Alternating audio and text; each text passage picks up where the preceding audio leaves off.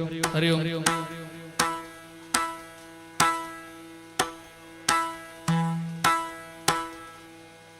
ಹರಿ ಓಂ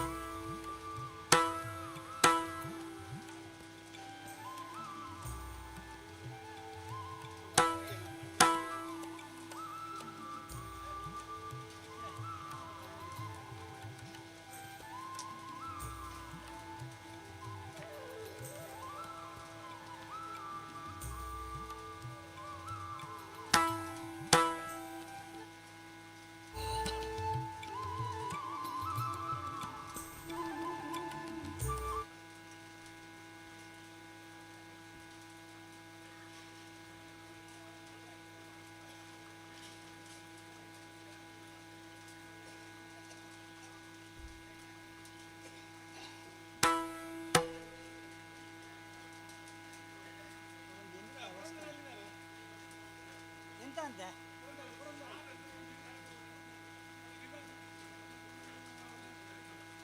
ಅಲ್ಲ ಅದು ಮತ್ತೆ ಹಾಕ್ಬೋದು ಮಾಡ್ಬೋದಾ ಪ್ರೇಯರ್ ಮಾಡ್ಬೋದಾ ಅಂತ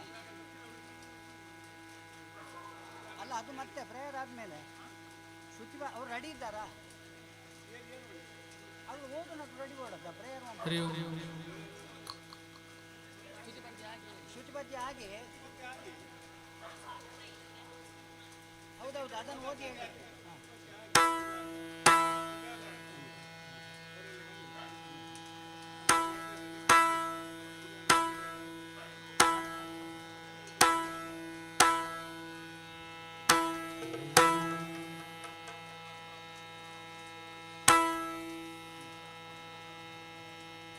ಶ್ರೀ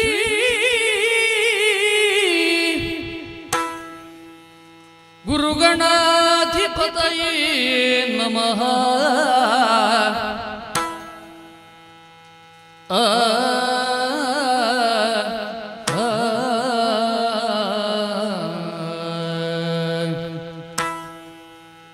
ಸುಂದರ ವಿಘ್ನೇಶ ಕರಿಮುಖವಂದಿಪೆ ತಮನಾಶ, ಕರಿಮುಖವಂದಿಪೆ ತಮನಾಶ. ವಿಘ್ನೇಶ ತಮನಾಶ, ವಿಘ್ನೇಶ ತಮನಾಶ.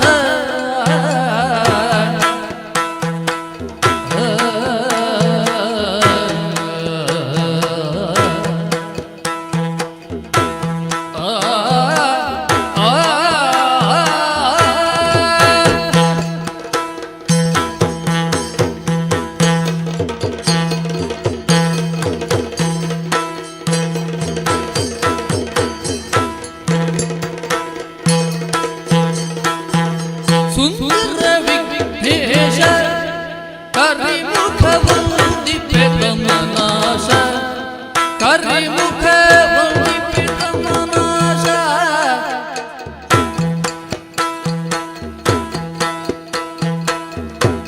ಕಂದರ್ಪಾರಿಯ ಕಂದನೆ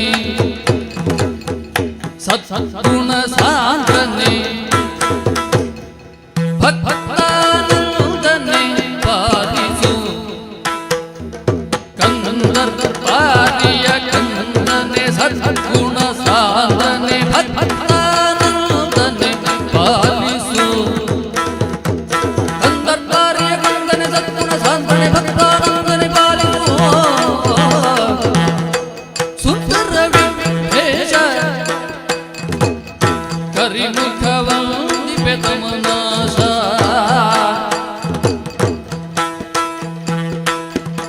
ವಿಘ್ನೇಶ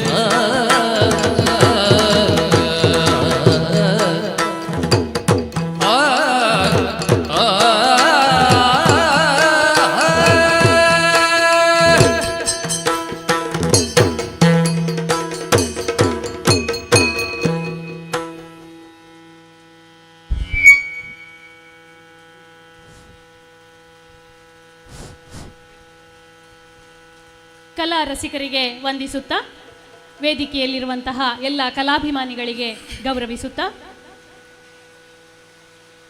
ಇಂದು ಯಕ್ಷಗಾನ ತಾಳಮದ್ದಳೆಯ ಕಥಾಪ್ರಸಂಗ ಇಂದ್ರತಂತ್ರ ವಾಮನ ಚರಿತ್ರೆ. ಇದರಲ್ಲಿ ಹಿಮ್ಮೇಳದಲ್ಲಿ ಭಾಗವಹಿಸುವಲ್ಲಿರುವವರು ಶ್ರೀ ಸತ್ಯನಾರಾಯಣ ಪುಣಿಚಿತ್ತಾಯ, ಶ್ರೀ ವೆಂಕಟರಮಣರಾವ್ ಬನ್ನೆಂಗಳ, ಶ್ರೀ ವಿಶ್ವಾಸ ಭಟ್ ಕರ್ಬೆಟ್ಟು. ಚೆಂಡೆ ಹಾಗೂ ಮದ್ದಳೆಯಲ್ಲಿ ಶ್ರೀ ಬಿ ಸೀತಾರಾಮ ತೋಳ್ಪಡಿತಾಯ, ಶ್ರೀ ಬಿ ಜನಾರ್ದನ ತೋಳ್ಪಡಿತಾಯ, ಶ್ರೀ ಕಾರ್ತಿಕ್ ಕೋರ್ಡೇಲ್, ಶ್ರೀ ಶ್ರೇಯಸ್ ಬಾಳಂದೆ. ಹಾಗೂ ಚಕ್ರತಾಳದಲ್ಲಿ ನಮ್ಮ ಜೊತೆ ಸಹಕರಿಸಲಿರುವವರು ಶ್ರೀ ಆದಿತ್ಯ. ಮುಮ್ಮೇಳದಲ್ಲಿ ನಮ್ಮ ಜೊತೆ ಪಾತ್ರಧಾರಿಯಾಗಿ ಕಥಾಹಂದರವನ್ನು ಬಿತ್ತರಿಸಲಿರುವವರು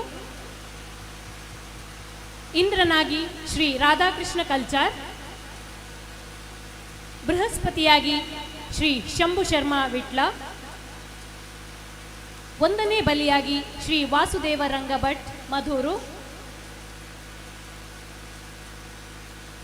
ಶುಕ್ರಾಚಾರ್ಯನಾಗಿ ಶ್ರೀ ಸುರೇಶ್ ಕುದ್ರೆಂತಾಯ, ವಾಮನನಾಗಿ ಶ್ರೀ ವಿಷ್ಣು ಶರ್ಮಾ ಪಣಕಜೆ, ಎರಡನೇ ಬಲಿಯಾಗಿ ಶ್ರೀ ಉಜಿರೆ ಅಶೋಕ್ ಭಟ್. ನಮ್ಮ ಜೊತೆ ಕಲಾ ರಸಿಕರಾಗಿ, ಕಲಾ ಅಭಿಮಾನಿಗಳಾಗಿ ಯಕ್ಷ ಲೋಕದಲ್ಲಿ ತಮ್ಮ ಮೇರು ವ್ಯಕ್ತಿತ್ವವನ್ನು ಹೊಂದಿ ನಮ್ಮ ಮುಂದೆ ಪ್ರಸ್ತುತಪಡಿಸಲಿರುವಂತಹ ಯಕ್ಷಗಾನ ತಾಳಮದ್ದಳೆ ಕಥಾಪ್ರಸಂಗ ಇಂದ್ರತಂತ್ರ ವಾಮನ ಚರಿತ್ರೆ ಇದೀಗ ನಿಮ್ಮ ಮುಂದೆ.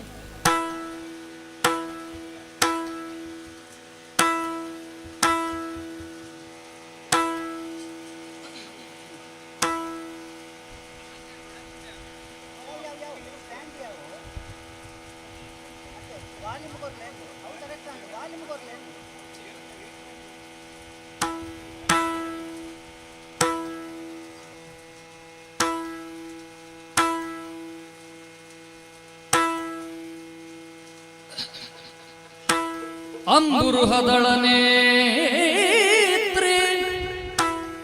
ಶ್ರೀ ದುರ್ಗಾಂಬಿಕೆಯ ಬಲಗೊಂಡು ಭಕ್ತಿಯೊಳು ಅಂಬಿಕಾ ಸುತ ವಿಘ್ನರಾಜನ ಬಿರಿದು ಸಂಸ್ತುತಿಸಿ ಅಂಬುನಿಧಿಯ ಮಜೆಗೆ ಕೈ ಮುಗಿದು ಅಂಬುಜಾಸನ ವಾಣಿಯರ ಪಾದಾಂಬುಜಕ್ಕೆ ಬೊಡ ಮಾಡುತ್ತವನಿವೆ ನೀ ಕಥಾಮತವ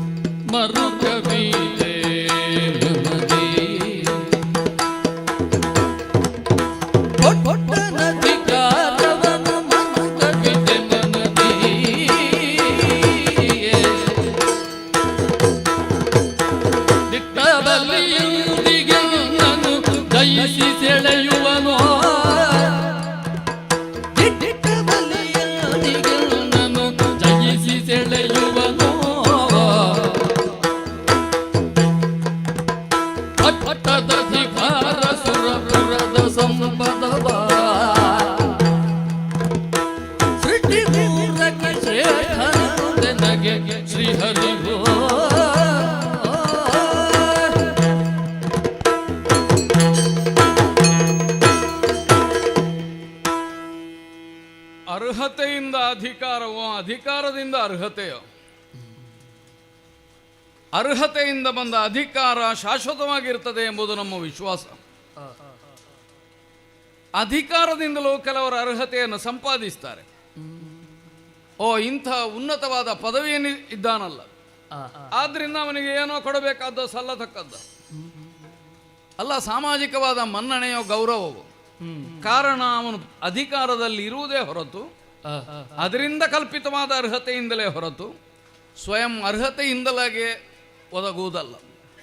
ಆದರೆ ಅರ್ಹತೆಯಿಂದ ಅಧಿಕಾರ ಪ್ರಾಪ್ತಿಸಿಕೊಂಡವನಿಗೆ ಆ ಅಧಿಕಾರ ತನ್ನ ಅರ್ಹತೆಯಿಂದ ಬಂದದ್ದಾದ ಕಾರಣ ಪೂರ್ಣವಾದ ಒಂದು ಆನಂದವನ್ನು ಅನುಭವಿಸುವುದಕ್ಕೆ ಬರ್ತದೆ. ಇಲ್ಲದಿದ್ದರೆ ಅಳುಕೆ.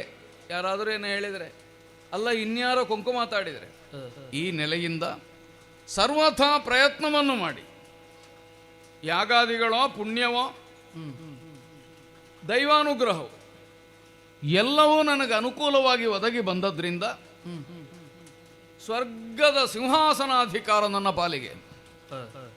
ಇದನ್ನೇರಿ ಹೇಳುವುದು ಎಲ್ಲವನ್ನೂ ನಿಯಂತ್ರಿಸ್ತೇವೆ ಅಂತ, ಅದೆಲ್ಲ ಕೇವಲ ಸಾಂಕೇತಿಕವಾದದ್ದು. ಪ್ರತಿಯೊಬ್ಬರನ್ನು ನಿಯಂತ್ರಿಸುವುದಕ್ಕಿಲ್ಲ. ಆದರೆ ಪ್ರಶ್ನಿಸುವ ಅಧಿಕಾರ ಒಂದು ನಮ್ಮಲ್ಲಿ ಉಂಟು. ಯಾಕೆ ಬಂತು ಅಂತಂದರೆ ಅರ್ಹತೆಯಿಂದ ಬಂತು. ಅರ್ಹತೆ ಇಲ್ಲದೆ ಇದ್ದಿದ್ರೆ ಶ್ರೀಹರಿ ಇದನ್ನು ಅನುಗ್ರಹಿಸುವುದಕ್ಕಿರಲಿಲ್ಲ.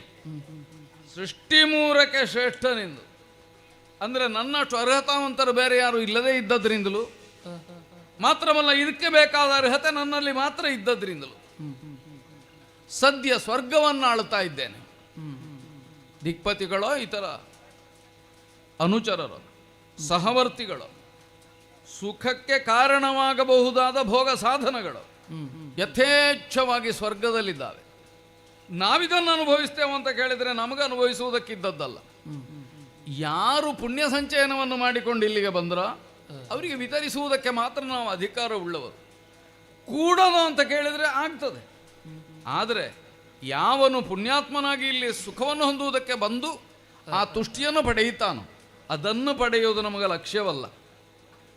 ಆದ್ದರಿಂದಲೇ ಅರ್ಹತಾನುಸಾರ ಸಲ್ಲಬೇಕಾದದ್ದನ್ನು ಕೊಡುವಲ್ಲಿ ಅರ್ಹತೆಯಿಂದಲೇ ಪಡಕೊಂಡಂತಹ ಈ ಅಧಿಕಾರ ಇದು ನನಗೆ ಒಂದು ಆತ್ಮವಿಶ್ವಾಸವನ್ನು ಮತ್ತೆ ಮತ್ತೆ ಮೂಡಿಸ್ತದೆ.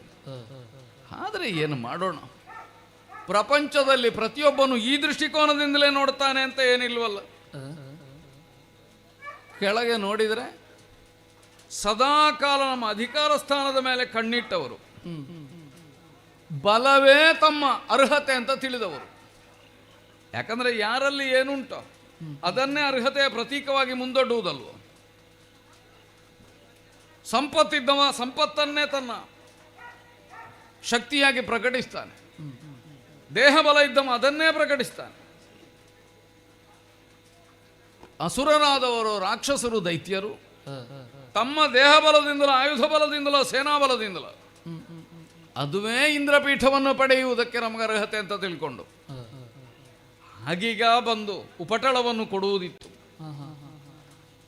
ಅದನ್ನು ನಿವಾರಿಸುವುದಕ್ಕೆ ಒಂದೋ ನಾವು ಶಕ್ತರಾಗ್ತಿದ್ದೆವು, ಇಲ್ಲದೇ ಇದ್ದರೆ ನಾವು ಮೊರೆ ಇಟ್ಟಾಗ ಶ್ರೀಹರಿಯ ಅನುಗ್ರಹವನ್ನು ಬೀರಿ ಅವರನ್ನು ನಿವಾರಿಸಿಕೊಡ್ತಿದ್ದ. ಎಲ್ಲಿಯವರೆಗೆ ನಮಗೆ ಅಧಿಕಾರ ನಿರ್ಣಯವೋ ಅಲ್ಲಿಯವರೆಗೆ ನಿರಾತಂಕವಾಗಿ ಇದ್ದೆವು. ಅಂದರೆ ದುಷ್ಟದಾನವರು ಬಂದಾಗ ಯಾವ ಪರಿಣಾಮವೂ ಇಲ್ಲ. ಆದರೆ ಕೆಲವು ಸಲ ಈ ದೌಷ್ಟ್ಯ ಎನ್ನುವುದು ವ್ಯವಹಾರದಲ್ಲಿ ಕಾಣಬೇಕು ಅಂತ ಇಲ್ಲ, ಅಂತರಂಗದಲ್ಲಿದ್ದರೂ ಸಾಕಾಗ್ತದೆ. ಶೋಣಿತವನ್ನು ಆಳುತ್ತಾನೆ ಇಂದ್ರಸೇನ ನಾಮಕನಾಗಿದ್ದವನು ಯಾವಾಗ ನಮ್ಮ ಸ್ವರ್ಗಾಧಿಕಾರದ ಮೇಲೆ ಕಣ್ಣಿಟ್ಟಾನೋ ಹೀಗೊಂದು ಸಣ್ಣ ಸಂಶಯ ನಮಗೆ ಇತ್ತೀಚೆಗೆ ತೊಡಗಿದೆ. ಯಾಕಂದರೆ ದೇಹ ಬಲದಿಂದಲೇ ಬಲಿ ಎಂಬ ಅಭಿಧಾನವೂ ಅವನಿಗುಂಟು. ಬಲೋನ್ಮತ್ತರಾದ ಉಳಿದ ರಾಕ್ಷಸರಂತೆ ಇವನೂ ವ್ಯವಹರಿಸಿದನಾದರೆ ಕೇಳಿದ್ದೇನೆ ಶ್ರೀಹರಿಯ ಅನುಗ್ರಹವುಳ್ಳವ. ಇದೀಗ ನಮಗೆ ಚಿಂತೆಗೆ ಕಾರಣವಾದದ್ದು. ಒಂದೆಡೆಯಲ್ಲಿ ಶ್ರೀಹರಿಯನ್ನು ಪ್ರಸನ್ನೀಕರಿಸಿಕೊಂಡು ದೇಹಬಲದಿಂದಲೂ ಪ್ರಬಲಿಸಿದವನು ನಮ್ಮ ಸ್ಥಾನವನ್ನು ಬಯಸಿದ ಅಂತಾದರೆ ಏನಪ್ಪ, ದಿಕ್ಪತಿಗಳೆಲ್ಲ ನಮಗೆ ಅಭಯವಾಕ್ಯವನ್ನು ಎಂದಿನಂತೆ ಆಡಿದರು. ನೀನು ಯಾಕೆ ಹೆದರ್ತಿ? ಒಬ್ಬ ಹೇಳ್ತಾನೆ ಸುಡ್ತೇನೆ, ಇನ್ನೊಬ್ಬ ಹೇಳ್ತಾನೆ ಹಾರಿಸ್ತೇನೆ, ಮತ್ತೊಬ್ಬ ಹೇಳ್ತಾನೆ ಶೋಷಿಸ್ತೇನೆ, ಇನ್ನೇನೇ ಏನೋ. ಆದರೆ ಇದು ಯಾವುದು ನನ್ನ ಅಂತರಂಗಕ್ಕೊಂದು ಸಮಾಧಾನವನ್ನು ಕೊಡುವುದಲ್ಲ.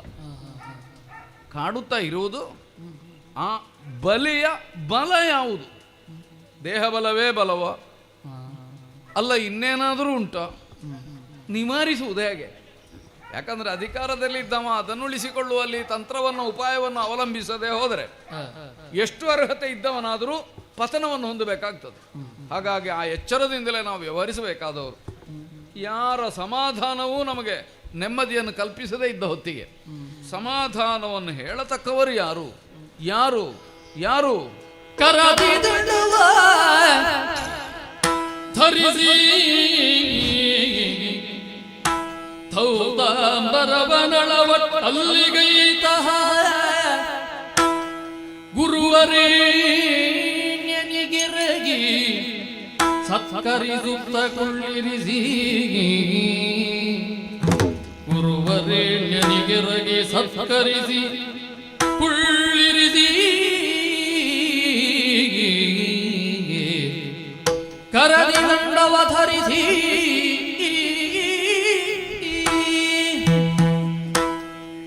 ಗುರುವಾದವನಿಗೆ ದಂಡ ಹಲವು ಕಾರ್ಯಕ್ಕೆ ಸಹಾಯಕಾರಿಯಾದ್ದು. ಶಿಷ್ಯ ತಪ್ಪಿದಿನ ಶಿಕ್ಷಿಸಲಿಕ್ಕೆ ಹೋದ ದಂಡವೇ ಇಲ್ಲ. ಶಿಕ್ಷೆ ಸಣ್ಣ ತಪ್ಪು ಮಾಡಿದ ಏನೋ ಒಂದಿಷ್ಟು ದಂಡ ವಿಧಿಸಿ ಅವನನ್ನು ತಿದ್ದುವುದಕ್ಕೂ ಅದುವೇ ಅನುಕೂಲ.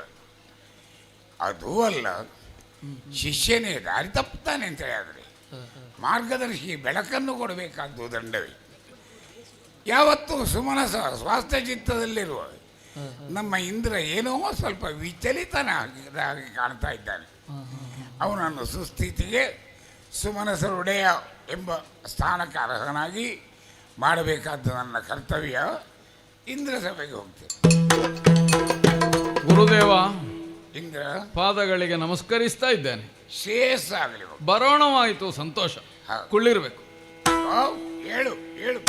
ಎತ್ತುತ್ತಿ ಪ್ರೀತಿಯಲಿ ಕುಳ್ಳಿರಿ ಸುತ್ತ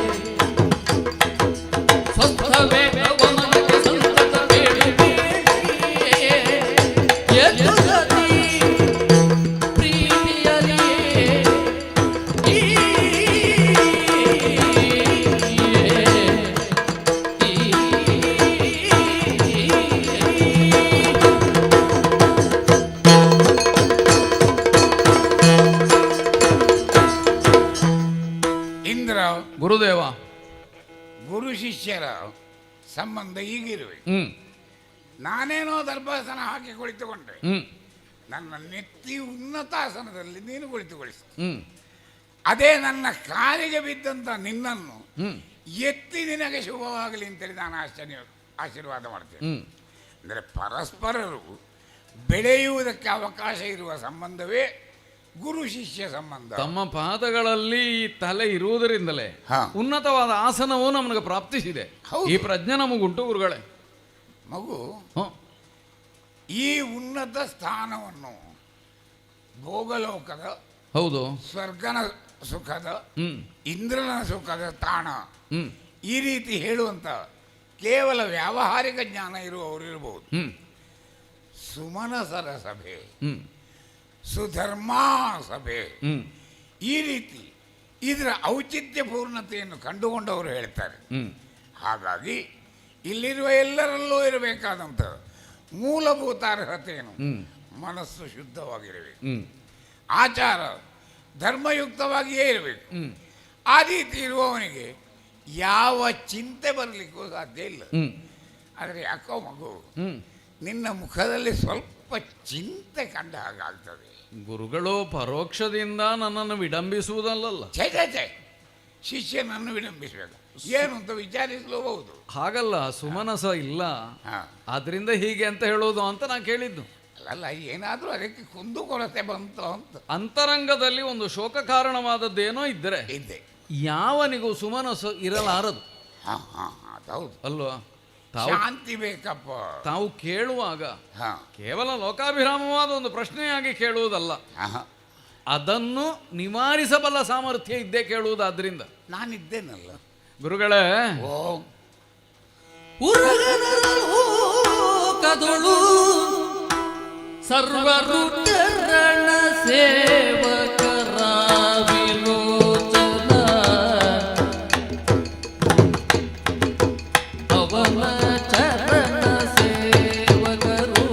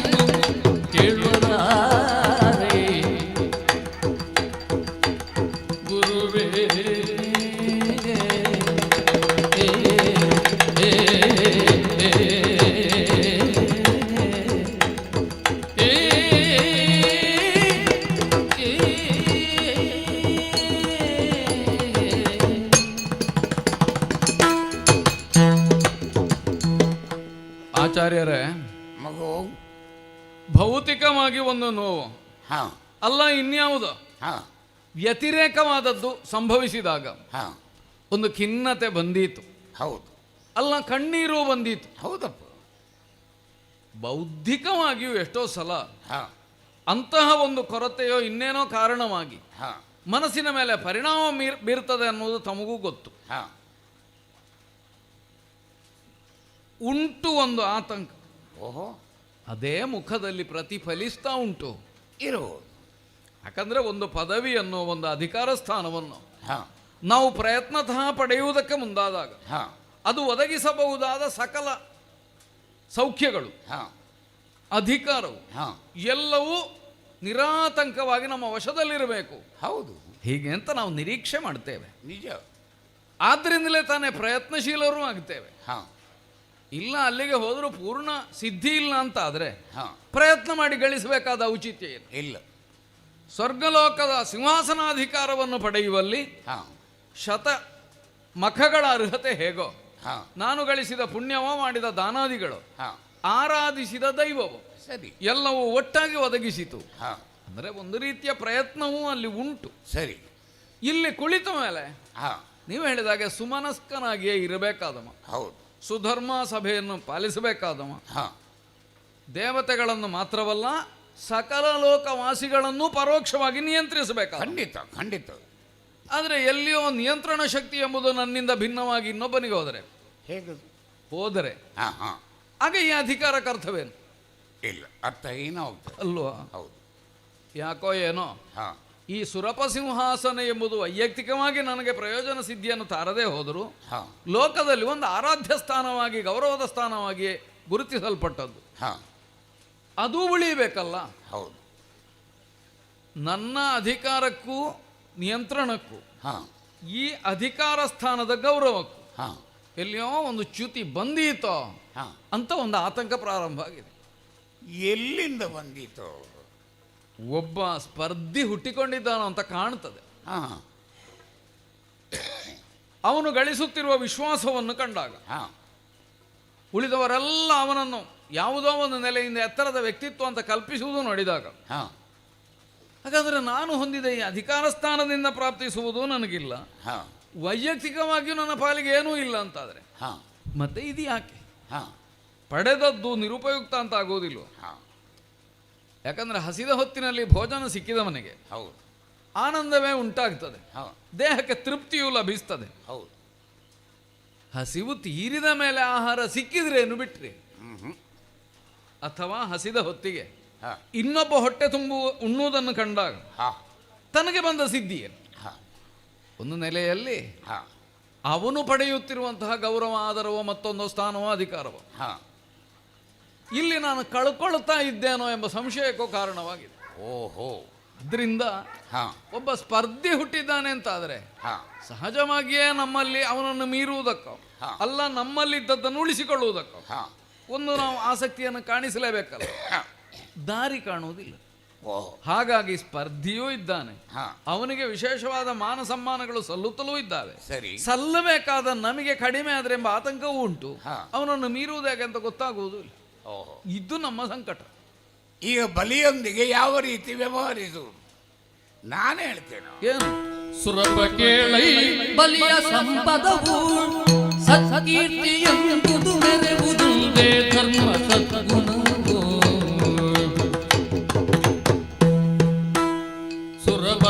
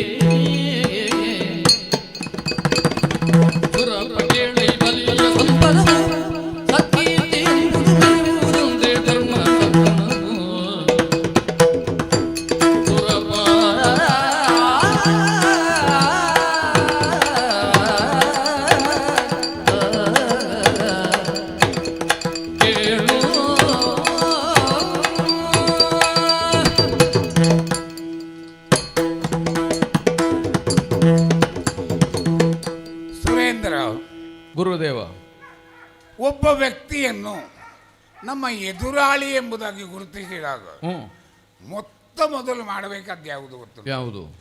ಅವ ವೈರಿಯೋ ಸ್ಪರ್ಧಿಯೋ ಅಂತ. ವೈರಿ ಆದರೆ ಮೊಳಕೆಯಲ್ಲೇ ಅದನ್ನು ಮುರಿದು ಬಿಸಾಡಬೇಕು. ಅಂದು ನಿನಗೆ ಗೊತ್ತಿದೆ ತಮಾಸುರನ ಸಂದರ್ಭ. ಅದು ಬೆಳೆಯುವ ಮೊದಲೇ ಅದನ್ನು ಮುರಿದು ಹಾಕು. ನಮ್ಮ ಸಂಪತ್ತನ್ನೆಲ್ಲ ಕೈಲಾಸದ ಹಿಂದೆ ಬೇರೆ ಊರಿಗೆ ಸಾಗಿಸು. ಯಾಕಂದ್ರೆ ಅದು ಅಪಾಯಕಾರಿಗಳು. ಸ್ಪರ್ಧಿ ಅವನೂ ಬೆಳೆಯುತ್ತಾನೆ, ನಮ್ಮನ್ನು ಬೆಳೆಯುವ ಹಾಗೆ ಮಾಡ್ತಾನೆ. ಇದು ನಮಗೆ ಬೇಕಾದ.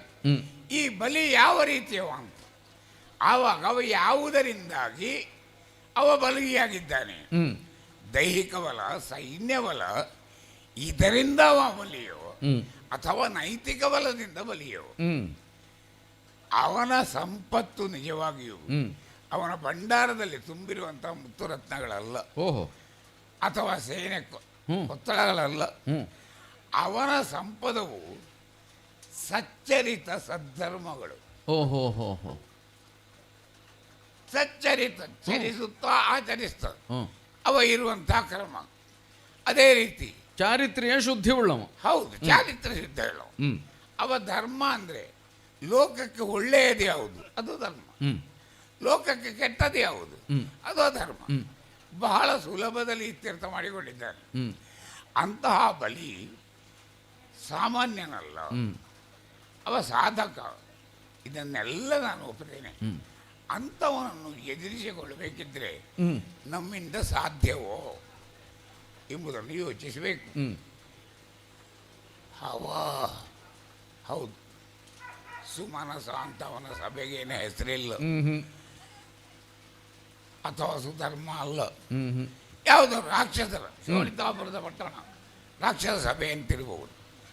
ಯಾವ ಸಭೆಯೇ ಆದರೂ ಅವನ ಸ್ವಭಾವ ಹೇಗಿದೆ ಇದನ್ನು ನಾವು ತಿಳ್ಕೊಂಡಿರ್ಬೇಕು. ಆ ಬಲಿಯ ಬಗ್ಗೆ ಒಂದು ಹೇಳಿಯೋ, ಬಲಿಯು ಬಿಟ್ಟಿರಲಾರ. ಸ್ವಾಮಿ, ಒಂದು ಮೂಲ ಕಾರಣದ ಶೋಧ ಆಗಬೇಕಲ್ಲ. ಕಾರಣಗಳದೇನು ಕೀರ್ತಿಯು ಕ್ರೂರನಾದರೂ ತುಂಬಿಕೊಂಡಿದೆ.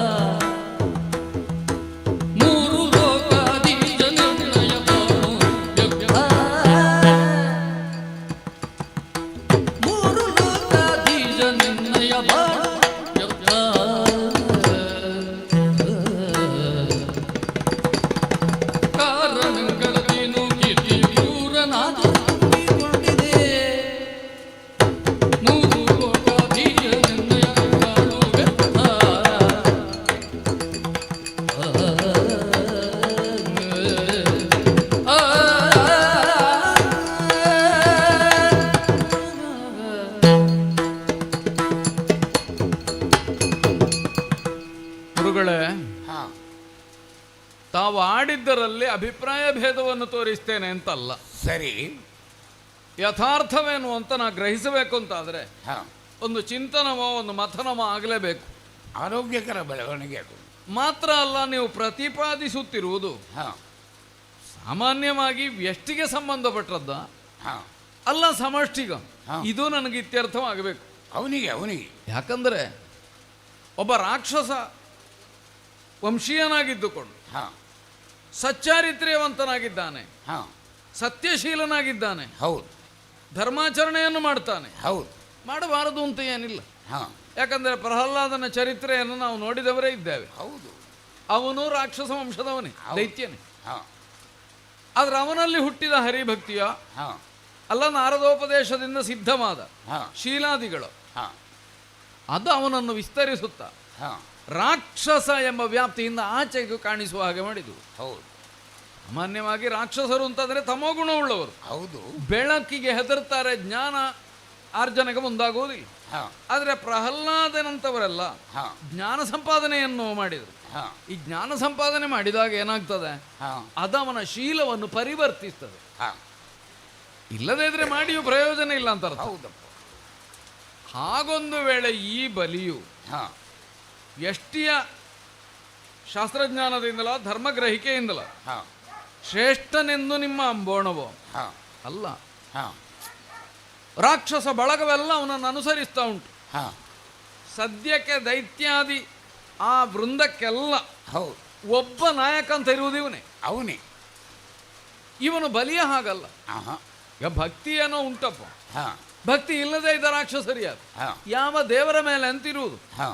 ಹೆಚ್ಚಿನವರು ಹರಭಕ್ತರು. ಹರಭಕ್ತರು ಎಂಬುದರಿಂದ, ಭಕ್ತಿ ಉಂಟು ಎಂಬುದರಿಂದ ಅವರೇನು ದುರ್ಬುದ್ಧಿಯನ್ನು ಬಿಟ್ಟು ವ್ಯವಹಾರ ಮಾಡಿದ್ದಿಲ್ಲ. ಹಾಗಾಗಿ ಹರಭಕ್ತಿ ಏನು, ಹರಿಭಕ್ತಿ ಏನು, ಭಕ್ತಿಯೊಂದು ಒಬ್ಬನ ಶೀಲವನ್ನು ಪರಿವರ್ತಿಸ್ತದೆ ಅಂತ ನಿರ್ಣಯ ಇಲ್ಲ. ಆದರೂ ಆಗಬಹುದು, ಆಗದೆಯೂ ಇದ್ದೀತು. ಸಮಷ್ಟಿಯಿಂದ ಈ ರಾಕ್ಷಸರೆಲ್ಲ ಅವನನ್ನು ಅನುಸರಿಸುವಾಗ ಇವರೇನು ಮಾಡ್ತಾರೋ ಇದು ಅವನ ಮೇಲೆ ಪರಿಣಾಮವೇ ಬೀರುವುದಿಲ್ಲ. ಅಂದ್ರೆ ಅನುಚರರು ಮಾಡಿದ್ದನ್ನು ನಾಯಕನಾದ ಹೊಣೆಯನ್ನು ಹೊರಲೇಬೇಕಲ್ಲ, ಮಾಡಿದರೆ ಹೊರಲೇಬೇಕು. ಉಳಿದ ರಾಕ್ಷಸರೆಲ್ಲ ಸಭ್ಯರಾಗಿದ್ದಾರೆ ಅಂತ ನಮ್ಗೆ ಗೊತ್ತಿಲ್ಲ. ಒಬ್ಬ ನಾಯಕ ಸ್ಥಾನದಲ್ಲಿರುವ ಬಲಿ ಮಾತ್ರ ಹೀಗಾಗಿದ್ದಾನೆ ಎಂಬುದರಿಂದ ಎಲ್ಲ ಸಂಪದವು, ಲೋಕದ ಗೌರವವು ಅವನನ್ನು ಸೇರ್ತದೆ ಅಂತ ಆದರೆ ಹಾಗಾದರೆ ನಾವು ದುಡಿದದ್ದು ವ್ಯರ್ಥ ಅಂತ ಹೇಳಿಲ್ವ? ಓಹೋ, ಆದ್ದರಿಂದ ನಿಜವಾದ ಕಾರಣ ಏನು ಅದು ನನಗೆ ಬೇಕಾದದ್ದು. ವೈಯಕ್ತಿಕವಾಗಿ ಅವನು ಅನುಸರಿಸುತ್ತಿರುವುದಾ ಅಲ್ಲ ಒಟ್ಟೂ ಒಂದು ವೃಂದವನ್ನು ಉದ್ಧರಿಸ್ತೇನೆ ಅಂತ ಹೊರಟು ಅದರ ಪ್ರಯೋಜನ ಸಿದ್ಧಿ ಹೀಗಾದದ್ದ ಅಲ್ಲ, ರಾಕ್ಷಸರು ಸಚ್ಚಾರಿತ್ರ್ಯವಂತರೇ ಆಗಿಬಿಟ್ರ. ಅವ ಹರಿಭಕ್ತ ಅಂತ ಅಷ್ಟು ಹೇಳಿದೆ, ಅಷ್ಟು ಮಾತ್ರ ಅಲ್ಲ ಅಲ್ವಾ, ಅವ ಏನನ್ನೆಲ್ಲ ತನ್ನ ಜೀವನದಲ್ಲಿ ರೂಢಿಸಿಕೊಂಡಿದ್ದಾನೆ ಗೊತ್ತಾ? ಬಿಡನು ಧರ್ಮವನ್ನು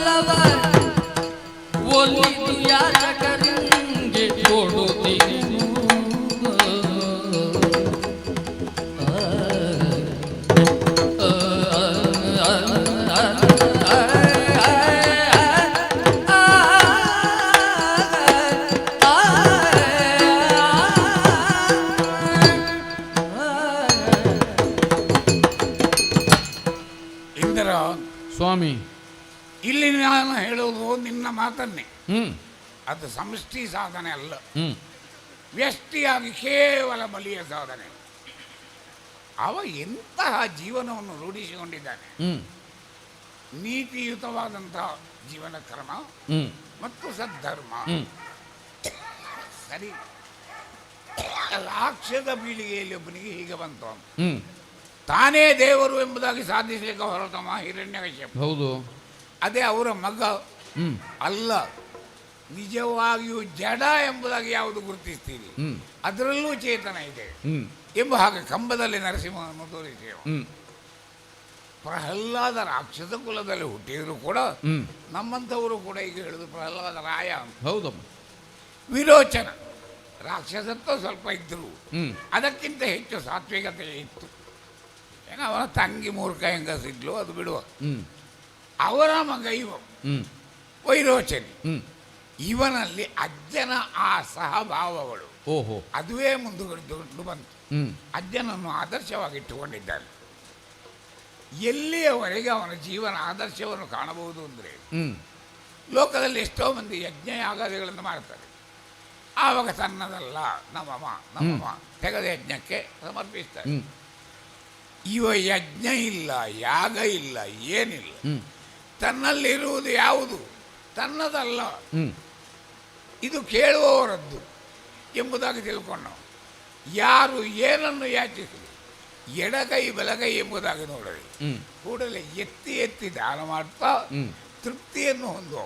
ಹ್ಮ್ ಈ ದಾನ ಮಾಡುವಲ್ಲೂ ಎರಡು ಉಂಟಲ್ಲೋ, ಹ್ಮ್ ದಾನ ಮಾಡಿ ಆಮೇಲೆ ಪಶ್ಚಾತ್ತಾಪ ಪಡುವವರು ದಾನ ಮಾಡಿ ಕೊಡಬಾರದಿತ್ತು ಅಂತ ಕಾಣೋದು ಮತ್ತೆ. ಅದು ಪ್ರಯೋಜನ ಇಲ್ಲ. ದಾನ ಮಾಡಿ ತೃಪ್ತಿ ಪಡೆಯುವ. ಹ್ಮ್ ಮಾತ್ರವಲ್ಲ, ದೇವತೆಗಳನ್ನು ಅವ ಬಂದು ನಮಸ್ಕರಿಸಬೇಕಾಗಿಲ್ಲ.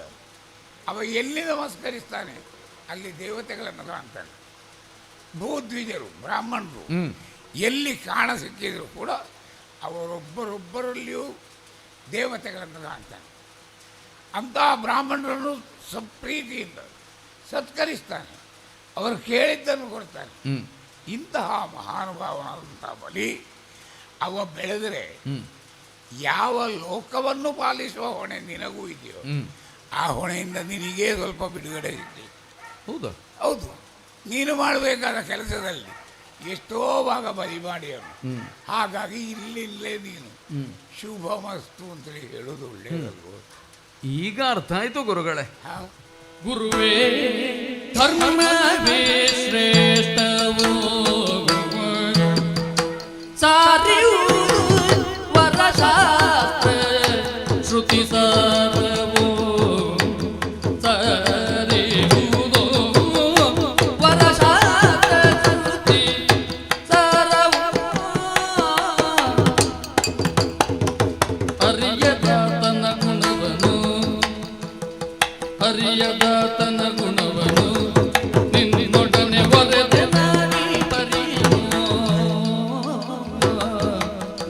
ಗುರುವೇ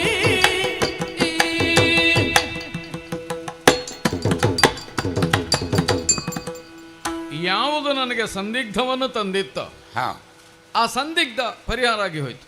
ಸಾಕು. ನಾನೇನು ಮಾಡಬೇಕು ಅನ್ನುವ ಆಲೋಚನೆ ಇತ್ತ, ಅದು ಸ್ಫುಟವಾಗಿ ತಿಳಿದು ಬಂತು. ಸರಿ, ಬಲಿಯಲ್ಲಿ ಇರತಕ್ಕದ್ದು ಧರ್ಮ, ಹೌದು, ಅಥವಾ ಧರ್ಮ ಪ್ರಜ್ಞೆ. ಹೌದು. ಕ್ರಿಯೆಯಲ್ಲಿ ಏನು ಅನ್ನುವುದಕ್ಕಿಂತಲೂ ಪ್ರಜ್ಞೆಯಲ್ಲಿ ಏನು ಅದಕ್ಕೆ ಮಹತ್ವ ಇರುವುದು.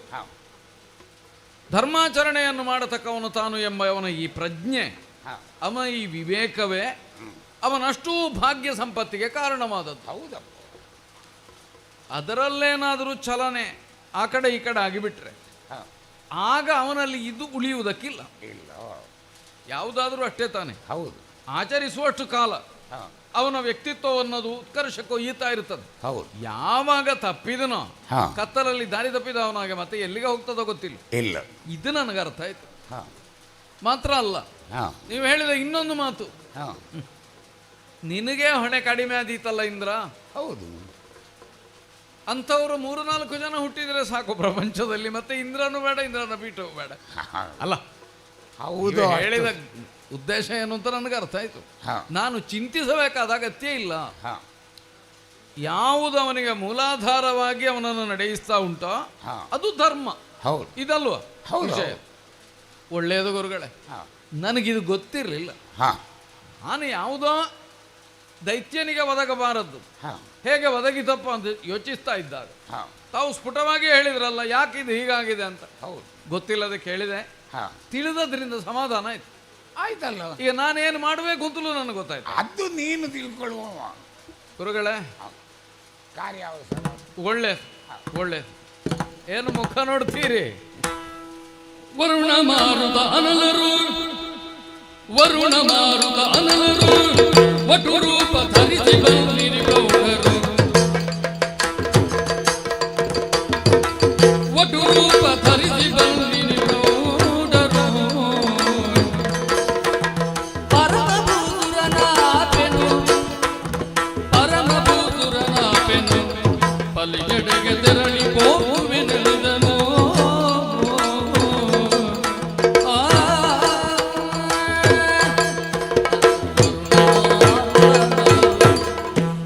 ದಿಕ್ಪತಿಗಳೇ, ಗುರುಗಳು ಬಂದು ಹೇಳಿದ್ದೇನು ಅಂತ ನಿಮ್ಮ ಗಮನಕ್ಕೂ ಬಂದಿದೆ. ಈ ಸಂದೇಹ ನನಗೂ ಇತ್ತು. ಬಲಿಯು ಲೋಕದಲ್ಲಿ ಶ್ರೇಷ್ಠನೆಂದು ಗುರುತಿಸಿಕೊಳ್ಳುವುದಕ್ಕೆ ಕಾರಣವಾದ್ದು ಯಾವುದು? ಅದರ ಹಿನ್ನೆಲೆಯಲ್ಲಿರುವುದು ಧರ್ಮಕ್ಕೆ ತಾನು ಅಧೀನನಿದ್ದೇನೆ ಎನ್ನುವ ಭಾವ. ಈ ಭಾವವೇ ಅವನ ಸಕಲಕ್ಕೂ ಕಾರಣ ಅಂತಾದರೆ ನಾವು ಸ್ವಲ್ಪ ಚಿಂತಿಸಬೇಕಾದ ವಿಷಯ ಉಂಟು ಅಂತಾಯ್ತಲ್ಲ. ಧರ್ಮಾಚರಣೆಯನ್ನು ಯಾರು ಮಾಡಬಾರದು ಅಂತ ಏನಿಲ್ಲ, ಆದರೆ ಅವನು ಆಚರಿಸುತ್ತಾ ಬಂದ ಧರ್ಮವು ನಾಳೆ ಸುರಲೋಕದ ಅಧಿಕಾರಕ್ಕೆ ಬಾಧಕವಾಗಬಾರದು. ಇದು ನಮ್ಮ ಪ್ರಜ್ಞೆಯಲ್ಲಿರಬೇಕಾದ್ದು. ಪೂರ್ವದಲ್ಲಿಯೂ ಇಂಥದ್ದೊಂದನ್ನು ನಾ ಕೇಳಿದ್ದುಂಟು, ಅದಕ್ಕೆ ಪ್ರತಿಯಾಗಿ ಇನ್ನೇನೋ ಮಾಡಿದ್ದು ಉಂಟು. ಈಗ ಇವನ ವಿಷಯದಲ್ಲಾದರೂ ಸುಮ್ಮನೆ ಇರಬೇಕಾ?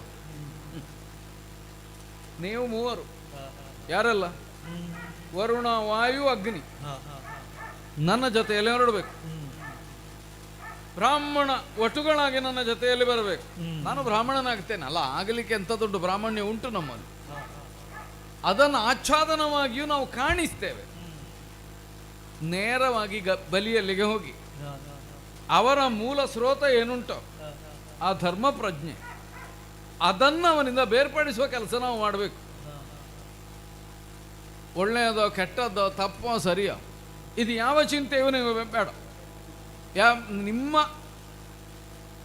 ಅಧಿಕಾರಿಯಾದ ನಾನೇನನ್ನು ಮಾಡಿ ಅಂತ ಹೇಳ್ತೇನೆ ಅದನ್ನು ಮಾಡುವ ಹೊಣೆ ನಿಮ್ಮದು. ಹಾಗಾಗಿ ಇದರ ಸಂಪೂರ್ಣ ಫಲ ಅಫಲ ಇದು ಎರಡು ನನ್ನ ಹೊಣೆ. ಹೊರಡಿ ಹೊರಡಿ, ಶೋಣಿತದತ್ತ ಹೋಗುವ.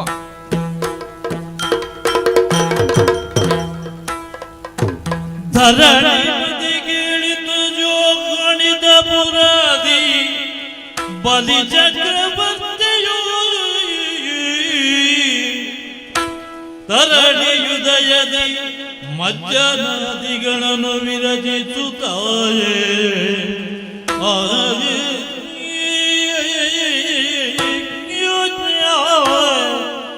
ಹರಿಯನ ಚೀಸಿ ದಿವ್ಯ ತೀರ್ಥವ ಪರಮ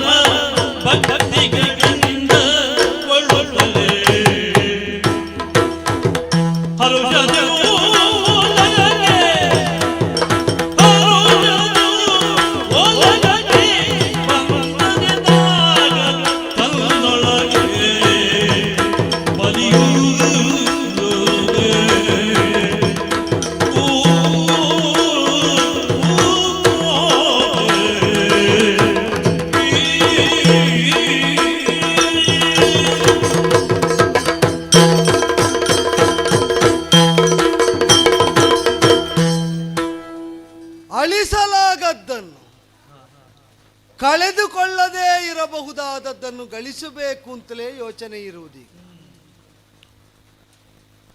ದೇವಪೂಜಾ ಮಂದಿರದಿಂದ ಹರಿಯನ್ನರ್ಚಿಸಿ ಪ್ರಸಾದ ಸ್ವೀಕಾರ ಮಾಡಿ ಹರಿಪಾದೋದಕವನ್ನೇ ನಾನು ಪ್ರಾಶನ ಮಾಡಿ ಪ್ರೋಕ್ಷಿಸಿಕೊಂಡು ಹೊರ ಬಂದಾಗ ಮಾತ್ರ ಹೊರಡುವ ಪ್ರಚೋದನೆ ಅಲ್ಲ ಇದು.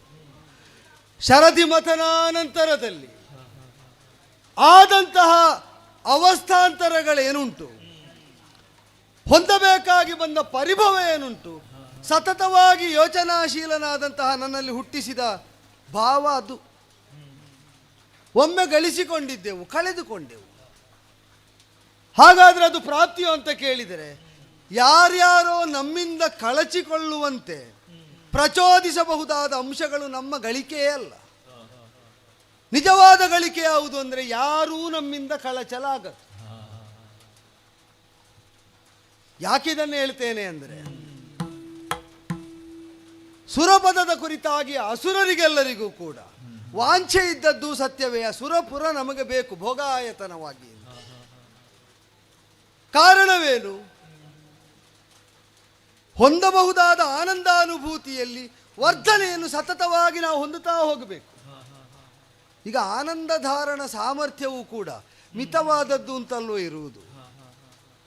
ಜೀವಕ್ಕೆ ಹೇಗೋ ಹಾಗಲ್ಲ, ದೇವರಿಗೆ. ಶಾಸ್ತ್ರಗಳು ಸಾರ್ತಾವೆ ಅಂತ ಆಚಾರ್ಯರೇ ಬೋಧಿಸ್ತಾರಲ್ಲ. ಒಂದು ಜೀವ ಹೊಂದಬಹುದಾದ ಆನಂದ ಧಾರಣ ಸಾಮರ್ಥ್ಯಕ್ಕಿಂತ 100 ಮಡಿ ಹೆಚ್ಚಂತೆ ಮಾನುಷ ಗಂಧರ್ವರದ್ದು, ಅದಕ್ಕಿಂತ 100 ಪಟ್ಟು ಹೆಚ್ಚು ದೇವಗಂಧರ್ವರದ್ದು, ಗಂಧರ್ವರದ್ದು, ದೇವಗಂಧರ್ವರದ್ದು, ದೇವತೆಗಳದ್ದು, ಕರ್ಮಜ ದೇವನದ್ದು. ಇದೆಲ್ಲ 100 ಮಡಿ ಹೆಚ್ಚಾಗ್ತಾ ಹೋಗುವುದು. ಭೋಗದಲ್ಲಿ ನೆಲೆಸಿದಂತಹ ಸ್ವರ್ಗವನ್ನು ಕಾಮಿಸುವುದು ಅಂದರೆ ನಮ್ಮ ಆನಂದ ಅನುಭೂತಿಯ ಸಾಮರ್ಥ್ಯವನ್ನು ವೃದ್ಧಿಸಿಕೊಳ್ಳುವುದು ಅಂತ ತಾತ್ಪರ್ಯ. ಅದಕ್ಕಾಗಿ ಅಪರಿಮಿತವಾಗಿ ಕಾಮನೆ ಇರುವುದು ಸ್ವರ್ಗ ಎಂಬ ತಲದ ಕುರಿತಾಗಿ. ಹೇಳುವಾಗ ದಾಯಾದ್ಯ ಕಲಹ ಅಂತ ಹೇಳಿ ಕಶ್ಯಪ ಬ್ರಹ್ಮರಿಂದ ಪ್ರವರ್ತಿತವಾದ ವಂಶದವರಿಗೆ ಅಧಿಕಾರ ಉಂಟು ಅಂತ ಸ್ಥಾಪಿಸಲಿ, ಅದೆಲ್ಲ ಸರಿಯೇ. ಆದರೆ ಆ ಅಪೇಕ್ಷೆಗೆ, ಈಪ್ಸಿತಕ್ಕೆ ಕಾರಣ ಸ್ಥಾನದಲ್ಲಿ ನಿಂತದ್ದು ಈ ಅಂಶ. ಈಗ ಅಲ್ಲಿ ಒಬ್ಬ ನಿಯುಕ್ತನಾಗಿದ್ದಾನೆ ಸ್ವರ್ಗಾಧಿಪತಿಯಾಗಿ, ಈ ಮನ್ವಂತರ ಕಿವ ಅಂತ. ಯಾಕೆ ಅವನನ್ನು ಅಲ್ಲಾಡಿಸಬೇಕು ಅಂತ ಕಾಣುತ್ತದೆ? ಕಂಡದ್ದೀಗ ಮುತ್ತಾತಂದಿರಾದ ಹಿರಣ್ಯಾಕ್ಷ ಹಿರಣ್ಯಕಶಿಪಿಗ ಮಾತ್ರ ಅಲ್ವಲ್ಲ, ಅಜ್ಜನೆನಿಸಿದ ಭಾಗವತ ಪಥಪ್ರವರ್ತಕನೆನಿಸಿದ ಪ್ರಹ್ಲಾದರಾಯರಿಗೂ ಕಂಡಿದೆ. ಸ್ವರ್ಗಾಭಿಯೋಗ ಮಾಡಿದ್ದಾನೆ, ಇಂದ್ರನನ್ನು ದಮನಿಸಿ ನಿಂತಿದ್ದಾನೆ ಅಂತಂದರೆ ನೃಸಿಂಹಾದೇಶದಂತೆ ಇರಲಿ, ಅಸುರಪತಿಯಾಗಿ ಚಿರಕಾಲ ಬಾಳಬೇಕಾದವನು ಅಂತ ನಿಯುಕ್ತಿಗೊಂಡ ಬಳಿಕ ಅಸುರರಿಗೆ ಬೇಕಾದಂತೆ ಮುನ್ನಡೆದ. ಮತ್ತೆ ಎಲ್ಲಿಯೋ ಬದರಿಕಾಶ್ರಮದಲ್ಲಿ ನರನಾರಾಯಣರ ಸಮ್ಮುಖದಲ್ಲಿ ಕಾಳಗದಲ್ಲಿ ಪರಿಭವ ಬಂದು ವಿಷ್ಣು ಪ್ರಚೋದನೆಯಿಂದ ಒಂದು ವಾನಪ್ರಸ್ಥಾಶ್ರಮವನ್ನು ಸ್ವೀಕರಿಸಿದವರಂತ ಅಜ್ಜ ಇದ್ದಾರೆ, ನಮ್ಮ ಊರಿನೊಳಗೆ ಇದ್ದಾರೆ. ನಮಗೆ ಬೇಕಾದಾಗ ಸಂಪರ್ಕಿಸುವುದಕ್ಕೆ, ಸಂವಾದಿಸುವುದಕ್ಕೆ ಆನುಕೂಲ್ಯವನ್ನು ಒದಗಿಸೇ ಇದ್ದಾರೆ. ನಾವು ಕೇಳಿ ತಿಳಿದದ್ದು ನರನಾರಾಯಣ ಋಷಿಗಳು ಹೇಳಿದ್ದಾರಂತೆ, ರಾಕ್ಷಸರಾಗಿ ಹುಟ್ಟಿದರು ಸತ್ಪಥಗಾಮಿಗಳಾಗುವ ವಾಂಛೆಯನ್ನು ಹೊಂದಿದವರಿಗೆ ಮಾರ್ಗದರ್ಶಕನಾಗಿ ನೀನಲ್ಲೇ ಇರಬೇಕು ಅಂತ. ಈ ವಿಧದಿಂದ ಇಲ್ಲಿದ್ದಾರೆ. ಆದರೆ ಅವರಾದರೂ ಸ್ವರ್ಗಾಭಿಯೋಗವನ್ನು ಮಾಡದೆ ಉಳಿಯುವುದಕ್ಕಾಗಲಿಲ್ಲ. ನಾವು ಮಾಡಿದ್ದದೇನೆಲೆಯಲ್ಲಿ ಅಂದರೆ ದೇವತೆಗಳ ಕಾರ್ಯಕ್ಷಮತೆಯ ಜೊತೆಯಲ್ಲೇ ಅವರ ಕಾರ್ಯವಿಧಾನವನ್ನು, ಶೈಲಿಯನ್ನು ಗಮನಿಸಿದರೆ ಅವರ ಶೀಲ ಏನು ಅಂತ ನಮಗೆ ಗೊತ್ತಾಗ್ತದೆ. ಉತ್ಕಟವಾದಂತಹ ಕರ್ಮಗಳಿಗೆ ಫಲವನ್ನು ಅವರು ಕೊಡುವುದಕ್ಕೆ ನಿರ್ಬಂಧಿತರು. ರಾಕ್ಷಸರು ತಪಸ್ಸು ಮಾಡಿದರೂ ಕೊಡ್ತಾರೆ, ಯಾರೋ ಒಬ್ಬ 100 ಯಾಗ ಮಾಡಿದರೂ ಕೊಡ್ತಾರೆ. ಈಗ ರಾಕ್ಷಸರು ತಪಸ್ಸು ಮಾಡಿ ಒಲಿಸಿಕೊಂಡು ವರಬಲ ಸಂಪನ್ನರಾದ ಮೇಲೂ ತಪ್ಪು ಮಾಡಬಹುದು ಅಂತಾದರೆ ಇಂದ್ರನು ಮಾಡಬಹುದಲ್ಲ. 100 ಯಾಗ ಮಾಡಿ ಸ್ವರ್ಗ ಪ್ರಾಪ್ತಿಯನ್ನು ಹೊಂದಿದ ಮೇಲೂ ಅವನು ತಪ್ಪು ಮಾಡಬಹುದಲ್ಲ. ಅವನದ್ದು ತಪ್ಪು ಅಂತ ಕಂಡಾಗ ಹಿಡಿದು ಎಳೆದಾಕುವ ಅಂತ ಕಾಣುವುದು, ಹೋಗುವುದು. ನಾವು ಹೋದಾಗ ಸ್ವರ್ಗ ಬರಿದಾಗಿತ್ತು. ಈಗ ಇಂದ್ರ ಸೋತ, ಕೈಗೆ ಸಿಕ್ಕಿದ ಸ್ವರ್ಗದಲ್ಲಿ ಏನಿಲ್ಲ, ದುರ್ವಾಸ ಶಾಪದಿಂದ ಎಲ್ಲ ಶರಧಿ ಪಾಲಾಗಿದೆ ಅಂತ ಗೊತ್ತಾಯಿತು. ಆದರೆ ವಿಷ್ಣು ನಿರ್ದೇಶನದಂಥ ಸಂಧಾನಕಾರನಾಗಿ ಇಂದ್ರನೇ ಬಂದು ಹೇಳಿದನಲ್ಲ, ಶರಧಿ ಮತನಕ್ಕೆ ಸುರಾಸುರರ ಸಹಯೋಗ ಬೇಕು ಅಂತ. ನೋಡುವ ಚರಿತ್ರೆಯಲ್ಲಿ ಉಂಟ, ನೀವು ಹೇಳಿ.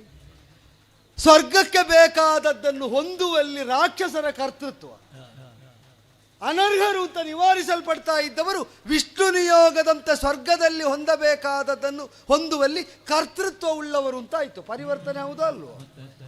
ನಾವು ಒಪ್ಪುವುದಕ್ಕೆ ಕಾರಣ, ಈಗ ನಮ್ಮ ಜೊತೆಯಲ್ಲಿದ್ದವರು ಒಪ್ಪಿದ್ದು ಬೇರೆ ಬೇರೆ ಕಾರಣಕ್ಕಿರಬಹುದು, ಅದು ಸಿಗ್ತದೆ ಇದು ಬರ್ತದೆ ಅಂತ. ಆದರೆ ನಾವು ಒಪ್ಪಿದ್ದು ಈ ನೆಲೆಯಿಂದ ಸ್ವರ್ಗದಲ್ಲಿ ಸ್ವರ್ಗವನ್ನು ಹೊಂದುವುದಕ್ಕೆ ನಮಗೊಂದು ಕರ್ತೃತ್ವದ ಅಂಶವನ್ನಾದರೂ ಶ್ರೀಮನ್ನಾರಾಯಣ ನಿಯಾಮಕನಾಗಿ ಒಪ್ಪಿ ಇವನನ್ನು ಸಂಧಾನಕಾರನಾಗಿ ನಿಯೋಜಿಸಿದ್ದಾನೆ ಅಂತಾದರೆ ಆಗಲಿ ಅಂದೆವು. ಬಂತಲ್ಲ ಶರದಿ ಮತನದಲ್ಲಿ, ಬಂದದ್ದನ್ನೆಲ್ಲ ಸ್ವರ್ಗಸ್ಥ ಅಂತ ಸೇರಿಸ್ತಾ ಹೋಯಿತು. ವಿಶೇಷಾಧಿಕಾರವನ್ನು ಹೊಂದಿದವರು ವಿಶೇಷ ವಸ್ತು ವಿಷಯಗಳನ್ನು ಪರಿಗ್ರಹ ಮಾಡಿದರು. ಈಗ ಸ್ವರ್ಗದಲ್ಲೇ ಇರುವುದು ಕಾಮಧೇನು, ಆದರೆ ಪರಮಾಧಿಕಾರ ಬ್ರಹ್ಮರ್ಷಿವರೇಣ್ಯರಿಗೆ, ಯಜ್ಞಕ್ಕೆ ಮೇಧಕ್ಕೆ ಬ್ರಹ್ಮಯಾನಕ್ಕೆ ಬೇಕಾದಂತೆ ಒದಗಬೇಕಾದದ್ದು. ಆದರೆ ಇರುವುದು ಸ್ವರ್ಗದಲ್ಲಿ. ಹೀಗೆ ಭಿನ್ನ ಭಿನ್ನ ಆಶಯಕ್ಕೆ ವಿನಿಯೋಗ ಆಗಬೇಕಾದ ಸುವಸ್ತುಗಳು ಸ್ವರ್ಗಾಧಿಪತ್ಯದ ಅಧೀನತೆಯಲ್ಲಿರ್ತದೆ. ಈ ಸ್ಥಿತಿ ನಿರ್ಮಾಣ ಆಯಿತು, ಅಮೃತೋತ್ಪತ್ತಿ ಆಯ್ತಲ್ಲ.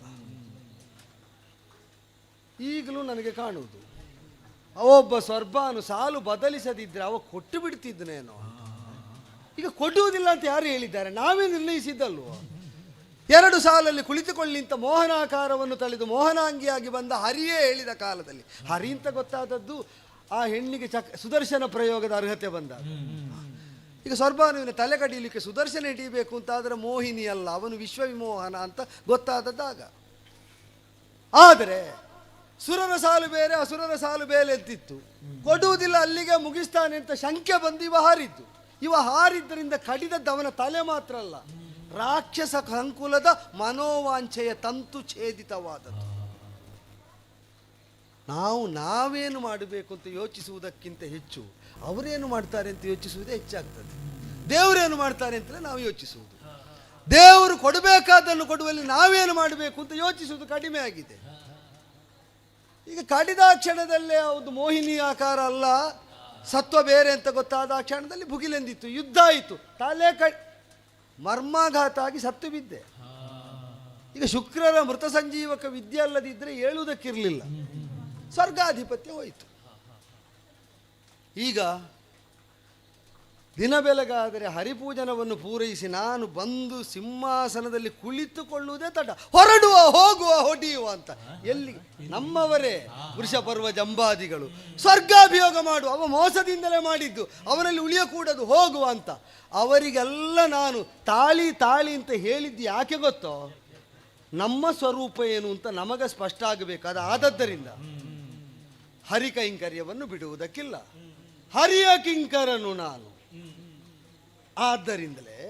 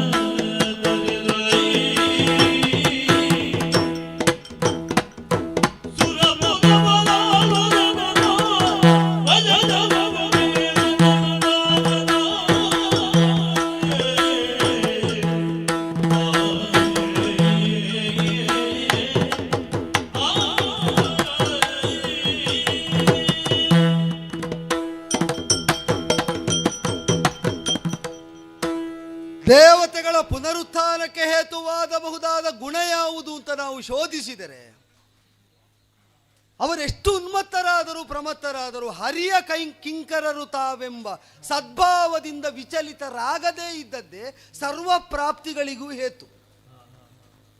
ಅವನ ನಿಯತಿಯನ್ನು ಮೀರುವುದಿಲ್ಲ. ಇಲ್ಲದಿದ್ದರೆ ನೋಡಿ, ಎದೆಯುಬ್ಬಿಸಿ ಬಂದು ಹೊಡೆದಾಡಿ ಸೋತವನೇ ಇರಲಿ, ತಲೆ ತಗ್ಗಿಸಿಕೊಂಡು ಬಂದು ನನಗೆ ಅಧೀನನಾಗುತ್ತೇನೆ, ನೀ ಹೇಳಿದಾಗೆ ಕೇಳ್ತೇನೆ, ಒಟ್ಟಿಗೆ ನಾವು ಪ್ರಯತ್ನಿಸಿ ಶರಧಿಮತನ ಮಾಡುವಂತ ಅದೇ ಇಂದ್ರ ಹೇಳಬೇಕು ಅಂತಾದರೆ ಕಾರಣ ಸ್ಥಾನದಲ್ಲಿರುವುದೊಂದೇ ಹರಿನಿರೂಪ. ನಾನು ಯೋಚಿಸಿದ್ದದನ್ನೇ.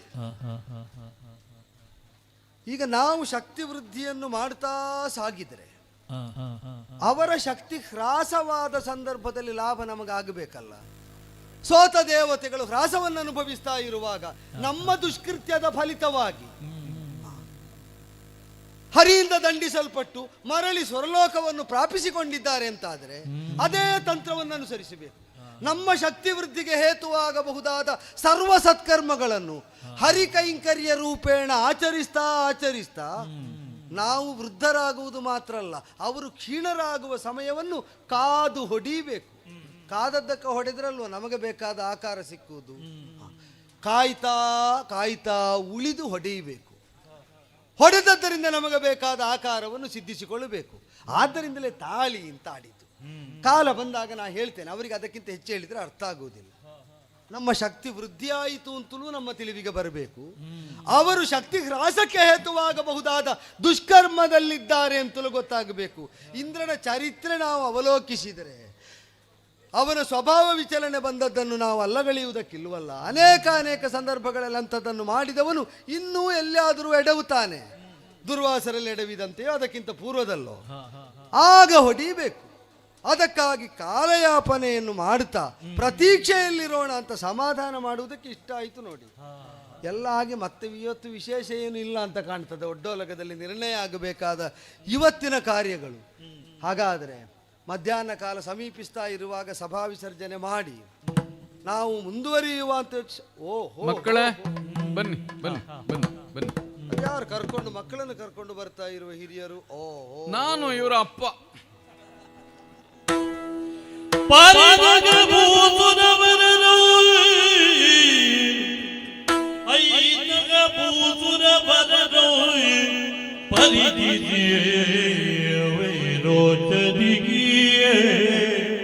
ಓಹೋ, ವಿಶೇಷ ವ್ಯಕ್ತಿಗಳ ಆಗಮನಾಗ್ತದೆ. ವೈರೋಚನಿ ಇಂದ್ರಸೇನ ಅಭಿವಾದನ ಮಾಡ್ತಾ ಇದ್ದಾನೆ.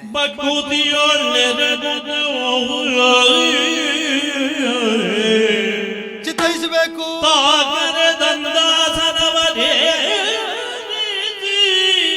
ಉಚಿತಾಸನ ಕೊಟ್ಟಿದೆ. ದರುಜನ ಮಾತ್ರ ಅರಿದುದು ದರುಜನ ಮಾತ್ರದಿ ಅರಿದುದು ಕಿಲ್ಬಿಜವೆನು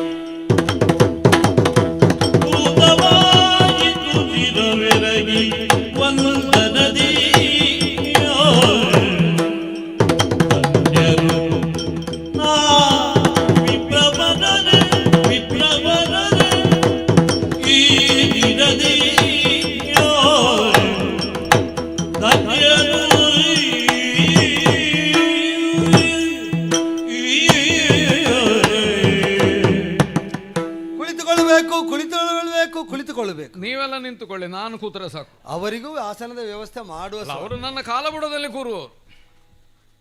ಅಲ್ಲ, ನಿಮಗೆ ಅಷ್ಟೇ ಎತ್ತರದ ಪೀಠ ಕಲ್ಪಿಸುವ, ನಿಮ್ಮ ಪಾದ ಮೂಲದಲ್ಲಿ ಅವರು ತಪ್ಪಿಸಿಕೊಳ್ಳದಂತೆ, ನಮ್ಮ ಉಪಚಾರವನ್ನು ಸ್ವೀಕರಿಸುವುದರಿಂದ ತಪ್ಪಿಸಿಕೊಳ್ಳದಂತೆ. ನಿಮ್ಮಲ್ಲಿ ಕೂತ್ಕೊಳ್ಳಿಕ್ಕೆ ಉಂಟಯ್ಯ, ಕೊಡ್ತೀರಿ? ಹೌದೌದು, ನಮ್ಮಲ್ಲಿಯೂ ಅದನ್ನೇ ಕೇಳ್ತಾರೆ. ಮತ್ತೆ ಇಲ್ಲ ಸ್ವಾಮಿ, ಅಭ್ಯಾಸ ಆಯ್ತಲ್ಲ. ನನ್ನಂಥವರಲ್ಲಿ ಹುಡುಕಿ ಅವರನ್ನು ಕರ್ಕೊಂಡು ಬಂದ್ರೆ ಆಯ್ತು. ಅಲ್ಲ, ನಿತ್ಯ ವ್ಯವಹಾರಕ್ಕೆ ಏನು ಮಾಡುವುದು ಅಂತ ಅದನ್ನೇ ಹೇಳಿದ್ದು. ಈಗ ನಾನು ಕೊಟ್ಟದ್ದು ಅಸ್ಥಿರವಾದದ್ದು, ನಿಮ್ಮ ಸಾಂಗತ್ಯವೋ ಸಾನ್ನಿಧ್ಯವೋ ಸ್ಥಿರವಾದದ್ದು ಅಂತ ತಿಳಿದವರೇ ಹೌದಾದರೆ ಒಂದು ದಿನ ಸಿಕ್ಕಿದ್ದರಿಂದ ಸ್ವಭಾವ ವಿಚಾರಣೆ ಒಂದು ಧೈರ್ಯ ನನಗೂ ಉಂಟು. ಏನು ಸ್ವಾಮಿ, ನೀನು ಕೊಟ್ಟಿದ್ದೀ ಅಂತ ನಾನು ಹೇಳದೆ ಅವ್ರು ಕೂತ್ಕೊಳ್ಳಿಕ್ಕಿಲ್ಲ. ಆದೀತು.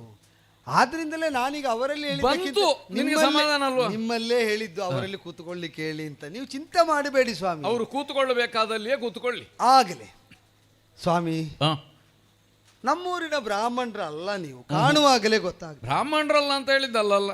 ಧನ್ಯನು ನಾನು ವಿಪ್ರದರ್ಶನ. ಊರಿನ ಬ್ರಾಹ್ಮಣರಲ್ಲ, ಊರಿನ ಬ್ರಾಹ್ಮಣರಲ್ಲ ಅಂದದ್ದು. ವಿಶಿಷ್ಟ ವರ್ಚಸ್ಸಿನಿಂದ ಸಮನ್ವಿತರಾಗಿ ಬಂದಂತಹ ನೀವು ಈಗ ನಿಮ್ಮ ಬ್ರಾಹ್ಮಣ್ಯದ ಬಗ್ಗೆ ನೀವೇ ಶಂಕೆ ಹೊಂದುವುದಕ್ಕಿಲ್ಲ ಎಂಬುದರಿಂದ ನೀವು ಆಡಿದ ಮಾತಿಗೆ ಮತಿತಾರ್ಥ ಏನು ಅಂತ ನಾ ಕೇಳಲಿಕ್ಕೆ ಹೋಗುದಿಲ್ಲ. ಯಾಕೆಂದ್ರೆ ನಮಗಂತೂ ಸಂದೇಹ ಇಲ್ಲ. ಮತ್ತೆ ನಿಮಗ ಸಂದೇಹ ಬರಬೇಕಾದ್ರೆ ನಿಮ್ಮೊಳಗಿನ ಬ್ರಾಹ್ಮಣ್ಯ ಅಲ್ಲ, ನಿಜವಾಗಿ ಬ್ರಾಹ್ಮಣನಿಗೆ ಆಗಾಗ ಸಂದೇಹ ಬರ್ತಾ ಇರಬೇಕು. ಏನು ನಮ್ಮಲ್ಲಿ ಬ್ರಾಹ್ಮಣ್ಯ ಉಂಟೋ ಇಲ್ವೋ ಆಗ ಮಾತ್ರ ಉಂಟು ಎಂಬ ದೃಢೀಕರಣ ಸಿಕ್ಕುವುದು. ಸಂಶಯವೇ ಬಾರದಮ್ಮ, ಏನು ಮಾಡಿದ್ರು ನಡೀತದೆ ಅಂತ ಆಗ್ತದೆ. ಈಗ ಬ್ರಹ್ಮಭಾವವನ್ನು ಅರಿತ ಮೇಲೆ ಆ ಭಾವದಲ್ಲಿ ಸ್ಥಿರವಾಗಿ ಉಳಿದಿದ್ದೇವೋ ಇಲ್ವೋ ಅಂತ ಆತ್ಮಶೋಧನೆಯನ್ನು ಮಾಡಿಕೊಳ್ಳುವುದಕ್ಕೆ ನನ್ನ ಆಕ್ಷೇಪ ಇಲ್ಲ. ಅಲ್ಲಲ್ಲ, ಅದಕ್ಕೆ ಅಂತ ಇಲ್ಲಿಗೆ ಬಂದದ್ದಲ್ಲ. ಅಲ್ಲ, ಅದು ನನಗೂ ನನಗೆ ಅದನ್ನು ನೋಡಿದ ಕ್ಷಣದಲ್ಲಿ ವಿದಿತವೂ ಆಗುತ್ತದೆ. ಆದರೆ ನೀವು ಬಂದದ್ರಿಂದ ಬ್ರಾಹ್ಮಣ ದರ್ಶನದಿಂದ ಪಾಪನಾಶವಾಗುತ್ತದೆ ಎಂಬಂತಹ ಶಿಷ್ಟರ ಆಚಾರದಲ್ಲಿ ಸೇರಿ ಹೋದ ಅಂಶ ಏನುಂಟು, ಸತತವಾಗಿ ಬ್ರಾಹ್ಮ ದರ್ಶನವನ್ನು ಮಾಡುವುದಕ್ಕೆ ಪ್ರಚೋದಕವಾಗಿರುವುದು, ಅದನ್ನು ನಾ ಮತ್ತೆ ಸ್ಮರಿಸಿಕೊಂಡೆ. ಬ್ರಹ್ಮವರ್ಚಸ್ವಿಗಳಾದ ಧೀಮಂತರನ್ನು ಕಂಡಾಗ ಎದುರುಗೊಂಡು ಅವರನ್ನು ಉಪಚರಿಸಿದ್ದೇ ಹೌದು ಅಂತ ಆದರೆ ಬ್ರಾಹ್ಮಣಾನಾಂ ಮುಖೇ ಸ್ವರ್ಗ ವಾಚಿ ವೇದಾಹ ಕರೇ ಹರಿಹಿ, ಅನುಗ್ರಹ ಮಾಡುವ ಕರದಲ್ಲಿ ಹರಿಸಾನ್ನಿಧ್ಯವನ್ನು ಹೊಂದಿ ಮಾತಿನಲ್ಲಿ ವೇದವಾಂಗ್ಮಯವನ್ನು ತುಂಬಿಕೊಂಡು ಸ್ವರ್ಗದ ಸಕಲ ಸೌಖ್ಯವನ್ನು ನಿಮ್ಮನ್ನು ಮುಖ ನೋಡಿದ್ರೆ ಸಾಕು ಸ್ವಾಮಿ, ಸ್ವರ್ಗ ನೋಡಿದ ಹಾಗಾಗ್ತದೆ. ಅಲ್ಲ, ಕೆಲವರು ಹೇಳಿದ್ರು ನಿಮ್ಮ ಮುಖ ನೋಡಿದ ಮೇಲೆ ನಮಗೆ ಸ್ವರ್ಗ ಸಿಕ್ಕಿಯೇ ಸಿಗುತ್ತದೆ ಅಂತ. ಇಲ್ಲ, ಸಿಕ್ಕಿತು ಅಂತ ಅದು ವಿಶ್ವಾಸ ಭವಿಷ್ಯವೂ ಅಲ್ಲ, ಸ್ವರ್ಗವೇ ಇಳಿದು ಬಂದ ಹಾಗೆ ನೀವು ಬಂದದ್ದು ಅಂತಂದ್ರೆ. ಆದ್ದರಿಂದಲೇ ಈಗ ನಿನ್ನ ಸ್ವರವು ಸ್ವರಕ್ಕೆ ಹತ್ತಿರ ಉಂಟು. ಹೌದೌದು, ಅದು ಸ್ವರದಿಂದಲೇ ಸ್ವರ್ಗವನ್ನು ಸಾಧಿಸುವ ಯೋಚನೆ. ಹೌದೌದು, ಗೊತ್ತಾಯ್ತು. ಅದನ್ನು ಸ್ವರ್ಲೋಕ ಅನ್ನುವುದಲ್ವೋ. ಆದ್ದರಿಂದಲೇ ಈಗ ಅಲ್ಲ, ನಮಗೆ ಸ್ವರ್ಗದ ಅಪೇಕ್ಷೆ ಏನಿಲ್ಲ, ಅದು ಬಿಟ್ಟು ಬಂದದ್ದರಿಂದಲೇ ಗೊತ್ತಾಗ್ತದೆ. ನಮ್ಮ ಬ್ರಾಹ್ಮಣ್ಯಕದ ಲಕ್ಷ್ಯವೂ ಅಲ್ಲ. ಅಂದ್ರೆ ನಾನು ಹೇಳಿದ್ದು ನೀವು ಸ್ವರ್ಗ ಬಿಟ್ಟು ಬಂದಿದ್ದೀರಿ ಅಂತಲ್ಲ, ಆ ಅಪೇಕ್ಷೆಯನ್ನು ಆ ವರ್ಚಸ್ಸನ್ನು ಹೊಂದುವುದಕ್ಕೆ ಕಾರಣವಾದ ಜಪತಪಾನುಷ್ಠಾನಗಳಿಂದ ಅಲ್ಪಕಾಲದಲ್ಲಾದರೂ ವಿಚಲನೆಯನ್ನು ಹೊಂದಿ ನನ್ನಂತಹ ದೀನದಲಿತರ ಮೇಲೆ ಕೃಪೆ ತೋರುವುದಕ್ಕಾಗಿ ನೀವು ಲೋಕ ಸಂಚಲನ ಮಾಡ್ತೀರಲ್ಲ, ಅದರಿಂದಲೇ ಗೊತ್ತಾಗ್ತಾ. ಇಲ್ಲದಿದ್ದರೆ ಬ್ರಹ್ಮಭಾವದಲ್ಲಿ ಸಮಾಧಿಸ್ಥರಾದವರು ಅದನ್ನು ಬಿಡುವುದಕ್ಕೆ ಯಾಕಾಗಿ ಆದರೂ ಹಂಬಲಿಸಬೇಕು? ಲೋಕ ಕಾರುಣ್ಯವನ್ನು ಉಳಿದು ಬೇರೆ ಕಾರಣ ಏನು? ಆ ಕಾರಣದಿಂದಲೇ ಸಜ್ಜನ ಸಂರಕ್ಷಕರಾಗಿ ಆಶ್ರಿತ ಪೋಷಕರಾದಂತಹ ನೀವು ಇಲ್ಲಿಗೆ ಬಂದದ್ದರಿಂದ ಸ್ವರ್ಗವೇ ಬಂದಂತಾಯಿತು. ನಾವು ನಮಗೆ ಗುರುಗಳು ಹೇಳಿದ್ದಾರೆ, ಬ್ರಹ್ಮಜ್ಞಾನದ ಸಿದ್ಧಿ ಆದ ಮೇಲೂ ದೇಹವನ್ನು ಉಪೇಕ್ಷೆ ಮಾಡಬೇಡ, ಅದು ಬಿದ್ದು ಹೋಗುವಲ್ಲಿವರೆಗೆ ಲೋಕಕ್ಕೆ ಏನಾದರೂ ಪ್ರಯೋಜನ ಆಗುವುದನ್ನು ಮಾಡು. ಆಗಲಿ, ಆ ದೇಹದಿಂದ ಲೋಕಕ್ಕೊಂದು ಪ್ರಯೋಜನ ಮಾಡಬೇಕೆಂಬ ಹಂಬಲವನ್ನು ನೀವು ಹೊತ್ತು ಬಂದದ್ದಾದರೆ ಲೋಕನಾಥನ ನೆಲೆಯಲ್ಲಿ ಆಸ್ಥನಸ್ಥನಾಗಿ ಈಗ ಒಡ್ಡೋಲಗ ಕೊಟ್ಟು ಅದನ್ನು ವಿಸರ್ಜನೆ ಮಾಡುವ ಹಂತದಲ್ಲಿ ನೀವು ಬಂದದ್ದರಿಂದ ಉಪಚರಿಸುವ ಸುಯೋಗ ಸಿಕ್ಕಿದ್ದಕ್ಕೆ ಧನ್ಯತೆಯನ್ನು ಪುಳಕವನ್ನು ಜೊತೆಯಲ್ಲಿ ಅನುಭವಿಸ್ತಾ ಸ್ವಾಮಿ ನಾನೇನು ಸೇವೆ ಮಾಡಬೇಕು ಅಂತ ಅಪ್ಪಣೆ ಮಾಡಿ ಪರಿಮರಿಯ ಸ್ತುತಿಸೋದಿಗ ದೊರೆಗೆ ಪೇಳಿದ ವಿಪ್ರಾಯ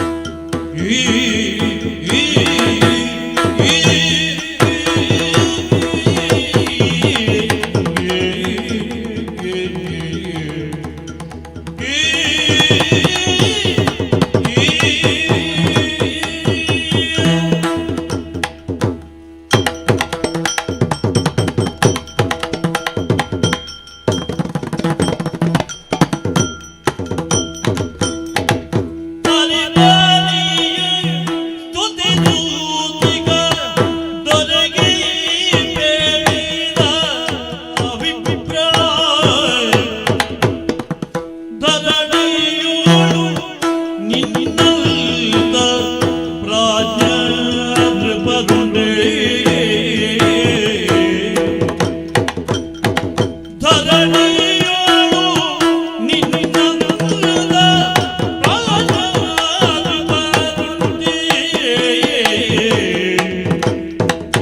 ಪದಿ ಪದಿಯ ತುತಿ ತುತಿಗ ದೊರೆಗೆ ಬೇಡಿದ ವಿಪ್ರಧರಣಿಗಳು ನಿಲ್ಲಂದ ರಾಜನಿಲ್ಲೊಳ್ಳೆ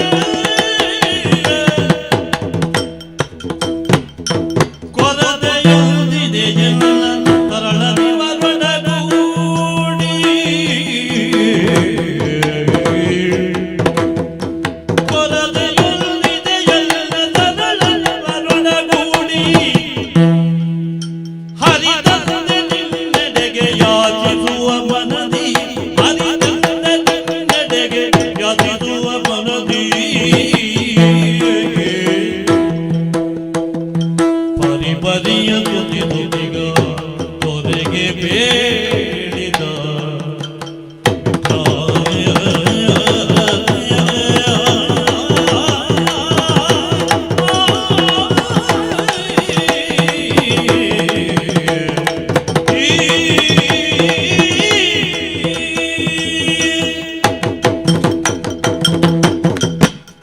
ಮಹಾರಾಜ, ವಿಪ್ರೋತ್ತಮ. ಬ್ರಾಹ್ಮಣ್ಯಕ್ಕೂ ಒಂದು ಲಜ್ಜೆ ಬಂದೋಯ್ತಲ್ಲ. ಲಜ್ಜೆ ಎಂಬುದು ಒಂದು ಧರ್ಮದ ಅಂಗ ಅಂತ ತಿಳಿದವರು ಹೇಳಿದ್ರಲ್ಲ. ಯಾಕೆ ಬಂತು? ಇಷ್ಟು ವಿಧ ವಿಧವಾದ ಪ್ರಶಂಸೆಯನ್ನು ಕೇಳುವಾಗ ನಾನಷ್ಟು ಮಾಡಿದ್ದೇನೋ ಇಲ್ವೋ ಅಲ್ಲ, ಶಂಕೆಯು ಸಹಜವೇ ಬೇಕಾದ್ದೆ. ಅದರಿಂದಲೇ ಒಂದು ಲಜ್ಜೆ ಬಂದದ್ದು. ಅದು ಹೆಚ್ಚಿನ ಸಾಧನೆಗೆ ಪ್ರಚೋದನೆ. ನಾನೀಗ ಹೇಳಿದಷ್ಟು ಮಾಡಿದ್ದೇನೋ ಇಲ್ವೋ ಅಂತ ಶಂಕೆ ಬಂದರೆ ಅದಕ್ಕಿಂತ ಹೆಚ್ಚಿನದನ್ನು ಮುಂದೆ ಮಾಡ್ಲಿಕ್ಕಾಗ್ತದ ಅಲ್ಲ, ಅದಕ್ಕಾಗಿ ನೀನು ಹೇಳಿದ್ದಲ್ಲ. ಅಲ್ಲ, ನಿಮ್ಮಿಂದ ಅದು ಸತತವಾಗಿ ಆಗಲಿ ಎಂಬ ಆಶಯ ಉಂಟು. ಸತ್ಕರ್ಮಗಳು ಇವರೆದುರು ನೀನು ಹೇಳಿದ್ದರಿಂದ ನನಗೊಂದು ಸಂತೋಷವಾಯಿತು. ಯಾವಾಗಲೂ ಮಕ್ಕಳಿಗೆ ಅಪ್ಪ ಎಷ್ಟು ದೊಡ್ಡವ ಅಂತ ಗೊತ್ತಿರುವುದಿಲ್ಲ. ಇವರಿಗೂ ಆ ಸಂಶಯ ಇದ್ದಿದ್ರೆ ಅದು ಪರಿಹಾರ ಆಯ್ತು. ಊರನ್ನಾಳುವುದವರೆ, ಲೋಕವನ್ನಾಳುವುದವರೆ, ಆಹಾ ನಮ್ಮಪ್ಪನನ್ನು ಎಷ್ಟು ಗೌರವಿಸ್ತಾನೆ, ಹಾಗಾದ್ರೆ ನಮ್ಮಪ್ಪ ದೊಡ್ಡವರೇ ಇರಬೇಕು ಅಂತ ಇವರಿಗಾದರೂ ಖಂಡಿತಲ್ಲ. ಆತ್ಮಶ್ಲಾಘನೆಯನ್ನು ಮಾಡುವ ಹವ್ಯಾಸ ಇಲ್ಲದಂತಹ ವಿಪ್ರರಿಗೆ ಊರವರ ನಲ್ನುಡಿಗಳಿಂದಲೇ ಮನೆಯವರ ಹಿರಿಮೆ ಗೊತ್ತಾಗಬೇಕು. ದೊರೆ ಹೇಳಿದ್ದು ಹೌದೇ ಹೌದು. ಆದ್ರಿಂದ ನಿನ್ನ ಮಾತಿಗೆ ಮೌಲ್ಯ ಹೆಚ್ಚು. ನಿನ್ನಂತಹ ಪ್ರಾಜ್ಞರುಂಟೆ, ದೊರೆತನದ ಪ್ರಾಜ್ಞತೆ. ಎಲ್ಲ ಗೊತ್ತಿರುವವರು ತುಂಬಾ ಜನ ಇದ್ದಾರೆ, ಆದ್ರೆ ಅವರಿಗೆ ಗೊತ್ತಿದ್ದದನ್ನು ಎಲ್ಲಿ ವಿನಿಯೋಗ ಮಾಡಬೇಕು ಅಂತ ಗೊತ್ತಿರುವುದಿಲ್ಲ. ಹೌದಪ್ಪ. ಅಥವಾ ಪ್ರಮಾಣ ನಿರ್ಣಯ ಇರುವುದಿಲ್ಲ. ಅಗತ್ಯ ಇಲ್ಲದಲ್ಲಿಗೆ ಹೆಚ್ಚು, ಅಗತ್ಯ ಇರುವಲ್ಲಿಗೆ ಏನೂ ಇಲ್ಲ. ಕೆಲವು ಕಡೆ ವ್ಯರ್ಥ ವಿನಿಯೋಗ, ಇಂಥದ್ದೆಲ್ಲ ಆಗ್ತದೆ. ನೀನು ಆಗಲ್ಲ. ದೊರೆತನದ ಪ್ರಾಜ್ಞತೆ ಉಳ್ಳವ ಅಂದ್ರೆ ಯಾರಿಗೆ ಎಷ್ಟು ಹಂಚಿ ಕೊಡಬೇಕು, ಅವರವರಿಗೆ ಎಷ್ಟೆಷ್ಟು ಬೇಕು ಅಷ್ಟನ್ನು ಕೊಡುವಲ್ಲಿ ತಿಳಿದವ. ಆದ್ರಿಂದ ಬ್ರಾಹ್ಮಣನಿಗೆ ಯಾವುದು ಪ್ರಿಯ ವಚನ ಅದನ್ನು ಧಾರಾಳವಾಗಿ ಕೊಟ್ಟಿದ್ದಿ. ಸುಮ್ಮನೆ ದೊರೆಯ ಸಮ್ಮುಖದಲ್ಲಿ ನಿಂತು ಹೊಗಳಿಸಿಕೊಳ್ತೇನೆ ಅಂತ ಬಂದದ್ದಲ್ಲ. ಕೊರತೆಯೊಂದಿದೆಯನ್ನ ತರಳರೊಡಗೂಡಿ. ಗೊತ್ತಾಯ್ತು. ಅಪಾರ್ಥ ಮಾಡಬೇಡ. ಅಲ್ಲ, ನಾನೀಗ ಅರ್ಥವೇ ಮಾಡಲಿಲ್ಲ ಅದಕ್ಕೆ. ನೀನೀಗ ಹೇಳದೆ ನಾ ಅರ್ಥವನ್ನೇ ಮಾಡದೆ ಅಪಾರ್ಥಕಾಸ್ಪದ ಇಲ್ಲಿ. ಅಲ್ಲ, ಯಾಕಂದ್ರೆ ಅಪಾರ್ಥಕಾಸ್ಪದ ಆದೀತು ಅಂತ ಹೇಳಿದಾಗಲೇ ಗೊತ್ತಾಯ್ತು ನನಗೆ. ಆಗ್ಲಿ ಹೇಳಿದ ನಿಮಗೇ ಗೊತ್ತಾದದ್ದು ಉಳಿದವರಿಗೆ ಗೊತ್ತಾಗುವುದಕ್ಕಿಂತ ಪೂರ್ವದಲ್ಲೇ ಮಾಡಬೇಕಾಗಿಲ್ಲ. ಯಾಕಂದ್ರೆ ಅರ್ಥ ಉಂಟು. ಏನು, ಇವರನ್ನೂ ಸೇರಿದಂತೆ ನನಗೊಂದು ಕೊರತೆ ಉಂಟು. ಅಂದ್ರೆ 4 ಮಂದಿಗೂ ಕೊರತೆ ಉಂಟು. ಇದನ್ನು ತೀರಿಸಿಕೊಳ್ಳುವುದೆಲ್ಲಿ? ಕುಡಿಯುವ ನೀರು ಬೇಕು ಅಂತ ಇದ್ದವ ಬಾವಿಗೋ ಕೆರೆಗೋ ಅಲ್ಲೂ ಹೋಗಬೇಕಾದ್ದು. ಸ್ನಾನ ಮಾಡಬೇಕು ಅಂತ ಇದ್ದವ ನದಿಗಲ್ಲೂ ಹೋಗಬೇಕು. ಹಣ್ಣು ಬೇಕು ಅಂತ ಇದ್ದವ ಮರದ ಕೆಳಗಲ್ಲೂ ಹೋಗಬೇಕು. ಹಾಲು ಬೇಕು ಅಂತ ಇದ್ದವ ಹಸುವಿನ ಹತ್ರವೆಲ್ಲ ಹೋಗಬೇಕು. ಈ ಲೋಕಕ್ಕೆ ಹಾಲು ಕೊಡುವ ಹಸುವಿನಂತೆ, ಹಣ್ಣು ಕೊಡುವ ಮರದಂತೆ, ನೀರು ಕೊಡುವ ನದಿಯಂತೆ ಇರುವವ ನೀನು. ನಿನ್ನಲ್ಲಿ ಅಲ್ಲದೆ ಮತ್ಯಾರಲ್ಲಯ್ಯ ನಮ್ಮ ಕೊರತೆಗಳನ್ನು ನಾವು ತೀರಿಸಿಕೊಳ್ಳೋಣ. ಹಾಗೆ ಮಕ್ಕಳಿಗೊಂದು ಭರವಸೆ ಹೇಳಿದೆ. ಇನ್ನು ನಿಮಗೆ ಯಾವ ಕೊರತೆಯೂ ಇಲ್ಲದಂತೆ ನಾನು ಮಾಡ್ತೇನೆ, ಅಂದರೆ ನಾನು ದೊರೆಯಿಂದ ಪಡೀತೇನೆ ಅಂತ. ಹೌದು. ಮತ್ತೆ ನನ್ನ ಹತ್ರ ಎಂಥದ್ದುಂಟಯ್ಯ? ಮತ್ತೆ ಏನಾದ್ರೂ ಇದ್ರೆ ಶುದ್ಧ ಬ್ರಾಹ್ಮಣ್ಯ ಅಂತ ಅದೀತ. ಬ್ರಾಹ್ಮಣರು ಮೊದಲು ಮರೆಯುವುದೇನು ಗೊತ್ತುಂಟು? ನಮ್ಮಲ್ಲಿ ಇರಬಾರದನ್ನು ಸಂಗ್ರಹಿಸಕೂಡದು ಅಂತ ತಿಳಿಯುವುದಿಲ್ಲ. ಸಂಗ್ರಹ ಹೆಚ್ಚೆಚ್ಚು ಮಾಡ್ತಾರೆ. ಆಗ ಬ್ರಾಹ್ಮಣರು ಏನಾಗ್ತಾರೆ? ಸಂಪತ್ತು ಹೆಚ್ಚಾದ್ರೆ ವೈಶ್ಯರಾಗ್ತಾರೆ. ಪತನ ಅಲ್ವಾ? ಕೆಲವು ಬ್ರಾಹ್ಮಣರು ಹೆಚ್ಚು ಕಡಿಮೆ ಮಾತಾಡಿದ್ರೆ ಏನು ಅಂತ ತೋಳೇರಿಸ್ತಾರೆ. ಆಗ ಅವರೇನಾಗ್ತಾರೆ? ಕ್ಷತ್ರಿಯರಾಗ್ತಾರೆ. ಈ ತೋಳ್ಬಲವು ಧನಬಲವು ಸೇರಿದಾಗ ಬ್ರಾಹ್ಮಣ್ಯ ಹೋಯ್ತಾ? ಬ್ರಾಹ್ಮಣ್ಯ ಹೋದ ಬ್ರಾಹ್ಮಣ ವಂಶದಲ್ಲಿ ಹುಟ್ಟಿದ ಏನಾಗ್ತಾನೆ? ವೈಶ್ಯನಿಗಿಂತಲೂ ಒಂದು ಕೆಳಗೆ ಹೋಗ್ಲಿಲ್ಲ, ಜಾತಿ ಬ್ರಾಹ್ಮಣ. ಜಾತಿ ಬ್ರಾಹ್ಮಣ ಆದ್ರೂ ಅದೀತು, ಬರೇ ಬ್ರಾಹ್ಮಣ ಜಾತಿ ಅಂತ ಆಗ್ತದೆ. ಜಾತಿ ಬ್ರಾಹ್ಮಣ ಅಂದ್ರೆ ಸ್ವಲ್ಪ ಒಳ್ಳೇದು ಅಂತ ಅರ್ಥ. ಹಾಗಾಗಿ ನಾನೇನು ಸಂಪಾದನೆ ಮಾಡಿ ಇಟ್ಟುಕೊಳ್ಳಿ, ನನ್ನಲ್ಲಿ ಇಲ್ಲದೆ ಇದ್ದದ್ದನ್ನು ಇದ್ದಲ್ಲಿಂದ ಕೇಳಿ ಬಡಿಬೇಕು. ಮತ್ತೆ ಯಾಚನೆ ಎಂಬುದು ನಮಗೆ ಗೊತ್ತುಂಟಲ್ಲ, ಹಾಗಾಗಿ ಬಂದದ್ದು. ಸ್ವಾಮಿ, ನೀವು ಕೇಳ್ತಾ ಇದ್ದದ್ದು ನೋಡಿ ಚೋದಿಗವೆನಿಸಿತು ಅಲ್ಲ. ಧನ ಸಂಪತ್ತನ್ನು ಯಥೇಷ್ಟವಾಗಿ ಹೊಂದಿದವನು ಬ್ರಾಹ್ಮಣ್ಯದಿಂದ ಪತಿತನಾಗ್ತಾನೆ ಅಂತ ತಿಳಿದ ಬ್ರಾಹ್ಮಣ ಶ್ರೇಷ್ಠ ಯಾಚನೆ ಮಾಡ್ತಾ ಕೊರತೆ ನೀಗುವುದಕ್ಕೆ ಬಂದದ್ದು ಅಂತ ಕೇಳಿ ವಿಸ್ಮಯ ಆಗ್ತದೆ. ಹೆಚ್ಚಾದ್ರೆ ಅಪಾಯ ಅಂತ ಗೊತ್ತಿದ್ದು ಇದ್ದದನ್ನು ಹೆಚ್ಚು ಮಾಡಿಕೊಳ್ಳುವುದಕ್ಕೆ ಬಂದದ್ದು. ನಾಲ್ವರಿಗೂ ಇರುವ ಕೊರತೆ ಅಂದ್ರೆ ಅವರೆಲ್ಲರಿಗೂ ಸೇರಿಕೊಂಡು ನಿನಗೆ ಬಾಧಿಸ್ತಾ ಇರುವ ಕೊರತೆ, ನಿಮಗೆ ಬಾಧಿಸುವ ಕೊರತೆಯನ್ನು ನೀಗುವುದಕ್ಕಾಗಿ ನೀವು ಯಾಚನೆಗೆ ಬಂದಾಗ ಈಗ ನೀವು ನನ್ನಲ್ಲಿಟ್ಟ ವಿಶ್ವಾಸ ಏನು? ಕೊಡ್ತೀನಿ ಅಂತ. ಯಾರಿಗೆ ಎಷ್ಟೇ ದಾರಿದ್ರ್ಯ ಬಂದ್ರು ಎಲ್ಲವನ್ನೂ ನೀಗತಕ್ಕವನು ಅವನು ಅಂತ. ಹೌದು. ಈಗ ಅಂತಹ ನಿಮ್ಮ ಮಾತನ್ನು ನಾನು ಕೇಳಿದಾಗ ನನಗೆ ಸಂಕೋಚ ಪಡುವುದಲ್ಲ ನಿಮ್ಮ ಹಾಗೆ, ನಾನು ಯೋಚಿಸಬೇಕಾದ್ದು ನಿಮ್ಮಂಥವರು ಬಂದು ಕೇಳಿದಾಗ ಕೊಡುವ ಯೋಗ್ಯತೆ ನನಗೆ ಯಾವುದರಿಂದ ಬಂತು ಅಂತ ನೋಡಿದ್ರೆ ನಿಮಗೆ ಕೊಡುವುದರ ಮೊದಲು ನಾ ಮಾಡಬೇಕಾದ್ದು ಬೇರೆ ಉಂಟು ಅಂತ ನೆನಪಾಗ್ತದೆ.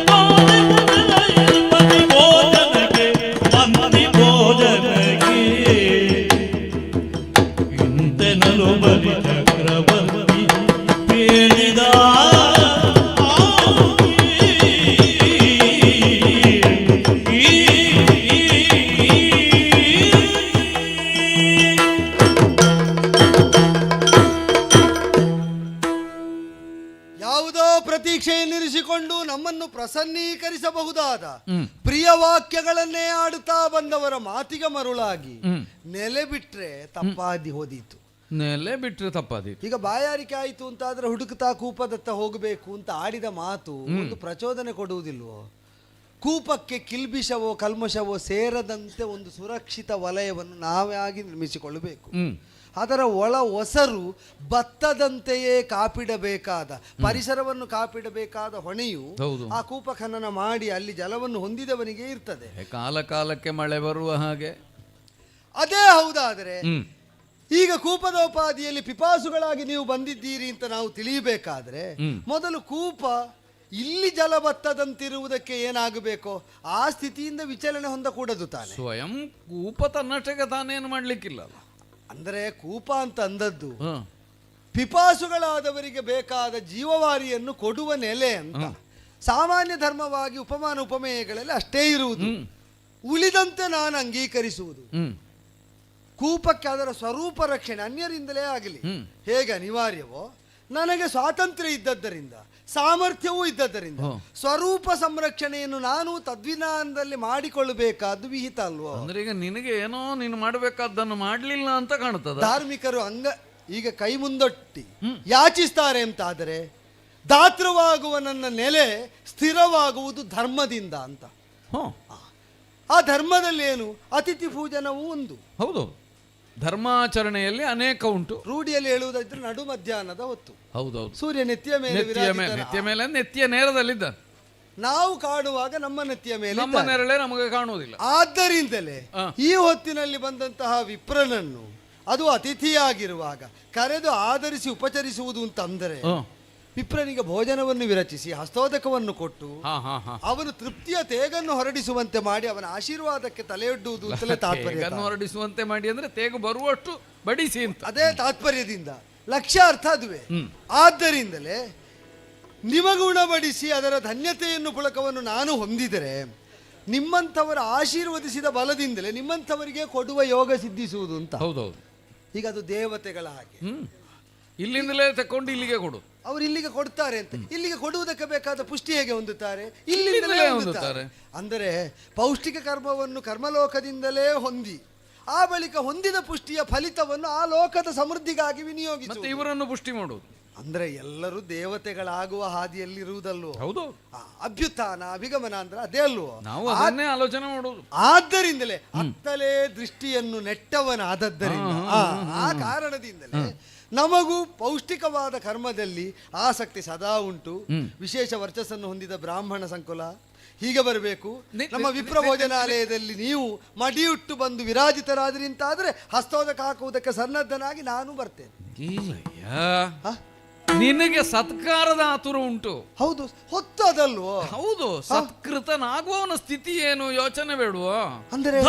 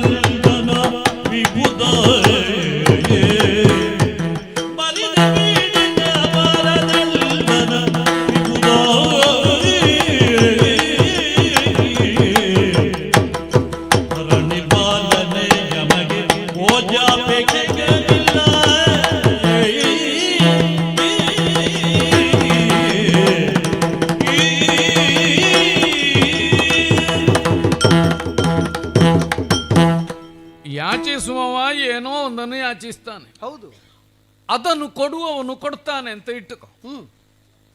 ಅಲ್ಲಿಗೆ ಕೇಳುವ ಪಡೆಯುವ ಪ್ರಕ್ರಿಯೆ ಮುಗಿಯಿತು ಅಂತ.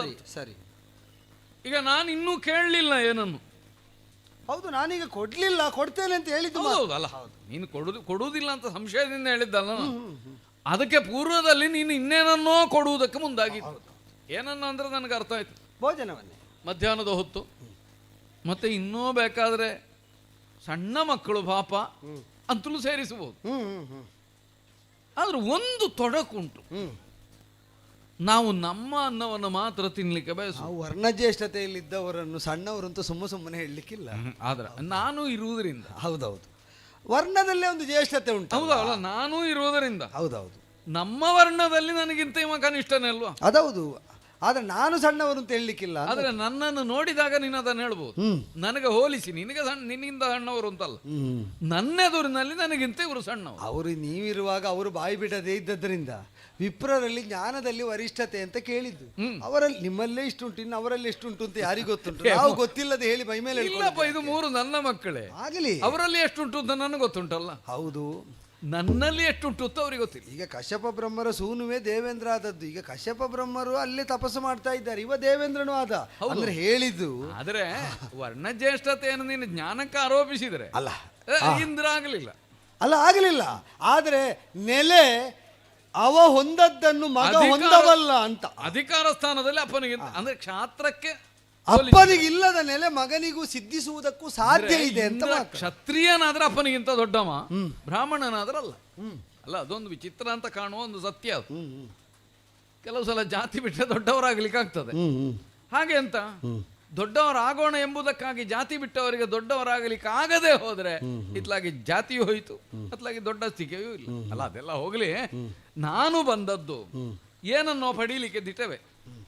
ಹಾಗೆ ಅಂತ ಅನ್ನದಾನವನ್ನು ತಗೊಳ್ಳಿಕ್ಕೆ ಬಂದದ್ದಲ್ಲ. ನೀನು ಕೇಳುವುದು ಹೌದು, ಮನೆ ಯಜಮಾನ, ಊಟದ ಹೊತ್ತು ನಿನಗೂ ಆಯ್ತು, ಆದ್ರಿಂದ ಇನ್ನು ಭೋಜನಕ್ಕೆ ಕೂತ್ಕೊಳ್ಳುವ. ಹೌದು, ಆಗ ಬಂದರು ಅತಿಥಿಗಳು ಯಾರಾದರೂ. ಈಗ ನನ್ನದಲ್ಲದೆ ಇದ್ದದ್ದನ್ನು ನಾನು ತಿನ್ನುವುದಿಲ್ಲ, ಇದು ನನಗೊಂದು ವ್ರತ ಉಂಟು, ನನ್ನ ಮಕ್ಕಳಿಗುಂಟು. ನನ್ನದು ಅಂದ್ರೆ ಯಾವುದು? ನನಗೆ ಅಪೇಕ್ಷೆ ಹುಟ್ಟಿದಾಗ ನನಗೆ ಲಭಿಸಿದ್ದು ನನ್ನದು, ಇಲ್ಲದಿದ್ರೆ ಅದು ನನ್ನದಲ್ಲ. ಈಗ ಒಂದು ವೇಳೆ ನೀನು ಹೇಳ್ತಿ, ಹೌದಪ್ಪ ಮಧ್ಯಾಹ್ನದ ಹೊತ್ತು ರಾಜಭೋಜನ ಒತ್ತಾಯ ಮಾಡ್ತಿ, ನಾವು ಮಣಿದು ಉಂಡೆವು ಅಂತ ಆದರೆ ಅದು ನಮ್ಮದ? ಅದು ಪರರ ಅನ್ನ, ಅಂದ್ರೆ ಇನ್ನೊಬ್ಬ ತಿನ್ನಬೇಕಾದ, ನಮಗೆ ಅಪೇಕ್ಷೆ ಇಲ್ಲ. ಅದನ್ನು ನಾವು ತಿಂದೆವು ಅಂತಾದ್ರೆ ಇನ್ನೊಬ್ಬರದ್ದನ್ನು ತಿಂದಾಗ ಬ್ರಾಹ್ಮಣ ಬೇರೆಯವರದ್ದನ್ನು ತಿನ್ನಬಾರದು. ಆ ನೆಲೆಯಿಂದ ನೀ ಹೇಳಿದ್ರು ನಮಗಾಗಲಿಕ್ಕಿಲ್ಲ ಒಂದು. ಮತ್ತೆ ಇನ್ನೊಂದು ಏನು ಗೊತ್ತುಂಟು, ಅನ್ನ ಅಂತಂದ್ರೆ ಏನಯ್ಯ, ನಮಗೆ ತುಷ್ಟಿಯನ್ನು ಕೊಡಬೇಕಾದಲ್ವ, ಅದನ್ನು ಬೇಯಿಸ್ತೇವೆ ಹೊರತು ನೀನು ಬೇಯಿಸಿ ಮಾಡಿದ ವ್ಯಂಜನಾದಿಗಳಿಂದ ಕೂಡಿದ ಭೋಜನವನ್ನಲ್ಲ ನಾನು ಅನ್ನ ಅಂತ ತಿಳಿಯುವುದು. ಹಾಗಾಗಿ ನಿರಾಕರಣೆ ಅಂತ ನೀನು ದೊಡ್ಡ ಎಣಿಸಬಾರದು, ನಮಗೆ ಮನಸ್ಸಿಲ್ಲ. ಹೌದೌದು, ಈಗ ನೀವು ನಿಮ್ಮದನ್ನು ಬಿಡುವುದಿಲ್ಲ, ನಾನು ಬಿಡಬೇಕಲ್ವ? ಅಲ್ಲ, ಅನ್ನ ಅಂದ್ರೆ ಏನು ಅಂತ ತಿಳಿದ್ರಿ?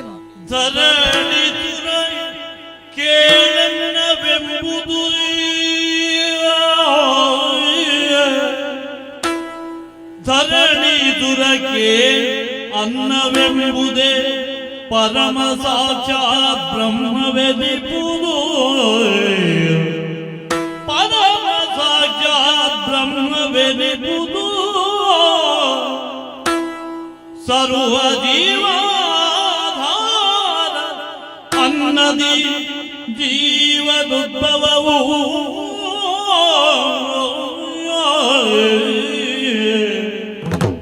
ಸರ್ವ ಜೀವಾಧಾರ ಅನ್ನದಿ ಜೀವದುದ್ಭವವು.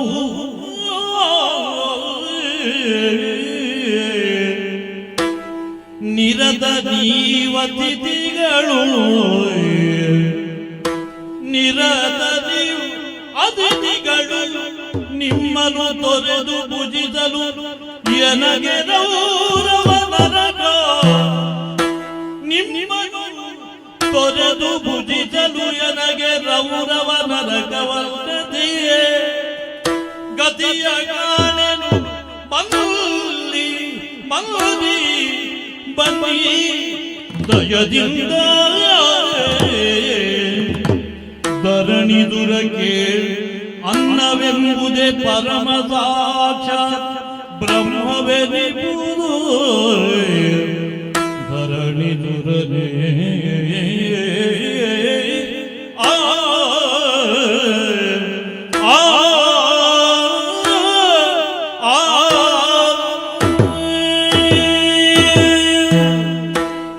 ಸ್ವಾಮಿ ನಿಯತವಾಗಿ ಕೊಟ್ಟದ್ದು ಶಾಸ್ತ್ರೀಯವಾಗಿ ವಿಧಿಯುಕ್ತವಾಗಿದ್ದರೆ ಈಗ ದೇವತೆಗಳು ಮಾನುಷ ರೂಪದಿಂದ ಸಂಚರಿಸುವುದು ಭೂಸುರರ ವೇಷದಲ್ಲಿ ಅಂತ ಒಂದು ಹೇಳಿ. ಅಂದ್ರೆ ಸಾಮಾನ್ಯವಾಗಿ ದೇವತೆಗಳು ಕಾಣಿಸುವುದಿದ್ದರೆ ಹೀಗೆ ಅಂತ. ಅದೇ ದೇವ ಚೈತನ್ಯ ಅನುಗ್ರಾಹಕವಾಗಿ ಭೂತಲವನ್ನು ಸ್ಪರ್ಶಿಸುವುದು, ಅವರಿಗೆ ಮಾಧ್ಯಮವಾಗಿ ಒದಗಿ ನಿಲ್ಲುವುದು ಬ್ರಾಹ್ಮಣರ ರೂಪದಲ್ಲಿ. ಈಗ ಅವರಿಗೆ ಇಲ್ಲ ಸ್ವಾಮಿ, ನೀವು ಉಂಟು ಅಂದರೆ ಈಗ ವಿಧಿಯುಕ್ತವಾಗಿ ಮಂತ್ರಪೂರಿತವಾಗಿ ಕೊಟ್ಟ ಹವಿಸನ್ನು ನಾವು ಸ್ವೀಕರಿಸುವುದಿಲ್ಲ ಅಂತ ಹೇಳಿದ ದೇವತೆಗಳಿಗೆ ವಿಷಮತೆ ಬರ್ತದೆ, ಬಿಟ್ರೆ ಕೊಟ್ಟವನಿಗೆ ದೋಷ ಬರುವುದಿಲ್ಲ. ಅಲ್ಲ, ಅದು ವಿಧಿಯುಕ್ತವಾಗಿ ಮಂತ್ರಪೂರ್ವಕವಾಗಿ ಮಾಡುವುದು ಅಂದ್ರೆ ಒಂದು ಕರ್ಮ ಅಂಗ. ಅದೇ ಕರ್ಮ, ಇದು ಅದೇ ಅಲ್ವೋ? ಹೇಗಾಗ್ತದೆ? ಅತಿಥಿ ಪೂಜನವೆಂಬುದು ಯಜ್ಞ ಅಲ್ವೋ? ಅತಿಥಿ ಯಜ್ಞ. ತಿಥಿವಾರ ನಕ್ಷತ್ರ ಯೋಗ ಕರಣಗಳನ್ನು ನೋಡದೆ ಬಂದಂತಹ ನಿಮ್ಮನ್ನು ಸ್ವೀಕರಿಸಿ ಸೇವಿಸುವಾಗ ಅನ್ನವನ್ನು ಉಣಬಡಿಸುವುದು ನನಗೆ ಅತಿಥಿ ಪೂಜನದ ಯಜ್ಞದ ಅಂಗ. ಆದ್ದರಿಂದಲೇ ವಿಧಿಯುಕ್ತವಾಗಿ ಮಾಡುವಾಗ, ಈಗ ಅದರಲ್ಲೂ ನನಗೆ ಬ್ರಾಹ್ಮಣರಾಗಿ ನೀವು ಹೀಗೆಲ್ಲ ಹೇಳುವಾಗ ಒಂದು ಕಡೆಯಿಂದ ನಗು ಬರುವುದು, ಒಂದು ಕಡೆಯಿಂದ ಇಲ್ಲ ಶಂಕೆ ತೋರಿದ್ರೆ ಅದು ಶ್ರದ್ಧಾಭಂಗ ಅಂತ ಆಗ್ತದೆ. ಅದನ್ನು ತೋರುವುದಿಲ್ಲ, ನೀವು ಬ್ರಾಹ್ಮಣರು ಅಲ್ವ ಅಂತ ಕೇಳುವುದಿಲ್ಲ ನಾನು. ಆದ್ರೆ ಬ್ರಾಹ್ಮಣರು ಹೀಗೆ ಹೇಳಿದ್ರು ಅಲ್ಲ ಅಂತ ಹೇಳಿ ಯಾರಾದ್ರೂ ಅಲ್ಲ ಅಲ್ಲ, ನಾನು ಅಲ್ಲ ಅಂತ ಅಲ್ಲ, ಆದ್ದರಿಂದ ನಾನು ಕೇಳುವುದೇ ಇಲ್ಲ. ಬೇಡ, ಈಗ ಅದು ಗೊತ್ತಾದರೆ ಅನುಭವಕ್ಕೆ ತಂದುಕೊಳ್ಳುವುದು ಬಿಟ್ರೆ, ಈಗ ಹೇಗೂ ವೇಷ ಹಾಕಿ ಬಂದಿದ್ದಾರೆ ಅಂತ ಆದರೆ ಅಲ್ಲ, ಈಗ ಹಾಕಿದವರನ್ನ ಈಗ ಒಂದು ಕೇಳಿ ಪ್ರಯೋಜನ ಏನು? ಈಗ ನೀನ್ ಹಾಗೆ ಕೇಳಿದೆ ಅಂತ ಆದ್ರೆ ನಿನ್ನಲ್ಲೇ ಶಂಕೆ ಬರ್ತದೆ ನನಗೆ. ಅದೇ ಆದೀತು ಅಲ್ಲ, ಈಗ ನೀವು ತೋರಿದ್ದ ಅದನ್ನೇ ಅಂತ ನಾನು ಭಾವಿಸುವುದು. ಇದನ್ನು ಬರ್ಲಿಕ್ಕೆ ಅಂತ ಬೇರೆ ಇಲ್ಲ, ನನ್ನಲ್ಲೇ ಶಂಕೆ ತೋರಿದ ಹಾಗುಂಟು. ಈಗ ನಾನು ನರಕಕ್ಕೆ ಹೋಗಬೇಕು ಅಂತಲೋ ಅನ್ನೊಂಬಹು ಕುರ್ವೀತ ಅನ್ನಂನ ನಿಂದ್ಯಾತ್.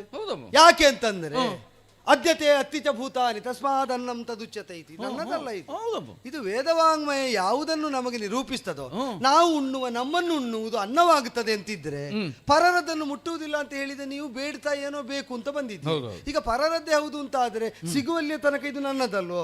ಈಗ ನಿಮಗೆ ಬೇಕಾದ್ದನ್ನು ಕೊಡುವುದು ಏನುಂಟೋ ಅದು ನನ್ನದಲ್ವೋ? ಅದರಿಂದ ನಿಮಗೆ ಬಾಧೆ ಆಗುವುದಿಲ್ಲಂತೆ. ನಾನು ಯಜ್ಞ ಧರ್ಮವಾಗಿ ಅಂಗೀಕರಿಸಿ ಧರ್ಮಕರ್ಮವಾಗಿ ಆಚರಿಸುವ ಅತಿಥಿ ಪೂಜನದ ಅನ್ನ ಮಾತ್ರ ನಿಮಗೆ ನಿಷಿದ್ಧ ಆಗ್ತದೆ. ನಾನು ಕೊಟ್ಟ ಯಾವುದೂ ಆಗ್ತದೆ ನಿಮಗೆ.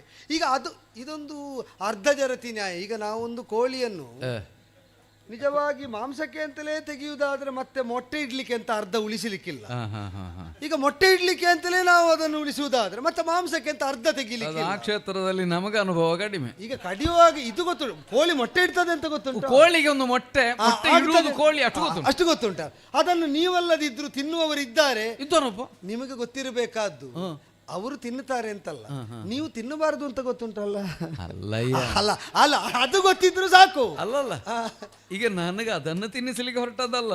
ಅಲ್ಲ, ಈಗ ನೋಡಿ ಅದನ್ನು ತಿನ್ನಿಸಿ ನನಗೆ ಈಗ ಅದಲ್ಲ ತಿನ್ನುವವರು ಹೌದು ಅಂತ ನೋಡಬೇಕಾಗಿಲ್ಲ. ಒಂದುಂಟು, ಬ್ರಾಹ್ಮಣ ಏನನ್ನು ತಿಂದರು ಅದು ಅವನ ಅನ್ನ ಆಗ್ತದೆ, ಅವನಿಗೆ ದೋಷ ಇಲ್ಲ. ಆಗ್ಲಿ ಅಲ್ಲ, ಅವ ತಿನ್ನುವಾಗ ಬ್ರಾಹ್ಮಣನಾಗಿರ್ಬೇಕಾಗ್ತದೆ. ಅದೇ ಹೋಗ್ತದೆ ಆಗೋದಿಲ್ಲ. ಆಗುದಿಲ್ಲ. ಯಾಕೆ? ಎಂತದ್ದು? ನೀನು ಅಲ್ಲಿಂದ ಮಾಡುವ ಅತಿಥಿ ಪೂಜೆಯೋ ಅನ್ನ ಸತ್ಕಾರವೋ ಯಜ್ಞ ಹೇಗೋ, ನಮ್ಮ ಅನ್ನವನ್ನು ನಾವು ತಿನ್ನುವುದು ಒಂದು ಯಜ್ಞವೇ. ಹೌದು, ಯಜ್ಞ ಸ್ವರೂಪವಾಗಿ ನಾವು ಏನನ್ನು ತಿಂದರೂ ಅದೇನಾಗ್ತದೆ? ಹೌದು ಸ್ವಾಮಿ.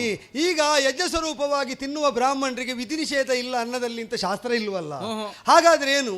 ಸಂಪ್ರೀತಿ ಭೋಜ್ಯವಾದದ್ದು ಅನ್ನ, ಆಪದ್ ಭೋಜ್ಯವಾದದ್ದು. ಈಗ ಬ್ರಾಹ್ಮಣನಾದವನು ಅವಿಹಿತವಾದ ಆಚಾರವನ್ನು ಅನುಸರಿಸುವವನಂತೆ ನಿಷಿದ್ಧವಾದಂತಹ ಅನ್ನವನ್ನಾದರೂ ಭುಂಜಿಸುವ ಪ್ರಮೇಯ ಯಾವಾಗ ಬರ್ತದೆ? ಬೇರೆ ಇಲ್ಲದೆ ಪ್ರಾಣ ಹೋಗುತ್ತದೆ ಎಂಬ. ಈಗ ನಾವು ಇತಿಹಾಸದಲ್ಲೇ ಆಗಲಿ ಪುರಾಣದಲ್ಲೇ ಆಗಲಿ ಕೇಳುವುದು ಅಂಥ ವಿಶಿಷ್ಟ ಸನ್ನಿವೇಶದಲ್ಲಿ ಬಿಟ್ಟರೆ, ಅದಲ್ಲದಿದ್ದರೆ ಅನ್ನಕ್ಕೂ ವಿಧಿ ನಿಷೇಧ ಯಾಕೆ ಬರಬೇಕು? ಆ ಕಾರಣದಿಂದ ಎಷ್ಟೇ ಬ್ರಾಹ್ಮಣ್ಯ ಇದ್ದರೂ ಅದನ್ನು ಕಳೆದುಕೊಳ್ಳುವ ಪ್ರಕ್ರಿಯೆಗೆ ಕೈ ಇಕ್ಕಿದಾಗ ಮತ್ತೆ ಅವನನ್ನು ಬ್ರಾಹ್ಮಣ್ಯ ರಕ್ಷಿಸ್ತದೆ ಅಂತ ಹೇಳಲಿಕ್ಕೆ ನಾನಿದನ್ನು ಯಾಕೆ ಒಂದು ಉದಾಹರಣೆಯಲ್ಲಿ ಹೇಳಿದ್ದು. ಈಗ ಕೋಳಿಯನ್ನು ತಿನ್ನದವರು ಕೂಡ ಕೋಳಿ ಉದಾಹರಣೆ ಕೊಡಬಾರದು ಅಂತ ಒಂದು ಮಡಿವಂತಿಗೆ ಇರಬಾರದು. ಆದ್ದರಿಂದಲೇ ಅದನ್ನು ವಿಸ್ತರಿಸಲಿಕ್ಕೆ ನನಗೆ ಬೇಡ, ಬ್ರಾಹ್ಮಣರಿಗೆ ಗೊತ್ತಾಗುವಾಗ ಅರ್ಧ ಜರತಿ ನ್ಯಾಯ. ಇನ್ನೊಂದು ಹೇಳುವ, ಈಗ ಕುತ್ತಿಗೆಯಿಂದ ಮೇಲೆ ಷೋಡಶಿ, ಕುತ್ತಿಗೆಯಿಂದ ಕೆಳಗೆ 80ರ ವೃದ್ಧೆ ಅಂತ ಹೇಳಲಿಕ್ಕೆ ಉಂಟಾ? ಅಥವಾ ಉಂಟಾ? ಇಲ್ಲವಲ್ಲ. ಬದುಕಿನ ಬಹುಪಾಲು ಕಳೆದ ವೃದ್ಧೆ ಅರ್ಧ ಜರೆ ಆವರಿಸಿ ಅರ್ಧ ಯೌವನ ನೆಲೆಯಾದದ್ದು ಅಂತ ಹೇಳುವುದಕ್ಕಿಲ್ಲ. ಈಗ ನೀವು ನನ್ನಲ್ಲಿ ಯಾಚಿಸ್ತಾ ನಾನು ಕೊಟ್ಟದ್ದನ್ನು ಪಡೆಯುವುದಕ್ಕೆ ಸನ್ನದ್ಧರಾಗಿ ಆ ವಸ್ತುವಿನಲ್ಲೋ ವಿಷಯದಲ್ಲೋ ಏನನ್ನು ಪಡಿತೀರಿ ನಿಮಗೆ ಗೊತ್ತು. ಅದರಲ್ಲಿ ದೋಷ ಇಲ್ಲದೆ ನಾವು ಉಣಬಡಿಸುವ ಅನ್ನದಲ್ಲಿ ಮಾತ್ರ ಪರ ಅನ್ನ ನಮಗಿಲ್ಲ, ನಮಗೆ ಅದನ್ನು ಸ್ವೀಕರಿಸುವುದಕ್ಕಿಲ್ಲ. ಇನ್ನೊಬ್ಬರು ಪಕ್ವ ಮಾಡಿದ್ದನ್ನು ನಾವು ಈಗ ನಾನು ಕೊಡುವುದು ನಾನು ಪಕ್ವವಾಗಿಸಿದ್ದನ್ನೆಲ್ಲ ಏನೇ ಇದ್ದರೂ ಕೂಡ ಅದನ್ನು ಪಡೆಯುವುದೇ ಇಲ್ಲ ಅಂದರೆ ಈಗ ನೀವು ಕೇಳುತ್ತಾ ಇಲ್ಲ ಸ್ವಾಮಿ. ಯಾಕೆ ಅಂದರೆ ನಾವು ಉಣ್ಣುವುದು ನಮ್ಮನ್ನು ಉಣ್ಣುತ್ತದೆ ಅಂತ ನಂಬಿದರೆ ನಾವು ಏನನ್ನು ಎಲ್ಲಿಂದ ಯಾರ ವಶದಿಂದ ಪಡೆದರು ಅದು ಅದಕ್ಕೆ ನಮ್ಮನ್ನು ನಾವು ಒಪ್ಪಿಸಿಕೊಂಡಿದ್ದೇವೆ ಅಂತ ಒಪ್ಪಿಕೊಳ್ಳಬೇಕಾಗ್ತದೆ. ನಾವು ಕೈಯೊಡ್ಡಿದ ಮೇಲೆ ಪಡೆದದ್ದಕ್ಕೆ ನಮ್ಮನ್ನು ನಾವು ಒಪ್ಪಿಸಿಕೊಂಡೆವು. ಪಡೆದದ್ದು ನಮಗೆ ಬಂತು ಅಂತ ಭ್ರಮಿಸುವುದು. ನಾವೀಗ ಉಂಡಾಗ ಜೀರ್ಣ ಆಯಿತು ಅಂತ ಭಾವಿಸಿದ ಹಾಗೆ ಜೀರ್ಣ ಆದದ್ದು ನಮ್ಮನ್ನು ನುಂಗುತ್ತದೆ, ನಮ್ಮನ್ನು ಜೀರ್ಣ ಮಾಡ್ತದೆ ಅಂತ ನಾವು ಮರ್ತಿರ್ತೇವೆ. ಪಡೆಯುವುದು ಎನ್ನುವ ಪ್ರಕ್ರಿಯೆಯೇ ಅದಿರುವಾಗ ಬ್ರಾಹ್ಮಣರಿಗೆ ದಾನ ಪ್ರತಿಗ್ರಹ ಎರಡೂ ಇರುವುದರಿಂದ ಪಡೆದದ್ದು ಅವರಿಗೆ ಜೀರ್ಣವಾಗುವಂತೆ ಅವರ ಬ್ರಾಹ್ಮಣ್ಯ ಮೆರೆಯಬೇಕು. ಏನೇ ಪಡೆದರು, ಈಗ ಕೆಲವರು ನಾವು ನೋಡ್ತೇವೆ ರೂಢಿಯಲ್ಲಿ ಜಪತಪ ಅನುಷ್ಠಾನ ಹೆಚ್ಚಿಲ್ಲದವರು, ಈ ಕಾಲದಲ್ಲಿ ಅಂಥವರು ಹೆಚ್ಚಿಲ್ಲ, ಎಲ್ಲಿಯೋ ವಿರಳ ಮಂದಿ ನೋಡಿದ್ದೇವೆ. ಯಾಗ ಯಜ್ಞಾದಿಗಳಲ್ಲಿ ತೊಡಗಿದಾಗ ನಾವು ಆ ದಾನ ಮುಟ್ಟುವುದಿಲ್ಲ, ಈ ದಾನ, ಅದು ಯಾಕೆ ಹೇಳುವುದು? ಪಡೆದ ದಾನ ಅವನಿಗೆ ಒಳಿತನ್ನುಂಟು ಮಾಡ್ತಾ ತನ್ನನ್ನು ಕೆಡಿಸದಂತಿರುವುದಕ್ಕೆ ಬೇಕಾದ ನಿತ್ಯ ಕರ್ಮಾನುಷ್ಠಾನ ನಿಷ್ಠೆಯಲ್ಲಿ ಲೋಪದೋಷ ನ್ಯೂನಾತಿರೇಕಗಳ ಶಂಕೆ ಇದ್ದವ ಕೈಯೊಡ್ಡುವ ಮೊದಲು ಹಿಂಜರಿಯುತ್ತಾನೆ. ಅಂದ್ರೆ ಪಡೆದುಕೊಂಡದ್ದರ ದೋಷವನ್ನು ನೀಗುವಷ್ಟು ತನಗೆ ಪ್ರಾಯಶ್ಚಿತ್ತ ಕರ್ಮ ಮಾಡಲಿಕ್ಕೆ ತಿಳಿದಿರಬೇಕು ಸ್ವಾಮಿ, ಆಗಬೇಕು. ನಿತ್ಯ ನೈಮಿತ್ತಿಕದಲ್ಲಿ ಹೌದು, ನೈಮಿತ್ತಿಕ ಎಂಬುದು ನಿತ್ಯ ಕರ್ಮವನ್ನು ಅನುಸರಿಸಿ ಇರಬೇಕು, ಬಿಟ್ಟರೆ ನಿತ್ಯ ಕರ್ಮಕ್ಕೆ ಬಾಧೆ ತರುವಂತಲ್ಲ. ಈಗ ನೀವು ಉಣ್ಣದೆ ನಿಮಗೆ ಬೇಕಾದ್ದು ಪಡೆದ್ರಿ, ಮನೆಗೆ ಬಂದ ನಿಮಗೆ ಉಣಿಸದೆಯೇ ನಾನು ಉಂಡದ್ದು ನನ್ನ ಜಠರವನ್ನು ಸೇರಬೇಕು, ನನಗೆ ಜೀರ್ಣ ಆಗಬೇಕು. ಅದು ಜೀರ್ಣ ಆಯಿತು ಅಂತಂದ್ರೆ ಏನು ಜೀರ್ಣ ಆಗ್ತದೆ ಗೊತ್ತಾ? ನರಕವಾಸ ನನಗೆ ಸರಿ ಎಂಬಂತಹ ಸತ್ಯ ನನಗೆ ಜೀರ್ಣ ಆದಂತೆ, ನಾನು ನರಕವನ್ನೇ ಒಪ್ಪಿದಾಗೆ. ನೀವು ಹಸಿದಿರುತ್ತಾ ನಾನು ಉಂಡು ತೇಗುವುದೇಗೆ ಸ್ವಾಮಿ? ಈಗ ಹಾಗಿದ್ದವರಿಗೆ ಕೆಲವರು ಜಾಗ್ರತೆ ಮಾಡುವುದುಂಟು, ಅಲ್ಲಿಗ ಹೋದ್ರೆ ಉಣ್ಣುವುದಕ್ಕಾಗುದಿಲ್ಲ, ಊಟದ ಸಮಯಕ್ಕೆ ಹೋಗುವುದೇ ಬೇಡ ಅಂತ. ಅದು ಒಂದು ತಂತ್ರ. ಹೋದ್ರೆ ಉಣ್ಣದೆ ಬಿಡುವುದಿಲ್ಲ, ಉಣ್ಣದೆ ಸರಿಯೂ ಅಲ್ಲ. ಉಣ್ಣುವ ಮನಸ್ಸಿಲ್ಲ ಅಂತಾದ್ರೆ ಉಣ್ಣುವ ಸಮಯವನ್ನು ತಪ್ಪಿಸಿ ಹೋಗುವುದು. ಈಗ ಉಂಡು ಬರುವ ಅವಧಿಯಲ್ಲ, ಉಣ್ಣದೆ ಹೋಗುವುದಕ್ಕೆ ಧರ್ಮಕರ್ಮ ಸಮ್ಮತಿಯನ್ನು ಸೂಚಿಸದಿರುವಾಗ ನೀವು ಉಣ್ಣುವುದಿಲ್ಲ ಅಂತ ಕೊಡೋಣ ಸ್ವಾಮಿ. ಉಂಡದ್ದರಿಂದ ನಾ ಕೊಡುವಲ್ಲಿ ಏನಾದರೂ ನ್ಯೂನಾತಿರೇಕ ಆಗ್ತದೆ ಅಂತ ಆತಂಕ ಇದ್ದರೆ ನಿಮ್ಮ ಅಪೇಕ್ಷೆ ಸಲ್ಲಿಸುವುದಕ್ಕೆ ನನ್ನ ಬದ್ಧತೆಯನ್ನು ವಾಚಿಕವಾಗಿ ವ್ಯಕ್ತಪಡಿಸ್ತಾ ಭೋಜನಕ್ಕೆ ಆಹ್ವಾನಿಸ್ತಾ ಇದ್ದೇನೆ. ಅಳುಕಿನಿಂದ ಹೇಳಿದ್ದಲ್ಲ. ಜಗದಾಧಾರವಾದ ಅನ್ನದಾನವನ್ನು ಬೇಡ ಅಂದ್ರೆ ನೀನು ಹೇಳಿದ್ದು ಅನ್ನದ ಮೌಲ್ಯ ಏನು? ಹೌದು, ಅನ್ನದಲ್ಲಿ ನಾವು ಏನನ್ನು ಕಾಣಬೇಕು, ಇದೆಲ್ಲ ನನಗೆ ಗೊತ್ತಿಲ್ಲದೆ ಇದ್ದ ವಿಷಯವಲ್ಲ. ನೀವು ಅನುಸರಿಸದೇ ಇದ್ದದ್ದು ಅಂತ ನಾನು ಗೊತ್ತಿಲ್ಲ ಅಂತ ಹೇಳಿದ್ದಲ್ಲ, ಅದನ್ನು ಗೊತ್ತಿದ್ದು ನೀವು ಅನುಸರಿಸಬೇಕಾದವರು ಯಾಕೆ ಮಾಡುವುದಿಲ್ಲ? ನನಗೆ ಯಾವುದನ್ನು ಅನುಸರಿಸಬೇಕು ಯಾವುದನ್ನು ಅನುಸರಿಸಬಾರದು ಅಂತಲೂ ಗೊತ್ತಿರುವುದರಿಂದ ಈಗ ಒಬ್ಬ ಹೇಳಿದ ಮಾತ್ರಕ್ಕೆ ಅದನ್ನು ನಾವು ಅನುಸರಿಸಲೇಬೇಕು ಅಂತ ಪ್ರಶ್ನೆ ಕೇಳಿದ್ದಲ್ಲ. ಈಗ ನಿನಗೆ ಆತಂಕ ಏನು? ನನಗೆ ನಾಳೆ ನರಕ ಅಂದ್ರೆ ನೀನು ನರಕಕ್ಕೆ ಹೋಗ್ತೀಂತಲ್ಲ. ಈಗ ನಾನು ನನ್ನ ಈ ದೋಷದಿಂದ ನಿನಗೆ ಏನೋ ಒಂದು ಪರಿಣಾಮ ಆಗ್ತದೆ ಎಂಬುದಲ್ಲ. ಈಗ ನಾನು ನನ್ನ ನಿತ್ಯ ಕರ್ಮವನ್ನು ಬಿಡಬಹುದು ಅಂತ ಆದರೆ ಅದೀಗ ನೀವು ಕೇಳಿದ್ದಕ್ಕೂ ಬಿಡಬಹುದಲ್ಲ. ಈಗ ನೀವೇನೋ ಕೇಳಿದ್ರಿ, ಇದು ತನಕ ಕೊಡ್ತಾ ಬಂದವ. ನಿತ್ಯ ಕರ್ಮ ನಾ ಬಿಡುವುದು ಸರಿ ಅಂತ ಆದರೆ ಅನ್ನ ಉಣ್ಣದ ಬ್ರಾಹ್ಮಣನ ಯಾಚನೆಗೆ ನಾನು ಸ್ಪಂದಿಸದೇ ಇರುವುದು ಸರಿ ಅಂತ ಮಾಡಿದರೆ, ಈಗ ನನ್ನದನ್ನು ನಾ ಬಿಡುವುದಾದರೆ ಅದರಿಂದಲೂ ನಿಮ್ಮ ಆಶಾಭಂಗವೇ ಆಗುವುದಲ್ವೋ? ಬಿಡಬಾರದು, ಧರ್ಮದಲ್ಲಿ ನೆಲೆಯಾಗಬೇಕು ಅಂದರೆ ಒಂದು ಧರ್ಮ ಮಾತ್ರ ಆಚರಣೀಯ, ಇನ್ನೊಂದು ಅಲ್ಲ ಅಂತ. ಇದನ್ನು ಹೇಗೆ ಮಾಡುವುದು ಅಂತ. ಈಗ ನನಗೆ ಯಾವುದರ ಕುರಿತು ಅಪೇಕ್ಷೆ ಹುಟ್ಟಿತ್ತೋ ಅದು ಮಾತ್ರ ನನ್ನದು. ಅಪೇಕ್ಷೆ ಯಾವುದರ ಬಗ್ಗೆ ಇಲ್ಲವೋ ಅದು ಪರರದ್ದು ಅಂತ ನನ್ನ ಮೂಲ ನಿಲುವಿರುವುದು. ಈಗ ನೀನು ಭೋಜನವನ್ನು ಬಡಿಸ್ತೇನೆ ಸ್ವಾಮಿ, ಉಣ್ಣಬೇಕು, ಉಣ್ಣದೇ ಇದ್ರೆ ನನಗೆ ನರಕವಾಗ್ತದೆ. ಈಗ ಅದನ್ನು ನಿರಾಕರಿಸುವಲ್ಲಿ ಎರಡು ನೆಲೆ ಉಂಟಲ್ಲ. ಒಂದು ನೀನು ಹೇಳಿದ ನನ್ನಲ್ಲಿಯೇ ದೋಷವೋ, ಹಾಗಾದ್ರೆ ನನಗೆ ಏನು ಮಾಡಲಿ ನಾನು ಪರಿಹಾರಕ್ಕೆ, ಒಂದದು. ಮತ್ತೊಂದು ನಮಗೆ ಪಾತ್ರತ್ವ ಇಲ್ಲದಿರುವುದು. ಪಾತ್ರತ್ವ ಇಲ್ಲದಿರುವುದು ಅಂದ್ರೆ ನಾವು ಅನರ್ಹರು ಅಂತ ಅರ್ಥ ಅಲ್ಲ, ಅಪೇಕ್ಷೆ ಹುಟ್ಟದಿರುವುದು. ಅನ್ನದಾನವನ್ನು ಪಡೆಯುವವನಿಗೆ ಮೊದಲ ಅತ್ಯಂತ ಪ್ರಧಾನ ಅರ್ಹತೆ ಯಾವುದು? ಹಸಿವೆ ಅಲ್ವಾ? ನಮಗೆ ಅದರ ಹಸಿವೆ ಇಲ್ವಯ್ಯ. ಸರಣಿ ಪಾಲ ಕೇಳು ನೀನು ಅರೋಜದಿಂದ ವಾಚಿತವನು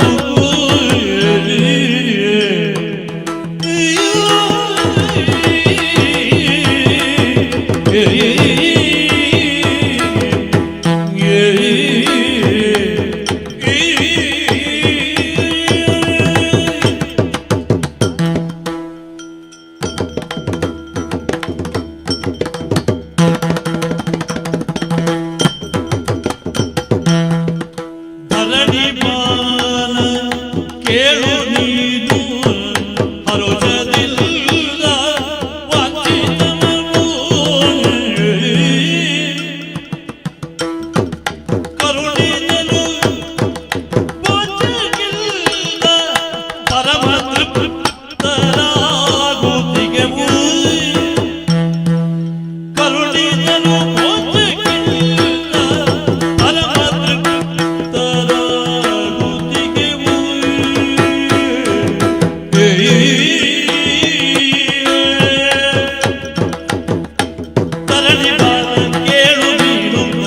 ಮರುಜದಿಂದ ವಂದಿಸುವರು ಕರುಣಿಸಲು ಪೋಷಕ್ಕಿಂತ ಪರಮ ತೃಪ್ತರಾಗುತ್ತಿಗೆವು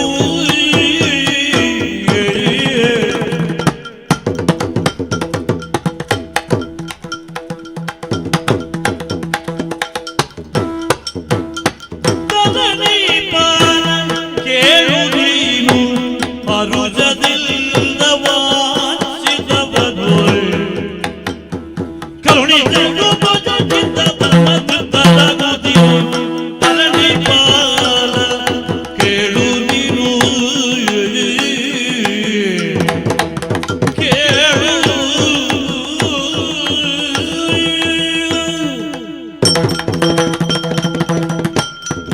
ಅಯ್ಯ, ವಿಪ್ರ, ಅಪೇಕ್ಷೆ ಇಲ್ಲದೆ ಅನ್ನವನ್ನು ಸ್ವೀಕಾರ ಮಾಡಿದರೆ ಅದು ಅಜೀರ್ಣಕ್ಕೆ ಕಾರಣವಾಗ್ತದೆ.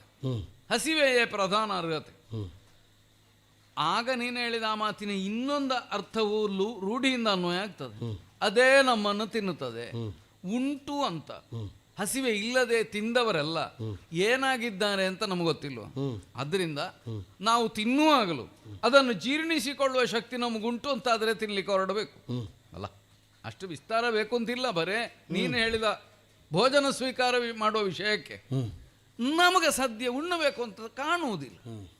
ಈಗ ಕಂಡ್ರಲ್ವ ಊಟಕ್ಕೆ ಮೌಲ್ಯ ಬರುವುದು. ನಮಗೆ ಭೋಜನ ಅಪೇಕ್ಷೆ ಇಲ್ಲ ಅಥವಾ ಅದನ್ನು ನಿರೀಕ್ಷಿಸಿ ಬಂದದ್ದು ಅಲ್ಲ. ಈಗ ಹೀಗೆ ಬಂದವ ಮನೆ ಯಜಮಾನ ಒಳಗೋಗಿ ಊಟ ಮಾಡಿದ ನಮಗೆ ಬಡಿಸಲಿಲ್ಲ ಅಂತ ಎಣಿಸಿದರೆ ಅದು ಶಾಪ ಆದೀತು, ನರಕಕ್ಕೆ ಕಾರಣ ಆದೀತು. ನಿನ್ನಿನ ಕರ್ತವ್ಯವನ್ನು ಮಾಡಲಿಲ್ವ? ಕೇಳಿದವ ಕೊಡದೇ ಇರ್ತೀಯ? ಕೊಡ್ಲಿಕ್ಕೆ ಅಲ್ವ ಕೇಳಿದ್ನು.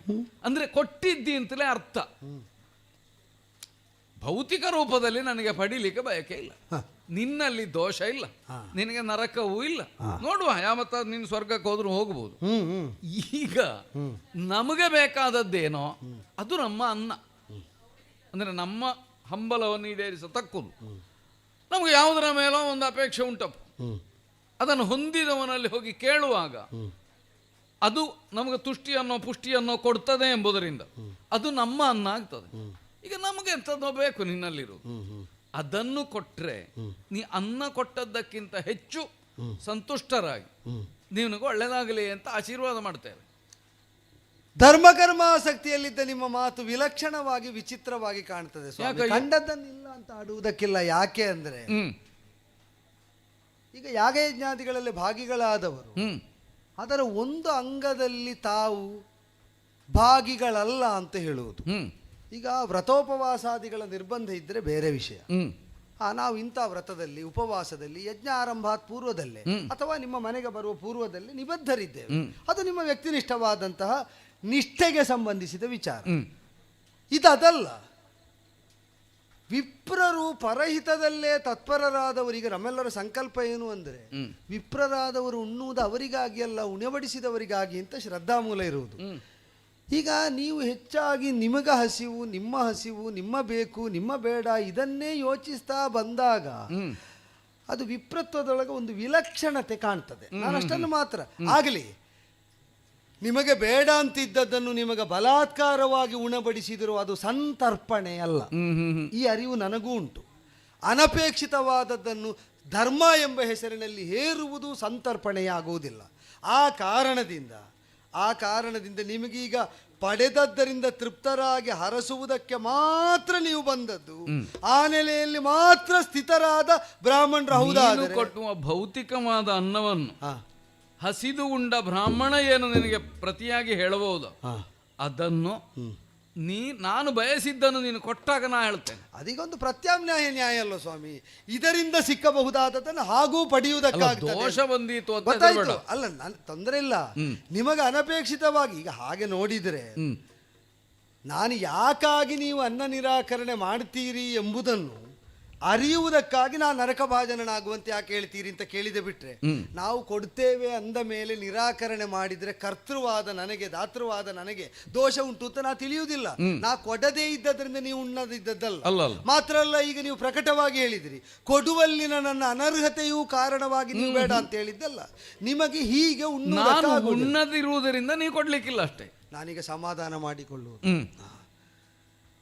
ಈಗ ಕೇವಲ ಆಗ್ರಹಣದಿಂದಲೇ ಸೇವಿಸುವವರಿಗೆ ಬಾಯಲ್ಲಿ ಕೊಡ್ತೇನೆ ಅಂತ ಹೇಳಿದಾಗ ಆಯ್ತು, ನಿಮಗೆ ನಾನು ಕೊಡ್ತೇನೆ ಅಂತ ಊಟ ಮಾಡಿಸ್ತೇನೆ ಅಂತ ಹೇಳಿದ್ದು. ಈಗ ಹವಿರ್ಭೋಜಿಗಳಾದ ದೇವತೆಗಳು ಆಗ್ರಹಣ ಮಾತ್ರದಿಂದಲೇ ಅದನ್ನು ಸ್ವೀಕರಿಸುವವರಂತೆ. ನೈವೇದ್ಯಾದಿಗಳನ್ನು ದೇವತೆಗಳು ಅವನಿಗೆ ಕೊಟ್ಟ ಮೇಲೆ ಮತ್ತೆ ಎಂತದು. ಆದ್ದರಿಂದ ದೇವತೆಗಳು ನೈವೇದ್ಯಾದಿಗಳನ್ನು ಸ್ವೀಕರಿಸುವುದು ಆ ವಿಧಾನದಿಂದ. ಈಗ ಹಾಗೆ ಇಲ್ಲ, ನೀವು ಆಗ್ರಹಣ ಮಾಡಿದರೆ ಸಾಲದು, ನಾವು ಬಾಯಿಗೆ ಇಡಬೇಕು ಅಂತ ಆಗ್ರಹ ತೋರಿದರೆ ಅದು ನಮಗೆ ಕೊಡುವುದು ನಾವು ಉಣ್ಣುವ ವಿಧಾನದಲ್ಲಿ ಆಗಬೇಕು ಅಂತ ಹಂಬಲ ಇದ್ದರು. ನಿಮಗದು ಅವಿಹಿತ ಅಂತ ಆದರೆ ನನ್ನ ನಿರ್ಬಂಧ ಇಲ್ಲ. ಹವ್ಯ ಕವ್ಯ ಎರಡಕ್ಕೂ ಅನ್ವಯ.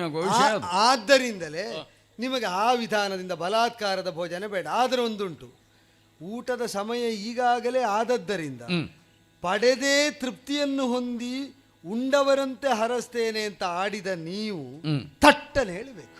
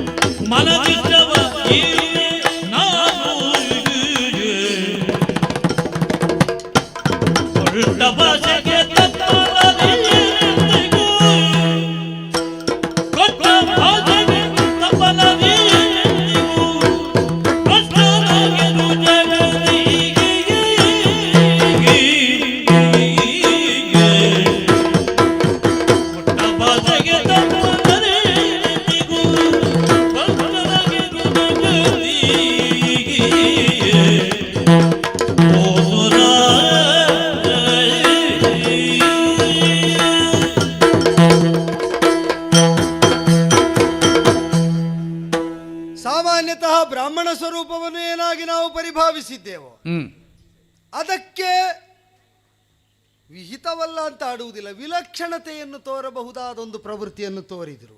ಬ್ರಾಹ್ಮಣರು ಅಂತ ತಿಳಿದು ನಾವು ಕೊಟ್ಟ ಭಾಷೆಗೆ ನಾವು ತಪ್ಪುವುದಕ್ಕಿಲ್ಲ. ಈಗ ನಿಮ್ಮ ಸ್ವರೂಪದಲ್ಲಿ ಸ್ವಭಾವದಲ್ಲಿ ನಿರೀಕ್ಷಿಸಿದಂತಹ ಸ್ಪಂದ ಅಲ್ಲ, ಅದಕ್ಕಿಂತ ವಿಭಿನ್ನವಾದ ನೆಲೆಯ ಸ್ಪಂದನ ಅಂತ ಇದ್ದರೂ ನಮ್ಮ ನೆಲೆ ಇದುವೆ.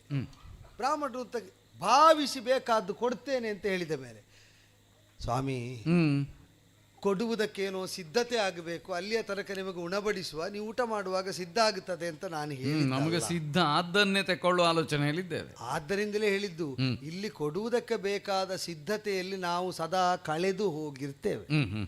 ನಿತ್ಯ ಸಿದ್ಧತೆ ಇಲ್ಲ. ಹೌದಪ್ಪ. ಆದ್ದರಿಂದಲೇ ಅಪೇಕ್ಷೆಗಳ ದಂಡು ತಾನಾಗಿ ಸಾಲುಗಟ್ಟಿ ಬರುವುದು. ನೀವು ಥಟ್ಟನೆ ಹೇಳುವುದೇ ತಡ. ನಿಮ್ಮ ಕೈಗೆ ಅದನ್ನು ಕೊಡಬೇಕೆಂಬ ಹಂಬಲದಿಂದಲೇ ನಾ ಕೇಳ್ತಾ ಇದ್ದೇನೆ. ನಿಮಗದರಿಂದ ತೃಪ್ತಿ ಆಗ್ತದೆ ತಾನೆ? ನನಗೆ ಎಲ್ಲಕ್ಕಿಂತ ದೊಡ್ಡದು ಬ್ರಾಹ್ಮಣ ತೃಪ್ತಿ. ಹೇಳಿ ಸ್ವಾಮಿ, ಏನು ಬೇಕು?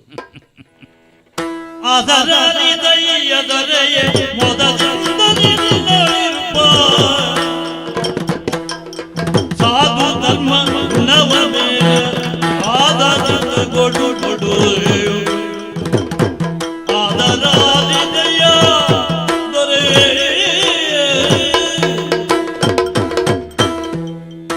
ಅಯ್ಯ ಸ್ವಾಮಿ, ನಿನ್ನಲ್ಲಿ ಇರುವುದು ಹೊಸದಾಗಿ ಅದನ್ನು ಸಿದ್ಧಪಡಿಸಬೇಕಾದದ್ದೇನೂ ಅಲ್ಲ. ಕೊಡುವ ಮನೋಧರ್ಮ ಉಂಟು, ಕೊಡಬೇಕಾದದ್ದು ನಿನ್ನಲ್ಲೇ ಉಂಟು. ನಾನು ಹೇಳೋದು ಮಾತ್ರ ಉಳಿದಿದೆ ಎಂಬಲ್ಲಿಗೆ ಮುಟ್ಟಿದ ಮೇಲೆ ಇನ್ನು ನಾನಾದರೂ ವಿಳಂಬಿಸಬೇಕಾದ ಅಗತ್ಯ ಏನು? ಅಪೇಕ್ಷೆ ಹೊತ್ತು ಬಂದವರಲ್ವ, ಹೇಳಿ. ನಿನ್ನಲ್ಲಿರುವ ಸಾಧು ಧರ್ಮ ಗುಣವ ನಾನು ಅಪೇಕ್ಷಿಸ್ತಾ ಇದ್ದೇನೆ. ಯಾವುದು? ನಿನ್ನಲ್ಲಿ ಸಾಧು ಧರ್ಮ ಗುಣವ. ಏನನ್ನು ಕೇಳ್ತಾ ಇದ್ದೀನಿ?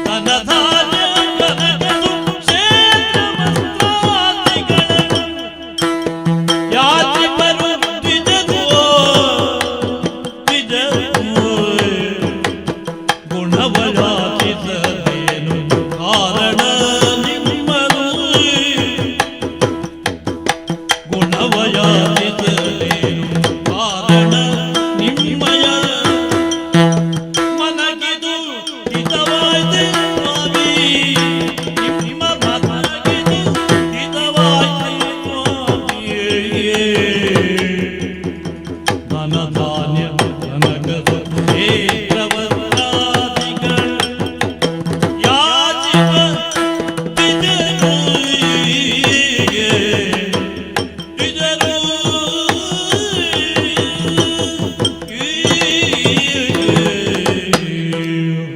ಸಾಧು ಗುಣವಾಗಿರುವ ಧರ್ಮವನ್ನೇ ಅಪೇಕ್ಷಿಸ್ತಾ ಇದ್ದೀವಿ. ಈಗ ಶಾಸ್ತ್ರಾದಿಗಳು ನಮಗೆ ಆಚಾರವನ್ನು ಶ್ರೇಷ್ಠ ಅಂತ ನಿರ್ದೇಶಿಸ್ತದೆ. ಆಚಾರದ ಮೂಲಕವಾಗಿ ಆ ಆಚರಣೆಯಿಂದ ಭವಿಷ್ಯದಲ್ಲಿ ಸಂಭವಿಸಬೇಕಾದ್ದೆಲ್ಲ ಸಂಭವಿಸುವುದು. ಅದರಲ್ಲಿ ನ್ಯೂನಾತಿರೇಕ ಬರಬಾರದೆಂಬ ಕಾಳಜಿಯಿಂದ ಕೇಳುವುದು. ಧನವೂ ಅಲ್ಲ, ಧಾನ್ಯವೂ ಅಲ್ಲ, ವಸ್ತ್ರವೂ ಅಲ್ಲ, ಗೋವೂ ಅಲ್ಲ, ಏನು ಸ್ವಾಮಿ ಇದು? ವಸ್ತು ರೂಪದ ಯಾವುದೂ ಅಲ್ಲ. ಈಗ ಇದನ್ನೇ ಕೊಡಬೇಕು ಅಂತ ಆದರೆ ಕೊಡುವ ನೆಲೆ ಯಾವುದು, ಪಡೆವ ನೆಲೆ ಯಾವುದು, ಇದನ್ನು ಕೊಟ್ಟು ಪಡೆಯುವುದರಿಂದ ಆಗಬಹುದಾದ ಪ್ರಕ್ರಿಯೆ ಏನು, ಪರಿಣಾಮ ಏನು? ಈಗ ಕೊಡುವಾತ ತನ್ನನ್ನು ತಾನು ಕಳೆದುಕೊಳ್ಳುವಂತೆ ಕೊಡಕೂಡದು ಅಂತಲೇ ಕೊಡಬೇಕಾದವರೆಲ್ಲರೂ ಕೊಡಬೇಕಾದ ವಿಧಾನ ಹೇಳುವಾಗ ಸೂಚಿಸಿತು. ತಾನೇ ನಷ್ಟ ಹೊಂದುವಂತೆ ಯಾರಿಗೂ ಯಾವುದೂ ಕೊಡಬಾರದು. ಈಗ ನೀವು ಕೇಳ್ತಾ ಇರೋದು ಸಾಧು ಗುಣಧರ್ಮ, ಇದನ್ನು ನೀವು ಕೇಳಬೇಕು ಅಂತ ಆದರೆ ಈಗ ನೀವು ಅದಲ್ಲದೆ ಇದ್ದರಲ್ಲೋ ನಿಮಗೆ ಅಪೇಕ್ಷೆ ಹುಟ್ಟಬೇಕಾದ.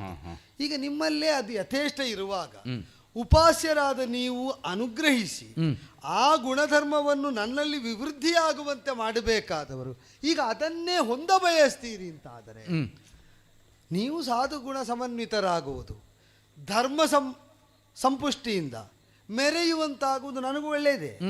ಆದರೆ ಇಲ್ಲಿದ್ದದ್ದನ್ನು ನೀವು ಪಡೀಬೇಕು ಅಂತ ಹಂಬಲಿಸಿದರೆ ಅದಕ್ಕೆ ಕೊಡುವುದಕ್ಕೆ ವಿಧಾನ, ಪಡೆಯುವುದಕ್ಕಿದ್ದಂತಹ ಅರ್ಹತೆ, ಇದು ಯಾವುದನ್ನು ನಾನು ಈ ತನಕ ಯೋಚಿಸಿಯೂ ಇಲ್ಲ.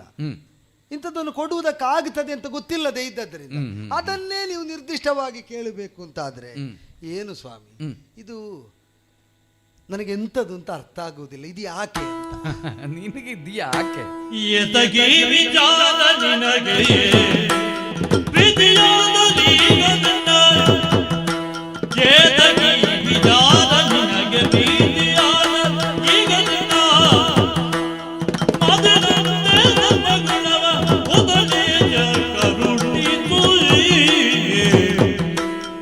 ಎತಗೆ ವಿಚಾರ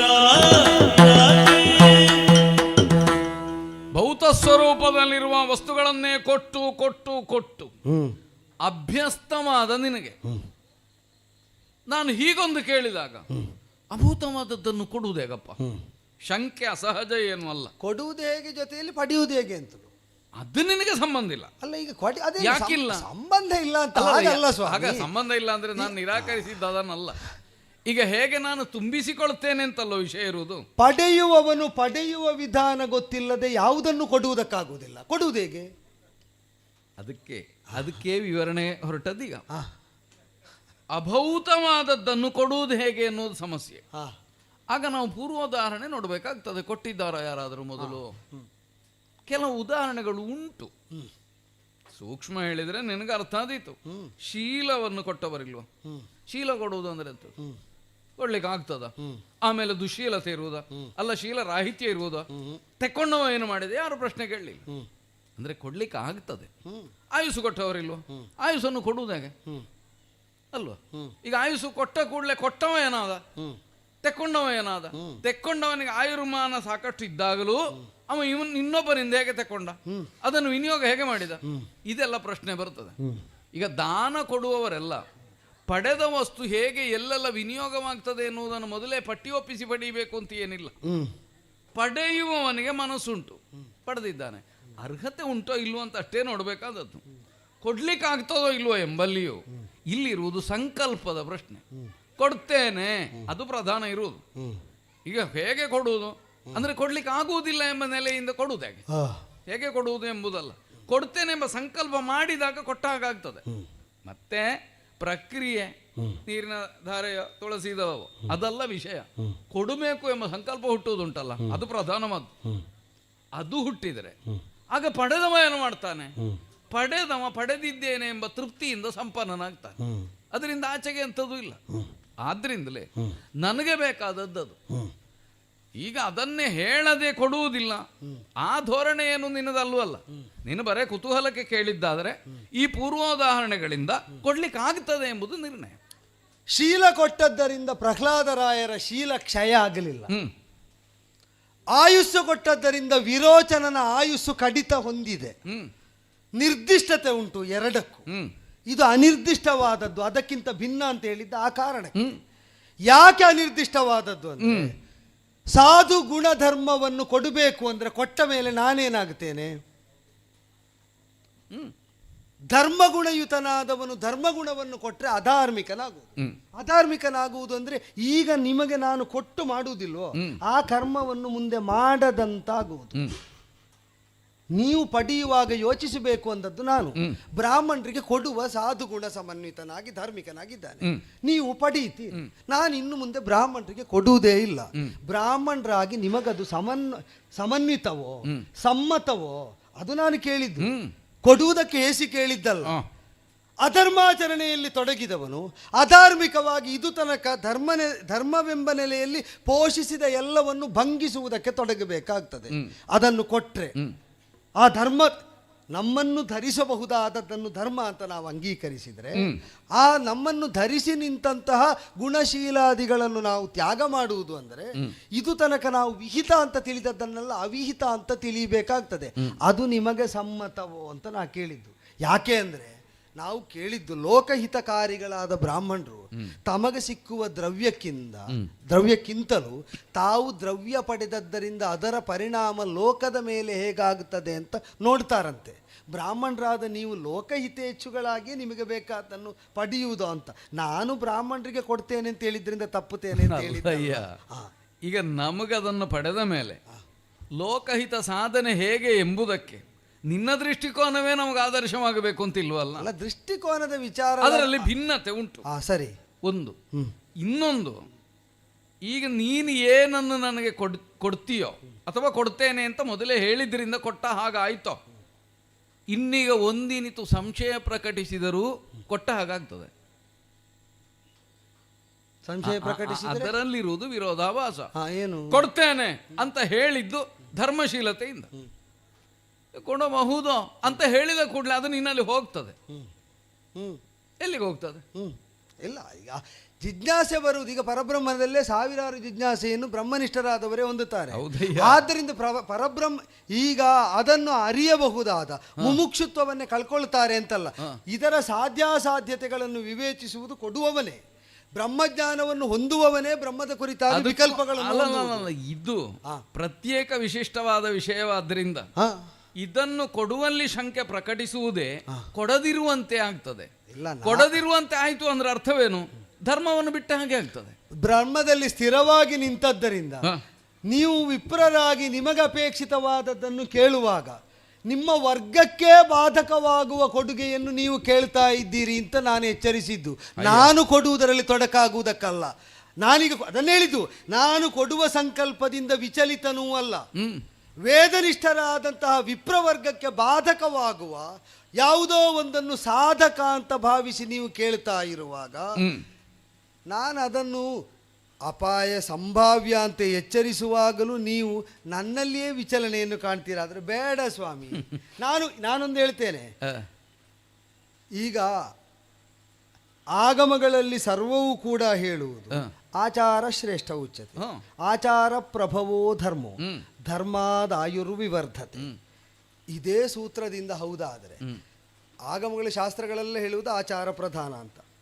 ಆಚಾರದಿಂದ ಹುಟ್ಟುವುದು ನಮ್ಮ ಧರ್ಮ ಯಾವುದು, ಆ ಧರ್ಮದಿಂದ ಆಯುರ್ವರ್ಧನೆ ಅಂತಂದರೆ ಧರ್ಮ ಶಬ್ದಕ್ಕೆ ಗಳಿಸಿದ ಪುಣ್ಯ ಅಂತಲೂ ಅರ್ಥ ಉಂಟು. ಈಗ ಧರ್ಮ ಅಂತ ನೀವು ಸಾಧು ಗುಣ ಧರ್ಮ ಅಂತ ಹೇಳಿದಲ್ಲ, ಮಾಡಿದ್ದರಲ್ಲಿ ಈಗ ಅದಕ್ಕೆ ಬೇರೆ ನಿರ್ವಚನ ವ್ಯಾಖ್ಯಾನ ಯಾವುದಿಲ್ಲ ತಾನೆ. ಮಾಡಿದ ಧರ್ಮದಿಂದ ಸಿಕ್ಕಿರಬಹುದಾದ ಪುಣ್ಯ ಪ್ರಾಪ್ತಿ. ಯಾಕೆ ಅಂದರೆ ಮಾಡುವವ ನಾನಿರುವಾಗ ನಮಗೆ ಸಾಧನಗಳು ಪ್ರಾಪ್ಯವಾದದ್ದು ಕೈ ತಪ್ಪಿದ್ರು ನಾನು ಕೈ ತಪ್ಪಿದಂತಲ್ಲ, ಮಾಡುವುದಕ್ಕೆ ನಾನು ಮತ್ತೂ ಇದ್ದೇನೆ. ಆದ್ದರಿಂದ ನಮಗೆ ಅದು ಹೋಗ್ತದೆ ಅಂತ ವ್ಯಾಮೋಹವೂ ಇಲ್ಲ, ಸಂದೇಹವೂ ಇಲ್ಲ. ಸಪತ್ನೀಕನಾಗಿ ಕೊಡುವ ಅಂತಂದಾಗ ಅವಳಿಗೂ ಅದೇ ಆತಂಕ. ಅಂದರೆ ಇದು ಕೊಡಲಿಕ್ಕೆ ಆಗ್ತದೋ ಇಲ್ವೋ ಅಂತ. ನಾಳೆ ಪಡೆದ ಬ್ರಾಹ್ಮಣ್ಯಕ್ಕೆ ಏನು ಆತಂಕವಾಗ್ತದೆ ಇದರ ನಿಷೇಧದಿಂದ? ಅದು ಭೌತಿಕವಾದ ದಾನ ಪ್ರಕ್ರಿಯೆಯನ್ನು ಕುರಿತಲ್ವ ನಾ ಹೇಳುತ್ತಾ ಇರುವುದು, ಆ ಸಂಕಲ್ಪದ ನೆಲೆಯಿಂದ. ಹಾಗಾಗಿ ಅಭೌತವಾದದ್ದಕ್ಕೆ ಭೌತವಾದದ್ದರ ಪರಿಣಾಮವೇ ಅಲ್ಲ, ಕೊಡುವ ಮನಸ್ಸುಳ್ಳವನ ಆದರೆ. ಮನಸ್ಸಲ್ಲ, ನನಗೆ ಒಂದೇ, ನೀವೇ ಆಧಾರ. ಇದನ್ನು ಪಡೆದದ್ದರಿಂದ ನಿಮ್ಮ ಬ್ರಾಹ್ಮಣ್ಯಕ್ಕೆ ಲೋಪ ಇಲ್ಲ ಅಂತಾದರೆ, ನಮ್ಮ ಬ್ರಾಹ್ಮಣ್ಯ ಶುದ್ಧ, ಅದೇ ಲೋಪ ಇಲ್ಲ ಅಂತ ಆದರೆ, ಇದನ್ನು ಕೊಟ್ಟದ್ದರಿಂದ ನನಗೆ ಬರುವ ಬಾಧೆಯನ್ನು ನಿಮ್ಮವರ ಬಲದಿಂದ, ಇನ್ನು ಹೇಳಬೇಕಾದ್ರೆ ಭೃಗುವಂಶಸ್ಥರಾದ ಬ್ರಾಹ್ಮಣರ ಬಲದಿಂದ ನಾವು ಉತ್ತರಿಸಬಲ್ಲೆವು. ಆದ್ದರಿಂದ ವಿಚಲನೆ ಹೊಂದುವುದಕ್ಕಿಲ್ಲ, ಇದೋ ಕೊಡುವುದು ಅಂತ ನಿರ್ಣಯ ಮಾಡಿ ಪರಮ ತುಳಸಿ ದಳವ ಬಿಡಿದು ಭೂವರನಾಗ, ಪರಮ ತುಳಸಿ ದಳವ ಬಿಡಿದು ಭೂವರನಾಗ, ತರುಣಿಯನ ಗರದಿಂದ ಜಲವ, ತರುಣಿಯನ ಗರದಿಂದ ಜಲವೆನೆಸಿದ ನೊಳಿಗ, ಪರಮ ಸದ್ಧರ್ಮ ಪರಮಾತ್ಮ ಗರ್ಭಿತ ವಿರುದ್ಧ ಭೂಸುರೋತ್ತಮ ಗೀತ, ಭೂಸುರೋತ್ತಮ ಗೀತರು ಶ್ರೀಹರಿ ಪ್ರಿಯತ. ಇದೋ ವಿಮನಸ್ಸನ್ನು ಹೊಂದಿದಂತಹ ವಿಕಲ್ಪಗಳನ್ನು ಮುಂದಿರಿಸಿದ ವಿಂಧ್ಯಾವಳಿಯನ್ನಾದರೂ ಸಮಾಧಾನಪಡಿಸಿ ಆಡಿದ ಮಾತಿನ ಮೇಲೆ ನಮಗೆ ನಿಷ್ಠೆ ಇರುವಾಗ ಬ್ರಾಹ್ಮಣ್ಯವೆಂಬುದು ಒಂದು ಉಪಾಧಿ ಅಂತ ನಾವು ಅಂಗೀಕರಿಸಿ ಆರಾಧಿಸ್ತಾ ಇರುವಾಗ, ಸಂಪ್ರೀತನಾಗಬೇಕಾದ ಒಳಗಿರುವ ಹರಿ ಅಂತ ನಮಗೆ ಅಚಲ ಶ್ರದ್ಧೆ ಇರುವಾಗ, ಶ್ರೀಹರಿ ಪ್ರಿಯತಾಮ್ ಎಂಬ ಅನುಸಂಧಾನೇನ ಅವಳು ಹಾಕಿದಂತಹ ದಾನವಾರಿ ಅದನ್ನೇ ಇರಿಸಿಕೊಂಡು ಇದೋ ಇದೋ ಸ್ವೀಕರಿಸಬೇಕು ಅಂತ ಸಾಧು ಗುಣಧರ್ಮ ಬಿಟ್ಟೆ. ಬಂತು ಬಂತು ಬಂತು. ತಡೀರಿ ತಡೀರಿ, ನೀವೆಲ್ಲಿಗೆ? ತಳದಡಿ ದಿವ್ಯ ಪೀತಾಂಬರವನುಟ್ಟು ಗಲಿಗಲಿರೆಂಬ ಗಿರುಗೆ ಜನಾದ ದೇವು ಪರನಟ್ಟು ಹೋಗುತ್ತಿದೆಲು. ತಡೀರಿ ತಡೀರಿ ತಡೀರಿ, ಎಲ್ಲಿಗೋ? ಪರನಟ್ಟು ಹೋಗುತ್ತಿದೆ ಜಲುವೆಯರ ಬಿಡಿಯುತ್ತ, ಲಲಿತೆ ನೀನೆನ್ನ ದೊರೆದಲ್ಲಿ ಹೋಗುವೆಯೇ, ಎಲ್ಲಿ ಹೋಗುವೆ ಮಾತಿ ಏನೋತ ಧರಣಿ ಬನು, ಕರ ಬಿಡಿದು ನಿಲ್ಲಿಸಲಾಗಲತಿ ಏನಾದರಾಗಲೆನುದ.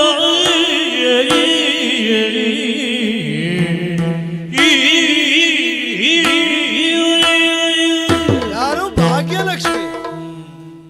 ಮನದಿಂದೆದ್ದು ಹೊರಟೆಯೋ ಮನೆಯೊಳಗಿನಿಂದ ಹೊರಟೆಯೋ ಗೊತ್ತಾಗದೆ ಕೈ ಹಿಡಿದು ತಡೆದರೆ, ಧರ್ಮಾನುಸರಣೆ ಮಾಡ್ತಾ ಉಳಿಯಬೇಕಾದ ಇಷ್ಟಾರ್ಥಪ್ರದಾಯಕಳಾದ ಭಾಗ್ಯಲಕ್ಷ್ಮಿ ಸ್ವರೂಪ ನಿನ್ನಲ್ಲಿಂದ ಹೊರಟು ಹೋಗುವುದಕ್ಕೆ ಕಾರಣ ನೀ ಧರ್ಮ ಬುದ್ಧಿಯನ್ನು ಬಿಟ್ಟದ್ದು ಅಂತ ಆಡಿ ಕೊಸರಿಕೊಂಡು ಹೊರಟ್ಲಲ್ಲ. ಹೋದನವ ತಡೀರಿ, ಏ ಮಾಯಾ ಭೂಸುರ, ಮಾಯಾ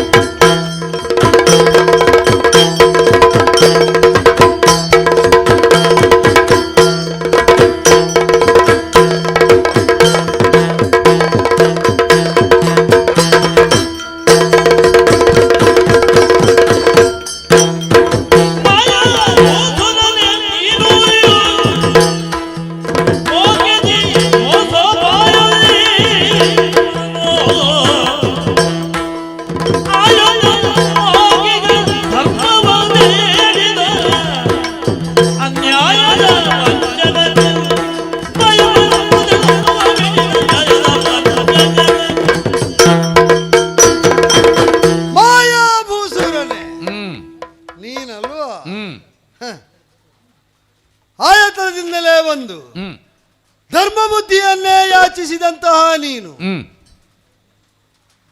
ಇದ್ದಂತಹ ಸೌಭಾಗ್ಯಕ್ಕೆ ಹ್ರಾಸ ಒದಗಿಸಿದೆ ಎಂಬುದರಿಂದಲೇ ಮಾಡಿದ್ದು ವಿಪ್ರಾಶೀರ್ವಾದ ಅಲ್ಲ ಅಂತ ನನ್ನ ಶ್ರದ್ಧೆ ದೃಢವಾಗಿ ಸಾರ್ತಾ ಉಂಟು. ವಿಪ್ರನೆಯಾಗಿ ಆಶೀರ್ವದಿಸಿದರೆ ಭಾಗ್ಯವರ್ಧನೆಯಾಗಬೇಕು ಬಿಟ್ರೆ ಹ್ರಾಸವಾಗುವುದಲ್ಲ, ಹಾನಿಯಾಗುವುದಲ್ಲ. ಆದ್ದರಿಂದಲೇ ನೀನು ಮಾಡಿದ ಆಶೀರ್ವಾದಕ್ಕೆ ವಿಪ್ರತ್ವದ ಹಿನ್ನೆಲೆ ಇಲ್ಲ, ಅಧಿಷ್ಠಾನ ಇಲ್ಲ. ಆದ್ದರಿಂದಲೇ ಭೂಸುರತ್ವವೆಂಬುದು ಮಾಯೆಯಾಗುತ್ತದೆ. ಯಾರು ನೀನು? ಯಾಕೆ ಬಂದೆ? ಅಪಹರಿಸಿ ಅದನ್ನು ದಕ್ಕಿಸಿಕೊಳ್ಳಬಹುದು ಅಂತ ಇಂದ್ರಸೇನನಲ್ಲಿ ಬಲಿಯಲ್ಲಿ ನೀನು ಭರವಸೆ ತೊಳೆಯುವುದಕ್ಕೆ. ಸತ್ಯ ಹೇಳು, ಯಾವ ಲೋಕದವನು ನೀನು? ಉದ್ದೇಶ ಏನು? ಇನ್ನು ರಹಸ್ಯ ಏನು?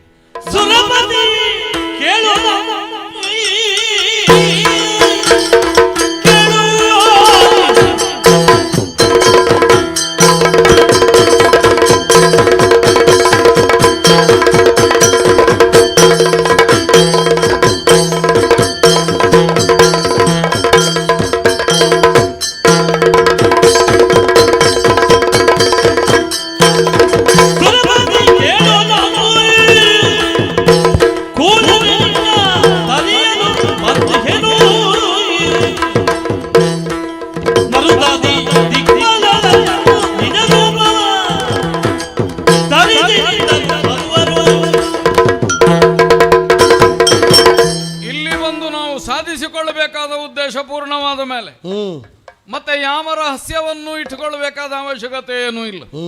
ಆದ್ರಿಂದ ಮಾಯೆಯೂ ಹೋಯ್ತು, ಭೂಸುರತ್ವವೂ ಹೋಯ್ತು, ಉಳಿದದ್ದು ಸುರತ್ವ ಮಾತ್ರ. ಅದು ಯಾವ ಸುರತ್ವ? ಸುರಪತಿ ಎಂಬ ಈ ಸುರತ್ವ ಇದು ಕಾಣಿಸಿಕೊಂಡಿದ್ದೇನೆ ದೇವೇಂದ್ರನಾಗಿ. ಇವರು ಮೂವರು ವಟುಗಳಾಗಿ ಬಂದವರು, ಅಗ್ನಿ, ವಾಯು, ವರುಣರು. ನಾವು ಬಂದದ್ದು ನಿನ್ನನ್ನು ಸದೆಯುವುದಕ್ಕಾಗಿ. ಸದೆಯುವುದಕ್ಕೆ ಒಂದು ಶೂರತ್ವ ಬೇಡವೇ?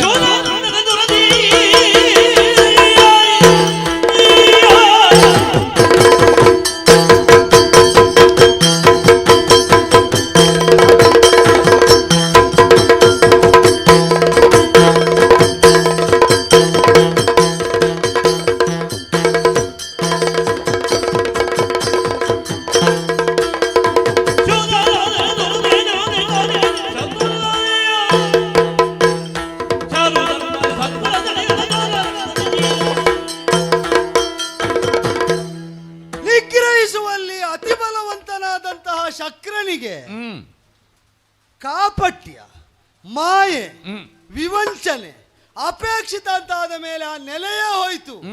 ಹೋದದ್ದು ಭೂಸುರತ್ವದ ಪರಿವೇಶ ಅಲ್ಲ, ಮತ್ತೆ ಭೂಮಿಯಲ್ಲಿ ಸುರತ್ವಕ್ಕಿದ್ದ ಮಾನ್ಯತೆಯೇ ಹೋಯಿತು. ಭೂಸುರತ್ವವೇ ಹೋಯಿತು. ಇನ್ನು ಆ ಸುರತ್ವ ಶ್ರೇಷ್ಠವಾದದ್ದು, ಪೂಜ್ಯವಾದದ್ದು, ಸದಾ ಮಾನ್ಯವಾದದ್ದು ಎಂಬ ಭಾವದ ಆವರಣದಿಂದಲೇ ಹೊರಚಿಮ್ಮಿದಂತಹ ಒಂದು ಚಾರಿತ್ರ್ಯವಾಗಿ ಹೋಯಿತು ನಿಮ್ಮದು.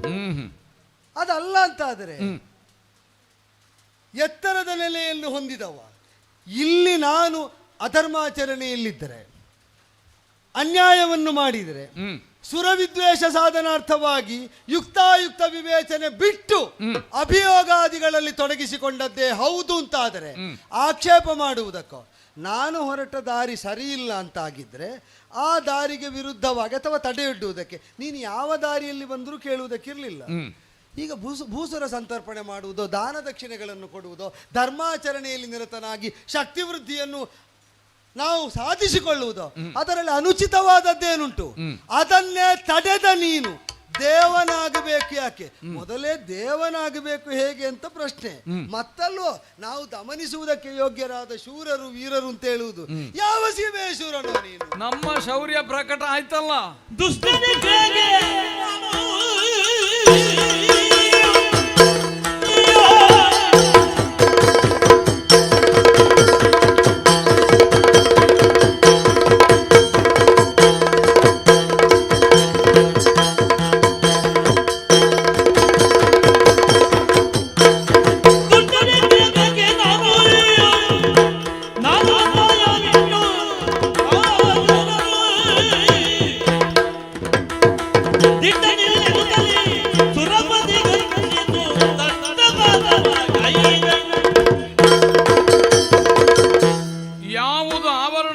ಆಚ್ಛಾದನವಾಗಿ ಕವಚವಾಗಿ ಹಾ ನಿನ್ನನ್ನು ರಕ್ಷಿಸ್ತಾ ಇತ್ತು. ಹಾ ಅದನ್ನು ಭೇದಿಸುವಲ್ಲಿ ಹಾ ವಿರೋಧಿಯಾಗಿ ನಾನು ಮಾಡಿದ ಆಯುಧ ಪ್ರಯೋಗ ಶೌರ್ಯ ಎಲ್ಲಿ ಉಂಟು ಅಂತ ಕೇಳಬೇಡ.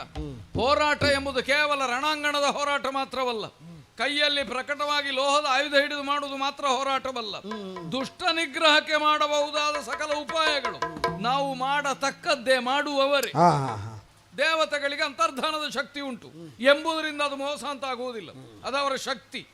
ಆದ್ರಿಂದಲೇ ನಿಮ್ಮ ಶಕ್ತಿ ಹಾಸ ಮಾಡುವುದಕ್ಕೆ ಏನು ಬೇಕು ಅದನ್ನೇ ಉಪಾಯಾಂತರವಾಗಿ ಬಳಸಿಕೊಂಡಿದ್ದೇನೆ.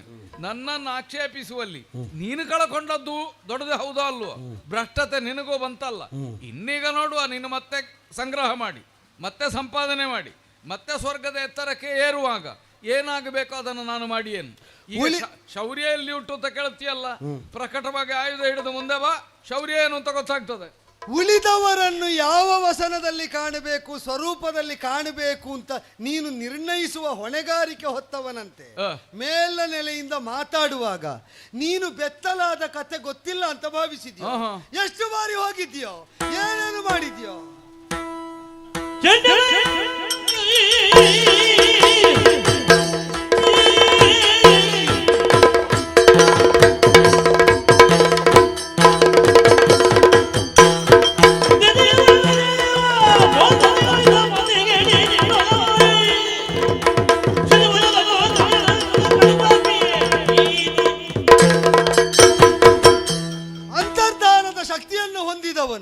ಅದರ ಮೂಲಕ ಏನು ಮಾಡಿದ್ರು ಸಾಮರ್ಥ್ಯ. ಇದನ್ನೇ ಮಾಯಾವಿಗಳು ಹೇಳಿದ್ರೆ ನಮಗ ಮಾಯೆ ಹಲವರಿಗೆ ಹಲವು ಸಿದ್ಧಿಗಳು ಜನ್ಮನಾ ಬರುವುದು ರಾಕ್ಷಸಾನ್ವಯದಲ್ಲೂ. ಇದು ನಮ್ಮ ಸಾಮರ್ಥ್ಯ ಅಂತ ಹೇಳಿದ್ರೆ ಅದನ್ನು ಕೃತ್ರಿಮ, ಅದನ್ನು ವಂಚನೆ, ಅದನ್ನು ಮೋಸ, ಇದನ್ನು ಹೀಗೆ ಭಂಗಿಸುವುದಕ್ಕಾಗ್ತದೆ. ಅಂತರ್ಧಾನ ಶಕ್ತಿ ಹೊಂದಿದವರು ಏನು ಮಾಡಿದ್ರು ನಡೀತದೆ ಅಲ್ವೋ? ಹಾಗೆ ನೀನು ಬಂದು ನೀನು ನನ್ನನ್ನು ನನ್ನ ಆವರಣದಿಂದ ಹೊರಗೆ ಎಳೆಯುವಂತೆ ಅಥವಾ ಕವಚವಾಗಿ ನವನಿಗೆ ಅವಚಿಕೊಂಡಂತಹ ದೃಢತೆಯನ್ನು ಒದಗಿಸುವ ಸಾಧನವನ್ನು ನನ್ನಿಂದ ದೂರ ಮಾಡುವಂತೆ ಪ್ರಯತ್ನಿಸ್ತಾ ಸುರರ್ಕಳು ಸುರಕ್ಷಿತವಾಗಿದ್ದ ರಕ್ಷಾವಲಯದಿಂದ ನೀನು ಹೊರಹೊಮ್ಮಿದ್ದನ್ನು ಅರಿಯದೆ ಹೋದೆ. ಈ ಹಿಂದೆಯೂ ಮಾಡಿದ್ದಿ, ಅನುಭವಿಸಿಯೂ ಇದ್ದಿ. ಪುಂಸವನ ವ್ರತವನ್ನು ಹೊಂದಿದಂತಹ ದಿತಿದೇವಿ ದೇವತೆಗಳನ್ನು ವೈರಭಾವದಿಂದ ಕಂಡು ಪರಿಭವವನ್ನು ಅನುಭವಿಸುವ ಮಕ್ಕಳನ್ನು ಹೊಂದಿ ಕಷ್ಟ ಅನುಭವಿಸಿದ್ದರಿಂದ ಆ ಸ್ಥಿತಿಯಿಂದ ನೀಗುವಂತೆ ಒಬ್ಬ ಸತ್ಪುತ್ರನಿಗಾಗಿ ಹಂಬಲಿಸ್ತಾ ಇರುವಾಗ ನನ್ನನ್ನು ಮೀರುವ ಮಗ ಹುಟ್ಟುತ್ತಾನೆ ಅಂತ ಅಲ್ಲಿ ಹೋಗಿ ಇದೇ ವಂಚನೆಯಿಂದ ನಿನ್ನದೆಂಥದ್ದು ಅಂತರ್ಧಾನ ಹೊಂದುವಂತಹ ಸಾಮರ್ಥ್ಯ, ಅಲ್ಲಿ ಹೋಗಿ ಆಶ್ರಮದಲ್ಲಿ ಸೇವಕನಾಗಿದ್ದು ಸಮಯ ಸಂದರ್ಭ ನೋಡಿಕೊಂಡು ಗರ್ಭದೊಳಗೆ ಹೊಕ್ಕು ಆ ಗರ್ಭದಲ್ಲಿದ್ದ ಪಿಂಡವನ್ನು ಛೇದಿಸುವುದಕ್ಕೆ ಹೊರಟು. ಛೇದಿಸಿದ್ರು ಅದು ನಾರಾಯಣ ದೇವತಾತ್ಮಕವಾದ ಪುಂಸವನ ವ್ರತ, ಅದು ಸಾಯುವುದಿಲ್ಲ, ಛೇದಿತ. ಅವರಿಗೆ ಸ್ಥಾನಮಾನ ಕಲ್ಪನೆ ಆಗಿದೆಯಲ್ಲ, ಅದೇ ಅದು ಅಳ್ಲಿಕ್ಕೆ ತೊಡಗಿದಾಗ ಮಾರುದ ಮಾರುದ ಮಾರುದ ಅಂದೆ ಅಂತೆ. ಆ ಬಳಿಕ ಅದು ನಿನ್ನಿಂದ ನಾಶ ಹೊಂದುವುದಕ್ಕೆ ಯಾವ ವಿಧದಿಂದಲೂ ಅಣಿಯಾಗುವುದಿಲ್ಲ ಅಂತ ಗೊತ್ತಾದಾಗ ಅದು ಈಗ ಅದಕ್ಕೆ ಸ್ಥಾನಮಾನ ಕಲ್ಪನೆ ಆದದ್ದು ನಿನ್ನ ಹಿರಿಮೆಲ್ಲ. ಯಾಕೆ ಅಂದ್ರೆ 49 ತುಂಡು ಮಾಡಿದ್ರು ಸಾಯದಿದ್ದದರಲ್ಲಿ ಮತ್ತೆ ಮೈತ್ರಿ ಮಾಡದೆ ನಿನಗೆ ಬದುಕಿಲ್ಲ. ಅದು ಒಂದೇ ಆಗಿದ್ರೆ ಉಂಟಾಗಬಹುದಾದ ಪರಿಣಾಮವನ್ನು ತಪ್ಪಿಸಿದೆ ನೀನ್ ಯೋಚಿಸಬೇಕಾದ್ದು. ಆಮೇಲೆ ಏನಾಯ್ತು ಎನ್ನುವುದಕ್ಕಿಂತ ಆಗಬೇಕಾದ್ದು ಅಂತ ಯಾವುದು ಸಂಕಲ್ಪ ಇತ್ತು ಅದನ್ನು ಭಂಗ ಮಾಡಿದನೋ ಇಲ್ವೋ? ಅಲ್ಲ, ಅದನ್ನು ಭಂಗ ಮಾಡಿದ್ದಲ್ಲ.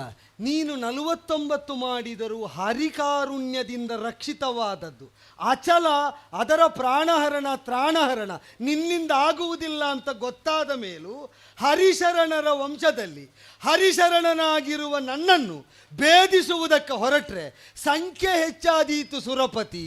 ಸತ್ವವಿಹೀನತೆ ಬರುವುದಿದ್ರೆ ನನಗಲ್ಲ ನಿನಗೆ. ಯಾಕೆ ಹೇಳ್ತೇನೆ ಗೊತ್ತುಂಟೋ? ಅದರಿಂದ ಅನುಭವಿಸಿದ್ದು ಮಾರುತರಲ್ಲ, ಇಂದ್ರ ಅನುಭವಿಸಿದ್ದು. ಆ ಕಾರಣದಿಂದಲೇ ದುರಂತವನ್ನು ಅನುಭವಿಸಬೇಕಾಗಿ ಬಂದ ನಿನ್ನ ಹೀನ ಸ್ಥಿತಿ ನಿನ್ನನ್ನೇ ದೇವನೆಲೆಯಿಂದ ಬಾಹಿರನಾಗಿ ಸಿದ್ದು ಬಿಟ್ರೆ ನಮಗೇನನ್ನೂ ಮಾಡಲಿಲ್ಲ. ಆದ್ದರಿಂದ ಶೂರತ್ತು ಇದರಲ್ಲಿ ಪ್ರಕಟ ಆಗುತ್ತದೆ. ಆಯುಧ ಹಿಡಿದು ಬೇಕಾದ್ರೆ ಪ್ರದರ್ಶಿಸು. ಭೇದಿಸಿದ್ದರ ಪರಿಣಾಮ ಕಂಡಿದೆ ಅನ್ನುವುದಷ್ಟೇ ನನ್ನ ನಿಲುವಿರುವುದು. ಅದು ಮತ್ತೆ ಒಂದೇ ಆದದ್ದಲ್ವಲ್ಲ, ಈಗ ಭೇದನವಾದದ್ದು ಒಂದೇ ಆಗಲಿಕ್ಕಿಲ್ಲಲ್ಲ. ಆದ್ರಿಂದ ದುಷ್ಟ ನಿಗ್ರಹ ಎಂಬ ನೆಲೆಯಿಂದ ನಾನು ಏನು ಮಾಡಿದ್ದೇನು ಅದು ಮಾಡಬೇಕಾದ ಕರ್ತವ್ಯ ಅಂತ ಮಾಡಿದ್ದೇನೆ. ಮೊದಲು ಮಾಡಿದ್ದಕ್ಕೂ ಹಾಗೆ ಒಂದು ವೇಳೆ ಎಲ್ಲವೂ ದೋಷವೇ ಹೌದಾಗಿದ್ರೆ ಇಂದ್ರ ಯಾವತ್ತೋ ಚ್ಯುತನಾಗಿ ಹೋಗಬೇಕಾಗಿತ್ತು, ಮಾಡಬೇಕಾದ ಆಗಲಿಲ್ಲ. ಕರ್ತವ್ಯ ಆದ್ರೆ ನೀನು ಅನುಭವಿಸಿದ್ಯಾಕೆ ಮತ್ತೆ? ಅದು ಉಂಟಲ್ಲ. ಯಾವುದನ್ನು? ಕಡಿದ ಕತ್ತಿಗಾದ್ರು ನೆತ್ತರಿನ ಕಲೆ ಅಂಟದೇ ಇರುವುದಿಲ್ಲಲ್ಲ, ಹಾಗೆ ಅಂತ ಕತ್ತಿಗೆ ದೋಷ ಬರ್ತದ? ತೊಳೆದ ಮೇಲೆ ಉಪಯೋಗ ಆಗುವುದಿಲ್ವ? ಹೌದಲ್ಲ, ಕತ್ತಿ ಇರುವುದೇ ಕತ್ತರಿಸುವುದಕ್ಕೆ. ಆ ಕಾರಣದಿಂದಲೇ ಹೇಳಿದ್ದು. ಈಗ ಕಡಿದ ಕತ್ತಿಯಲ್ಲಿ ನೆತ್ತರಂಟಿದ ಮೇಲೆ ದೇವರಿಗೆ ನೈವೇದ್ಯ ಆಗಿ ತೆಂಗಿನಕಾಯಿ ಕಡಿಯುವುದಕ್ಕೆ ಅದು ಆಗುವುದಿಲ್ಲ ಆ ಸ್ಥಿತಿಯಲ್ಲಿ ಅಂತ. ಅದು ನೀನು ಆಗ ಹೇಳಿದ ಭಾಷೆಯಲ್ಲಿ ಹೇಳಬೇಕಾಗ್ತದೆ. ಹೇಗೆ? ಯಾವುದನ್ನು ದೇವರಿಗೆ ಯಾರು ನೈವೇದ್ಯ ಕೊಡ್ತಾರೆ ಎನ್ನುವುದರ ಮೇಲೆ. ಅಲ್ವೋ? ಆದ್ದರಿಂದಲೇ ನಾನು ಹೇಳ್ತೇನೆ, ಇದನ್ನು ನೀನು ಕಡಿದರೂ ಕೂಡ ಇದೇನೂ ಆಗದೆ ಮಾಲಿನ್ಯ ಆವರಿಸಿದ್ದು ನಿನಗೆ ಅಂತ ತೋರದೆ ನಾ ಬಲಿ ಹೌದೋ ವಿರಮಿಸುವುದಕ್ಕಿಲ್ಲ. ನಿನಗೆ ಎಂದಿಗೂ ಉನ್ನತ್ಯವನ್ನು ಸಾಧನೆ ಮಾಡುವುದಕ್ಕೆ ನಾನು ಅವಕಾಶ ಕೊಡುವುದಿಲ್ಲ. ಕೆಳಗೆ ಎಷ್ಟು ಬೇಕಾದ್ರೂ ಹೋಗು. ನೀನು ಎಷ್ಟು ಬಾರಿ ಬಿದ್ದಿದ್ದನ್ನು ಹೇಳಿದ್ದು ಅಂತ ನಮಗೆ ಲೆಕ್ಕ ಗೊತ್ತು. ನೋಡುವ. ಆದ್ದರಿಂದ ಹೇಳಿದ್ದು, ನೀನು ಸತತವಾಗಿ ಬೀಳ್ತಾ ಇರುವಾಗ ಇನ್ನೊಬ್ಬ ಉನ್ನತನಾಗಬಾರದು ಅಂತ ಹೇಳಿದ್ರೆ ನಿನ್ನ ಪತನದ ಬೀಜ ಅದರಲ್ಲುಂಟು.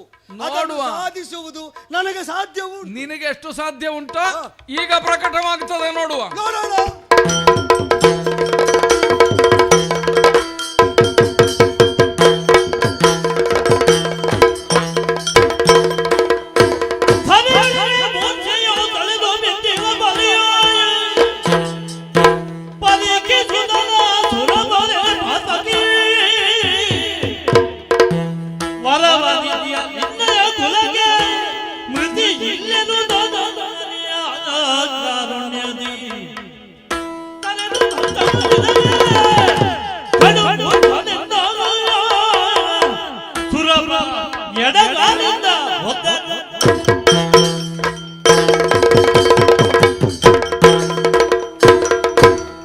ಮೇಲೆ ಬಿದ್ದು ಹೋರಾಟಕ್ಕೆ ಬಂದಮ್ಮ.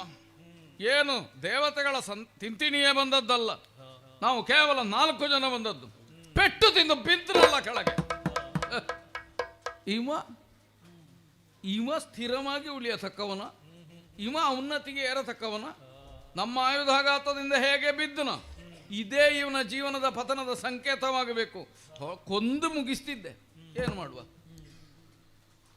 ಶ್ರೀಹರಿ ಒಂದು ಮಾತು ಕೊಟ್ಟಿದ್ದಾನಂತೆ, ನೀವು ಹಾಗೆಲ್ಲ ಅಪಮೃತ್ಯುವನ್ನು ಹೊಂದುವುದಕ್ಕಿಲ್ಲ ಅಂತ. ಆದ್ರಿಂದ ಹೇಗೆ ಬೇಕೋ ಹಾಗೆ ಬಿದ್ದಿರಲಿ, ನಾನು ನನ್ನ ಸ್ಥಾನವನ್ನು ಸೇರಿಕೊಳ್ತೇನೆ.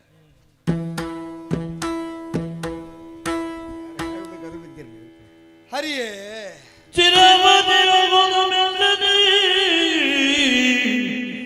ತೆರಳಿದ ನೆಲ್ಲಿಗೆ ಸುರಪತಿ ಎನ್ನುತ್ತ ನಾಲ್ದೆದೆ ಪರಿಗಿಸಿ ಕಾಣದೆ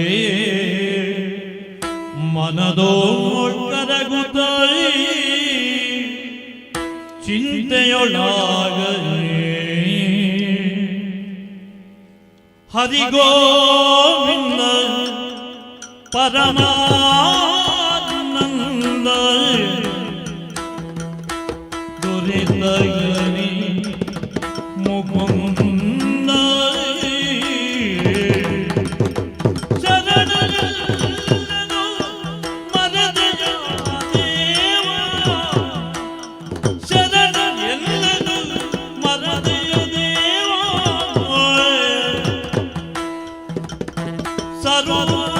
ಸರ್ವಂತರ್ಯಾಮಿ ಜೀವಾವೇ ಹರಿ ಗೋವಿಂದ ಪರಮಾನಂದಾಯೇ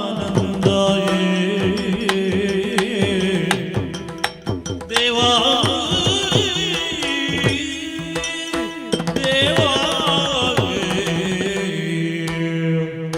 ಹರೇ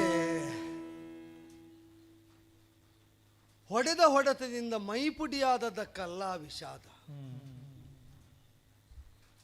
ಮನಸ್ಸಿಗುಂಟಾದ ಘಾತ. ಹರಿಕಿಂಕರನಾದ ನನಗೆ ಇಂದ್ರ ನಿರ್ದಯತೆಯಿಂದ ಮಾಡಿದ ಘಾತ. ಒಂದು ಧರ್ಮ ಮೂಲದಿಂದಲೇ ಘಾತ ಬಂದಾಗ ಬಂದ ಮೇಲೆ ನಾವು ಈಗ ಮೈ ಮೇಲೆ ಬಿದ್ದದ್ದನ್ನು ನಮಗೆ ಸಾಮರ್ಥ್ಯ ಉಂಟು ಅಂತ ನಾವು ಹಿಂದೆ ತಳ್ಳುವುದಕ್ಕೆ ಹೊರಡುವುದು, ಅದು ಬೀಳುವುದು ಮೈ ಮೇಲೆ ಎಂಬುದಕ್ಕೆ ಹಿಂದೆ ತಳ್ಳುವುದು. ಆತ್ಮರಕ್ಷಣಾರ್ಥವಾಗಿ ಇಲ್ಲದ ಸಾಮರ್ಥ್ಯವನ್ನಾದರೂ ಆರೋಪಿಸಿ ನಂಬಿ ಮುಂದಾಗುವುದು. ಆದರೆ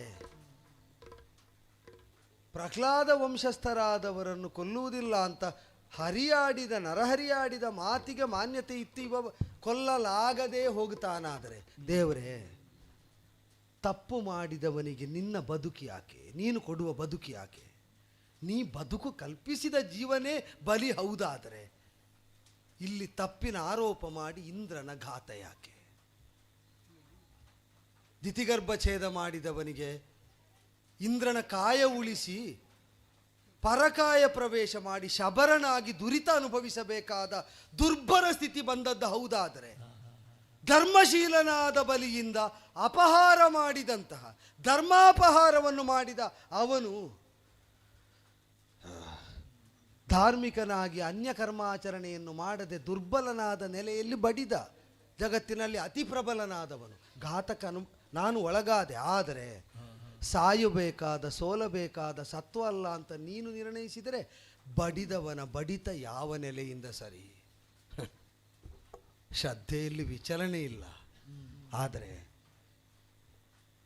ಈ ಸ್ಥಿತಿಯಲ್ಲಿ ಇಷ್ಟನ್ಯಾಯ ಮಾಡಿದ ಇಂದ್ರನ ಘಾತಕ್ಕಾದರೂ ನಾನು ಈಡಾಗುವಂತೆ ಯಾವುದಾದ್ರೂ ದುರಿತ ಮಾಡಿದ್ದೇನೆ ಅಂತ ನನಗೆ ಪೂರ್ವದಲ್ಲಿ ಗೊತ್ತಿದ್ದರೆ ಪ್ರಾಯಶ್ಚಿತ್ತಾದರೂ ಮಾಡಿಕೊಳ್ತಿದ್ದೆ ಅಲ್ಲ ದೇವರೇ. ಅದು ತಿಳಿಯದೇ ಹೋದೆ. ಏನು ಮಾಡಲಿ?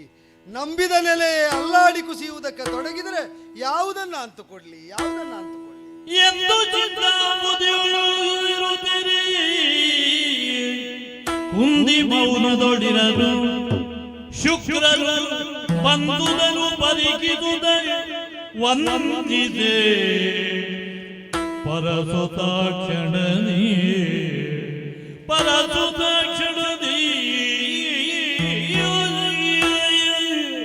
ಬಲಿಚಕ್ರವರ್ತಿ.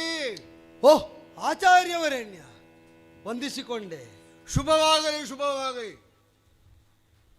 ಬಲಿ ಗುರುಗಳೇ, ನನ್ನ ಶಿಷ್ಯನಾದ ವಿರೋಚನನ ಪುತ್ರನಾದ ಪ್ರಹ್ಲಾದನ ವಂಶಸ್ಥನಾದ ಬಲಿಚಕ್ರವರ್ತಿಯೇ ನನಗೆ ವಂದಿಸುತ್ತಿದ್ದಾನೆ. ಹೌದಷ್ಟೇ? ಹೌದೇ ಹೌದು. ಛೇ, ಯಾಕಪ್ಪ ಹೀಗೆ? ಏನಿದು ವಿಚಿತ್ರವೋ ವಿಸ್ಮಯವೋ ನನಗೆ ಅರ್ಥ ಆಗುವುದಿಲ್ಲ. ಬಲಿ ದೈವಾನುಗ್ರಹದಿಂದಾಗಲಿ ಸ್ವಪ್ರಯತ್ನದಿಂದಲಾಗಲಿ ತನ್ನ ಜೀವಿತಾನಂದಕ್ಕೆ ಬೇಕಾದಂತಹ ಸಕಲ ಸೌಭಾಗ್ಯವನ್ನು ಪಡೆದಂತಹ ಒಬ್ಬ ವ್ಯಕ್ತಿ ಆ ಪಡೆದ ಅನುಕೂಲತೆಯ ನೆಲೆಯಲ್ಲಿ ಪ್ರಾಪ್ತವಾಗುವಂತಹ ಎಲ್ಲವನ್ನೂ ಅನುಭವಿಸುತ್ತಿದ್ದಾಗ ಕಾಯದಲ್ಲಿ ಕಾಂತಿ ಇರ್ತದೆ, ಮೊರೆಯಲ್ಲಿ ವರ್ಚಸ್ಸಿರ್ತದೆ. ನಾನು ನಿನ್ನೆಯವರೆಗೆ ಅಲ್ಲ, ಇವತ್ತು ಇದಕ್ಕೆ ಮೊದಲು ನಿನ್ನನ್ನು ಕಂಡಿದ್ದೇನಾದರೆ ಆ ಪ್ರಸನ್ನತೆಯನ್ನು ನಿನ್ನ ವದನದಲ್ಲಿ ಕಂಡಿದ್ದೇನೆ ನಾನು. ಈಗ ನೋಡ್ತೇನೆ, ವಂದನೆಯನ್ನು ಮಾಡಿದ್ದೀನಿ. ನೀನು ಆಡುವಂತಹ ಶಬ್ದಗಳಲ್ಲಿ ಕಂಪನ ಇದೆ. ಅದು ಎರಡು ಕೈಗಳು ನಡುಗುತ್ತಾ ಇದ್ದಾವೆ. ಮಂಡಿಯನ್ನು ಉರುವುದಕ್ಕೆ ನೀನು ಕಷ್ಟಪಡುವ ಹಾಗಿದೆ. ಯಾಕಪ್ಪ? ಏನಾಯ್ತು ಗುರುವರ? ಏನಾಯ್ತು? ಬ್ರಹ್ಮತೇಜೋ ಮೂರ್ತಿ ತಾವು ಬ್ರಾಹ್ಮಣರನ್ನು ಭೂಮಿಯಲ್ಲಿ ಸಂಚರಿಸುವ ದೇವತೆಗಳು ಅಂತ ಮಾನಿಸುವುದು ಹೌದಾ? ಬ್ರಾಹ್ಮಣರನ್ನು ಭೂಮಿಯಲ್ಲಿ ಸಂಚರಿಸುವ ದೇವತೆಗಳು ಅಂತ ಹೇಳ್ತಾರೆ. ದೇವತೆಗಳು ಬ್ರಾಹ್ಮಣರಾಗಿ ಭೂಮಿಯಲ್ಲಿ ಸಂಚರಿಸ್ತಾರೋ? ಅಲ್ಲಲ್ಲ, ಈಗ ನಾನು ಕೇಳಿದ ಪ್ರಶ್ನೆ ಅದಲ್ಲ ಗುರುಗಳೇ. ದೇವತೆಗಳೇ ಅಮಾನ್ಯರಾದರೆ ಬ್ರಾಹ್ಮಣರು ಪೂಜ್ಯರಾಗಿ ಉಳಿಯುವುದು ಹೇಗೆ ಅಂತ ನನ್ನ ಪ್ರಶ್ನೆ. ಈಗ ದೇವತೆಗಳೇ ಅಮಾನ್ಯತೆಯನ್ನು ಹೊಂದಿದರೆ ಆ ದೇವ ಸಾನ್ನಿಧ್ಯವನ್ನು ಹೊಂದಿದ ಬ್ರಾಹ್ಮಣರು ಪೂಜ್ಯರಾಗುವುದು ಹೇಗೆ ಅಂತ ಕೇಳ್ತಾ ಬಂದದ್ದು ಅವನು ಯಾಚನೆಗಾಗಿ. ಯಾರು? ದೇವೇಂದ್ರ ಬ್ರಾಹ್ಮಣ ರೂಪದಿಂದ ಸಾಧು ಗುಣಧರ್ಮ ಕೊಡು ಅಂತ ಕೇಳಿದ. ವಿಹಿತವೋ ಅಂತ ವಿಕಲ್ಪ ಒಡ್ಡಿದರೆ ನನಗೇ ಕೊಡುವುದಕ್ಕೆ ಜಿಪುಣತನದಿಂದ ಅಂತ ಛೇಡಿಸುವ ಧಾಟಿಯಲ್ಲಿ ಮಾತಾಡುವುದಕ್ಕೆ ತೊಡಗಿದ. ನಿಶಂಕೆಯಿಂದ ಕೊಟ್ಟ ಕಾಲದಲ್ಲಿ ಕೊಟ್ಟದ್ದನ್ನು ಪಡೆದು ದಾರಿದ್ರ್ಯವನ್ನು ಇಲ್ಲಿ ಅನುಗ್ರಹಿಸಿ ಭಾಗ್ಯವನ್ನು ಹರಣ ಮಾಡುವುದಕ್ಕೆ ತೊಡಗಿದಾಗ ಭಾಗ್ಯಲಕ್ಷ್ಮಿಯ ಬಲಾತ್ಕಾರದ ನಿಷ್ಕ್ರಮಣವನ್ನು ನಿರ್ಬಂಧಿಸಿ ಇಂದ್ರ ವಿರೋಧ ಸಾಧಿಸಿದರೆ ಇಂದ್ರಘಾತದಿಂದ ಧರಾತಲಕ್ಕೆ ಕುಸಿದು ಕುಳಿತಿದ್ದೇನೆ. ನನಗೆ ಬಿದ್ದದ್ದಕ್ಕೆ ಬೇಸರ ಇಲ್ಲ. ಈಗ ಏಳುವುದಕ್ಕೆ ಆಲಂಬನವಾಗಿ ಏನಾದರೂ ಹಿಡಿಯಬೇಕೋ? ಬ್ರಾಹ್ಮಣರ ಕಾಲು ಹಿಡಿಯುವ ಅಂದರೆ ದೇವತೆಗಳ ಮುಖ ಕಾಣ್ತದೆ.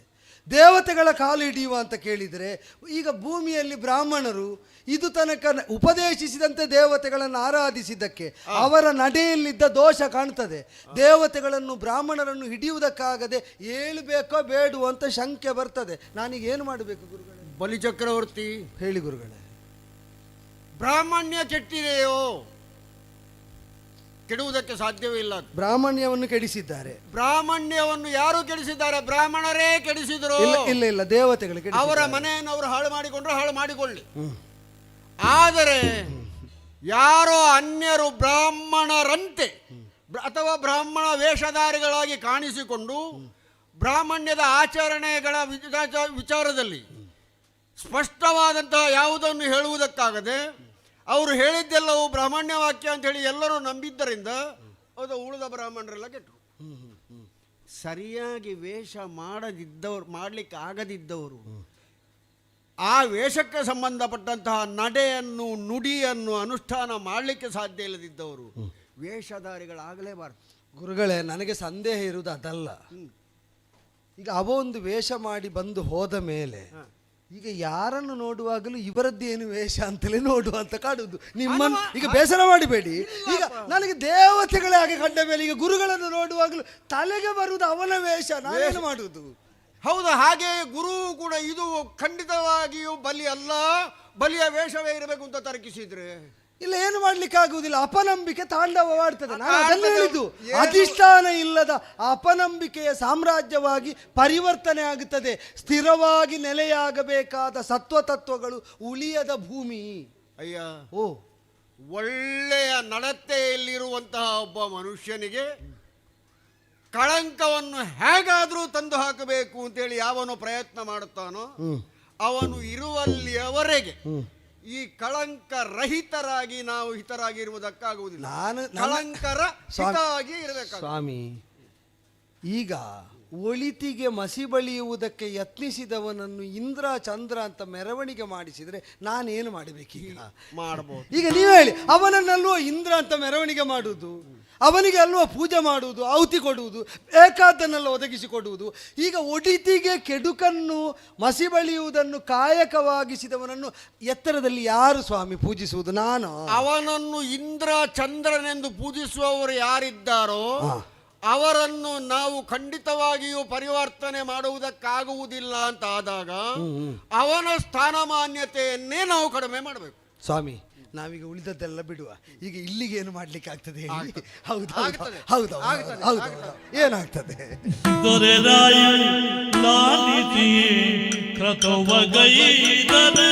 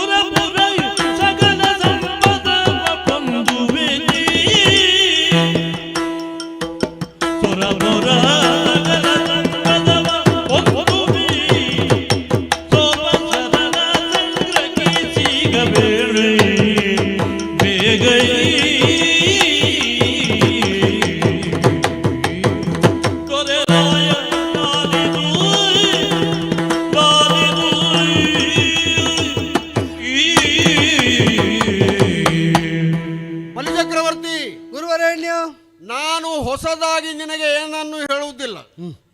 ನೀನೇನನ್ನು ಅರಿತಿದ್ದೀಯೋ ಅದನ್ನು ನಿನ್ನ ನೆನಪಿಗೆ ತರುವುದರ ಮೂಲಕವಾಗಿ ನಿನ್ನ ಅರಿವನ್ನು ಸ್ಫುಟೀಕರಿಸ್ತಾ ಇದ್ದೇನೆ. ದೇವತಾನುಗ್ರಹ ಮಾತ್ರದಿಂದ ಮನುಷ್ಯನು ಸಕಲ ಸಂಪದವನ್ನು ಸೌಭಾಗ್ಯವನ್ನು ಪಡೆಯುವುದಕ್ಕೆ ಸಾಧ್ಯವಾಗುತ್ತದೆ ಎಂಬ ನಿತ್ಯ ಸತ್ಯದ ವಿಚಾರದಲ್ಲಿ ನಿನಗೆ ಭಾಷಣದ ಅವಶ್ಯಕತೆ ಇಲ್ಲ. ಚಕ್ರವರ್ತಿ, ದೇವತಾರಾಧನೆ ಹಲವು ಮಾರ್ಗಗಳಿವೆ, ಹಲವು ಕ್ರಮಗಳಿದೆ. ಅದರಲ್ಲಿ ಪ್ರಧಾನವಾಗಿ ಕ್ಷಿಪ್ರ ಫಲದಾಯಕವಾಗುವಂತಹದ್ದು ಯಾಗ ಯಜ್ಞ. ಇದು ಕ್ಷಿಪ್ರ ಫಲದಾಯಕ. ಅಗ್ನಿ ಮಧ್ಯದಲ್ಲಿ ನಾವು ಮಾಡುವಂತಹ ದೇವತಾರಾಧನೆಯಿಂದ ತೃಪ್ತಿಯಾದಂತಹ ಆ ಶಕ್ತಿ ನಮಗೆ ಅನುಗ್ರಹವನ್ನು ಮಾಡುತ್ತದೆ ಎಂಬ ವಿಶ್ವಾಸದಿಂದ ಮಾಡುವ ಯಜ್ಞ ಖಂಡಿತವಾಗಿಯೂ ನಿತ್ಯ ಸತ್ಯವಾಗಿರುತ್ತದೆ. ಈಗ ನಮ್ಮ ಶಕ್ತಿ ಕಸಿದವರೇ ಯಜ್ಞ ಮೂಲಕವಾಗಿ ಆರಾಧ್ಯರಾದರೆ ನಮಗೆ ಶಕ್ತಿ ತುಂಬಿಯಾರೋ? ಇರುವುದೇ ಅದು. ಅವರು ನಾವು ಯಾವ ಸತ್ಕರ್ಮವನ್ನು ಮಾಡುತ್ತೇವೆಯೋ ಆ ಸತ್ಕರ್ಮಕ್ಕೆ ಹೊಂದಿದಂತೆ ಅನುಗ್ರಹವನ್ನು ಮಾಡಲೇಬೇಕು ಎಂಬುದು ಹರಿ ನಿಯಮವಾದ್ದರಿಂದ ಅವರು ಮಾಡಲೇಬೇಕಾಗಿ. ಇದೊಂದು ತಂತ್ರ ಒಳ್ಳೆದುಂಟು.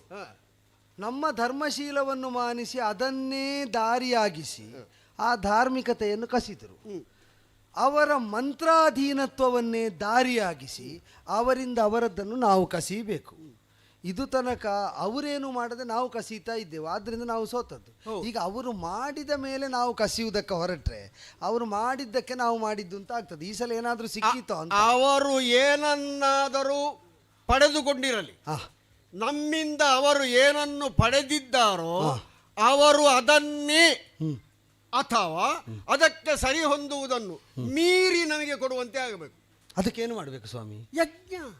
ಏನು ಯಜ್ಞ? ಈಗ ನೀವು ಮಾಡಿಸದ ಯಜ್ಞ ಉಂಟು, ಸಾಧಾರಣ ಇದ್ದದ್ದೆಲ್ಲ. ಈಗ ವೇದೋಕ್ತವಾಗಿದ್ದದನ್ನು ಒಂದೊಂದಾಗಿ ನೀವು ಹೇಳ್ತಾ ಹೋಗುದು. ಅದು ಈ ಸಲ ಇದು ಮಾಡುವ, ಇನ್ನೊಂದು ಸಲ ಇದೊಂದು ಮಾಡುವ ಅಂತ ಮಾಡ್ತಾ ಹೋಗುದು ನಾವು. ಈ ಸಲ ಯಾವುದು? ನಿನ್ನದ್ದು ಧರ್ಮಗುಣ, ಸಾಧು ಧರ್ಮಗುಣವನ್ನು ಕಸಿದ ಇಂದ್ರನ ಕೃತ್ಯಕ್ಕೆ ಸಾಧು ಧರ್ಮ ಏನು ಸ್ವಾಮಿ ಅಕ್ಷರ ಲೆಕ್ಕ ಮಾಡಿದ? ಅಕ್ಷರ ಲೆಕ್ಕ ಮಾಡಿ ಸಾಧು ಧರ್ಮ ಗುಣ. ಅದೀಗ ಕೆಲವೊಮ್ಮೆ ನೈಮಿತಿಕರಲ್ಲಿ ಹೋಗುವಾಗ ಅವರು ಏನೋ ಸಂಸಾರದ ಮಧ್ಯದಲ್ಲಿ ಇರುವುದಲ್ವ, ಪಕ್ಕನೆ ಏನು ಅಂತ ಗೊತ್ತಾಗದಿದ್ದರೆ ಒಂದು ಸಂಖ್ಯೆ ಹೇಳು ಅನ್ನೋದು. ಹೇಳಿದ ಸಂಖ್ಯೆ ಇಟ್ಟುಕೊಂಡೆ ಅಲ್ಲ, ಅದೇ ಸರಿಯಾಗ್ತದೆ. ಈಗ ತಪ್ಪು ಹೇಳುವುದಲ್ಲ, ಅಂದರೆ ಒಂದು ನಿಮಿತ್ತ ಇಟ್ಟುಕೊಂಡು ಮುಂದುವರಿಯುವುದಕ್ಕೆ ಸಾಧು ಧರ್ಮ ಗುಣ ಅಂತ ಹಿಂದೆ ಮುಂದೆ ಮಾಡಿ. ಈಗ ಏನು ಮಾಡುವ ಅಂತ? ಹಾಗಾದ್ರೆ ಸಾಧುವಾದದ್ದನ್ನು, ಧರ್ಮವಾದದ್ದನ್ನು, ಗುಣಯುತವಾದದ್ದನ್ನು ನಾವು ಮಾಡಬೇಕು. ರೇವಾ ನದಿ ಅದು ನನ್ನ ದೃಷ್ಟಿಗೆ ಗೋಚರಿಸ್ತಾವ. ಹೌದೌದು. ಆ ರೇವಾ ನದಿಯ ಪಾಸಲೆಯಲ್ಲಿ ನಮಗೆ ಕಂಡದ್ದಾದ್ರೂ ಬದಲಾದೀತು, ನಿಮಗೆ ಕಂಡದ್ದಲ್ಲ. ನೀವು ಒಳ ದೃಷ್ಟಿಯಿಂದ ನೋಡಿ, ನಾವು ಹೊರ ದೃಷ್ಟಿಯಿಂದ. ನಾನು ಕಣ್ಣಿನ ಒಳಗಿಂದ ಅದನ್ನ ಹೇಳಿದ್ದ, ಅದು ಬದಲಾಗಲಿಲ್ಲ. ಕಣ್ಣಿಂದ ನೋಡಿದಾಗ ಕಂಡದ್ದು ನಿನ್ನ ದುರಾವಸ್ಥೆ, ಕಣ್ಣಿನೊಳಗಿಂದ ನಾನು ನೋಡುವಾಗ ಕಾಣುದು ನಿಂದು ದೂರಾವಸ್ಥೆ. ಅಯ್ಯ, ಎಲ್ಲಿಂದ ಯಾವುದನ್ನು ಎಳೆದು ಎಲ್ಲಿಗೆ ಹೊಂದಿಸ್ತೀರಿ ಅಂತ. ವಿಶ್ವಜಿತ್ ಎಂಬುದು ಒಂದು ಹೆಸರು, ಒಂದು ಯಾಗಕ್ಕೆ ಸಂಬಂಧಪಟ್ಟ ಹೆಸರು. ಆ ವಿಶ್ವಜಿತ್ ಎಂಬಂತಹ ಯಾಗವನ್ನು ರೇವಾ ನದಿಯ ದಡದಲ್ಲಿ ನಾವು ಮಾಡಬೇಕು. ನೀನು ಸಂಕಲ್ಪಜನಾಗಬೇಕು, ನಾನು ಪ್ರಧಾನ ಅಧ್ವರಿ ಆಗಬೇಕು. ಅಧ್ವರ್ಯಕ್ಕೆ ಇನ್ನು ಯಾರನ್ನೆಲ್ಲ ಕಾರ್ಯಕ್ರಮಕ್ಕೆ ಕರೆಸಬೇಕು ಅಂತ ಯೋಚನೆ ನಾನು ಮಾಡಿದ್ದೇನೆ, ನೀನು ಸಂಯೋಜನೆ. ಸ್ವಾಮಿ, ವಿಶ್ವ ಸ್ವಲ್ಪ ದೊಡ್ಡದಿಟ್ಟುಕೊಳ್ಳಿ. ನಾವು ಇದು ತನಕ ಸ್ವರ್ಗಜೇತರಾಗುವುದಕ್ಕೆ, ಸ್ವರ್ಗವನ್ನು ಗೆಲ್ಲುವುದಕ್ಕೆ ಹೊರಟದ್ದು. ಈಗ ವಿಶ್ವವೇ ವಿಶ್ವಜಿತ್, ವಿಶ್ವದ ವ್ಯಾಪ್ತಿಯಲ್ಲೇ ಬರ್ತದಲ್ಲ ಸ್ವರ್ಗ. ಎಲ್ಲೋ ಒಂದು ಹೇಳಿದ ನೆನಪುಂಟು ನನಗೆ, ವಿಷ್ಣುವಿಗೂ ಹಾಗೊಂದು ಹೆಸರುಂಟು ಅಂತ. ಅಯ್ಯ, ಅತ್ಯುತ್ತಮವಾದಂತಹ ಯಜ್ಞಶಾಲೆಯ ನಿರ್ಮಾಣ ಆಗಬೇಕು. ನೀವು ದಾಕ್ಷಿಣ್ಯ ಮಾಡಬೇಡಿ, ಹೇಳಿ ಹೇಳಿ. ವಿಧಿಯಲ್ಲಿ ದಾಕ್ಷಿಣ್ಯ ಮಾಡ್ಲಿಕ್ಕಿಲ್ಲ, ನೀವು ಹೇಳಿ ಹೇಳಿ. 8 ಕ್ರೋಶದಷ್ಟು ವಿಸ್ತೀರ್ಣವಾದ ಸುಸಜ್ಜಿತವಾದ ವಾಸ್ತು ಪ್ರಕಾರದ ಯಜ್ಞಶಾಲೆಯ ನಿರ್ಮಾಣ ಆಗಬೇಕು. ಉಪಸ್ಥಿತಿ ಅಂದ್ರೆ ಹೀಗಿರಬೇಕು, ಬೇಕಾದ ಲೆಕ್ಕ ಆ ಕಾಲದಲ್ಲಿ ಒದಗಬೇಕು. ನೋಡಿ, ಅದರ ಕ್ರೋಶ ಎಷ್ಟು ಹೆಚ್ಚು ಕಡಿಮೆ ಆಗ್ಲಿಕ್ಕಿಲ್ಲ. ವಿಶ್ವಜಿತ್ ಯಾಗಕ್ಕೆ ಇಷ್ಟು ಅಂತಲೇ 8 ಕ್ರೋಶ ಅಲ್ವಾ? ಸರಿ. ಅಲ್ಲಿ 8 ಯಜ್ಞಕುಂಡಗಳು ಅಷ್ಟಕೋನಾಕೃತಿಯಲ್ಲಿ. 8 ಅಷ್ಟಕೋನದಲ್ಲಿ, ಅದು 8, ಇದು 8. ಯಾಕೆ? ಅದಕ್ಕೆ ಪರಿಣಾಮದಲ್ಲಿ ಫಲ ಉಂಟು, ಆದ್ರಿಂದ ಅದು 8. ಅಷ್ಟ ಸೌಭಾಗ್ಯಗಳು ಹೋದದ್ದಕ್ಕೆ ಎಲ್ಲನ್ನು 8 ಮಡಿಯಾಗಿ ಪಡೆಯುವುದಕ್ಕೆ. ಆಗಲಿ ಆಗಲಿ ಆಗಲಿ ಆಗಲಿ. ಅಂತಹ ಯಾಗವನ್ನು ನೀನು ಮಾಡುವುದಾಗಿ ನಿರ್ಧರಿಸಿದ್ರೆ, ಮೊದಲು ಸಂಕಲ್ಪ ಮೇಲೆ ನಿರ್ಧರಿಸಿದ್ರೆ ಆ ಯಾಗಶಾಲೆಯ ನಿರ್ಮಾಣ ಹೇಗಾಗಬೇಕು, ಯಾಗಕ್ಕಾಗಿ ಏನನ್ನೆಲ್ಲ ಹೊಂದಾಣಿಸಬೇಕು, ಇದು ಎಲ್ಲವನ್ನೂ ನಾನು ಹೇಳುತ್ತಿರುತ್ತೇನೆ. ನಾನು ಹೇಳಿದಂತೆ ಮಾಡುವ 8 ಜನ ಬ್ರಾಹ್ಮಣರನ್ನು ನನಗೆ ಕೊಡಬೇಕು. ನೀವು ಮುಂದೆ ಹೋಗಬೇಕು. ಹಿಂದಿನಿಂದ ನನ್ನ ಜೊತೆಯಲ್ಲಿ ನನ್ನ ಸಾಮ್ರಾಜ್ಯ ಉಂಟು. ಹೋಗುವ ಹೋಗೋಣ, ಹೋಗುವ ಹೋಗುವ. ಹೇಳಿ ಸ್ವಾಮಿ. ನೋಡಿದ್ಯಾ ನೋಡಿದ್ಯಾ ನೋಡಿದ್ಯಾ, ನೀವು ಮಾಡಿಸಿದ್ದನ್ನು ನಿಮ್ಮನ್ನು ಒಟ್ಟೊಟ್ಟಿಗೆ ನೋಡ್ತಾ ಇದ್ದೇನೆ. ಯಜ್ಞ ಶಾಲೆ ಹಾಗೆ ಮೆರೀತಾ ಇದೆ. ಯಜ್ಞಶಾಲೆ ನಿನ್ನೆ ರಾತ್ರಿಯವರೆಗೆ ಅದೊಂದು ಶಾಲೆಯಾಗಿ, ಒಂದು ಕಟ್ಟಡವಾಗಿ, ಒಂದು ನಿರ್ಮಾಣವಾಗಿ ನಮಗೆ ಕಾಣುತ್ತಾ ಇತ್ತು. ನೋಡು, ಮಂತ್ರಗಳ ಮೂಲಕವಾಗಿ ಯಾಗವನ್ನು ಮಾಡುತ್ತಿರುವಂತಹ ಈ ಕಾಲದಲ್ಲಿ ಹೇಗೆ ಶೋಭಿಸ್ತಾ ಇದೆ, ಹೇಗೆ ಶೋಭಿಸ್ತಾ ಇದೆ. ಪ್ರಸನ್ನೀಭವ ಪ್ರಸನ್ನೀಭವ ಪ್ರಸನ್ನೀಭವ. ಸ್ವಾಮಿ, ಅದೆಂತದ್ದು ಸ್ವಾಮಿ ಬರ್ತಾ ಇರೋದು? ಬರದೆ ಯಾರು ಕೂತದ್ದು? ಇದೀಗ ನೀವೇ ಒಳಗೆ ಹಾಕಿ ಬರಿಸಿದಾಗೆ ಮಾತಾಡ್ತೀರಲ್ಲ. ಬರದೆ ಅಂದ್ರೆ ನನಗೆ ಬೆರಗು ಹೊಡೀತಾ ಉಂಟು. ಸದ್ಯಕ್ಕೆ ಒಳಗೆ ಎಲ್ಲ ಇಟ್ಟು ಆಮೇಲೆ ಹೋಮ ಮಾಡಿ ಸುಟ್ಟದ್ರಿಂದ ಅದು ಮೇಲೆ ಬಂದದ್ದು ಅಂತ ಹೇಳಿಲ್ಲ. ಅಲ್ಲ, ನಿಮ್ಮ ಒಳಗೆ ಎಲ್ಲ ಇತ್ತು, ನೀವು ಹೋಮ ಮಾಡಿದ್ರಿಂದ ಅದು ಹೊರಗೆ ಬಂತು ಅಂತ ಹೇಳುದು ನಾನು. ಯಜ್ಞಾಂಗ ಕರ್ಮಗಳು, ಉಪಕರ್ಮಗಳು ಯಾವುದೇ ರೀತಿಯಲ್ಲಿ ತಡೆಗೆ ಒಳಗಾಗದೆ ನಿರಾತಂಕವಾಗಿ ಅಬಾಧಿತವಾಗಿ ಮಂತ್ರಜನ್ಯವಾಗಿ ನಡೆದದ್ದರಿಂದ ಅದೋ ಅದೋ ಅದೋ ಅದು ಯಜ್ಞ ಪುರುಷನೊಬ್ಬ ಕಾಣಿಸಿಕೊಂಡ. ಹೌದು ಹೌದು. ಪಕ್ಕನೆ ನೋಡುವಾಗ ಸೂರ್ಯನಾರಾಯಣನ ಹಾಗೆ ಕಾಣುವುದಿಲ್ವೋ? ಪ್ರಭಾಪೂರ್ಣನಾಗಿದ್ದಾನೆ, ಪ್ರಭಾಪೂರ್ಣವಾಗಿ ಕಾಣ್ತಾ ಇದ್ದಾನೆ. ಏನದು? ರಥ, ಹಸಿರು ಕುದುರೆಗಳು. ರಥ, ಹೌದೌದು, ಹಸಿರು ಕುದುರೆಗಳು ಇಂದ್ರನ ಉಚ್ಚೈಶ್ರವ ಸಮನಾದ್ದು. ಅದು ಅಲ್ಲಿ ಒಂದೇ ಇರುದು, ಅಲ್ಲಿ ಒಂದೇ ಇರುದು. ಇಲ್ಲಿ 4 ಬಂತು, 4 ಕೊಟ್ಟಿದ್ದ. ಅವ ಕೊಡ್ಲಿಕ್ಕೆ ಶುರು ಮಾಡಿದ್ರೆ 1ಕ್ಕೆ 2 ಆಗಲಿ ಆಗಲಿ ಆಗಲಿ. ಅದು ಖಡ್ಗ, ಗದೆ, ಉಳಿದ ಆಯುಧಗಳು, ಬತ್ತಳಿಕೆ ಸಹಿತವಾದ ಬಾಣಗಳನ್ನು ತುಂಬಿ ಜೊತೆಯಲ್ಲೇ ಸಹಿತವಾದ ಬಾಣವನ್ನು ಕೊಟ್ಟಿದ್ದಾನೆ. ಎಲ್ಲವನ್ನೂ ನಿನಗೆ ಕೊಟ್ಟ ಮೇಲೆ ಕೊನೆಗೆ ಬಿಲ್ಲು ಕೂಡ ಕೊಟ್ಟಿದ್ದಾನೆ. ಹೌದಾ? ನಾನು ಅವ ಕೊಟ್ಟಾಗ ನಿಮ್ಮ ಮುಖ ನೋಡಿದ್ದು. ಆದ್ದರಿಂದ ಅಂದ್ರೆ ಅವ ಬಿಲ್ಲು ಕೊಟ್ರು, ನಾನು ಗುರುಗಳನ್ನು ನೋಡದೆ ಮುಂದೆ ಹೋಗುವಾಗಿಲ್ಲ. ಹಾಗಲ್ಲ, ನೀನು ಅದನ್ನು ಕೈಯಲ್ಲಿ ತಕ್ಕೋ. ಹೌದು, ಆದೀತು ಆದೀತು. ಅದನ್ನು ಏನು ಮಾಡಬೇಕು ಅಂತ ಆಮೇಲೆ ನಾನು ಹೇಳ್ತೇನೆ. ನಿಮ್ಮ ಕೈಯಲ್ಲೂ, ನಿಮ್ಮ ಕೈಯಾಗಿ ನಾನು ಮುಂದೊಡ್ಡುತ್ತೇನೆ. ತಕ್ಷಣದಲ್ಲಿ ಇಲ್ಲಿಂದಲೇ ಈ ಯಾಗ ಪೂರ್ಣಾಹುತಿ ಆದ ಮೇಲೆ, ಭೋಜನ ಶಾಲೆಯಲ್ಲಿ ಭೋಜನ ನಡೆದ ಮೇಲೆ ತಕ್ಷಣದ ಕ್ರಮ, ನಿನ್ನ ಮನೆಗೆ ನೀನು ಹೋಗುವುದಲ್ಲ, ನನ್ನ ಮನೆಗೆ ನಾನು ಹೋಗುವುದಲ್ಲ, ನೇರವಾಗಿ ಸ್ವರ್ಗಕ್ಕೆ. ಗುರುಗಳೇ ಅವರೆಲ್ಲ ಕೊಟ್ಟಾಯಿತು, ಅದನ್ನು ನಾನು ಹೊಂದಿಯಾಯಿತು. ಇದರಲ್ಲಿ ಏರಿ ಹೋದರೆ, ಅಭಿಯೋಗ ಮಾಡಿದರೆ ಗೆಲುವು ಅಂತ ನನಗೊಂದು ಆತ್ಮವಿಶ್ವಾಸ ಜಾಗೃತ ಆಗುವಾಗ ನಿಮ್ಮ ಕೈಯಲ್ಲಿ ನೀವು ಆ ಶಂಖವನ್ನು, ಅದು ನನಗೋ ಸ್ವಾಮಿ. ಅಯ್ಯೋ, ಯಾವುದೇ ಕಾರ್ಯಕ್ರಮ ಶುಭದಾಯಕವಾಗಿ ಪರಿಣಮಿಸಬೇಕು ಅಂತಾದ್ರೆ ಪ್ರಮುಖವಾಗಿ ಶಂಖನಾದವನ್ನು ಮಾಡಬೇಕು. ಆದ್ದರಿಂದ ಇದು ಗುರುಮುಖದಿಂದ ಹೊರಟಂತಹ ಮಂತ್ರವನ್ನು ಮಂತ್ರಿಸಿಕೊಟ್ಟಿದ್ದೇನೆ. ಪ್ರಣವಾನುರಣನೆಯಲ್ಲಿ ಬಂದ ಯಾಗದ ಫಲಿತಗಳೆಲ್ಲವೂ ಪ್ರವೃತ್ತವಾದರೆ ದೇವಲೋಕಲ್ಲ ಯಾವುದಾದ್ರೂ ಸಿದ್ಧಿಸಬೇಕಲ್ವೋ? ಅಯ್ಯೋ, ಇದನ್ನು ಒಂದು ಸಾರಿ ನೀನು 2 ತುಟಿಗಳ ಮಧ್ಯದಲ್ಲಿದ್ದು ಸಮವಾಯು ಪ್ರಮಾಣವನ್ನು ಆ ಶಂಖದ ಒಳಗೆ ಕಳಿಸಿದ್ದೇ ಹೌದು ಅಂತಾದ್ರೆ, ಅದರಿಂದ ಹೊರಹೊಮ್ಮುವಂತಹ ನಾದದಿಂದಲಾಗಿ ಅದು ಅಲ್ಲಿ ಒಬ್ಬ ನಿನ್ನೊಟ್ಟಿಗೆ ಹೋರಾಟಕ್ಕೆ ನಿಲ್ಲುತ್ತಾನಲ್ಲ, ಅವನ ಅರ್ಧ ಶಕ್ತಿ ನಿನ್ನನ್ನು ಬಂದು ಸೇರ್ತದೆ. ಹಾಗಾದ್ರೆ ಅವನ ಅರ್ಧ ಶಕ್ತಿ ಕ್ಷೀಣ ಆಗ್ತದೆ. ಗುರುಗಳೇ, ಊದುವುದಕ್ಕೊಂದು ಅನುಮತಿ ಕೊಡಿ.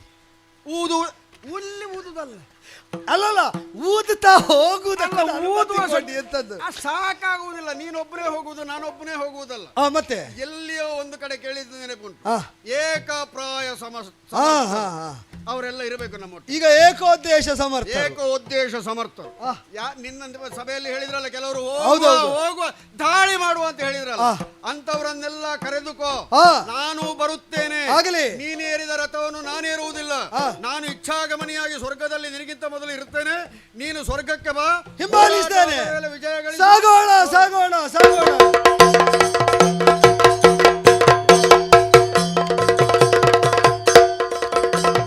ಗುರುಗಳೇ, ಇಲ್ಲಿ ಬರುವಾಗ ಸ್ವರ್ಗ ಬರಿದಾಗುಂಟು. ಎಲ್ಲಿ ಹೋದ್ರು ಎಲ್ಲ? ನೋಡಿದ್ರೆ ಅದೋ ವರ್ತಮಾನ ಗೊತ್ತಾಯ್ತಲ್ಲ, ವಿವಿಧ ಖಗಮೃಗಗಳ ರೂಪವನ್ನ ಅಂತು ಬೃಹಸ್ಪತಿ ಸೂಚನೆಯಂತೆ ಇಲ್ಲ, ವಿಶ್ವಜಿದ್ಯಾಗ ಮಾಡಿ ಬರುವ ಬಲಿಯನ್ನು ಎದುರಿಸುವುದಕ್ಕಾಗುವುದಿಲ್ಲ ಎಂಬುದಕ್ಕೆ ಲೋಕವನ್ನು ಬರಿದಾಗಿಸಿ ಹೋಗಿ ಆಗಿದೆ. ಗುರುಗಳೇ, ಬಲಿ ಚಕ್ರವರ್ತಿ, ಎಷ್ಟೋ ಸ್ಪರ್ಧೆಗಳು ಪ್ರಪಂಚದಲ್ಲಿ ನಡೀತದೆ. ಒಂದು ವೇಷ ವಿನ್ಯಾಸ ಸ್ಪರ್ಧೆ ಅಂತ ಒಂದು ಮಾಡಿದ್ರೆ ಈ ಸುರೇಶ ಮಾಡಿದಷ್ಟು ವೇಷ ಬೇರೆ ಯಾರಿಂದಲೂ ಮಾಡಲಿಕ್ಕೆ ಸಾಧ್ಯ. ಆಗಲಿ ಸ್ವಾಮಿ, ಅವನಿಗೆ ಅವನ ವೇಷವೇ ಯಶಸ್ಸು ಕೊಡ್ಲಿ. ಜನ ಮನ್ನಣೆ ಕೊಡ್ತಾರೋ ಬಿಡ್ತಾರೋ ಅಂತ ಅವನಂತೂ ಏನು ಮಾಡಿ ನಾವು ಮಾಡುವ ವೇಷ ಬಿಡುವುದಿಲ್ಲ ಸ್ವಾಮಿ. ಈಗ ವಿಷಯ ಅದಲ್ಲ. ಏನು ನೀವೊಂದು ಒಳ್ಳೆ ಮುಹೂರ್ತ ಹೇಳಿದ್ರೆ ಪೀಠ ಏರು ಅಂತ ನಮ್ಮವರು ಅದು ಪೀಠವನ್ನು ಏರಿ ಕೂತುಕೋ ಆಗಲಿ, ನಿಮ್ಮ ಅನುಮತಿಯಂತೆ ಕೂತುಕೊಳ್ಳುವುದೌದು. ಆದರೆ ಒಂದುಂಟು, ಈ ಸಲ ಕೂತ ಮೇಲೆ ಅವರು ಓಡಿಸಲಿಕ್ಕಿಲ್ಲ. ನಾನು ಕೂತುಕೊಳ್ಳುವ ಮೊದಲು ನೀವು ನನಗೊಂದು ಭರವಸೆ ಕೊಡಿ. ಕೂತ ಪೀಠದಲ್ಲಿ ಅಲುಗಾಡದೆ ಕೂತುಕೊಳ್ಳುವುದಕ್ಕೆ ಏನು ಮಾಡಬೇಕು ಅಂತ ಮೊದಲು ಹೇಳಿ. ಕಟ್ಟಿ ಹಾಕಬೇಕಷ್ಟೇ. ಯಾರನ್ನು? ನೀನು ನನ್ನ ಕೂತವನನ್ನು. ಸ್ವಾಮಿ, ನೀವು ನನ್ನನ್ನು ಮಗುವಾಗಿ ನೋಡಿದ್ರೆ ಸಂತೋಷ, ಆದ್ರೆ ಅದಲ್ಲ. ಮತ್ತೆ ಪೀಠದಲ್ಲಿ ಏರಿದಂತಹ ಮನುಷ್ಯನು ಅಳುಗಾಡದಂತೆ. ಸ್ವಾಮಿ, ಈ ಯಾಗ ಮಾಡಿದ್ರಿಂದ, ವಿಶ್ವಜಿತ್ ಯಾಗ ಮಾಡಿದ್ರಿಂದ ಪೀಠ ಸಿಕ್ಕಿತು. ಈಗ ಪೀಠ ಅಲುಗಾಡದಂತೆ ಏನಾದ್ರೂ ಯಾಗ ಮಾಡ್ಲಿಕ್ಕೆ ಆಗುದಿಲ್ವಾ? ಅಯ್ಯ ಓ ಅಲ್ಲಿಗೆ ನಾನು ಹೋಗಬೇಕು. ಏನು ಮಾಡಬೇಕು? ಮುಖ್ಯ ಮಾರ್ಗದಲ್ಲಿ ಕ್ರಮಿಸಿದ್ರೆ ಅಲ್ಲಿವರೆಗೆ ವಾಹನದ ವ್ಯವಸ್ಥೆ ಉಂಟು, ಆಮೇಲೆ ನಡ್ಕೊಂಡೇ ಹೋಗಬೇಕು. ಹೀಗೊಂದು ವ್ಯವಸ್ಥೆ ಇದ್ದಾಗ ಆ ವಾಹನದಲ್ಲಿ ನೀನು ಎಲ್ಲಿವರೆಗೆ ಹೋಗಬಹುದು? ಅಲ್ಲಿವರೆಗೆ ಮಾತ್ರ. ಹೌದು. ಇದು ನೀನೀಗ ಸ್ವರ್ಗ ನಿನಗೆ ಸಿಕ್ಕಿದ ಕೂಡಲೇ ಸ್ಥಿರ ಆಯಿತು ಅಂತ ತಿಳ್ಕೊಂಡೆ. ಅದರ ಸ್ಥಿರೀಕರಣಕ್ಕೆ ಏನು ಅಂತ ಗೊತ್ತಿಲ್ಲದೆ ಪೀಠ ಏರುವುದಿಲ್ಲ ಅಂತ ನೀವು ಹೇಳಬೇಕು ನನಗೆ. ಅಲ್ಲಲ್ಲ, ಸ್ಥಿರೀಕರಣ ನಿನಗೆ ಪೀಠ ಈಗ ನಿನ್ನ ಸ್ವಾಧೀನ ಅನುಭವದಲ್ಲಿ. ಆದ್ರಿಂದಲೇ ಯಾವಾಗ ಬೇಕಾದ್ರೆ ಮನೆ ಕಟ್ಟಿಯಾಗಿದೆ, ಅದರ ಒಕ್ಕಲು ಮಾಡ್ಲಿಕ್ಕೆ ಸ್ವಲ್ಪ ದಿವಸ ಬೇಕಾದಿತ್ತು. ಒಳ್ಳೆ ಮುಹೂರ್ತ ಸಿಕ್ಕದೆ, ಒಳ್ಳೆ ಮುಹೂರ್ತ ಬೇಕು. ಹೌದು, ಸ್ಥಿರೀಕರಣವೇ ಮುಖ್ಯ. ಹೌದು. ಬಲಿಚಕ್ರವರ್ತಿ ಇನ್ನು ಹೊಂದುವುದಿದ್ದರೆ ತಪ್ಪಿಸಿಕೊಳ್ಳದೆ ಇದ್ದ ಯಾವುದನ್ನಾದ್ರೂ ಹೊಂದಬೇಕು. ಒಂದು ನಿರ್ದಿಷ್ಟವಾದಂತಹ ಮಾನವನ್ನು ಯಾವುದೇ ಹುದ್ದೆಗೆ ಸಂಬಂಧಪಟ್ಟಂತೆ ನಿರ್ಧರಿಸಲ್ಪಟ್ಟರೆ ಆ ಮಾನವನ್ನು ಹೊಂದಿದ್ದಲ್ಲದೆ ಆ ಹುದ್ದೆಯ ಕೆಲಸ ಮಾಡಲಿಕ್ಕೆ ಆಗುವುದು. ಏನು ಮಾಡುವ ಹೇಳು? ನೀವೇ ಹೇಳಬೇಕು. ನೀನು ಮಾನವನ್ನು ಹೊಂದಿದವನಿಗಿಂತಲೂ ಉನ್ನತವಾದಂತಹ ವ್ಯಾಸಂಗವನ್ನು ಮಾಡಿರಬಹುದು, ಚಾಕಚಕ್ಯತೆ ಇರಬಹುದು, ಚತುರತೆ ಇರಬಹುದು. ಆದರೆ ಅದನ್ನು ತೋರಿಸದೆ ನಿನಗೆ ಆ ಹುದ್ದೆ ಸಿಗುವುದಿಲ್ಲ. ಆ ಪ್ರಮಾಣ ಪತ್ರ ಬೇಕಲ್ವೋ? 100 ಯಾಗವನ್ನು ಯಾವನು ಮಾಡುತ್ತಾನೋ ಅವನು ಹರಿಸಂಕಲ್ಪದಂತೆ ರೂಪಿತವಾದಂತಹ ಸ್ವರ್ಗದಲ್ಲಿರುವ ಎಲ್ಲವನ್ನೂ ಕೂಡ ತನ್ನ ಸ್ವಾಧೀನಾನುಭವ ಅಂಕಿತದಲ್ಲಿರಿಸಿಕೊಂಡು ಪರಿಪಾಲಿಸಬಲ್ಲ ಎನ್ನುವಂಥದ್ದೇ ಮಾನ. ಒಳ್ಳೆಯದು ಸ್ವಾಮಿ. 100 ಯಾಗ ಶತಕ್ರತು ತಥಾಸ್ತು, ಹಾಗೆ ಆಗಲಿ. 2 ಶಬ್ದ ಉಂಟು ಅದರಲ್ಲಿ. ಆ 2 ಶಬ್ದದಲ್ಲಿ ಮೊದಲಿದ್ದು 2 ಅಕ್ಷರವನ್ನು ಮಾತ್ರ ತೆಗೆದ್ರೆ ಶಕ್ರ. ಶತಕ್ರತು 2 ಅಕ್ಷರವನ್ನು ತೆಗೆದ್ರೆ ಶಕ್ರ. ಈಗ ಶತಕ್ರತುವನ್ನು ಮಾಡುವುದಕ್ಕೆ ಈಗ ಇಷ್ಟರವರೆಗೆ ಎಷ್ಟಾಗಿದೆ? ಯಜ್ಞನಾಮಕನಾದವನು ಭಗವಂತ ಹೌದು ಅಂತಾದರೆ ನೀವು ಹೇಳಿದಂತೆ ಸುರಪೀಠವನ್ನೇರಿದ ಮೇಲೆ ಶತಕ್ರತುವಿಗೆ ಬೇಕಾದ ವ್ಯವಸ್ಥೆ ಮಾಡಿ ತೊಡಗುವುದೇ. ಒಂದರಿಂದಲೇ ತೊಡಗುವ, ಈಗ ಒಂದರಿಂದಲೇ ತೊಡಗುವ. ಆದರೆ ನನಗಿದರಲ್ಲಿ ಸ್ಥಿರವಾದ ಅಂಶ ಇನ್ನೊಂದುಂಟು. ಯಜ್ಞದಿಂದ ಪ್ರತಿಪಾದ್ಯನಾದ ಹರಿಯ ಕಾರುಣ್ಯ ಇದ್ರೆ ಇಂದ್ರ ಹೊಡೆದರೂ ತುಳಿದರೂ ಬಲಿಗೆ ವಿಶ್ವವಿಜೇತನಾಗುವುದಕ್ಕಾಗ್ತದೆ. ಹರಿಯ ಅನುಗ್ರಹವನ್ನು ವಿಶ್ವಜಿತ್ ಯಾಗದಿಂದ ಹೊಂದಿ ಹೊರಟ್ರೆ ಬಲಿ ಯಾವ ಹೊಡೆತವನ್ನು ಹೊಡೆಯದೆಯೇ ದೇವೇಂದ್ರ ಲೋಕ ಬಿಡಬೇಕಾಗ್ತದೆ. ಅವನ ಅನುಗ್ರಹ ಇದ್ದದ್ದರಿಂದ ಹೊಡೆದರೂ ನನಗೆ ಘಾತ ಇಲ್ಲ. ಅವನ ಅನುಗ್ರಹದಿಂದ ಪೂರಿತನಾಗಿ ನಾನು ಹೊರಟ್ರೆ ನಾ ಹೊಡೆಯದೆ ಅವ ಊರು ಬಿಟ್ಟು ಹೋಗುತ್ತಾನೆ, ಅವನಿಗೆ ಹೊಡೆತ ಬೀಳ್ತದೆ. ಈಗ ಅವನ ಅನುಗ್ರಹವನ್ನು 100ರ ಸಂಖ್ಯೆಯಲ್ಲಿ ಯಾಗ ಮಾಡಿ ಹೊಂದಿದರೆ ಮತ್ತೆ ಯಾರಾದರೂ ಹೊಂದಿದ ನೆಲೆಯಿಂದ ಅಲ್ಲಾಡಿಸುವುದಕ್ಕಾಗ್ತದ ಸ್ವಾಮಿ? ಬಲಿಚಕ್ರವರ್ತಿ, ಅದನ್ನು ನಾವು ಮಾಡುವುದೇ ಹೌದು ಅಂತ ಆದರೆ 9 ನಾಡಿದ್ದು ಶುಕ್ಲ ಪಂಚಮಿಯ ದಿನ ಆ ಯಾಗಕ್ಕೆ ನಾವು ತೊಡಗುವುದು. ರೇವಾ ನದಿಯ ದಡದಲ್ಲಿ ಯಮುನಾ ನದಿಯ ದಡದಲ್ಲಿ ಮೊನ್ನೆ ಮಾಡಿದುವಲ್ಲ ಯಾಗ ಮಂದಿರ, ಅದಕ್ಕಿಂತಲೂ ವಿಸ್ತೃತವಾದ ಅದಕ್ಕಿಂತಲೂ ಸುಸಜ್ಜಿತವಾದ ಯಜ್ಞ ಮಂಟಪ ಆಗಬೇಕು. ಕಟ್ಟಡ ನಿರ್ಮಾಣದ ಯಾವ ನದಿಯಲ್ಲೂ ಮಾಡು. ಯಾಕೆಂದ್ರೆ ವಿಶ್ವಜಿತ್ ಅಂತ ಆದ ಮೇಲೆ ಈಗ ವಿಶ್ವವೇ ನಮ್ಮ ಮನೆಯಾಗೆ, ಮನೆ ಯಾವ ಕೋಣೆಯಲ್ಲಿ ಮಾಡಿದ್ರು ಮಂಗಳ ಕರ್ಮ ಅಲ್ವೋ? ಹೌದು, ನಮಗೆ ಆಕ್ಷೇಪ ಇಲ್ಲ. ನೀವು ಹೇಳಿದ ಮುಹೂರ್ತದಲ್ಲಿ, ನೀವು ಹೇಳಿದಲ್ಲಿ ಯಜ್ಞವಾಟಿಕೆಯನ್ನು ನಿರ್ಮಿಸಿ ಇಂದ್ರಪದ ಸ್ಥಿರೀಕರಣಕ್ಕಾಗಿ, ಇಂದ್ರಸೇನ ಬಲಿಯಾಗುವುದಕ್ಕೆ ಅಲ್ಲ, ನಿಜವಾಗಿ ಭೃಗುವಂಶೀಯರನ್ನು ಸೇವಿಸಿದ ಇಂದ್ರಸೇನ ನಾಮಕನಾದವನು ಮಹಾಬಲಿಯಾಗುವುದಕ್ಕೆ ಈಗ ತೊಡಗುವ ಈ ಯಜ್ಞ ಹೇತುವಾಗಲಿ. ಒಂದು ಕೊನೆಯ ತನಕ ಇದ್ದು ಮುನ್ನಡೆಸಬೇಕು ಅಂತ ಪ್ರಾರ್ಥನೆ. ನಾನು ಕೊನೆಯವರೆಗೂ ಇದ್ದು ಮುಂದುವರಿಸುತ್ತೇನೆ. ಯಾಗಕ್ಕೆ ಯಾವ ರೀತಿಯಲ್ಲಿ ನೀನು ಅನುಕೂಲಿಗನಾಗಿ ಇರಬೇಕಾಗುತ್ತದೆಯೋ ಆ ರೀತಿಯಲ್ಲಿ ಕೊನೆಯವರೆಗೂ ಇರಬೇಕು. ನೀವು ಕೊನೆಯವರೆಗೆ ಇರ್ತೀರಿ, ನಾನು ಮುಂದೆ ಹೋಗ್ತೇನೆ. ನಡೆಯನ್ನು ತಪ್ಪಬೇಡ. ತಡೆ ಯಾವುದು ಬರುವುದಿಲ್ಲ. ಆಗಲಿ ಆಗಲಿ ಆಗಲಿ.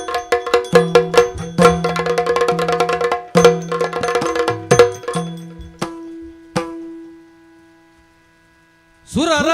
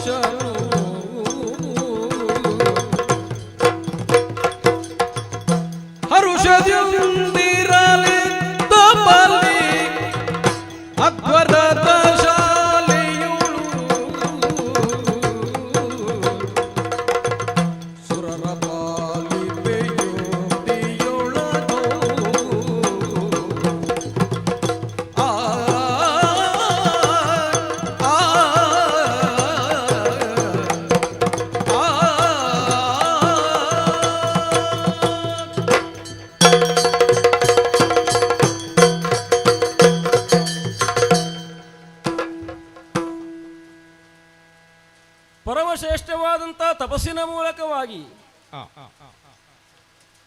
ನನ್ನನ್ನು ಪಡೆಯುವಲ್ಲಿ ನಿಮ್ಮ ಉದ್ದೇಶ ಏನು, ನನ್ನಿಂದ ಏನಾಗಬೇಕು ಎನ್ನುವ ಹಾಗೆ ಪಿತೃಸ್ಥಾನದಲ್ಲಿದ್ದಂಥ ಕಶ್ಯಪ ಬ್ರಹ್ಮರಲ್ಲಿ ನಾನು ಕೇಳಿಕೊಂಡ ಕಾಲಕ್ಕೆ ನಮ್ಮ ಅಯ್ಯ ಹೇಳಿದ ಮಾತು, ಪರಮಪುರುಷನೇ ಜಗವ ಪೊರೆಯುವ ಬಿರಿದು ನಿನ್ನಯ ಪದ ತಳದೊಳಗಿರಲು ನಿನ್ನೊಳೆರುವುದೇನು, ನೋಡಿ ಕಾರ್ಯವನಿಸಗು, ಹೀಗೆ ಮಾಡು ಎನ್ನುವ ಹೇಳಿಕೆಯೂ ಇಲ್ಲ, ಆಜ್ಞೆಯೂ ಇಲ್ಲ. ನೋಡಬಲ್ಲವನು ನೀನು. ನಡೆದ ಪ್ರಕರಣವೆಲ್ಲ ಸರಿಯಾಗಿ ವಿಮರ್ಶೆಯನ್ನು ಮಾಡು, ಯಾವನಿಗೆ ಯಾವುದು ದೊರಕದಕ್ಕದ್ದು ಎನ್ನುವ ನಿರ್ಣಯದೊಂದಿಗೆ ಯಾರ್ಯಾರಿಗೆ ಏನನ್ನು ಕೊಡಬೇಕು ಅಷ್ಟನ್ನು ಕೊಡು ಮಗು ಅನ್ನುವಂತೆ ಆ ಸ್ಥಾನದಿಂದ ಆಡಿತು. ಪ್ರಿಯದಿಂದಲೇ ಬಳಿಗೆ ಕರೆದೇ ಹೇಳಿದರಲ್ಲ, ಅಂತರಂಗದಲ್ಲಿ ಯಾವ ಭಾವನನ್ನ ಕುರಿತಾಗಿ ಅವರಿಗುಂಟು ಅದೆಲ್ಲವನ್ನು ಸವಿಸ್ತಾರವಾದಂಥ ಮಾತುಗಳಿಂದಲೇ ಆಡಿದ್ದು. ಯಾವ ಮಾಯಾವರಣಕ್ಕೂ ನೀನು ಒಳಗಾಗುವನಲ್ಲ, ನಿನ್ನ ಮಾಯೊಳಗೆ ಸಕಲ ಪ್ರಪಂಚವು ಅವಿತುಕೊಂಡಿದೆ ಮಗು, ಅವಚ್ಚಿಕೊಂಡಿದೆ. ರಾಜಸ್ಸಿನಿಂದ ಸೃಷ್ಟಿಯನ್ನು ಮಾಡ್ತಿ,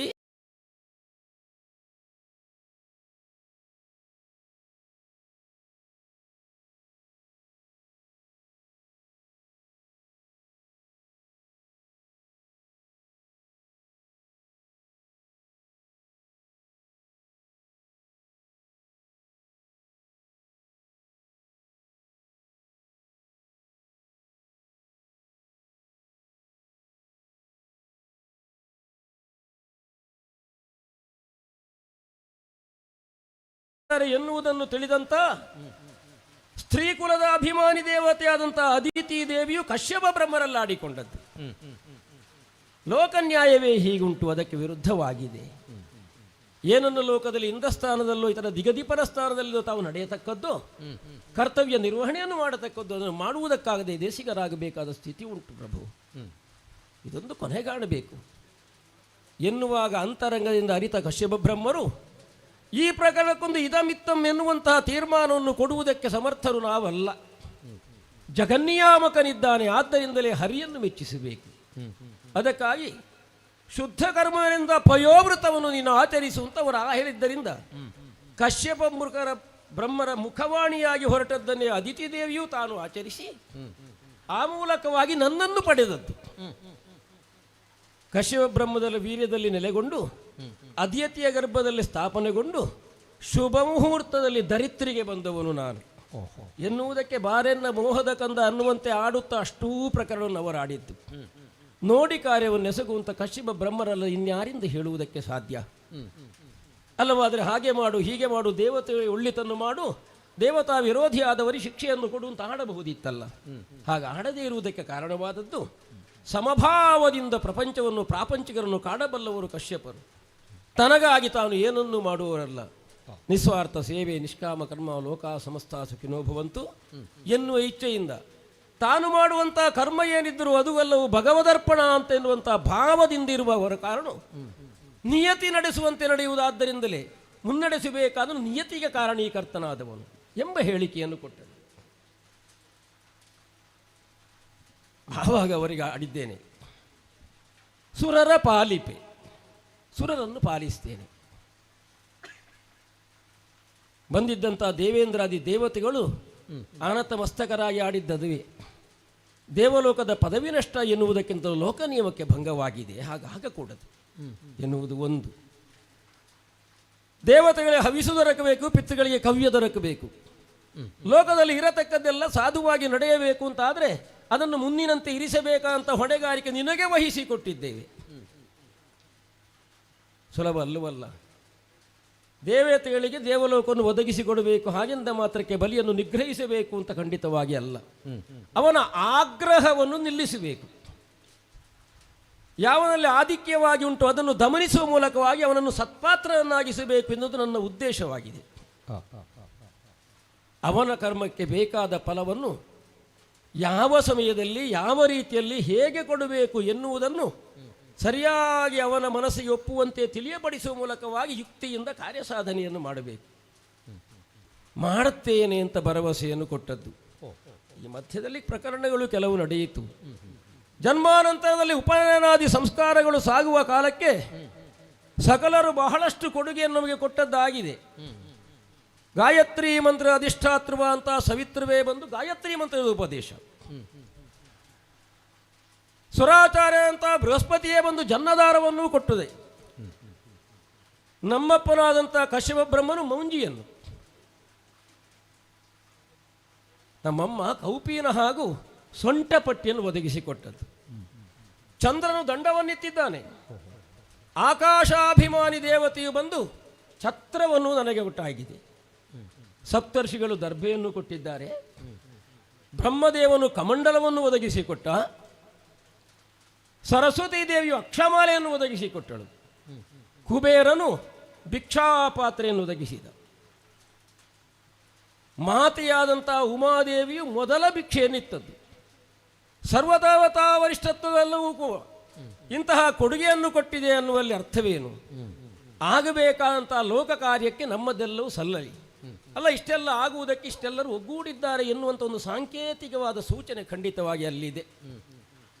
ಅದೆಲ್ಲವನ್ನು ಸಾಧಿಸುವಂಥ ಉದ್ದೇಶ ಖಂಡಿತ. 100 ಯಾಗ ಮಾಡಿದರೆ ಸಿಗ್ತದೋ ಉದ್ದೇಶ ಸಾಧನೆ ಆಗಬೇಕಾದ್ರೆ ಯಾವ ಯಾಗವಾಗಬೇಕು?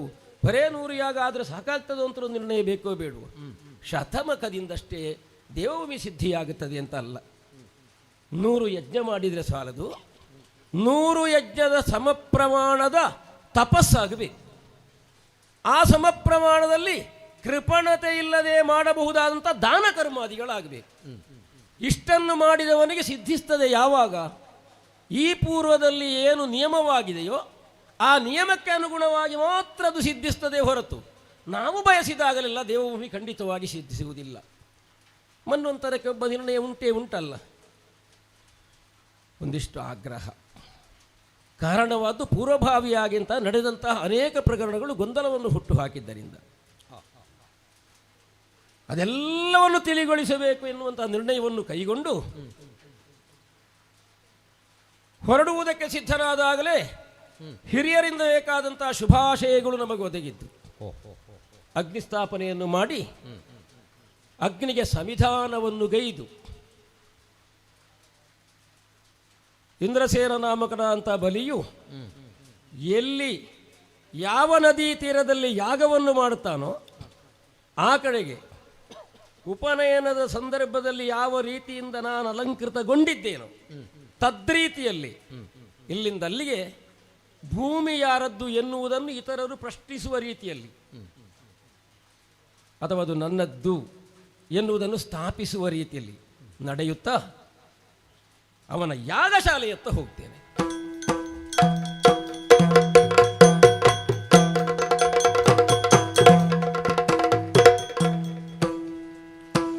ವರಗಾರ್ಯ ಪತ್ಯಾದಿ ಕುಂಡದುಳ್ ವರಗಾರ್ಯ ಪತ್ಯಾದಿ ಕುಂಡದುಳ್ ವಿದ್ಯುಕ್ತ ಚರು ಪುರುಡಾಶಾದಿ ಹವಿಯನರ್ಪಿಸುತ್ತಿರಲ್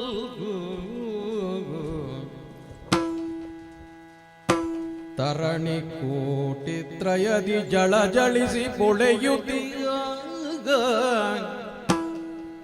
ತರಣಿ ಕೋಟಿ ತ್ರಯದಿ ಜಳ ಜಳಿಸಿ ಪೊಳೆಯುತ್ತೀಯ ತೇಜವೇನಿದು ಎನ್ನುವುದಾಗ ತೇಜವೇನಿದು ಎನ್ನುತ್ತಾರೆ ವರಗಾರ್ಯ ಪತ್ಯಾದಿ ಕುಂಡದುಳ್ ವಿದ್ಯುಕ್ತ ಚರು ಪುರುಷಾದಿ ಹವಿಯನ್ನರ್ಪಿಸುತ್ತಿರಲ್ ಆ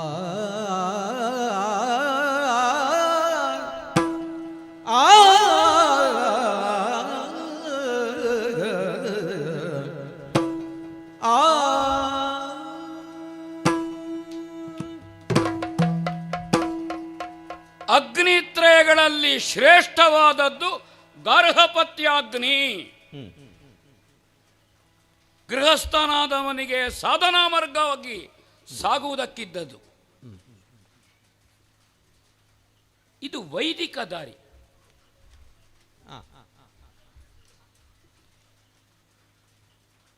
ನಮ್ಮ ರಾಕ್ಷಸ ಪರಂಪರೆಗೆ ಗುರುಗಳಾದಂತಹ ಶುಕ್ರರ ದಾರಿ. ಯಾವ ಕ್ರಮಣಕ್ಕೂ ಸಂಕ್ರಮಣಕ್ಕೂ ಶುಕ್ರ ಗಟ್ಟಿಬೇಕಲ್ಲ.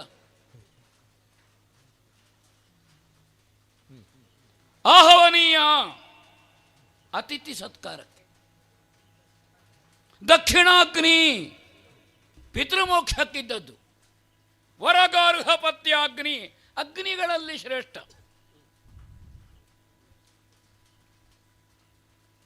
ಶುಕ್ರರು ಸಮಾಹಿತಗೊಂಡಿದ್ದಾರೆ, ಸಾನ್ನಿಧ್ಯಗೊಂಡಿದ್ದಾರೆ ಅಂತಾದ ಮೇಲೆ ಬಲಿಗೆ ಬಲವೇ ಶುಕ್ರ.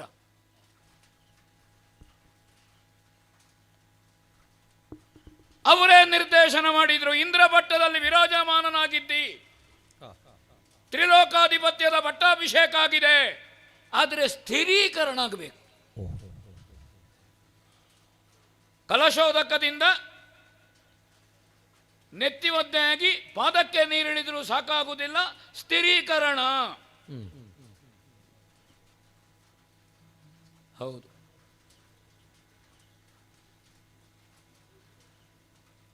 ಅದಕ್ಕಾಗಿ ತೊಡಗಿತ್ತು. ನರ್ಮದೆಯ ಭೃಗು ಕಚ್ಚ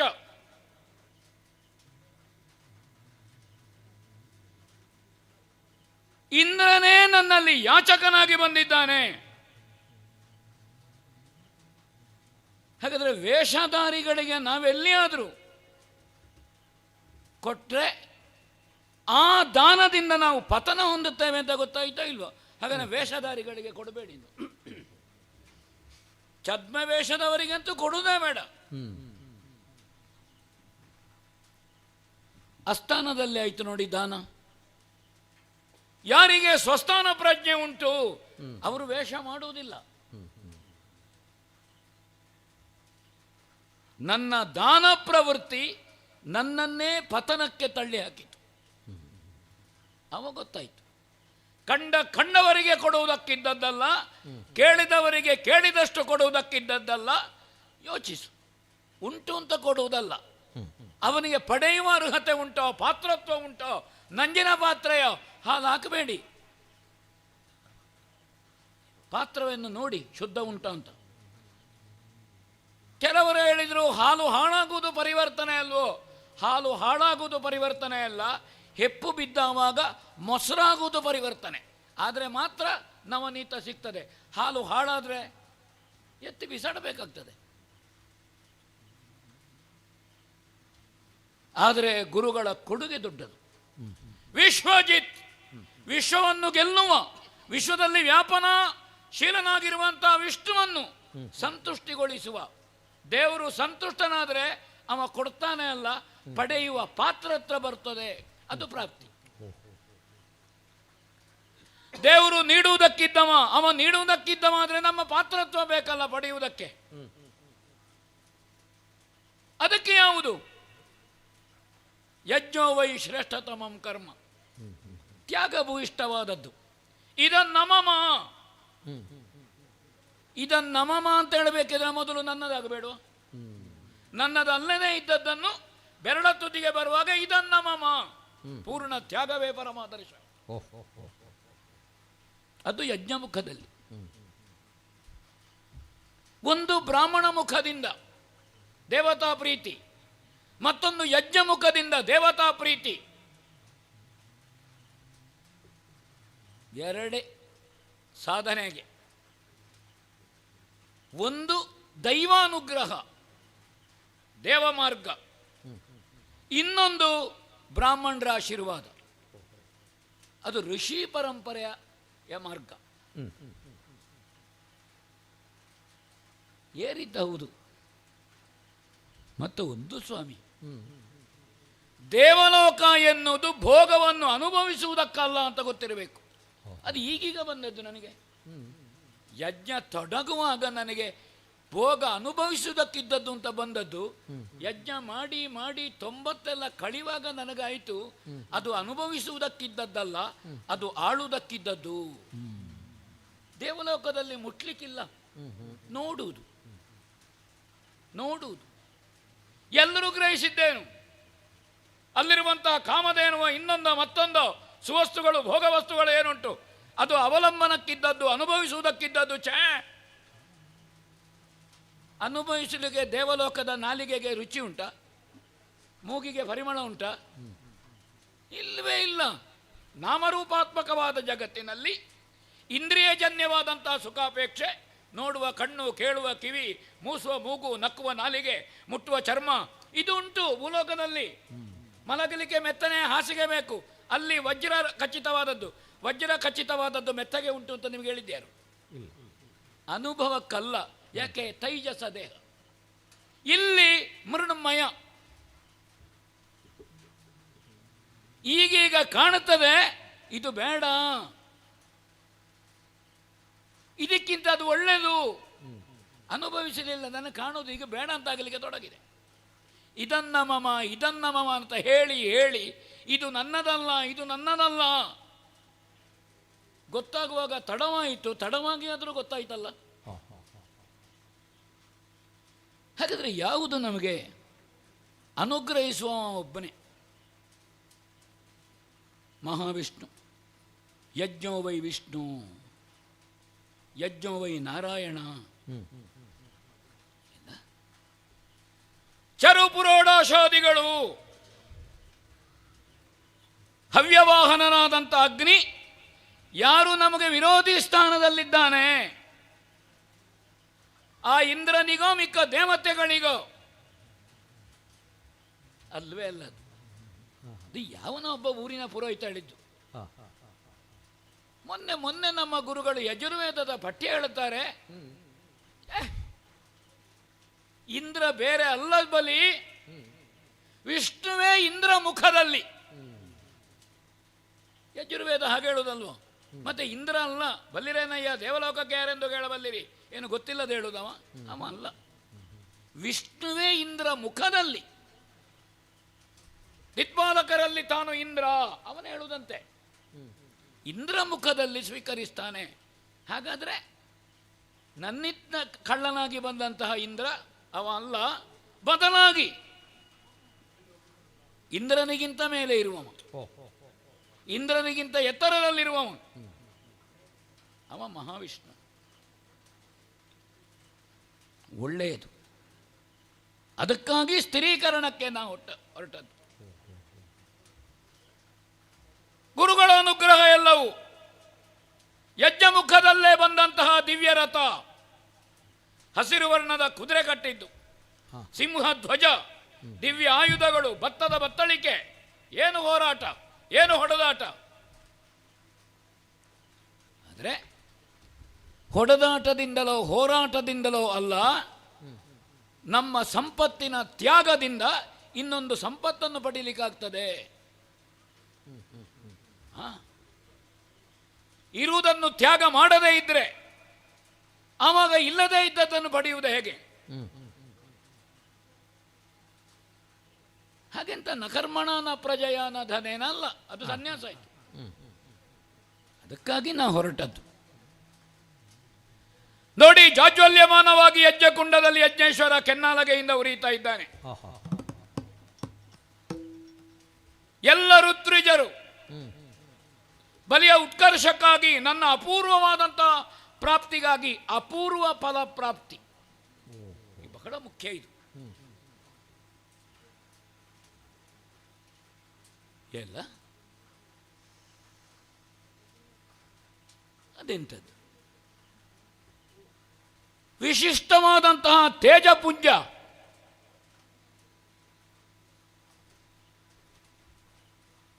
ಯಜ್ಞದ ಬೆಳಕೆ ಪ್ರತಿಫಲನಗೊಳ್ಳುತ್ತಾ ಇದೆಯೋ ಅಲ್ಲ? ಯಜ್ಞಕುಂಡದಲ್ಲಿ ಉರಿಯುತ್ತಿರುವ ಬೆಳಕಿಗಿಂತ ಭಿನ್ನವಾದ ನಾನು ಏನು ಅಪೂರ್ವ ಅಂತ ಹೇಳಿದೆ ಅಲ್ಲ. ಈ ಹೊತ್ತಿಗೆ ಇದು ಸೂರ್ಯೋದಯದ ಹೊತ್ತಲ್ಲ. ಹಾಗಾದರೆ ಹೊರಗಲ್ಲ, ಉದಯಿಸುವುದು ಒಳಗೆ. ಉದಯಿಸಲು ಸುಜ್ಞಾನ ಚಂದ್ರನು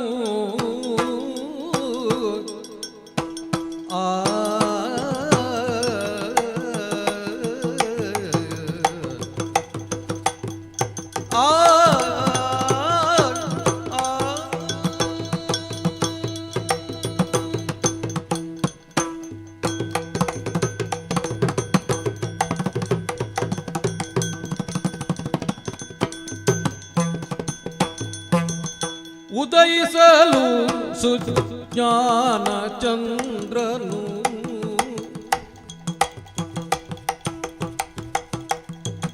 ಮುದದಿ ವೃತ್ತಾಕಾಶ ಮಧ್ಯದಿ,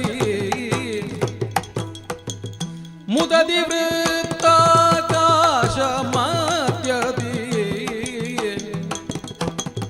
ಚದುರುತಿರಲ ಜ್ಞಾನ ಚದುರುತೀರ ಅಜ್ಞಾನ ತಿಮಿರಗಳು ಒದಗೆ ಸಂಶಯ ತಾನಗೆ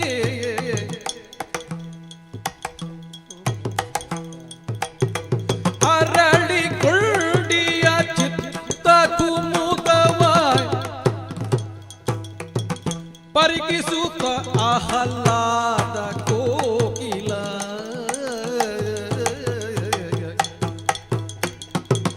ಪರಿಗಿಸುತ್ತ ಆಹ್ಲಾದ ಕೋಕಿಲ ಮರೆಯಿಲಂತ ಕರಣ ಸಾಗರ ಭರಿತ ಮೇರುವದ ಪಿರೇ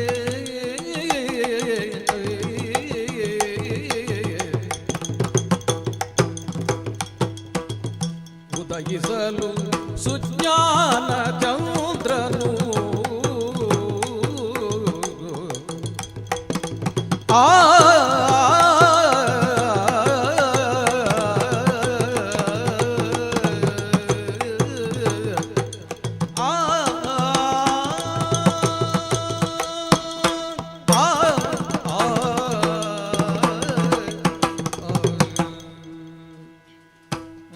ಸೂರ್ಯೋದಯ ಮತ್ತೊಂದು ಚಂದ್ರೋದಯ. ಎರಡೂ ಬೆಳಕಿನ ಉಂಡೆಗಳೇ. ಒಬ್ಬ ಪ್ರಖರವಾದಂತಹ ಕಿರಣಗಳುಳ್ಳವ, ಮತ್ತೊಬ್ಬ ಹಿತಾಂಶು. ಹೊರಗೆ ಸೂರ್ಯೋದಯ ಪ್ರಖರವಾದದ್ದು, ಒಳಗೆ ಚಂದ್ರೋದಯ ಹೃತ್ತಾಕಾಶ ಮಧ್ಯದಿ.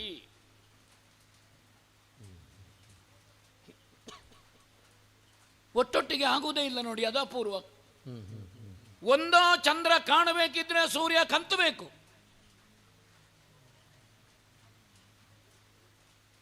ಸೂರ್ಯನಿರುವಾಗ ಚಂದ್ರ ಇರ್ತಾನೆ, ಆದರೆ ಅನುಭವಕ್ಕಿಲ್ಲ. ಚಂದ್ರ ಮುಳುಗಿದನೋ ಆವಾಗ ನಾವು ಸೂರ್ಯೋದಯ ಆಗ್ತದೆ ಅಂತ ಅರ್ಥ, ಅಥವಾ ಸೂರ್ಯ ಮುಳುಗಿದನೋ ಚಂದ್ರ ಕಣ್ಣಿಗೆ ಕಾಣ್ತಾನೆ. ಇದು ಅಪೂರ್ವ. ಸೂರ್ಯೋದಯ ಮತ್ತು ಚಂದ್ರೋದಯ. ಸೂರ್ಯ ಬೆಳಕಿನ ಪ್ರಖರತೆ ಉಂಟು, ಹಾಗೆ ಅಂತ ಚಂದ್ರ ಕಿರಣದ ಹಿತ ಉಂಟು. ಯಜ್ಞವೇದಿಕೆಯಲ್ಲಿದ್ದೇನೆ, ಹೃತ್ತಾಕಾಶ ಮಧ್ಯದಲ್ಲಿ ಚಂದ್ರೋದಯ. ಹಾಗಾದರೆ ಕತ್ತಲೆ ಏನುಂಟು? ಯಾಕೆಂದ್ರೆ ಸುಜ್ಞಾನ ಚಂದ್ರ, ಅಜ್ಞಾನವೆಂಬಂತಹ ಕತ್ತಲೆ ತಿಮಿರ ಅದು ಹೊರಟು ಹೋಯಿತು ನೋಡಿ. ಹೊರಟು ಹೋದರೂ ನನ್ನ ಮನಸ್ಸಿಗೆ ಆಗ್ತದೆ ಸೂರ್ಯೋದಯ ಮತ್ತು ಚಂದ್ರೋದಯ ಜೊತೆಗಾಗುವುದಿಲ್ಲ. ಅದು ಯಾಕಾಗ್ತದೆ? ಇದು ಜಿಜ್ಞಾಸೆ. ಜಿಜ್ಞಾಸೆ ಅಜ್ಞಾನದ ಲಕ್ಷಣ ಅಲ್ಲ. ಅದು ಹಾಗೆಯೋ ಹೀಗೆಯೋ ಸಂಶಯ ಅನುಭವಕ್ಕುಂಟು, ಆದರೆ ಅದನ್ನು ವ್ಯಾಖ್ಯಾನಿಸುವುದಕ್ಕೆ ಬರುವುದಿಲ್ಲ. ಸಂಶಯ ತಾರಕಿಗಳು. ಅಲ್ಲಲ್ಲಿ ಅಮಾವಾಸ್ಯೆ ದಿವಸವೂ ನಕ್ಷತ್ರ ಕಾಣ್ತದೆ, ಆದರೆ ನಮಗೆ ಸರಿಯಾಗಿ ಅಕ್ಷರವನ್ನು ನೋಡುವುದಕ್ಕೆ ಬೆಳಕು ಸಾಕಾಗುವುದಿಲ್ಲ. ಬೆಳಕಿಲ್ವೋ ನಕ್ಷತ್ರ ಮಿನುಗುತ್ತಾ ಉಂಟಲ್ಲ, ನಕ್ಷತ್ರ ಮಿನುಗುತ್ತಾ ಉಂಟು, ದಾರಿ ಕಾಣ್ತದೋ? ದಾರಿ ಕಾಣುವುದಿಲ್ಲ. ಅದು ಜಿಜ್ಞಾಸೆ, ಸಂಶಯ ತಾರಕಿಗಳು. ಆದರೆ ಹೃದಯದಲ್ಲಿ ಕೌಮುದಿ ಕಮಲ ಅರಳಿತಲ್ಲ. ಹೌದು, ಕಮಲ ಉಂಟೆ. ಕಮಲ ಯಾವಾಗ ಅರಳುತ್ತದೆ? ಸೂರ್ಯ ಉದಯಿಸ್ತಾನೆ ಅಂತಾಗುವ ಕಮಲ ಅರಳುತ್ತದೆ. ಕಮಲಾರ್ಕರಿಗೆ ಕಡು ನೆಂಟತನ ಕಮಲ ಜಲದೊಳಗಿರೆ. ನೀರಿನಲ್ಲಿರಬೇಕದು. ಜಲ ಒಡಸಿ ನೆಲಕ್ಕೆ ಬಂದರೆ ಅದೇ ಸೂರ್ಯ ಶಾಖದಿಂದ ಕಮಲ ಅದು ಕರಟಿ ಹೋಗ್ತದೆ. ಹಾಗಂತ ಇರುವುದು ಕಮಲ ಸೂರ್ಯನಾರಾಯಣ ಒಟ್ಟೊಟ್ಟಿಗೆ, ಬೇರೆ ಬೇರೆ ಅಲ್ಲದು. ಸೂರ್ಯನಾರಾಯಣ, ಸೂರ್ಯನೇ ನಾರಾಯಣನೋ, ನಾರಾಯಣನೇ ಸೂರ್ಯನೋ, ಅದ್ವೈತ ಅದು. ಈ ಕಮಲಕ್ಕೂ ಸೂರ್ಯನಾರಾಯಣನಿರುವ ಸಂಬಂಧ ಉಂಟಲ್ಲ, ಒಂದು ರೀತಿಯ ಗಂಡ ಹೆಂಡತಿಯಾಗಿ ಅದು. ಹೆಂಡತಿಯ ಮುಖ ಅರಳುವುದು ಯಾವಾಗ? ಗಂಡ ಮನೆಗೆ ಬರುವಾಗ. ಹೆಂಡತಿಯ ಮುಖ ಮುದುಡುವುದು ಯಾವಾಗ? ಗಂಡ ಮನೆಯಿಂದ ಹೊರಡುವಾಗ. ಕಮಲಾರ್ಕರಿಗೆ ಕಡು ನೆಂಟತನ ಕಮಲ ಜಲದೊಳಗಿರೆ. ಅಂದರೆ ನೀರು ಅಂದರೆ ಜೀವನ. ಆ ಸಂಸಾರ ಒಟ್ಟಿಗೆ ಕೂಡು ಕುಟುಂಬ ಉಂಟು, ಆವಾಗ ಕಮಲ ಅರಳುತ್ತದೆ ಮುಖ. ಆದರೆ ಸೂರ್ಯನಾರಾಯಣ ಬೇಕು ಮಾತ್ರ. ಹೌದು, ಇಲ್ಲಿ ಅನುಭವ ನಮಗದಾಗ್ತಾ ಉಂಟು, ಆದರೆ ಸಂಶಯ ಉಂಟು. ಯಾರು ಬಂದದ್ದು? ನನಗೆ ಕಾಣುತ್ತದೆ ಬಂದದ್ದು ಯಾರು? ಅಲ್ಲ, ಯಜ್ಞೇಶ್ವರನೇ ತೃಪ್ತನಾಗಿ ಬಂದನೋ ನಮ್ಮ ಈ ಯಾಗಾಂಗಕ್ಕೆ ಸಂತೋಷದಿಂದ? ಅವನೇ ಮೈ ತಳೆದು ಬಂದನೋ? ಅಲ್ಲ, ಸೃಷ್ಟಿಕರ್ತನಾದಂತಹ ಬ್ರಹ್ಮ ಇಂದ್ರಸೇನ ನಾಮಕನಾದಂತಹ ಬಲಿವದ್ದು ಹೊಸ ಸೃಷ್ಟಿಗೆ ತೊಡಗಿದ್ದಾನೆ ಸಾಧನಾ ಪಥದಲ್ಲಿ. ಅವ ಬರಲಿಕ್ಕಿಲ್ಲ, ಇಂದ್ರ ಅವ ಬರಲಿಕ್ಕಿಲ್ಲ. ಸಾಕಷ್ಟು ನಮಗೆ ಹಿಂಸೆಯನ್ನು ಕೊಟ್ಟಿದ್ದಾನೆ. ನಮ್ಮ ಯಾಗದ ಕುದುರೆಯನ್ನೇ ಕದಿಲಿಲ್ವ? ಮಹಾಕಳ್ಳ. ಗುರುಗಳು ನಿರ್ದೇಶನ ಮಾಡಿದರು, ಅಷ್ಟಾಕ್ಷರಿಯ ಮೂಲಕವಾಗಿ ಯಾಗ ಮಾಡಿದರು. ಆ ಯಾಗಕುಂಡದಿಂದ ಬಂದಂತಹ ಮಹಾಶಕ್ತಿಯಿಂದ ಕುದುರೆ ಕದಿಯುವವನನ್ನು ನಾವು ಹಿಡಿಲಿಲ್ವ? ಮೊದಲೇ ಹೇಳಿದ್ದಾರೆ ಅವರು, 8 ಜನ ಪುರೋಹಿತರು, ಅಷ್ಟಕೋನದ 8 ಕುಂಡ. ಮೊನ್ನೆ ಕುದುರೆ ಕದಿಯುವಾಗ ಅಷ್ಟಾಕ್ಷರಿಯಲ್ಲಿ ಯಜ್ಞ, ಅವರು 8 ಬಿಡುವುದಿಲ್ಲ. ಹೌದು, ಅದರಲ್ಲಿ ಯಾವುದು ಗುರುಗಳೇ? ಅದು ಅಷ್ಟಾಕ್ಷರಿ, 8 ಬಿಟ್ಟು ವ್ಯವಹಾರ ಇಲ್ಲ. ಅಲ್ಲ, ಓ ಹೋ ಹೋ ಹೋ, ಇವನೋ ಪಾವಕ ಹರಿತಹನೋ ನೋಡಿ, ಪಾವಕ ಹರಿ, ಯಜ್ಞವೇ ಅವನು. ಯಜ್ಞವೋ ವಿಷ್ಣು ಅಥವಾ ಮಾರ್ತಾಂಡ ಹರಿ. ಮಾರ್ತಾಂಡ ಅಂದ್ರೆ ಸೂರ್ಯ, ಹರಿ ಅಂದ್ರೆ ನಾರಾಯಣ. ಅಲ್ಲಿಯೂ ಸೂರ್ಯನಾರಾಯಣ ಇದ್ದಾನೆ. ಮಾರ್ತಾಂಡ ಹರಿತಹನೋ, ಸೂರ್ಯನೇ ಬರ್ತಾ ಇದ್ದಾನೋ? ಅಲ್ಲ, ಹರಿಯೇ ಹರಿತಹನೋ, ಅವನೇ ಬರ್ತಾ ಇದ್ದಾನೋ? ಬರಲಿ, ನಮಗೇನು, ಅಲ್ಲಿಂದಲೇ ಹೋಗಲಿಕ್ಕೆ ಅಲ್ಲಲ್ಲ. ನಾ ಮಾತಾಡ್ತಾ ಇದ್ದ ಹಾಗೆ ಆ ತೇಜೋರಾಶಿ ಆಕಾರ ತಳೆದು ನೋಡಿ, ಒಬ್ಬ ಮಾಣಕವನಂತೆ ಕಾಣುತ್ತಾ ಇದ್ದಾನೆ. ಮಾಣವಕ, ಊರಿನ ಭಾಷೆಯಲ್ಲಿ ಹೇಳುವುದಿದ್ರೆ ಮಾಣಿ. ಹೌದೌದು, ಅವನೇ ಬರ್ತಾ ಇದ್ದಾನೆ. ಒಂದಲ್ಲ ಎರಡಲ್ಲ, ಆ ದಿವ್ಯ ದೇಹದಲ್ಲಿ ಮೆರೆಯುವುದೆಷ್ಟು? ಮೆರೆವ ದ್ವಾದಶ ನಾಮದ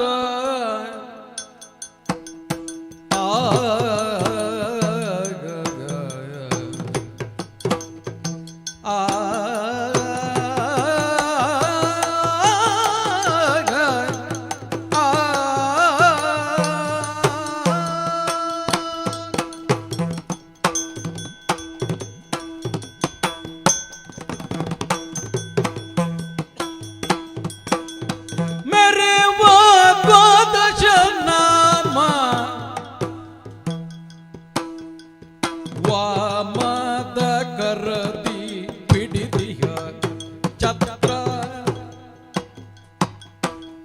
ವಾಮದ ಕರದಿ ಪಿಡಿದಿಯ ಛತ್ರ,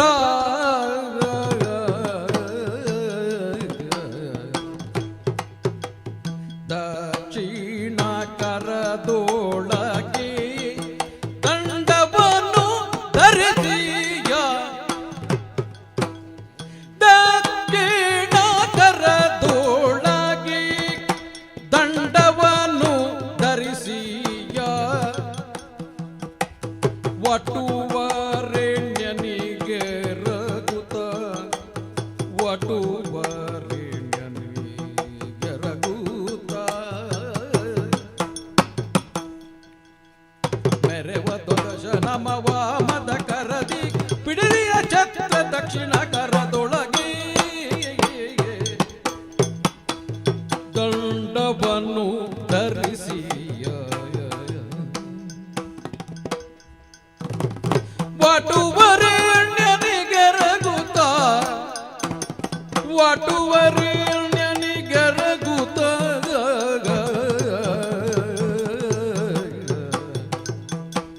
ಮೆರೆವ ದ್ವಾದಶ ನಾಮ ವಾಮದ ಹಸ್ತದಿ,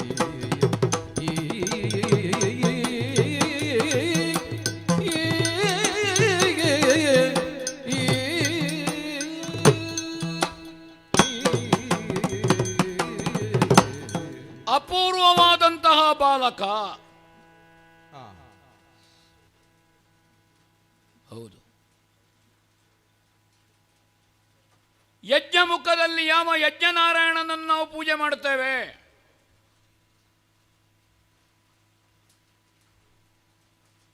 ಅವನಿಗೆ ಅಲ್ವೋ 12 ಹೆಸರು ಇರುವುದು. ದ್ವಾದಶ ನಾಮ, 12 ಹೆಸರು. ಹೊಟ್ಟೆಯಲ್ಲಿ, ರಟ್ಟೆಯಲ್ಲಿ, ಎದೆಯಲ್ಲಿ, ಕುತ್ತಿಗೆಯಲ್ಲಿ, ಹಣೆಯಲ್ಲಿ, ಒಟ್ಟು ಕಂಡಲ್ಲಿ ನಾಮ ಹಾಕುವುದಲ್ಲ, ಅಥವಾ ಕಂಡವರಿಗೆ ಹಾಕುವುದು ಅಲ್ಲ. ಗೋಪಿ ಚಂದನದ ಲೇಪನ ಒಣಗಲಿಲ್ಲ ಸ್ವಾಮಿ, ಹಸಿ ಹಸಿ ಉಂಟು. ಬಹುಶಃ ಸ್ವಲ್ಪ ತಡವಾಗಿ ಅನುಷ್ಠಾನವೇನೋ ಇವತ್ತು ಸಂಧ್ಯಾ ವಂದನೆ. ಹಸಿ ಮಾಸಲಿಲ್ಲ. ಎಂತಹ ತೇಜಪುಂಜ! ಆಕಾಶದಿಂದಲೇ ಆಕಾರ ತೊಳೆದು ಧರೆಗಿಳಿದು ಬಂದಂತಹ ತೇಜೋರಾಶಿ, ಪೊರೆ ಕಳಚಿದ ಹಾವಿನಂತೆ ಹಸಿಯಾಗಿ ಮೈಗಂಟಿಕೊಂಡ ಯಜ್ಞೋಪವೀತ ನೋಡಿ. ಅರಸಿನ ಅರಸಿನ ಅರಸಿನ ಉಂಟು, ಇವತ್ತು ಪೊರೆ ಕಳಚಿದ್ದ ಅಂತ ನೋಡಬೇಕು. ಹಾವು ಅವನು ಮಲಗಿದ್ದು 1000 ಹೆಡೆಗಳುಳ್ಳಂತಹ ಮಹಾಸರ್ಪದ ಮೇಲೆ. ತದ ವಾಸುಕಿಯ ಮಹಾಶೇಷನ. ಅವನೇ ಮಹಾವಿಷ್ಣು, ಪುನಃ ಮಹಾಶೇಷ ಅಂತ ಪ್ರಯೋಗ ಎಂಥದ್ದು. ಶೇಷದಿಂದ ಪೂರ್ಣಾಂಕದಿಂದ ಶೇಷವನ್ನು ಕಳೆದ ಶೇಷವೂ ಪೂರ್ಣಾಂಕವೇ.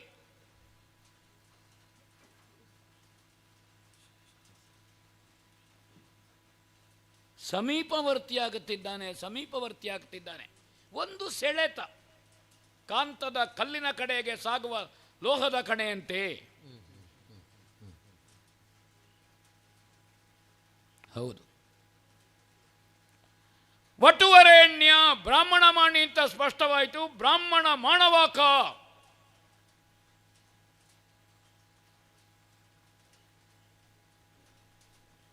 ಆಲೋಚನೆ ಮಾಡಲಿಕ್ಕಿಲ್ಲ. ಸ್ವಾಗತಿಸಬೇಕಾದ್ದು ಅತಿಥೇಯನಾದಂತಹ ನನಗೆ ಧರ್ಮ.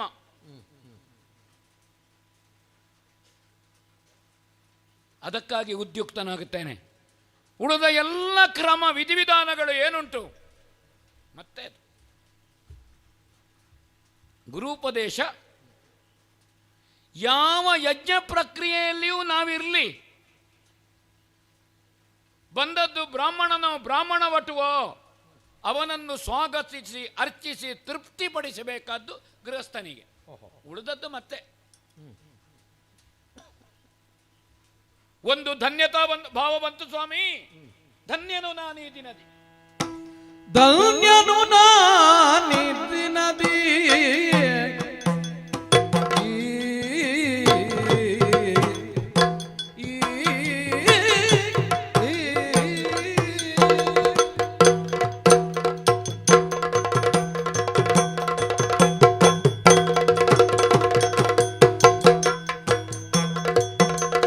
ಧನ್ಯನು ನಾನೀ ದಿನದಿ ಪರ ಉನ್ನತ ಭೋಗವ ಜವದಿ,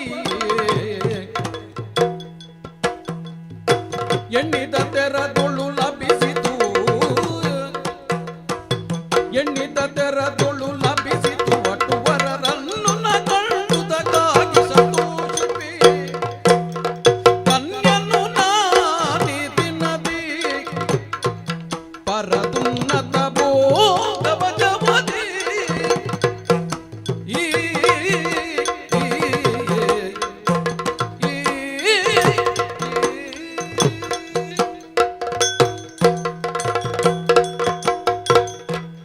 ಧನ್ಯನು ನಾನೀ ದಿನದಿ. ತೃಪ್ತಿ. ಒಂದು ಅಲ್ಪದಲ್ಲಿ ತೃಪ್ತಿ, ಮತ್ತೊಂದು ಸ್ವಲ್ಪದಲ್ಲಿ ತೃಪ್ತಿ. ಕೆಲವರು ಅಲ್ಪ ಅಂದರೆ ಏನೂ ಗೊತ್ತಿಲ್ಲದೆ ಇದ್ದವ ಬುದ್ಧಿಗೇಡಿ ಅಂತ, ಅವ ಬರೇ ಅಲ್ಪ ಅಂತ. ಮತ್ತೊಂದು ಪ್ರಯೋಗ ಉಂಟು, ಅಲ್ಪ ಮಾಡಿದ್ದಾರಲ್ಲ ಅಂದರೆ ತುಂಬ ಮಾಡಿದ್ದಾರೆ ಅಂತ ಅರ್ಥ. ಯಾಕೆ ಇಷ್ಟು ಅಲ್ಪ ಮಾಡಿದ್ದು ಅಂದರೆ ಯಾಕೆ ಇಷ್ಟು ತುಂಬ ಮಾಡಿದ್ದು ಅಂತ, ಕಡಿಮೆ ಅಂತ ಅರ್ಥ ಅಲ್ಲ. ಅವನಿಗೆ ಬುದ್ಧಿ ಅಲ್ಪ ಅಂದರೆ ಆವಾಗ ಬುದ್ಧಿ ಹೆಚ್ಚು ಅಂತ ಅರ್ಥ ಅಲ್ಲ, ಬುದ್ಧಿ ಕಡಿಮೆ ಅಂತ ಅರ್ಥ. ಇದು ಒಂದು ತೃಪ್ತಿ, ಪೂರ್ಣ ತೃಪ್ತಿ. ಸಾಧನಾ ಪಥದಲ್ಲಿ ಲಕ್ಷ್ಯದ ಕಡೆಗೆ ನಾವು ಸಮೀಪವರ್ತಿಯಾಗುವಾಗ ಬದುಕಿನ ಸಿಂಹಾವಲೋಕನ ಮಾಡ್ತೇವೆ. ಆವಾಗೊಂದು ತೃಪ್ತಿ. ಬಹಳ ಮುಂದೆ ಬಂದೆ ಅಲ್ಲ.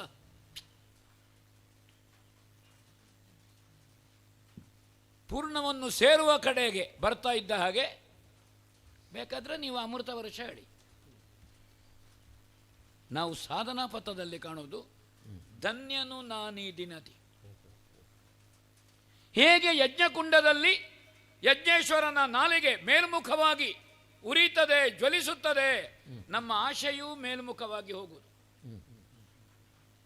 ಸಾರ್ಥಕ ಪರಕೆ ನಮ್ಮ ಲಕ್ಷ್ಯ ಇರಬೇಕಾದಲ್ಲಿ. ಹಾಗೆಂತ ಯಜ್ಞಕ್ಕೆ ನಾವು ಏನನ್ನೇ ಹಾಕುವುದಿದ್ರು ಬೆಂಕಿ ಮೇಲೆ ಉರಿಯುತ್ತದೆ ಅಂತ ನಾವು ತುಪ್ಪವನ್ನು ಮೇಲೆ ಹಾರಿಸುವುದಲ್ಲವಲ್ಲ, ಚರುಪುರೋಡಾಶಾದಿಗಳನ್ನು ನಾವು ಮೇಲೆ ಹಾರಿಸುವುದ? ಯಜ್ಞ ಕುಂಡಕ್ಕೆ ಕೆಳಮುಖವಾಗಿ, ಬೆಂಕಿಯ ನಾಲಗೆ ಮೇಲ್ಮುಖವಾಗಿ. ಪ್ರಕೃತಿಯ ನಿಯಮ. ಗೆಲ್ಲಿನ ತುದಿಯಲ್ಲಿ ಫಲ ಪಡಿಬೇಕೋ ಬುಡಕ್ಕೆ ಗೊಬ್ಬರ ಹಾಕಿ, ಫಲ ಕೊಡುವ ಗೆಲ್ಲಿಗೆ ಗೊಬ್ಬರ ಹಾಕುವುದಲ್ಲ, ಆ ಗೆಲ್ಲಿಗೆ ನೀರು ಬಿಡುವುದಲ್ಲ, ಬುಡಕ್ಕೆ. ಬೇರು ಆಳಕ್ಕೆ ಇಳಿದಷ್ಟು ಕಾಂಡ ಮೇಲೆ ಏರುತ್ತದೆ, ಶಾಖೋಪಶಾಖೆಯಾಗಿ ಚಿಗುರುತ್ತದೆ. ಆಶೆ ಅನಂತವಾದದ್ದು. ಸಾಧನಾಪಥ ಯಾವುದು? ಒಂದೇ. ಏನಿದ್ರೂ ಆಶೆ ಎಂಬ ಫಲವನ್ನು ಕೀಳಬೇಕಿದ್ರೆ ನಾವು ಗೊಬ್ಬರ ಯಾವುದಿದ್ರೂ ಬುಡಕ್ಕೆ ಹಾಕಬೇಕು. ಎಲ್ಲ ಶಾಖೆಗಳಲ್ಲಿಯೂ ಅದು ಸಿಗ್ತದೆ, ಶಾಖೋಪಶಾಖೆಯಾಗಿ ಸಿಗ್ತದೆ. ಆದರೆ ಬುಡ ಒಂದೇ. ಒಂದು ಮರಕ್ಕೋ ಗಿಡಕ್ಕೋ ಬುಡ ಒಂದೇ, ಗೆಲ್ಲುಗಳು ಅನಂತ. ಆಶೆ ಅನಂತವಾದದ್ದು, ಅದು ವಿಸ್ತಾರವಾದದ್ದು, ವಿಶಾಲವಾದದ್ದು. ನಾನು ಸಾಗಿ ಬಂದ ದಾರಿಯದು ಸಾರ್ಥಕ ಪರಕೆ. ಅದಕ್ಕಾಗಿಯೇ ಹೇಳಿದ್ದು ಹಿರಿಯರು, ಭೋಗ ಇರುವುದು ತ್ಯಾಗಕ್ಕಾಗಿ.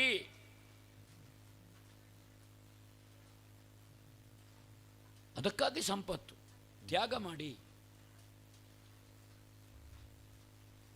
ಅದರ ಪ್ರತಿಫಲ ರೂಪವಾಗಿ ಈ ವ್ಯಕ್ತಿತ್ವ, ಒಂದು ದಿವ್ಯತೆ, ಅಪೂರ್ವ ಬಾಲಕ ನನ್ನ ಕಣ್ಣ ಮುಂದೆ ಕಾಣಿಸಿಕೊಳ್ತಾ ಇದ್ದಾನೆ.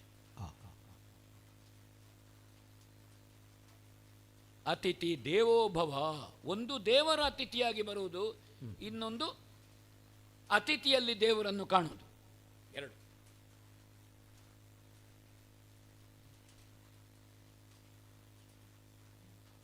ಎದ್ದಿದ್ದೇನೆ.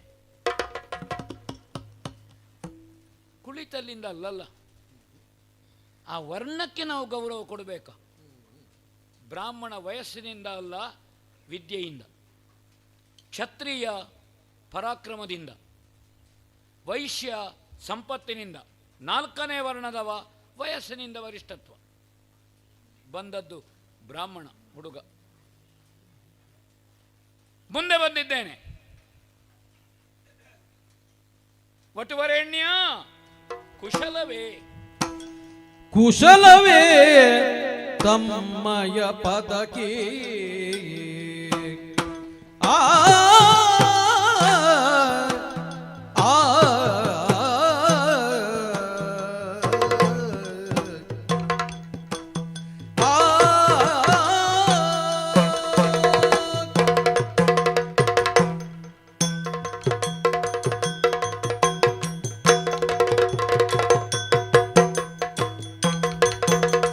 ಕುಶಲವೇ ತಮ್ಮಯ ಪದಕಿ. ಋತುವೆಸಗಿಯ ಸಾರ್ಥಕ ಪರಕೆ. ಋತುವೆಸಗಿಯ ಸಾರ್ಥಕ ಪರಕೆ.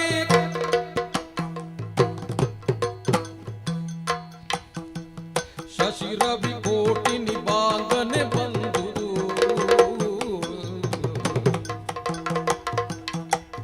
ಶಶಿರವಿ ಕೋಟಿ ನಿಬಾಂಗನೆ ಬಂದುದು. ಹಸನಾಯಿತು ಎನ್ನದ್ವರ ಶಾಖೆಯು. ಕುಶಲವೇ ತಮ್ಮಯ ಪದಕಿ. ಋತುವೆಸಗಿಯ ಸಾರ್ಥಕ ಪರಕೆ. ಧನ್ಯನು ನಾನಿ ದಿನದಿಯೇ.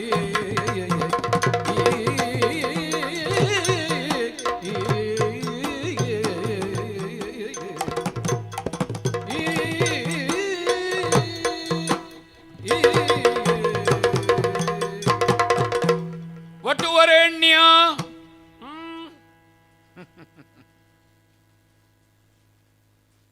ಇಂದ್ರಸೇನ ನಾಮಕನಿದ್ದೇನೆ. ವೈರೋಚನೀಯ, ಇದು ಪೈತೃಕವಾಗಿ. ಗೋತ್ರ ಹೇಳುವುದಿದ್ರೆ ನಾವು ಕಶ್ಯಪರನ್ನು ಹೇಳಬೇಕು. ನಕ್ಷತ್ರ ಗೊತ್ತಿರದವ ನಾಮ ನಕ್ಷತ್ರ ಹೇಳುದು. ಗೋತ್ರ ಗೊತ್ತಿರೋದವ ಕಶ್ಯಪ ಗೋತ್ರ. ನಾವು ಗೊತ್ತಿಲ್ಲದನ್ನು ಹೇಳುವುದಲ್ಲ, ನಮಗೆ ಹಾಗೆ ಗೊತ್ತಿರುವುದು.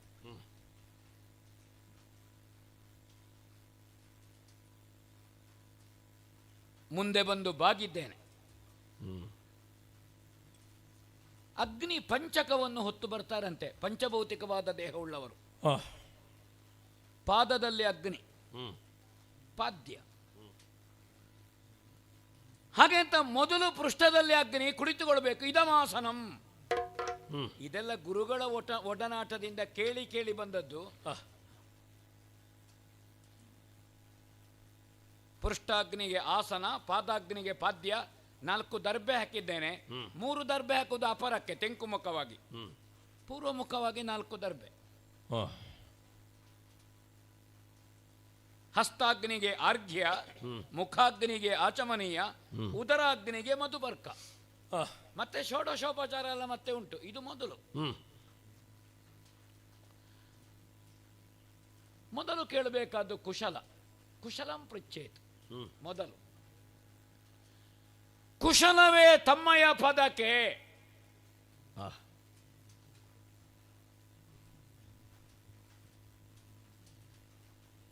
ಪದವಿಯೂ ಹೌದು. ಎಂತ ಪದವಿ ಹೇಳಿದ್ದೇನೆ, ಬ್ರಾಹ್ಮಣರಿಗೆ ಪದವಿ ಅಂತದ್ದು ವೇದವಿದರು. ಬೇಕಾದ್ರೆ ವೇದಮೂರ್ತಿ, ಬ್ರಹ್ಮಶ್ರೀ ಇತ್ಯಾದಿ ಇತ್ಯಾದಿ. ಸರಿ. ಏಕವೇದಿ ಅಂತ ಪ್ರಯೋಗ ಇಲ್ಲ. ದ್ವಿವೇದಿ, ತ್ರಿವೇದಿ, ಏಕವೇದಿ ಅಂತ ಇಲ್ಲ. ಅಂದ್ರೆ ಒಂದೂ ವೇದ ಗೊತ್ತಿಲ್ಲದಿದ್ದವ ಬ್ರಾಹ್ಮಣ ಅಲ್ಲ ಅಂತ ನಾ ಹೇಳುವುದಿಲ್ಲ. ಹಾಗಾದ್ರೆ ಏಕವೇದಿ ಅಂತ ಇಲ್ಲ. ಅದಕ್ಕಾಗಿ ನಾ ಮಾಡುತ್ತಿರುವುದು ಯಾಕೆ? ಇದರನ್ನು ದೊಡ್ಡದು ಮಾಡ್ಲಿಕ್ಕಲ್ಲ,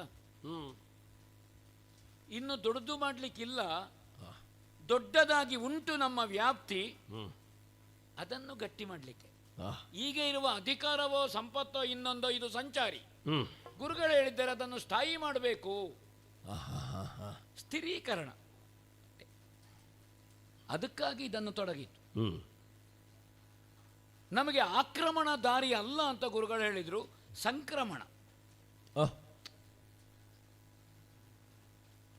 ನಮಗಿಂತ ಹಿರಿಯರು ಆಕ್ರಮಣವೇ ಹೆಚ್ಚು ಮಾಡಿದ್ದು. ಪ್ರಹ್ಲಾದರಾಯರು ಬಿಟ್ರೆ ಅವರು ಪೂರ್ಣ ಶರಣಾಗತಿಯ ಮೂಲಕ ಸಂಕ್ರಮಣ. ನನಗೆ ಆ ಪೂರ್ಣ ಶರಣಾಗತಿಯಲ್ಲಿ ದೊಡ್ಡ ಆಸಕ್ತಿ ಇಲ್ಲ. ಹಾಗೆ ಅಂತ ನಾನು ಕೈ ಎತ್ತುವುದನ್ನು ನಿಲ್ಲಿಸಿದ್ದೇನೆ, ಕಣ್ಣು ಕೆಂಪು ಮಾಡುವುದನ್ನು ನಿಲ್ಲಿಸಲಿಲ್ಲ. ಹಾಗೆ ಅಂತ ನಮ್ಮ ಆದಿದೈತ್ಯರ ಸಾರಿನಲ್ಲಿರುವಂತಹ ಹಿರಣ್ಯಕಶಿಪು, ಆ ಒರಟು ಸ್ವಭಾವ ನನ್ನಲ್ಲಿ ಬೇಕಾದರೆ ಉಂಟು, ನಿತ್ಯ ಇಲ್ಲ. ಪ್ರಹ್ಲಾದರಾಯರ ಸಜ್ಜನಿಕೆ, ಅಜ್ಜಯ್ಯ ದೇವರಿಯನ್ನು ಆಕ್ಷೇಪಿಸುವುದು ಹೇಗೆ? ಅದು ಅವರ ದಾರಿ. ಅದೇ ತಂದೆಯ ಹೊಟ್ಟೆಯಲ್ಲಿ ಹುಟ್ಟಿದಂತಹ ಪರಮ ಭಾಗವತೋತ್ತಮನ ಸಾಲಿನಲ್ಲಿ ಸೇರಿದ ಪ್ರಹ್ಲಾದರಾಯರ ದಾರಿಯೇ ಬೇರೆ, ಸರಿ ವಿರುದ್ಧ. ತಂದೆಗೆ ವಿರುದ್ಧ ಅಲ್ಲ ಅದು, ಜನ ತಪ್ಪು ತಿಳ್ಕೊಂಡಿದ್ದಾನೆ. ತಂದೆಗೆ ವಿರುದ್ಧ ಮಾತಾಡಿದ ದಾರಿ ಬೇರೆ, ವಿರುದ್ಧ ಅಲ್ಲ ಅದು. ತಂದೆಗೆ ವಿರುದ್ಧ ಆಗುವುದಾಗೆ ಅದಾಗುವುದಿಲ್ಲ, ದಾರಿ ಬೇರೆ ಅಷ್ಟೇ. ಈ ಎರಡರನ್ನೂ ನೋಡಿ, ಹಿರಣ್ಯಕಶ್ಯಪನದ್ದು ಮತ್ತು ಪ್ರಹ್ಲಾದರದನ್ನು ನೋಡಿ ನಮ್ಮ ಪಿತೃ ಮಹಾಶಯರು ಎರಡು ಬೇಡ ಅಂತ ಸುಮ್ಮನೆ ಕೂತರು ಕಣ್ಣು ಮುಚ್ಚಿ. ಒಂದು ಔದಾಸೀನ್ಯ, ಎಂಥದ್ದು ಬೇಡ. ಈ ಔದಾಸೀನ್ಯದ ಅಪ್ಪನನ್ನು ನೋಡಿ ನೋಡಿ ಅಪ್ಪನಿಗಿರಬೇಕಾದಂಥ ಉತ್ಸಾಹವು ಮಗನಲ್ಲಿ ಜಾಗೃತ ಆಯಿತು. ನಾನು ಆಲೋಚನೆ ಮಾಡಿದರೆ ಆಕ್ರಮಣ ಅಲ್ಲ, ಒಂದು ಹಂತದಲ್ಲಿ ಮಾಡಿದ್ದೇನೆ, ನಮ್ಮ ಪ್ರಭಾವವನ್ನು ತೋರಿಸಿದ್ದೇವೆ. ಈಗ ಕಾಣುತ್ತದೆ ಸಂಕ್ರಮಣ. ನಮ್ಮ ಇದು ಮೂರು ನಮ್ಮಲ್ಲೇ ಇರುವುದು, ಮತ್ತೆ ಬೇರೆ ಯಾರಲ್ಲೂ ಇಲ್ಲ. ಹೊರಟು ನಮ್ಮಲ್ಲೇ ಇರುವುದು, ಹೌದಾ? ಪರಮ ಭಾಗವತೋತ್ತಮ ನಮ್ಮ ಅಜಯನೇ, ಔದಾಸೀನ್ಯ ನಮ್ಮಲ್ಲೇ. ಹಾಗಾಗಿ ನಾವು ಉದ್ಧಾರಿಸಲಿಕ್ಕೆ ಪ್ರಪಂಚದಲ್ಲಿ ಬೇರೆ ಯಾರನ್ನು ಕೈ ತೋರಿಸಲಿಕ್ಕಿಲ್ಲ ಸ್ವಾಮಿ. ಅದಕ್ಕಾಗಿ ಕುಶಲವೇ ತಮ್ಮಯ ಪದಕ್ಕೆ. ನಾ ಕೇಳಿದ್ದ ಹಾಗೆ ಇದಿಷ್ಟೂ ಮಾಡುವುದು ಯಾವುದು? ಈ ಊರಿನಲ್ಲಿ ಇನ್ನು ಒಳ್ಳೆ ಸುಖ ಕಾಣಬೇಕು ಅಂತಲ್ಲ, ಲಕ್ಷ ಅದು ಯಾವುದು? ನಾಕ ದುಃಖವೇ ಇಲ್ಲದ ನಾಡು. ಇಲ್ಲಿ ಎಷ್ಟು ಮಾಡಿದ್ರು ದುಃಖ ಉಂಟಲ್ಲ. ನಮಗಲ್ಲದಿದ್ರು ನಮ್ಮನ್ನು ಅಪ್ಪಿಕೊಂಡವರಿಗುಂಟಲ್ಲ, ನಮ್ಮನ್ನು ಒಪ್ಪಿಕೊಂಡವರಿಗುಂಟಲ್ಲ. ಎಲ್ಲರನ್ನು ತೃಪ್ತಿಪಡಿಸ್ತೇನೆ ಅಂತ ಹೇಳಿದ್ರೆ ಅವ ಮರ್ತ್ಯಲೋಕದಲ್ಲಿ ಇಲ್ಲ ಅಂತ ಅರ್ಥ. ಇದಕ್ಕೆ ಹೆಸರೇ ಮರ್ತ್ಯಲೋಕ. ಕ್ಷಣ ಕ್ಷಣವೂ ವ್ಯಕ್ತಿ ಮನುಷ್ಯ ಸಾಯುತ್ತಲೇ ಇರುವುದಲ್ವ ಇಲ್ಲಿ. ಮೃತರಾಗುವ ಮಂದಿಗಳು ಅಲ್ವಾ? ಮೃತ್ಯುವಿನ ನಾಲಿಗೆಗಲ್ವೋ ತಾಯಿಯ ಹೊಟ್ಟೆಯಿಂದ ಬೀಳುವುದು. ಹೌದಪ್ಪ. ಯಾರೊಬ್ಬರು ಹೇಳಿದ್ರು ಮಗು ಹಿಡಿಲಿಕ್ಕೆ ಜನ ಮಾಡಿದ್ದೇನೆ, ಅವಳ ಕೈಗೆ ಬಿದ್ದಿದೆ ಮಗು ಅಂತಲ್ಲ. ಆ ಮಗು ಹಿಡಿಲಿಕ್ಕೆ ಬಂದವಳ ಕೈಯ ಮೇಲೂ ಮೃತ್ಯು ನಾಲಿಗೆಯನ್ನು ಚಾಚಿದೆ. ಅದು ಗೊತ್ತಿರಬೇಕು. ಹಾಗಾದ್ರೆ ಮರ್ತ್ಯ ಇದು. ಅದಕ್ಕಾಗಿ ಇಲ್ಲಿ ಈ ಸಾವಿನ ಕೂಪದಲ್ಲಿ ಬಿದ್ದು ನರಳುತ್ತಲೇ ಇದ್ದಾರೆ. ನಾಕ ದುಃಖ ಇಲ್ಲದೆ ಇದ್ದದ್ದು ಸುಖ ಅಲ್ವೋ? ಹೌದಪ್ಪ. ಅಲ್ಲ, ಇದು ನಿನ್ನ ವಯಸ್ಸಿಗೆ ಅರ್ಥ ಆಗ್ತದೆ ಅಂತ ನಾ ಹೇಳಿದ್ದಲ್ಲ. ನನಗೆ ಮಾತಾಡ್ಲಿಕ್ಕೆ ಒಬ್ಬ ಬೇಕಷ್ಟೇ, ಹೂ ಹಾಕ್ಲಿಕ್ಕೆ. ಅದಕ್ಕೆ ನಿನ್ನಷ್ಟು ಹೇಳಿದ್ದೆ. ಹಾಗಾದ್ರೆ ಪರದ ಉನ್ನತಿ. ಪರದ ಉನ್ನತಿ ಹೋದ್ರೆ ಹೋಗಬೇಕು, ಸೇರಿದ್ರೆ ಸೇರಬೇಕು. ಅಲ್ಲಿರುವುದು ಆಳುವುದಕ್ಕೆ, ಅನುಭವಿಸುವುದಕ್ಕಲ್ಲ. ಅನುಭವಿಸ್ಲಿಕ್ಕಿರುವುದು ಇಲ್ಲಿಯೇ, ಇಹದಲ್ಲಿ. ಈಗ ಅಲ್ಲಿ ಕೂತವರಿಗೂ ಯಜ್ಞ ಮಾಡ್ಲಿಕ್ಕೆ ಆಗ್ತದಾ? ಯಜ್ಞ ಮಾಡ್ಲಿಕ್ಕೆ ಇಲ್ಲಿಗೆ ಬರಬೇಡ ಅವರು. ಯಾವ ಕರ್ಮಕ್ಕಾದ್ರೂ ಭುವಿಗೆ ಬರಲೇಬೇಕು ಅಲ್ವೋ? ಇದಕ್ಕೆ ಹೆಸರೇ ಕರ್ಮ ಭೂಮಿ, ಇದು ಯಜ್ಞ ಭೂಮಿ. ಅದಕ್ಕೆ ಹೆಸರು ಭೋಗ ಭೂಮಿ. ಅಲ್ಲಿ ಯಜ್ಞ ಭೂಮಿ ಅಂತ ಪ್ರಯೋಗ ಇಲ್ಲ, ತ್ಯಾಗ ಭೂಮಿ ಅಂತ ಇಲ್ಲ, ಅನುಭವಕ್ಕೆ ಮಾತ್ರ ಯೋಗ ಭೂಮಿ ಅಂತ ಇಲ್ಲ. ಎಲ್ಲವೂ ಇಲ್ಲೇ ಇರುವುದು. ಅದು ಆಳುವುದಕ್ಕಿರುವುದು ಅಲ್ವಾ? ಅದಕ್ಕಾಗಿ ಮತ್ತು ಎಲ್ಲವನ್ನೂ ಎಲ್ಲರನ್ನೂ ಆಳುವುದಕ್ಕಿರುವುದು. ಇಲ್ಲಿ ಆಳ್ಲಿಕ್ಕೆ ಏನುಂಟು? ಎಂಥದ್ದಿಲ್ಲ ಅಲ್ವಾ? ಆಳುವುದಿದ್ರೆ ಅಲ್ಲಿ ಆಳಬೇಕು. ಅದಕ್ಕಾಗಿ ನಾನಿದನ್ನು ತೊಡಗಿದ್ದು. ಆ ಮಧ್ಯೆ ನಿನ್ನ ಪ್ರವೇಶ ಆಯಿತು. ಈ ತೃಪ್ತಿ ನನಗುಂಟು. ಒಂದು ಸಾರ್ಥಕ್ಯದ, ಒಂದು ಕೃತಾರ್ಥತೆಯ ತೃಪ್ತಿ ಬಂದಿದೆ. ಇಷ್ಟರೊಳಗೆ ಬರಲಿಲ್ಲ, ಈ ಕ್ಷಣದಲ್ಲಿ ಬಂತು. ಯಜ್ಞ ಮಂಟಪವನ್ನು ನೀ ಬಂದದ್ದು ನನಗೆ ಸಾರ್ಥಕ್ಯ ಬಂದದ್ದು ಒಟ್ಟೊಟ್ಟಿಗೆ ಆಗಿದೆ. ಒಂದು ಮುಹೂರ್ತದಲ್ಲಿ ನಡೆದ ಹಾಗೆ, ಏಕಕಾಲದಲ್ಲಿ ಆಯ್ತು. ಪೂರ್ಣ ತೃಪ್ತನಿದ್ದೇನೆ. ಹೌದೌದು. ಯಾರು ಏನು ಕೇಳಬಾರದು, ಕೇಳಬಾರದು. ಕೇಳದಿದ್ರೆ ಗೊತ್ತಾಗುದು ಹೇಗೆ? ಹಾಗೊಂದು ಮಾತುಂಟು, ಬಂದವನಲ್ಲಿ ಏನು ಬಂದೆ, ಯಾಕೆ ಬಂದೆ. ಅದರದ್ದು ಬ್ರಾಹ್ಮಣರು ಬಂದವಾಗ ನಾವು ಕೇಳಬಾರದಂತೆ. ನೀವು ಯಾವ ಬ್ರಾಹ್ಮಣ? ಅಪಾಮ ಬ್ರಾಹ್ಮಣನೋ ಕೇಳಲಿಕ್ಕಿಲ್ಲ. ಬ್ರಾಹ್ಮಣ ವಿಳಾಸ ಹೇಳದಿದ್ರೆ ನಾವು ಕೇಳಲಿಕ್ಕಿಲ್ಲ. ಆದರೆ ಬ್ರಾಹ್ಮಣ ಬಂದ ಮೇಲೆ ವಿಳಾಸ ಹೇಳಬೇಕು ಅಂತ ಶಾಸ್ತ್ರ ಹೇಳ್ತದೆ. ಕೇಳಬೇಕು ಅಂತ ಹೇಳಲಿಲ್ಲ, ಹೇಳಬೇಕು ಹೇಳಿದೆ. ಹಿರಿಯರ ಪಾದಾಭಿವಂದನೆಗೆ ಗೋತ್ರ ಸೂತ್ರ ಪ್ರವರಾದಿಗಳನ್ನು ಹೇಳಬೇಕು ಅಂತ ಇದೆ.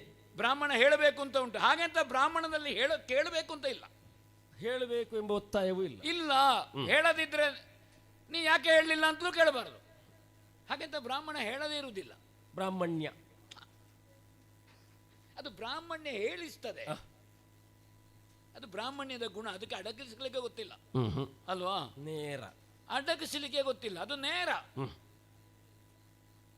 ಅದು ಹೀಗೆ ಕಾಣ್ತದೆ ಕಾಣುವಾಗ. ನಿಜವಾದ ಬ್ರಾಹ್ಮಣ್ಯ ಅಂದ್ರೆ ಇದು. ಇದರಲ್ಲಿ ಅಡಗಿಸಲಿಕ್ಕೆ ಎಂತಾದ್ರೂ ಉಂಟಾ? ಅದೆಲ್ಲ ಹೇಳಿದ್ದು ನಾನು ಅಲ್ವಾ? ಅಡಗಿಸಲಿಕ್ಕಿಲ್ಲ. ಇಲ್ಲ, ಹೊಟ್ಟೆ ನೋಡುವಾಗಲೇ ಗೊತ್ತಾಗ್ತದೆ ಅಡಗಿ ಎಲ್ಲ ಅದರೊಳಗುಂಟು ಅಂತ. ಅಂದ್ರೆ ಶರೀರದ ಒಟ್ಟು ಗಾತ್ರದಲ್ಲಿ ಹೊಟ್ಟೆ ಸ್ವಲ್ಪ ದೊಡ್ಡದುಂಟು ಅಂತ ಇರುವುದಕ್ಕಿಂತ ಹೆಚ್ಚು. ಹಾಗೆ ಎಲ್ಲವೂ ಅದರೊಳಗುಂಟು ಅಂತ ಗೊತ್ತಾಗ್ತದೆ ಹೊಟ್ಟೆ ನೋಡುವಾಗ. ಹೌದೌದು. ಹಣೆ ನೋಡುವಾಗ ಗೊತ್ತಾಗ್ತದೆ. ಹೌದೌದು. ಏನು ಗೊತ್ತಾಗ್ತದೆ? ಬಹಳ ಅಧ್ಯಯನ ಮಾಡಿದ್ದುಂಟು ಅಂತ. ಹೌದೌದು.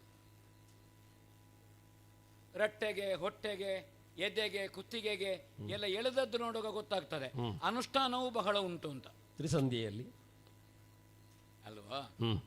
ಹಾಗಾದ ಕಾರಣ ಹೇಳಿದ್ದು ನಾನು.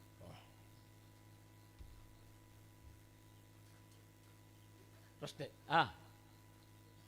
ಬಲಿರಾಯ, ನೀನು ಪ್ರಶ್ನೆ ಮಾಡಿದಾಗ ನನಗೆ ನಿನ್ನಲ್ಲಿ ಮಾತಾಡಿಸಬೇಕು ಅಂತ ಕೇಳು ಕೇಳು. ಬಲಿರಾಯ ಎನ್ನಾಗಮನ ನಿನ್ನ ಮುಣದಿ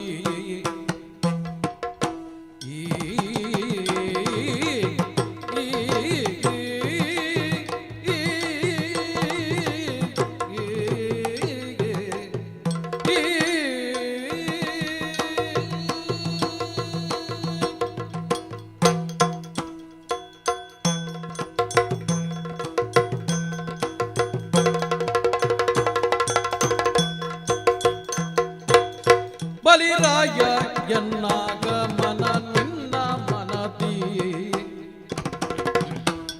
ನೆಲೆಸಿದರ್ಥಗಳೇನು ಪೇಳು ನೀ ಮುದದಿ ನೆಲೆಸಿದರ್ಥಗಳೇನು ಪೇಳು ನೀ ಮುದದಿ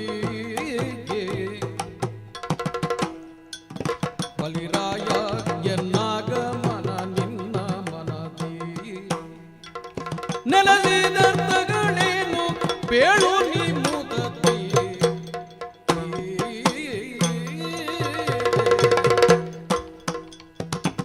ಬಲಿರಾಯ ಎನ್ನಾಗಮನ ನಿನ್ನ ಮನದಿ ನೆಲೆಸಿದರ್ಥಗಳೇನು ಪೇಳು ಮುದದಿ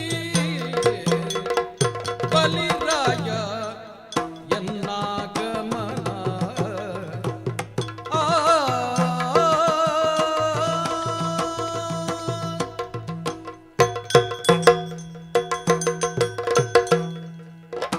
ಬಲಿರಾಯ, ನನ್ನ ಬರೋಣವನ್ನು ನೀನು ಗಮನಿಸಿದ್ದು ಈಗಲ್ಲ. ಪ್ರಾಯಶಃ ಹೆಜ್ಜೆವಾಟಿಗೆಯ ದ್ವಾರವನ್ನು ದಾಟಿ ನಾನು ಬರುತ್ತಿರುವಾಗಲೇ, ತೋರಣ ದ್ವಾರದ ಹೊರಗಿರುವಾಗಲೇ ನನ್ನ ಗಮನಕ್ಕೆ ಬಂದಿದೆ ಅಥವಾ ನನ್ನ ಗಮನವನ್ನು ಸೆಳೆದಿದೆ. ಹೌದು, ನಾನು ಅಷ್ಟೇ ಹೆಜ್ಜೆವಾಟಿಕೆಯನ್ನು ನೋಡುತ್ತಲೇ ಬಂದವ. ಏನು ವೈಭವಯುತವಾದಂತಹ ಒಂದು ಯಾಗ, ಸೇರಿದ ಸಭೆಯವರೆಷ್ಟು, ವೈದಿಕರೆಷ್ಟು, ಮಂತ್ರವೇತ್ತರೆಷ್ಟು. ಆಗಬಹುದಾದಂತಹ ಗುಣಾತ್ಮಕವಾದಂತಹ ಯಾಗ ಪ್ರಕ್ರಿಯೆಯನ್ನು ಕಾಣುತ್ತಾ ಮನ ತುಂಬಿ ಅಥವಾ ಕಣ್ತುಂಬಿಕೊಂಡು ಅದನ್ನು ನಾಲಿಗೆಯ ಮೂಲಕ ಹೊಗಳುತ್ತಲೇ ಬಂದವನು ನಾನು. ಅದೇ ಹೀಗೆ ತುಟಿ ಅಲ್ಲಾಡ್ತಾ ಇತ್ತು, ಹಾಗಂತ ಯಾರ ಹತ್ರ ಮಾತಾಡೋದು ಗೊತ್ತಾಗ್ಲಿಲ್ಲ. ನಾನು ಗ್ರಹಿಸಿದೆ, ಬಹುಶಃ ಒಬ್ಬನೇ ಮಾತಾಡುವ ಕ್ರಮ ಉಂಟಾ ಹೇಗೆ ಅಂತ. ಅದು ಕೆಲವು ಸಲ ಹಾಗೆ ಮನದಾಳದ್ದು ಮಾತುಗಳನ್ನು ಆಡಬೇಕು, ತುಟಿ ಚಲನೆ ಆಗ್ತದೆ, ಸ್ವರ ಹೊರ ಬರುವುದಿಲ್ಲ. ಹೌದೌದು. ಸ್ಥಿತಿಯಲ್ಲಿರುವಾಗಲೇ ನಿನ್ನ ಸಭಾಸದರೆಲ್ಲ ಒಂದು ರೀತಿಯ ಸ್ತಂಭೀಭೂತರಾದಂತಹ ಹಾಗೆ ಕಂಡದ್ದು ನನಗೆ. ಬರುವಾಗ ತುಟಿ ಅಲ್ಲಾಡಿದ್ರೆ ಹೊಗಳ್ತಾನೆ ಅಂತ ಅರ್ಥ, ಹೋಗುವಾಗ ತುಟಿ ಅಲ್ಲಾಡಿದ್ರೆ ಬೈತಾನೆ ಅಂತ ಅರ್ಥ ಅಷ್ಟೇ. ಹೌದೌದು. ಬರುವಾಗಂದ್ರೆ ಹೊಗಳ್ತಾ ನಿರೀಕ್ಷೆಯಲ್ಲಿ ಬರುವುದು, ಆ ನಿರೀಕ್ಷೆ ಆಗದಿದ್ರೆ ಹೋಗುವಾಗ ಬೈತಾ ಹೋಗುದು, ಸುಮ್ಮನೆ ಎಂತ ಪ್ರಯೋಜನ ಇಲ್ಲ ಅಂತ. ಅಂದ್ರೆ ಬರುವವನಲ್ಲಿ ಯಾವುದೋ ಒಂದು ಅರ್ಥಾಪೇಕ್ಷೆ ಇರ್ತದೆ. ನಾ ಹೇಳ್ಬಹುದಾ, ಇಂಥವನಲ್ಲಿ ಹೋದ್ರೆ ಹೀಗೆ ಇಷ್ಟ ಆದೀತು ಎಂಬ ಒಂದು ಅರ್ಥಾಪೇಕ್ಷೆ. ಹೌದೌದು. ಅಪೇಕ್ಷಿತ ಅರ್ಥವು ದೊರಕದೇ ಹೋದ್ರೆ ಮತ್ತೆ ಹಿಂದೆ ಬೆನ್ನು ಹಾಕಿ ಹೋಗುವಾಗ ನೀ ಹೇಳಿದ ಹಾಗೆ ಮಾತನಾಡ್ತಾರೆ ಅಲ್ವಾ. ಸುಮ್ಮನೆ ದೊಡ್ಡ ಆಡಂಬರ ಏನಿಲ್ಲ ಅಂತ, ಹೆಸರಿಗೆ ತುಂಬಾ ದೊಡ್ಡವ ಇಷ್ಟೇಯ. ಆವಾಗ ನಾನು ಹೇಳುದು, ನೀನಿವತ್ತು ಬಂದು ಮಾತಾಡಿದ್ದಕ್ಕೆ ಇಷ್ಟೇ ಅಂತ, ಇದೇ ಹೆಚ್ಚು, ಮುಂದಿನ ಸಲ ಬೇಡ ಅಂತ. ಹೌದಪ್ಪ, ಮತ್ತೆ ಕಡಿಮೆ ಆದ್ರೆ ಅವನಿಗೆ ಸ್ವಲ್ಪ ಹೆಚ್ಚು ಕೊಡಬಹುದಿತ್ತು. ಹೌದೌದು. ಆಗ ಅವನು ಹೇಳ್ತಾರೆ, ಅವನಿಗೆ ಕಡಿಮೆ ಆದದ್ದು ಕೊಡುವುದು ನನ್ನಲ್ಲಿಲ್ಲ, ಯಾಕಂದ್ರೆ ನಾ ಕೊಟ್ಟರು ಅವನ ಕಡಿಮೆ ಹೆಚ್ಚಾಗೋದಿಲ್ಲ ಅಂತ. ಅದು ಕಡಿಮೆಯೇ ಆಗಿರುತ್ತದೆ. ಹೌದೌದು. ಅಂತೂ ಅವರವರ ಭಾವಕ್ಕನುಗುಣವಾಗಿ ಮಾತಿನ ಮೂಲಕವಾಗಿ ಹೇಳುತ್ತಾ ಇನ್ನೊಬ್ಬನ ಕಿವಿಗೆ ಕೇಳಿಸುವಂತೆ ಆಡಿ ಹೋಗುವವರು ಬಹಳಷ್ಟು ಮಂದಿಗಳಿರ್ತಾರೆ. ಆದರೆ ನಾನು ಲಕ್ಷ್ಯ ಇರಿಸಿದ್ದು ನಿನ್ನ ಮೇಲೆ, ಯಜಮಾನನ ಮೇಲೆ. ಬರುವ ಕಾಲಕ್ಕೆ ಕುಳಿತವ ಎದ್ದಿದ್ದಿ. ವರ್ಣಶ್ರೇಷ್ಠವನ್ನು ಗೌರವಿಸುವ ಗುಣ ಉಂಟು ನಮಗೆ. ನನ್ನನ್ನು ಗೌರವಿಸುವುದಕ್ಕೆ, ನನಗೆ ಬೇಕಾದುದನ್ನು ಕೊಡುವುದಕ್ಕೆ ಬೇಕಾದಂಥ ನಿನ್ನವರನ್ನು ಕೂಡಿಕೊಂಡು ಬಂದು ಅಷ್ಟನ್ನೂ ಕೊಡುವ ಮೂಲಕವಾಗಿ ಆ ವರ್ಣದಲ್ಲಿ ನಿನಗಿರುವ ಪ್ರಿಯತೆ ಎಷ್ಟು ಅಂತ ನೀ ಕಾಣಿಸಿಕೊಟ್ಟ. ಇಷ್ಟು ನಾನು ಕೊಡದೇ ಇದ್ರೆ ಈಗ ಮೊದಲು ಇಷ್ಟು ಮಂದಿಗೆ ನಾ ಕೊಟ್ಟನಲ್ಲ, ಅದು ವ್ಯರ್ಥ ಅಂತ. ಇನ್ನೊಂದು ಅಷ್ಟು ಮಂದಿಗೆ ಕೊಡ್ಲಿಕ್ಕುಂಟು, ಇನ್ನೂ ಕೊಡ್ಲಿಕ್ಕುಂಟಲ್ವ? ಹೌದೌದು. ಕೆಲವರ ತಕೊಂಡು ಹೋಗಿ ಆಯ್ತು, ಇನ್ನು ಇದ್ದವರು ತಕೊಂಡ್ಗೆ ಕೊಡ್ಲಿಕ್ಕುಂಟಲ್ಲ. ಒಳ್ಳೇದು ಒಳ್ಳೇದು ಒಳ್ಳೇದು. ಸರಿವಂತ. ಹಾಗಾದ್ರೆ ನಿನ್ನ ಮನದಲ್ಲಿ ಏನೋ ಇದ್ದೆ, ಹಿಂದೆ ಕೊಟ್ಟಿದ್ದೇನೆ, ಮುಂದೆ ಕೊಡ್ಲಿಕ್ಕುಂಟು, ಮಧ್ಯದಲ್ಲಿ ನೀನು ಬಂದಿದ್ದಿ, ಕೊಡುವುದಕ್ಕುಂಟು. ಹೌದು, ನಾನು ಕೊಡುವುದಕ್ಕುಂಟು ಅಲ್ವಾ? ನಾನು ಕೊಡುವುದಕ್ಕುಂಟು ಎನ್ನುವಾಗ ನಿನ್ನಲ್ಲಿ ಒಂದು ಪ್ರಶ್ನೆ ಉಂಟು. ಎನ್ನಾಗಮನದಿಂದ ನಿನ್ನ ಮನದೊಳು ನೆಲೆಸಿದ ಅರ್ಥಗಳೇನು? ಅರ್ಥ ಅನ್ನುವುದಕ್ಕೆ ವಿತ್ತ ಎನ್ನುವಷ್ಟು ಮಾತ್ರ ಅರ್ಥ ವ್ಯಾಪ್ತಿ ಮಾಡಲ್ಲ. ಹಾಗಂತ ಅರ್ಥಕ್ಕೆ ಅರ್ಥ ಉಂಟು, ಅರ್ಥಕ್ಕೆ ಅರ್ಥ ಅರ್ಥ ಉಂಟು. ಕೊಡದಿದ್ರೆ ಮುಂದೆ ಅರ್ಥಕ್ಕೆ ಯಾರು ಬರುವುದಿಲ್ಲ. ಇಲ್ಲಪ್ಪ, ಅರ್ಥ ಕೊಡದಿದ್ರೆ ಬರುವುದೇ ಇಲ್ಲ. ಯಾಕೆ? ಯಜ್ಞ ಕರ್ಮದಲ್ಲಿ ಅರ್ಥ ಪ್ರಧಾನ. ಪೂರ್ಣ ಫಲಾವಾಪ್ತಿರಸ್ತು ಅಂತ ಹೇಳಬೇಡುವ ಹಿರಣ್ಯ ಗರ್ಭಸ್ಯ ಮಾಡುವಾಗ. ನೀನು ಗಣಹೋಮ ಮಾಡು, ಯಾವುದನ್ನೇ ಮಾಡು, ಯಾರ ಮುಹೂರ್ತಕ್ಕೆ ಅವನೂ ಬರುವುದಿಲ್ಲ. ಅವನ ಸಮಯದಲ್ಲಿ ಅವ ಬರ್ತೇನೆಂದಾಗ ಮಾಡಿಸಬೇಕಾದ ಒಂದು, ಅದಕ್ಕೆ ಸುಮೂರ್ತೆ ಸಾವಧಾನ ಹೇಳುದು. ಹೌದು. ಯಾಗ ಕರ್ಮಾದಿಗಳು ಪೂರ್ಣತೆಯನ್ನು ಹೊಂದುವುದು ಯಾವಾಗ? ಹೋತಾರನು ಅವನು ಬೇಕಾದ ಅಥವಾ ಪುರೋಹಿತ ವರ್ಗಕ್ಕೆ ಮನ ತುಂಬುವಂತೆ ದಕ್ಷಿಣೆಯನ್ನಿತ್ತಾಗ ಅವರು ಶ್ರೇಯಸ್ಸಾಗಲಿ, ಅವರಿಗೆ ತೃಪ್ತಿರಸ್ತು. ದಕ್ಷಿಣೆ ಕೊಟ್ಟೇ ನಾವು ಕಾಲಿಗೆ ಬಿದ್ದು ಮಂತ್ರಾಕ್ಷತೆ ಕೇಳುದು. ದಕ್ಷಿಣೆ ಕೊಡದಿದ್ರೆ ಹೌದಾ ಅವಾಗ ಅವರು ಇಲ್ಲ ಪ್ರದಕ್ಷಿಣೆ. ಮತ್ತೆ ಸ್ಥಾನಕ್ಕನುಗುಣವಾಗಿ ಕೊಡುವಂತ ರೂಢಿಗೊಂಡ ಪದ್ಧತಿಯಿಂದ ಅವನ ಮನಸ್ಸು ತೃಪ್ತಿ ಹೊಂದಬೇಕು. ಯಾಕೆಂದ್ರೆ ದೇವರ ತೃಪ್ತಿ ಆಗುವುದಲ್ಲ, ಪುರೋಹಿತನ ತೃಪ್ತಿ ಆಗಬೇಕು ಅಂತ ಇರುವುದು. ನಾವು ಒಂದೇ ಹೇಳಬೇಕು ಹುಡುಗ,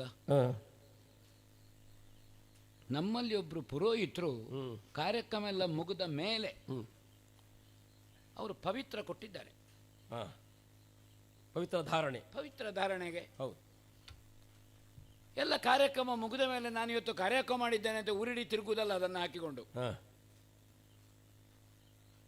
ಒಂದು ಆಚಮನ ಮಾಡಿ ಇದನ್ನು ಬಿಡಿಸಿ ಹಾಕಿದ್ರು. ಆಗ ಅವ್ರು ಹೇಳಿದ್ರು, ಗುರುಗಳು ನೀವು ಕೊಡ್ಲೇ ಇಲ್ಲ ನನಗೆ ತೊಡಗುವಾಗ ಹೇಳಿದ್ರು. ಮತ್ತೆ ಬಿಡಿಸಿ ಹಾಕುವುದೆಂಥದ್ದು, ನಾ ಸೊಂಟದದ್ದೇ ಬಿಡಿಸಿ ಹಾಕಬೇಕಷ್ಟೆ. ಇನ್ನು ನಾ ಕೊಡ್ಲಿಲ್ವಾ? ಆವಾಗ ಅವ್ರು ಹೇಳಿದ್ರು, ಪ್ರಾಯಶ್ಚಿತ್ತಕ್ಕೆ ಒಂದು ದಕ್ಷಿಣೆ ಕೊಡು ಅಂತ. ಪ್ರಾಯಶ್ಚಿತ್ತ ಯಾರಿಗೆ? ಕೊಡದವನಿಗೋ ಹಾಕದವನಿಗೋ? ಹುಡುಗ ಹೌದು, ನೀನು ಬುದ್ಧಿವಂತ, ನೀವು ಕೊಡ್ಲೇ ಇಲ್ಲ ಅಂತ. ಆವಾಗ ಅವರು ನನ್ನ ಗುರುಗಳ ಶಿಷ್ಯರು. ಅವರು ಹೇಳಿದ್ರು, ಅದು ನಾನು ಕೊಡಬೇಕಾದ್ದಲ್ಲ ಮಗ, ನೀನೇ ಕಟ್ಟಿ ಹಾಕಿಕೊಳ್ಬೇಕಾದ್ದು, ನಿನಗೆ ಕಟ್ಟಲಿಕ್ಕೆ ಗೊತ್ತಿಲ್ಲ ಅಂತ ನಾ ಕೊಡುವುದು ಹೇಳಿದ್ರು. ಹಾಗಾದ್ರೆ ತಪ್ಪು ನನ್ನದ್ದಲ್ಲ, ಅದು ನೀನೇ ಕಟ್ಟಿ ಹಾಕಿಕೊಳ್ಬೇಕಾದ್ದು. ಈಗ ಪ್ರಶ್ನೆ ಅರಿವಿಲ್ಲದೆ ಪ್ರಶ್ನೆ ಕೇಳಿದ್ದಕ್ಕೆ ಹೌದಾ ಪ್ರಾಯಶ್ಚಿತ್ತ 2 ಕೊಡು ಹೇಳಿದ್ರು ಅವರು, ಒಂದಲ್ಲ ಅಂತ. ನಾನು ಕಟ್ಟಿ ತಟ್ಟೆಯಲ್ಲಿ ಇಟ್ಟಿದ್ದೇನೆ ಮಗು, ಅದು ನಿನಗೆ ಗೊತ್ತಿಲ್ಲ, ನೀನು ಧಾರಣೆ ಮಾಡಬೇಕು. ನಿನ್ನ ಅಪ್ಪಯ್ಯನಿಗೂ ಗೊತ್ತಿಲ್ಲ, ಅಜ್ಜಯ್ಯನಿಗೆ ಮೊದಲೇ ಗೊತ್ತಿರಲಿಲ್ಲ. ಹಾಗಾದ್ರೆ ನಿಮಗೆ ನಾವೇ ಕಟ್ಟಿ ಕೊಡುವುದು, ಅದು ನೀವೇ ಕಟ್ಟಿಕೊಳ್ಳಬೇಕು. ಪವಿತ್ರ ಧಾರಣೆಯ ಮಂತ್ರ ಹೇಳುವಾಗ ಅವನೇ ಕಟ್ಟಿಕೊಳ್ಳಬೇಕು ಅಥವಾ ಅವನು ಹಾಕಿಕೊಳ್ಳಬೇಕಾಗ್ತದೆ. ಮತ್ತೆ ಯಜ್ಞೋಪವೀತ ಪುರೋಹಿತ ಹಿಡ್ಕೊಂಡು ಬರುವುದಲ್ಲ ಇವನಿಗೆ ಹಾಕಲಿಕ್ಕೆ ಅಲ್ಲಪ್ಪ, ಹೌದಾ? ತಾನೇ ಇವ ಚಟ್ಟಮುಟ್ಟಿಗೆ ಹಾಕಿ ಇವನ ಗಾತ್ರದಲ್ಲಿ 3 ಸುತ್ತು ಹಾಕಬೇಕು ಅದಕ್ಕೆ, ಹೌದಾ? ಅದಕ್ಕೊಂದು ನೀಳಕ್ಕೆ ಪ್ರಮಾಣ ಉಂಟು. ಮಾತ್ರ ಅಲ್ಲ, ಅವ ಹೀಗೆ ಮಾಡಿ ನಿಲ್ಲುವಾಗ ಅವನ ಹೆಬ್ಬೆರಳ ತುಡಿಯಲ್ಲಿ ನಿಲ್ಲಬೇಕದು. ಹೌದು, ಅದು ಈ ಪ್ರಮಾಣ ಆ ಪ್ರಮಾಣಕ್ಕೆ ಸರಿ ಉಂಟು. ಹೌದೌದು. ತಾನು ಉದ್ದವಾಗಿದ್ದೇನೆ ಅಂತ ನೀಳವಾದಂತಹ ಜನ್ನದಾರ ಹಾಕ್ಲಿಕ್ಕಿಲ್ಲ. ಇಲ್ಲ, ಅವನ ಹೆಬ್ಬೆರಳ ಗಾತ್ರಕ್ಕೆ ಕೈಯನ್ನು ಚಾಚಿದಾಗ ಹೆಬ್ಬೆರಳದ ಗಾತ್ರಕ್ಕೆ ಹೆಬ್ಬೆರಳ ತುದಿಗೆ ಬರಬೇಕದು. ನೋಡಿ, ಮಾಣಿಗೆ ಅಷ್ಟು ಗೊತ್ತುಂಟು. ಅಲ್ಲ, ನನ್ನ ಅಪ್ಪಯ್ಯಪ್ಪನ ಹಾಕಿಸಿದ್ದು ಹಾಗೆ. ಆದ್ದರಿಂದ ಆಡಿದ್ದು ನಾನು. ಅರ್ಥ ಅರ್ಥ ಎನ್ನುವಲ್ಲಿಗೆ ನಿನ್ನ ಮನದೊಳಗೆ ಹುದುಗಿದ ಅರ್ಥಗಳು ಏನೋ ಇದೆ. ನನ್ನ ಆಗಮನದಿಂದ ಮೊದಲಿನದರ್ಥ ಅಲ್ಲ, ಈ ಕ್ಷಣದಲ್ಲಿ ಬದಲಾಗಿದೆ ಏನೋ. ಏನಿರಬಹುದಪ್ಪ ಸ್ವಾಮಿ? ಅರ್ಥಗಳೇನು ಅಂತ. ಯಾವಾಗಲೂ ಬದಲಾವಣೆ ಜಗತ್ತಿನ ನಿಯಮ, ಬದಲಾಗಬೇಕು. ಆಯಾ ಕಾಲಕ್ಕೆ ದೇಶ, ಕಾಲ, ಪಾತ್ರ, ಪರಿಸರ. ಒಂದು ಇದು ಬ್ರಹ್ಮ ಋಷಿಗಳ ತಪಸ್ಸೇ ಆಕಾರ ತಳೆದು ಬಂದಿದೋ ಅಂತ ನನಗೆ ಅನ್ನಿಸ್ತದೆ. ಅಪೂರ್ವ. ಎಲ್ಲ ಬ್ರಹ್ಮ ಋಷಿಗಳ ತಪಸ್ಸು, ಆ ತಪಸ್ಸನ್ನು ಕ್ರೋಢೀಕರಿಸಿದ್ರೆ ಅದಕ್ಕೊಂದು ಆಕಾರವನ್ನು ಕೊಟ್ಟರೆ ಇದೇನು ಅಂದ್ರೆ ನನ್ನ ಮನಸ್ಸನ್ನು ಸೆಳೆಯಿತದು. ಮನಸ್ಸನ್ನು ಸೆಳೆಯಿತು, ಮನೋವಾ ಸೆಳೆಯಿತು. ಆ ದಿವ್ಯತೆ ಕಾಣುತ್ತದೆ. ಅಪೂರ್ವ ಅಂತ ನಾನು ಪ್ರಯೋಗ ಮಾಡಿದ್ದೆ, ಅದಕ್ಕೆ ವ್ಯಾಖ್ಯಾನ ಇಲ್ಲ. ಹಿಂದೆ ಇರಲಿಲ್ಲ, ಹಿಂದೆ ಇರಲಿಲ್ಲ, ಮುಂದೆ ಉಂಟಾ ನಾ ಹೇಳಲಿಕ್ಕೆ ಶಕ್ಯನಲ್ಲ. ನಾ ಭೂತ ಅಂತ ಹೇಳ್ಬಹುದು, ನಾ ಭವಿಷ್ಯತಿ ಅಂತ ಹೇಳಲಿಕ್ಕೆ ಆಗ್ತದಾ? ನಿನ್ನ ಮುಂದೆ ಉಂಟು ಅಂತ ಕಂಡುಕೊಂಡಿದ್ದೆ. ಹೇಳಲಿಕ್ಕಾಗುದಿಲ್ಲ, ಹೇಳಬಾರದು. ಪಿತೃದೇವತೆಗಳು ಪೂರ್ಣ ತೃಪ್ತರಾದರು ಅಂತ ನನಗನ್ನಿಸ್ತದೆ. ನಾನು ಒಮ್ಮೆ ಯಜ್ಞಕುಂಡವೇ ಆಕಾರ ತಳೆದು ಬಂದಂತ ಗ್ರಹಿಸಿದೆ. ಸತ್ಯಲೋಕದಿಂದ ಬ್ರಹ್ಮದೇವರು ಬಂದರು ಅಂತ ಗ್ರಹಿಸಿದೆ. ಹೌದಪ್ಪ. ಅಥವಾ ಯಜ್ಞಕುಂಡದಿಂದ ಅಗ್ನಿಯೇ ಬೆಂಕಿ ಅಧಿಪತಿ ಬಂದರು ಅಂತಲೂ ಗ್ರಹಿಸಿದೆ.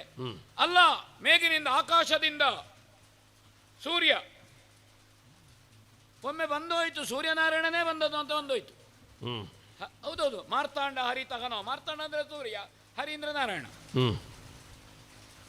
ಅಲ್ಲ, ಬರಲಿ. ಅಥವಾ ಸೂರ್ಯನಾರಾಯಣ ಅಲ್ಲಿ ನೋಡ್ಬೋದು, ಇಷ್ಟು ಮಾಡ್ತಾ ಇದ್ದಾರಲ್ಲ ಅಂತ. ಹೌದೌದು, ನಾ ತೊಡಗಿದ್ದನ್ನು ನಾನು ಹೋಗುವಾಗ ಮುಗಿಸಲಿಲ್ಲ ಇವರು ಮಂಗಲಬದ್ಧಿ ಹೇಳಿ ಅಂತ. ಆದರೆ ಪಿತೃದೇವತೆಗಳು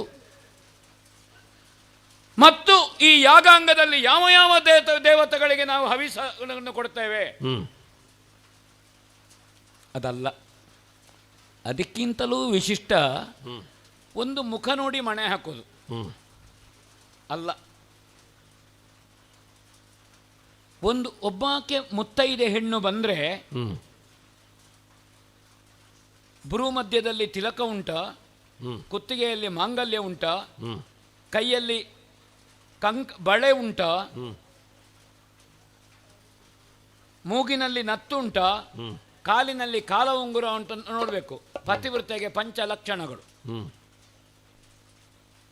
ಅದಕ್ಕೆ ಕಾಲು ನೋಡಬೇಕಂತೆ, ಮೊದಲು ಕಾಲನ್ನೇ ನೋಡಬೇಕು ಅಂತ, ಬೇರೆಲ್ಲೂ ನೋಡಕೂಡದು ಅಂತ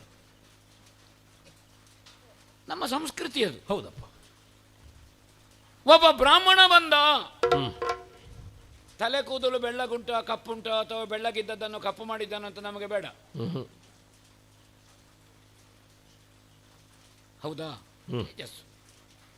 ಬ್ರಾಹ್ಮಣ ಮಾಣಿ ಬಂದನೋ ಆವಾಗ ನೋಡಬೇಕಾದ್ದು ಪುಟ್ಟ ಪಾದಗಳನ್ನು. ಅದು ಹೇಗೆ ಕಾಣ್ತಾ ಉಂಟು ಗೊತ್ತುಂಟ? ಹೇಗೆ? ಕಿರು ಮೃದುಲ ಪದರಜದುಳೆನ್ನಯ ಎನ್ನಯ ತುರಗ ಮಗ ಮಂಟಪವು ಪವಿತ್ರಭೂ. ಎನ್ನಯ ತುರಗ ಮಗ ಮಂಟಪವು ಪವಿತ್ರವೂ. ಪರಮ ಭೂಸುರ ವಟುವರೇಣ್ಯನೇ ಪರಮ ಭೂಸುರ ವಟುವರೇಣ್ಯನೇ ನಮೋ ನಮೋ ಎಂಬೆಗೆ ನಮೋ ನಮೋ ಎಂಬೆಗೆ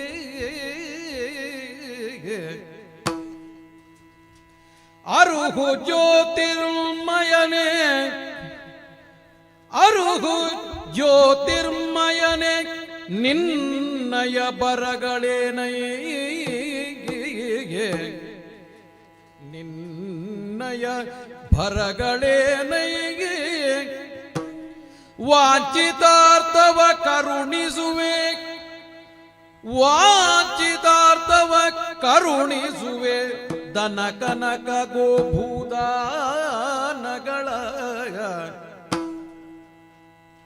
ಅರುಹು ಜ್ಯೋತಿರ್ಮಯನೆ ನಿನ್ನಯ ಬರಗಳೇನೈಗೆ ವಾಂಚಿತಾರ್ಥವ ಕರುಣಿಸುವೆ ದನ ಕನಕ ಗೋಭೂದಾನಗಳ ನಾನು ಕಿರು ಮೃದುಲ ಪದರಜದೊಳ್ ಆ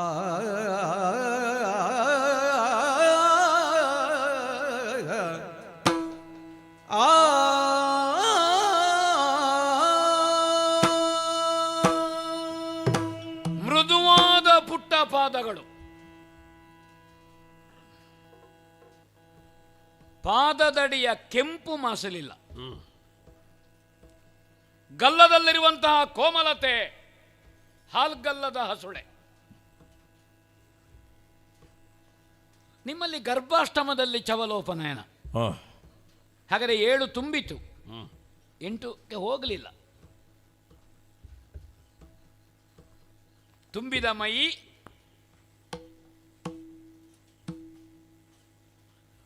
ಇಳಿಬಿಟ್ಟಂತಹ ಕೈಯಲ್ಲಿ ಭಾಗಗಳೇ ಸ್ಪಷ್ಟ ಆಗುವುದಿಲ್ಲ. ಅಲ್ಲ ಹೇಳಿದ್ದು ನಾನು, ಅಂದ್ರೆ ಸುಳಿ ಬಾಳೆಯ ಎಳೆ ಬಾಳೆಯ ಹಾಗುಂಟದು, ಹೀಗೆ ಎಲೆ ಕಂದಿಲಿನ ಹಾಗೆ. ಏನು ಹೊಳಪು. ಪಕ್ಕನೆ ಒಮ್ಮೆ ನನಗೆ ಹೆದರಿಕೆ ಆಯಿತು. ಯಾಕೆ? ಕೆಲವು ದಿವಸ ಆಯ್ತು ಇದು ನಡೆಯುವುದು. ಈ ದರ್ಬೆ ಹುಲ್ಲನ್ನು ಕೂರ್ಚೆ ಮಾಡ್ಲಿಕ್ಕ ಇನ್ನೊಂದಕ್ಕ ಮತ್ತೊಂದು, ನಮ್ಮ ಈ ಪಾರ್ಶ್ವದವರು ಕೊಯ್ದು ಕಟ್ಟುವ ಬರದಲ್ಲಿ ಎಲ್ಲಿಯಾದ್ರೂ ದರ್ಬೆಯ ತುದಿ ಆ ಮೃದುವಾದ ಪಾತಕ್ಕೆ ಚುಚ್ಚಿದ್ರೆ ಚಿರ್ರ ಅಂತ ರಕ್ತ ಹರಬಹುದು. ಅಷ್ಟು ಮೃದುವಾಗಿ ಉಂಟು, ಕೋಮಲವಾಗಿ ಉಂಟು. ಕಿರು ಮೃದು ಪದರಜ. ಆ ಪಾದಸ್ಪರ್ಶವಾದಂತಹ ಧೂಳೇನುಂಟು ನಮಗೆ ಮಹಾಪ್ರಸಾದ. ಇದು ಭಾವ. ಮಗು ದೊಡ್ಡ ಸಾಮ್ರಾಜ್ಯದ ಆಧಿಪತ್ಯ ಉಂಟು. ನೋಡುವ ಮಂದಿ ಸಾವಿರಾರಿದ್ದಾರೆ. ನೀವೊಬ್ಬನೇ ಸಿಗುತ್ತಿದ್ರೆ ಆ ಎರಡೂ ಪಾದವನ್ನು ಎತ್ತಿ ನೆತ್ತಿಯಲ್ಲಿಟ್ಟುಕೊಳ್ತಿದ್ದೆ. ಮನಸ್ಸುಂಟ, ಕೊಂಡಾಟ ಮಾಡುವ ಮನಸ್ಸುಂಟು. ಆದರೆ ಕ್ಷೇತ್ರ ಮತ್ತು ನನ್ನ ಪಾತ್ರವನ್ನು ನೋಡಬೇಡವಾ? ನೋಡ, ತುಂಬ ಬೆಳೆದ ಮೇಲೆ ತಲೆಯಲ್ಲಿಟ್ಟುಕೊಳ್ಳಿಕ್ಕೆ ಆಗುವುದಿಲ್ಲ. ಮಕ್ಕಳ ಪಾದವನ್ನು ತಲೆಯಲ್ಲಿಟ್ಟುಕೊಳ್ಳಿಕ್ಕೆ ಆಗ್ತದ?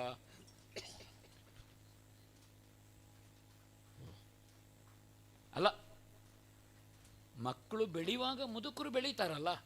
ಹೌದೌದು. ಹೇಳಿದನಂತೆ ಮಗ, ಅಪ್ಪ ನಾ ಬೆಳೆದಿದ್ದೇನೆ. ಅವಾಗ ಅಪ್ಪ ಹೇಳಿದಂತೆ, ಮಗ ನಿನಗೆ 1 ವರ್ಷ ಹೆಚ್ಚಾಗುವಾಗ ನನಗೂ 1 ವರ್ಷ ಹೆಚ್ಚಾಗ್ತದೆ ಅಂತ, ನಾನು ಬೆಳೀತೇನೆ ಅಂತ. ಬಲಿ ಅಲ್ವೋ? ಬಲಿ. ಅದಕ್ಕಾಗಿ ನಾ ಹೇಳುದು, ಅಹಂಕಾರದಿಂದ ಹೇಳುವುದಿಲ್ಲ, ಅಭಿಮಾನದಿಂದ ಹೇಳುತ್ತೇನೆ. ಸುಮ್ಮನೆ ಬಂದದ್ದಿರ್ಲಿಕ್ಕಿಲ್ಲ. ತಪ್ಪಿ ಬಂದದ್ದೇ ಈಗ ಕಾಲಿಗಿದು. ಯಾವುದು? ಕಾಲಿನಲ್ಲಿ ಒಂದು ನೇತಾಡ್ತಾ ಉಂಟಲ್ಲ, ಅದನ್ನು ಎಳ್ಕೊಂಡು ಬರ್ತಾ ಇದ್ದಿ. ಅಂದ್ರೆ ಇಷ್ಟು ಸಣ್ಣ ಕಾಲಿಗೆ ಅಷ್ಟು ದೊಡ್ಡದು ಯಾಕೆ ಅಂತ ನಾನು ಆಲೋಚನೆ ಮಾಡುದು.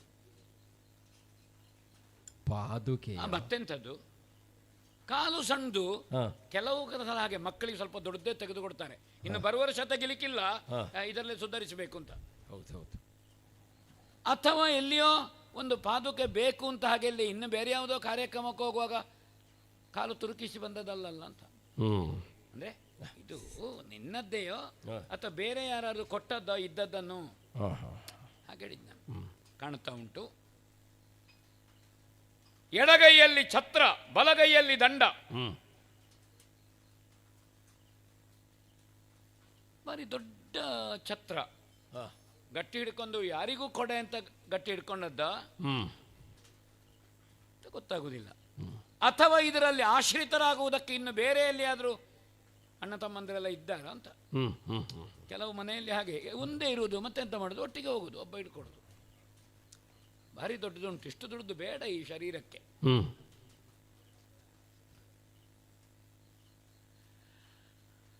ಚಿನ್ನ ವಜ್ರದಿಂದ ಕಟ್ಟಿದ ಭಿಕ್ಷಾ ಪಾತ್ರೆ. ಹೇಳಿದಾಗ ನೀ ಶ್ರೀಮಂತರ ಮನೆಯ ಮಗು, ಆದ್ರೂ ಭಿಕ್ಷೆ ಬೇಡ್ತಾ ಇದ್ದಿ.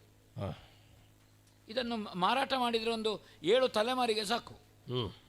ಅದನ್ನು ಹಿಡ್ಕೊಂಡು ಬಂದಿದ್ದಿ ನೀನು. ನೀ ಶ್ರೀಮಂತ ಭಿಕ್ಷುಕ ಅಂತ. ಪ್ರಪಂಚದಲ್ಲಿ ಭಿಕ್ಷುಕರು ಶ್ರೀಮಂತರೇ. ಯಾದಕ್ಕೆಂದ್ರೆ ಅದು ಆದಾಯ ಅಂತ ಯಾರಿಗೂ ಕೊಡ್ಲಿಕ್ಕಿಲ್ಲ ಅಲ್ಲ ಸಂಪಾದನೆಯಲ್ಲಿ. ಹೌದೌದು. ಅವ ಬಟ್ಟೆಗೆ ಬಿದ್ದದ್ದನ್ನು ಹಾಗೆ ಕಟ್ಟುವುದು, ಇಟ್ಟುಕೊಂಡು ಹೋಗುದು. ಇದು ಕಾಣ್ತಾ ಉಂಟು. ಆದರೆ ನನ್ನ ಮುಂದೆ ಇನ್ನೊಬ್ಬ ಶ್ರೀಮಂತ ಅಂತ ಹೇಳಲಿಕ್ಕಿಲ್ಲ. ಏನು? ಯಾಕೆ? ಯಾವುದರಲ್ಲಿ ಕಡಿಮೆ ನನಗೆ ಹೇಳಿದ್ದೆ ನಾನು ಹಾಗೆ. ಸರಿ ಸರಿ ಸರಿ. ಕೆಳಗಿನ ನಿಂತ ನೆಲದಿಂದ ಸೇರಿ ಕೆಳಗೆ 7, ನಿಂತ ನೆಲವನ್ನು ಬಿಟ್ಟು ಮೇಲೆ 7. ಮೇಲೆ 7. ಮೇಲೆ 7. ಇಲ್ಲದಿದ್ರೆ ನಿಂತಲ್ಲಿಂದ ಕೆಳಗಿಳಿ. ನಿಂತಲ್ಲಿಂದ ಕುಳಿತಲ್ಲಿಂದ ಅಂದ್ರೆ ಹಾಗೆ ಭೂಲೋಕ, ಭೂಲೋಕ, ಸರ್ಲೋಕ, ಮಹಾಲೋಕ, ಜನಲೋಕ, ಸತ್ಯಲೋಕ. ಸತ್ಯ ಅತ್ಯಂತ ಎತ್ತರದಲ್ಲಿರುವುದು. ಅತಳ, ವಿತಳ, ಸುತಳ, ತಳಾತಳ, ಮಹಾತಳ, ರಸಾತಳ, ಪಾತಾಳ. 14 ಲೋಕದ ವ್ಯಾಪ್ತಿ. ಅಭಿಮಾನದಿಂದ ಹೇಳುವುದು, ಸಾಧನೆಯನ್ನು ಹೇಳ್ತಾ ಇದ್ದೇನೆ. ಮಗು, ಶರೀರದಲ್ಲಿ ಬಾಲ ಇರುವ ಧನ ಬೇಕೋ ಅಕ್ಷರದಲ್ಲಿ ಬಾಲ ಇರುವ ಧನ ಬೇಕಾ? ಧನ ಅಂದ್ರೆ ಹೌದು, ಧನ ಅಂತ ಹೇಳಿದ್ರೆ ಅದು ಶರೀರದಲ್ಲಿ ಬಾಲ, ಧನ ಅಂತ ಹೇಳಿದ್ರೆ ಅಕ್ಷರದಲ್ಲಿ ಬಾಲ. ಕನಕ, ಧನವೇ ಕನಕ, ಧನ ಕನಕ. ಧನ ಅಂತ ಹೇಳಿದ ಮೇಲೆ ಕನಕ ಬೇಡ, ಧನ ಕನಕ. ಒಂದು ಹಟ್ಟಿಯಲ್ಲಿರುವುದು ಕೊಟ್ಟಿಗೆಯಲ್ಲಿ, ಮತ್ತೊಂದು ಪೆಟ್ಟಿಗೆಯಲ್ಲಿ ಇರುವುದು. ಯಾವುದು ಬೇಕಿದ್ರು, ಮನೆ ಬೇಕೋ ಎಲ್ಲ ವ್ಯವಸ್ಥೆ ಇರುವುದು. ಒಂದು ದಾನ ಬೇಕು ಅಂತ ನಾ ಕೇಳಬಾರದು, ನೀನು ಕೇಳಲಿಕ್ಕಿಲ್ಲ, ಅದು ಕನ್ಯಾದಾನ. ಈ ವಯಸ್ಸಿನಲ್ಲಿ ನಾನು ಕನ್ಯಾದಾನ ಬೇಕು ಅಂತ ಕೇಳಬಹುದಾ?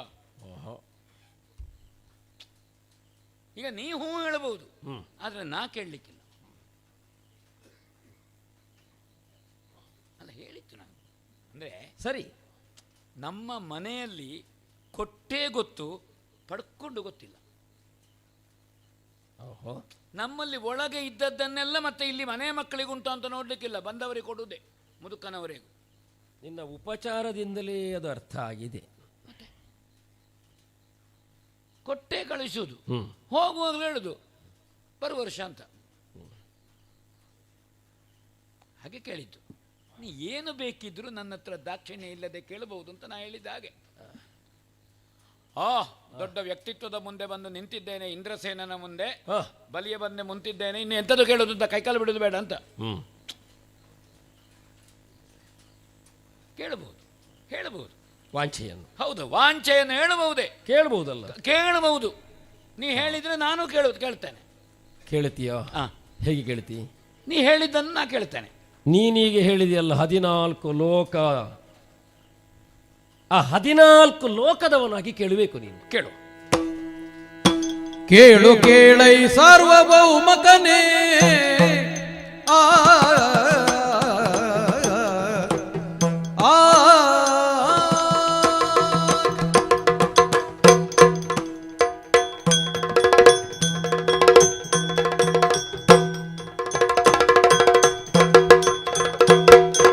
ಕೇಳು ಕೇಳೈ ಸಾರ್ವಭೌಮಕನೇ, ಸತ್ಯೇತಿ ಸದ್ಗುಣಶೀಲ ಭೂಸುರ ಪ್ರಿಯ ಧಾರ್ಮಿಕನೇ, ಸತ್ಕೀರ್ತಿ ಸದ್ಗುಣಶೀಲ ಭೂಸುರ ಪ್ರಿಯ ಧಾರ್ಮಿಕನೇ,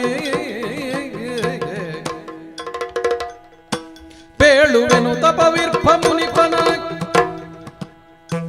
ಬೇಳುವೆನು ತಪವಿರ್ಭ ಮುನಿಪನ ಬಾಲವ ಮನನೆಂಬುವಟು ಕೇಳಿ ಬಂದಿಯ ನಿನ್ನ ಧರ್ಮವ, ಜಾಲ ಮಾತುಗಳಲ್ಲ ನಂಬಿಕೋ. ಕೇಳು ಕೇಳೈ ಕೇಳು ಸೌಮಗನೇ, ಸತ್ಕೀರ್ತಿ ಸದ್ಗುಣಶೀಲ ಭೂಸುರ ಪ್ರಿಯ ಧಾರ್ಮಿಕನೇ,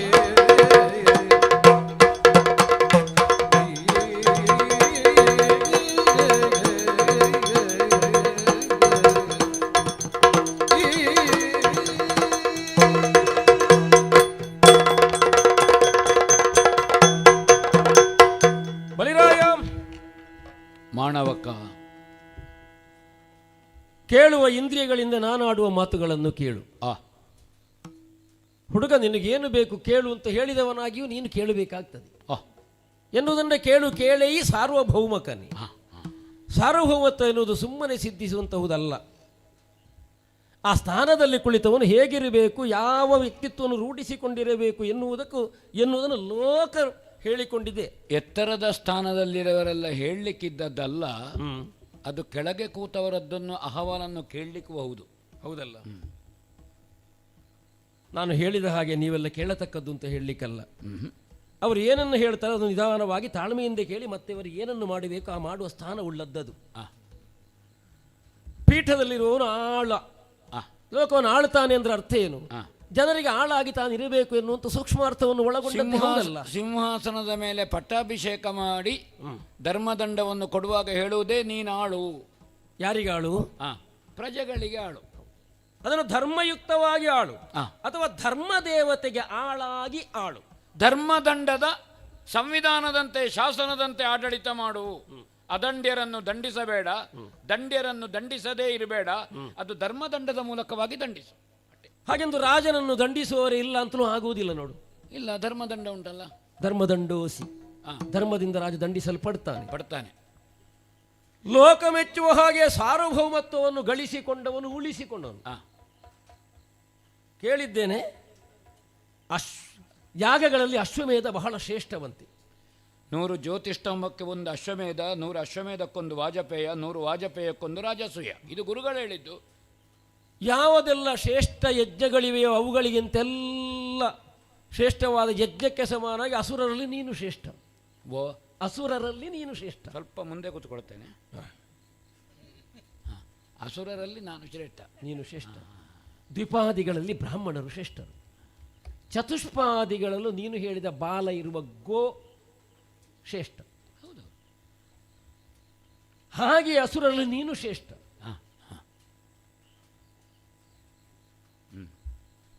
ಸತ್ಕೀರ್ತಿ, ಸದ್ಗುಣ, ಅದುವೇ ಶೀಲವಾಗಿ, ಧಾರ್ಮಿಕನಾಗಿ, ಬ್ರಾಹ್ಮಣ ಪ್ರಿಯನಾಗಿ, ಜಿತೇಂದ್ರಿಯನಾಗಿ, ಸಾಹಸಿಯಾಗಿ, ಸತ್ಕೀರ್ತಿಯನ್ನು ಹೊಂದಿರುವವನು ನೀನು. ಕೀರ್ತಿಯಲ್ಲಿ 2 ಮುಖದಲ್ಲಿ ಉಂಟಲ್ಲ. ಹೌದೌದು, 2 ಕೀರ್ತಿ. ಶ್ರೇಯೋ ಮಾರ್ಗ ಅವಲಂಬಿಗೊಂದು, ಪ್ರೇಯೋ ಮಾರ್ಗ ಅವಲಂಬಿಗೊಂದು. ಪ್ರೇಯಸ್ಸನ್ನೇ ಆಶಿಸಿಕೊಂಡು ಹೋದವನು ಮತ್ತೆ ಕುಕೀರ್ತಿಯುಳ್ಳವನಾಗ್ತಾನೆ. ಶ್ರೇಯೋ ಮಾರ್ಗಾವಲಂಬಿಯಾದವನು ಸತ್ಕೀರ್ತಿಯನ್ನು ಹೊಂದುತ್ತಾನೆ. ನೀ ಮಾಡಿದಂಥ ಉಪಚಾರ, ನಿನ್ನ ಆದರ, ನಿನ್ನ ಸ್ವಾಗತ, ನನ್ನ ಅಪೇಕ್ಷೆ ಏನುಂಟು ಅಂತ ಕೇಳಿದಂತಹ ಕ್ರಮಗಳು, ಇವುಗಳೆಲ್ಲರಿಂದ ನಾನು ಬಹಳಷ್ಟು ಸಂತುಷ್ಟನಾಗಿದ್ದೇನೆ, ಪ್ರಿಯನಾಗಿದ್ದೇನೆ. ಮನ ತುಂಬಿ ಬಂತು ನನಗೆ. ಯಾರು ಹುಡುಗ ಅಂತ ಹಾಗೆ ಕೇಳಿದ ಹಾಗುಂಟು. ಕೇಳಿದೆ ಅಲ್ವಾ? ಬದಲಾಗಿ ನಾನು ಬೇರೆ ದೇಹ ವಿವರ.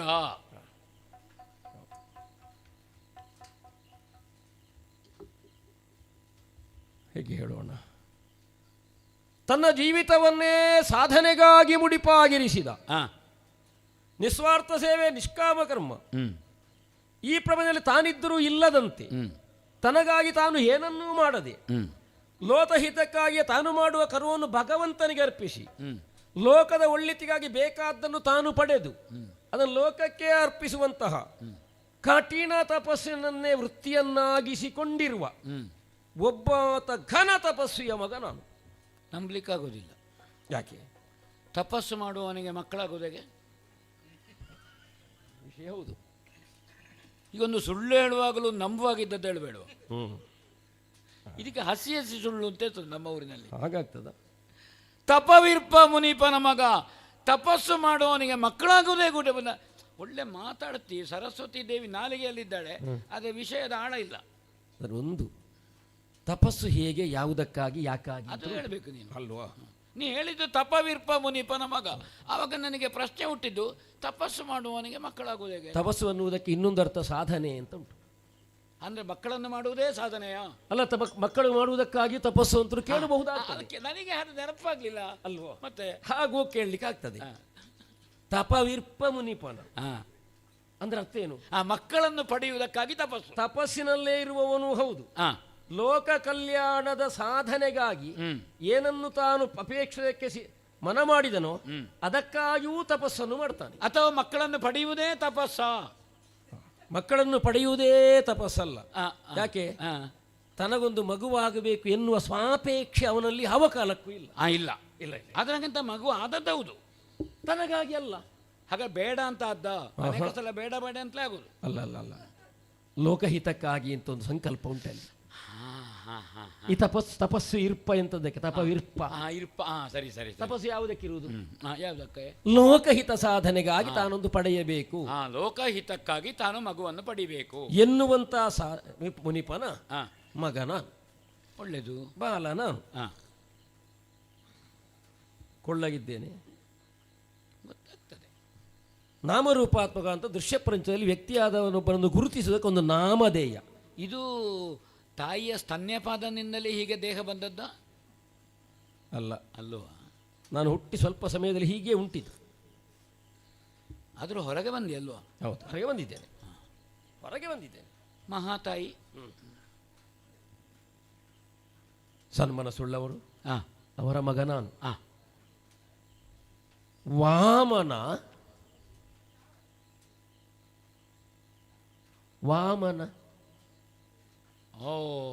ಮನೋವಾ ವಾಮನ ಮನೋವಾ ವಾಮನೆಂದ ವಟು ವಾಮನನೆಂಬ ವಟು ಜನ್ಮದಿಂದ ಜನ್ಮಾನಂತರದಲ್ಲಿ ಇದು ತನಕ ನಾನು ಕೇಳಿದ್ದೆ ನಿನ್ನ ವಿಷಯ. ಬುದ್ಧಿ ಬಂದ ಮೇಲೆ. ಹೌದಪ್ಪ, ಬುದ್ಧಿ ಉಳ್ಳವರಾಡಿದ ಮಾತು. ನನಗೆ ಬುದ್ಧಿ ಬಂದ ಮೇಲೆ ಬುದ್ಧಿ ಉಳ್ಳವನೆಂದು ತಿಳಿದು ನನ್ನೆಲ್ಲ ಆಡಿದ ಮಾತು. ನನ್ನ ಬಗ್ಗೆ ಹೇಳಲಿಕ್ಕೆ ಎಂಥದುಂಟು? ಹೌದಪ್ಪ, ನಿನ್ನ ಧರ್ಮದ ಕುರಿತು. ಹೌದಾ? ಹೌದಪ್ಪ. ಈ ಹಿಂದೆ ನೀನು ಮಾಡಿದ ಸಾಧನೆಗಳು, ಪ್ರಸ್ತುತ ನೀನು ಮಾಡುತ್ತಿರುವಂತಹ ಕರ್ಮ, ಇದರಲ್ಲಾಗುತ್ತಿರುವಂತಹ ದಾನ ಧರ್ಮಾದಿಗಳು ಅಂತ ನಿನ್ನ ಧರ್ಮಶ್ರದ್ಧೆಯ ಕುರಿತು, ದಾನ ಶ್ರದ್ಧೆಯ ಕುರಿತಾಗಿ ಅವರೆಲ್ಲ ಹೇಳಿದ್ದನ್ನು ಕೇಳಿ ಅದನ್ನು ಧರಿಸಿಕೊಂಡು ಅದನ್ನು ಗ್ರಹಿಸಿಕೊಂಡು ನಿನ್ನ ಯಾಗ ಮಂಟಪಕ್ಕೆ ಬಂದವನು. ಏನೋರಿಗೆ ಸಾಧನೆ ಮಾಡದೇ ಇದ್ದವರಿಗೆ ನಾ ಮಾಡಿದ್ದು ದೊಡ್ಡದು ಅಂತ ಕಾಣ್ತದೆ, ನನಗೆ ಕಾಣ್ತದೆ. ಸಹಜವಾಗಿ ನಾ ಮಾಡ್ತಾ ಹೋಗೋದು.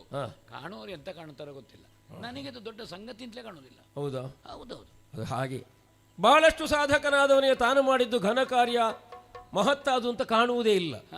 ಇನ್ನಷ್ಟನ್ನು ಮಾಡಬೇಕು ಎನ್ನುವಂತ ಒಂದು ಒಳ ತುಡಿತ ಮಾತು. ಏನು ಕೆಲಸ ಮಾಡದೇ ಇದ್ದವ ನನ್ನ ನೋಡುಗೊಳ್ತಾನೆ, ಭಾರಿ ಕೆಲಸ ಮಾಡಿದ ಅಂತವ ಏನು ಮಾಡೋದಿಲ್ಲ. ಹೌದು, ಅವನ ಕಣ್ಣಿಗೆ ಇವ ಹೆಚ್ಚು ಕೆಲಸ ಮಾಡಿದವ ಕಾಣ್ತಾನೆ. ಈ ಕ್ಷೇತ್ರದಲ್ಲಿ ಆಗಿ ಹೋದವರು ಒಬ್ಬೊಬ್ಬರು ಮಾಡಿದ ಸಾಧನೆ ನೋಡಿದ್ರೆ ಮಗು ನಮ್ಮ ಎಂಥದ್ದು ಅಲ್ಲ. ಅದಕ್ಕಲ್ಲೂ ನಾನು ಹೇಳುವುದು, ನೀನು ಆ ಮಾತಿಗೆ ಉತ್ತರವೇ ಅದೇ. ಏನು ನಾನು ನಿನ್ನನ್ನು ಮಾತ್ರ ಹೇಳುವುದು ಅಲ್ಲಪ್ಪ, ನಿನ್ನ ಕುಲದ ಬಗ್ಗೆ ಹೇಳಬೇಕಾಗ್ತದೆ. ಹೌದಾ? ನಿನ್ನ ಕುಲದವರು ಎಂತ? ನಿನ್ನ ಕುಲದೊಳು ಯಾಚಿಸಿದರಂಗೆ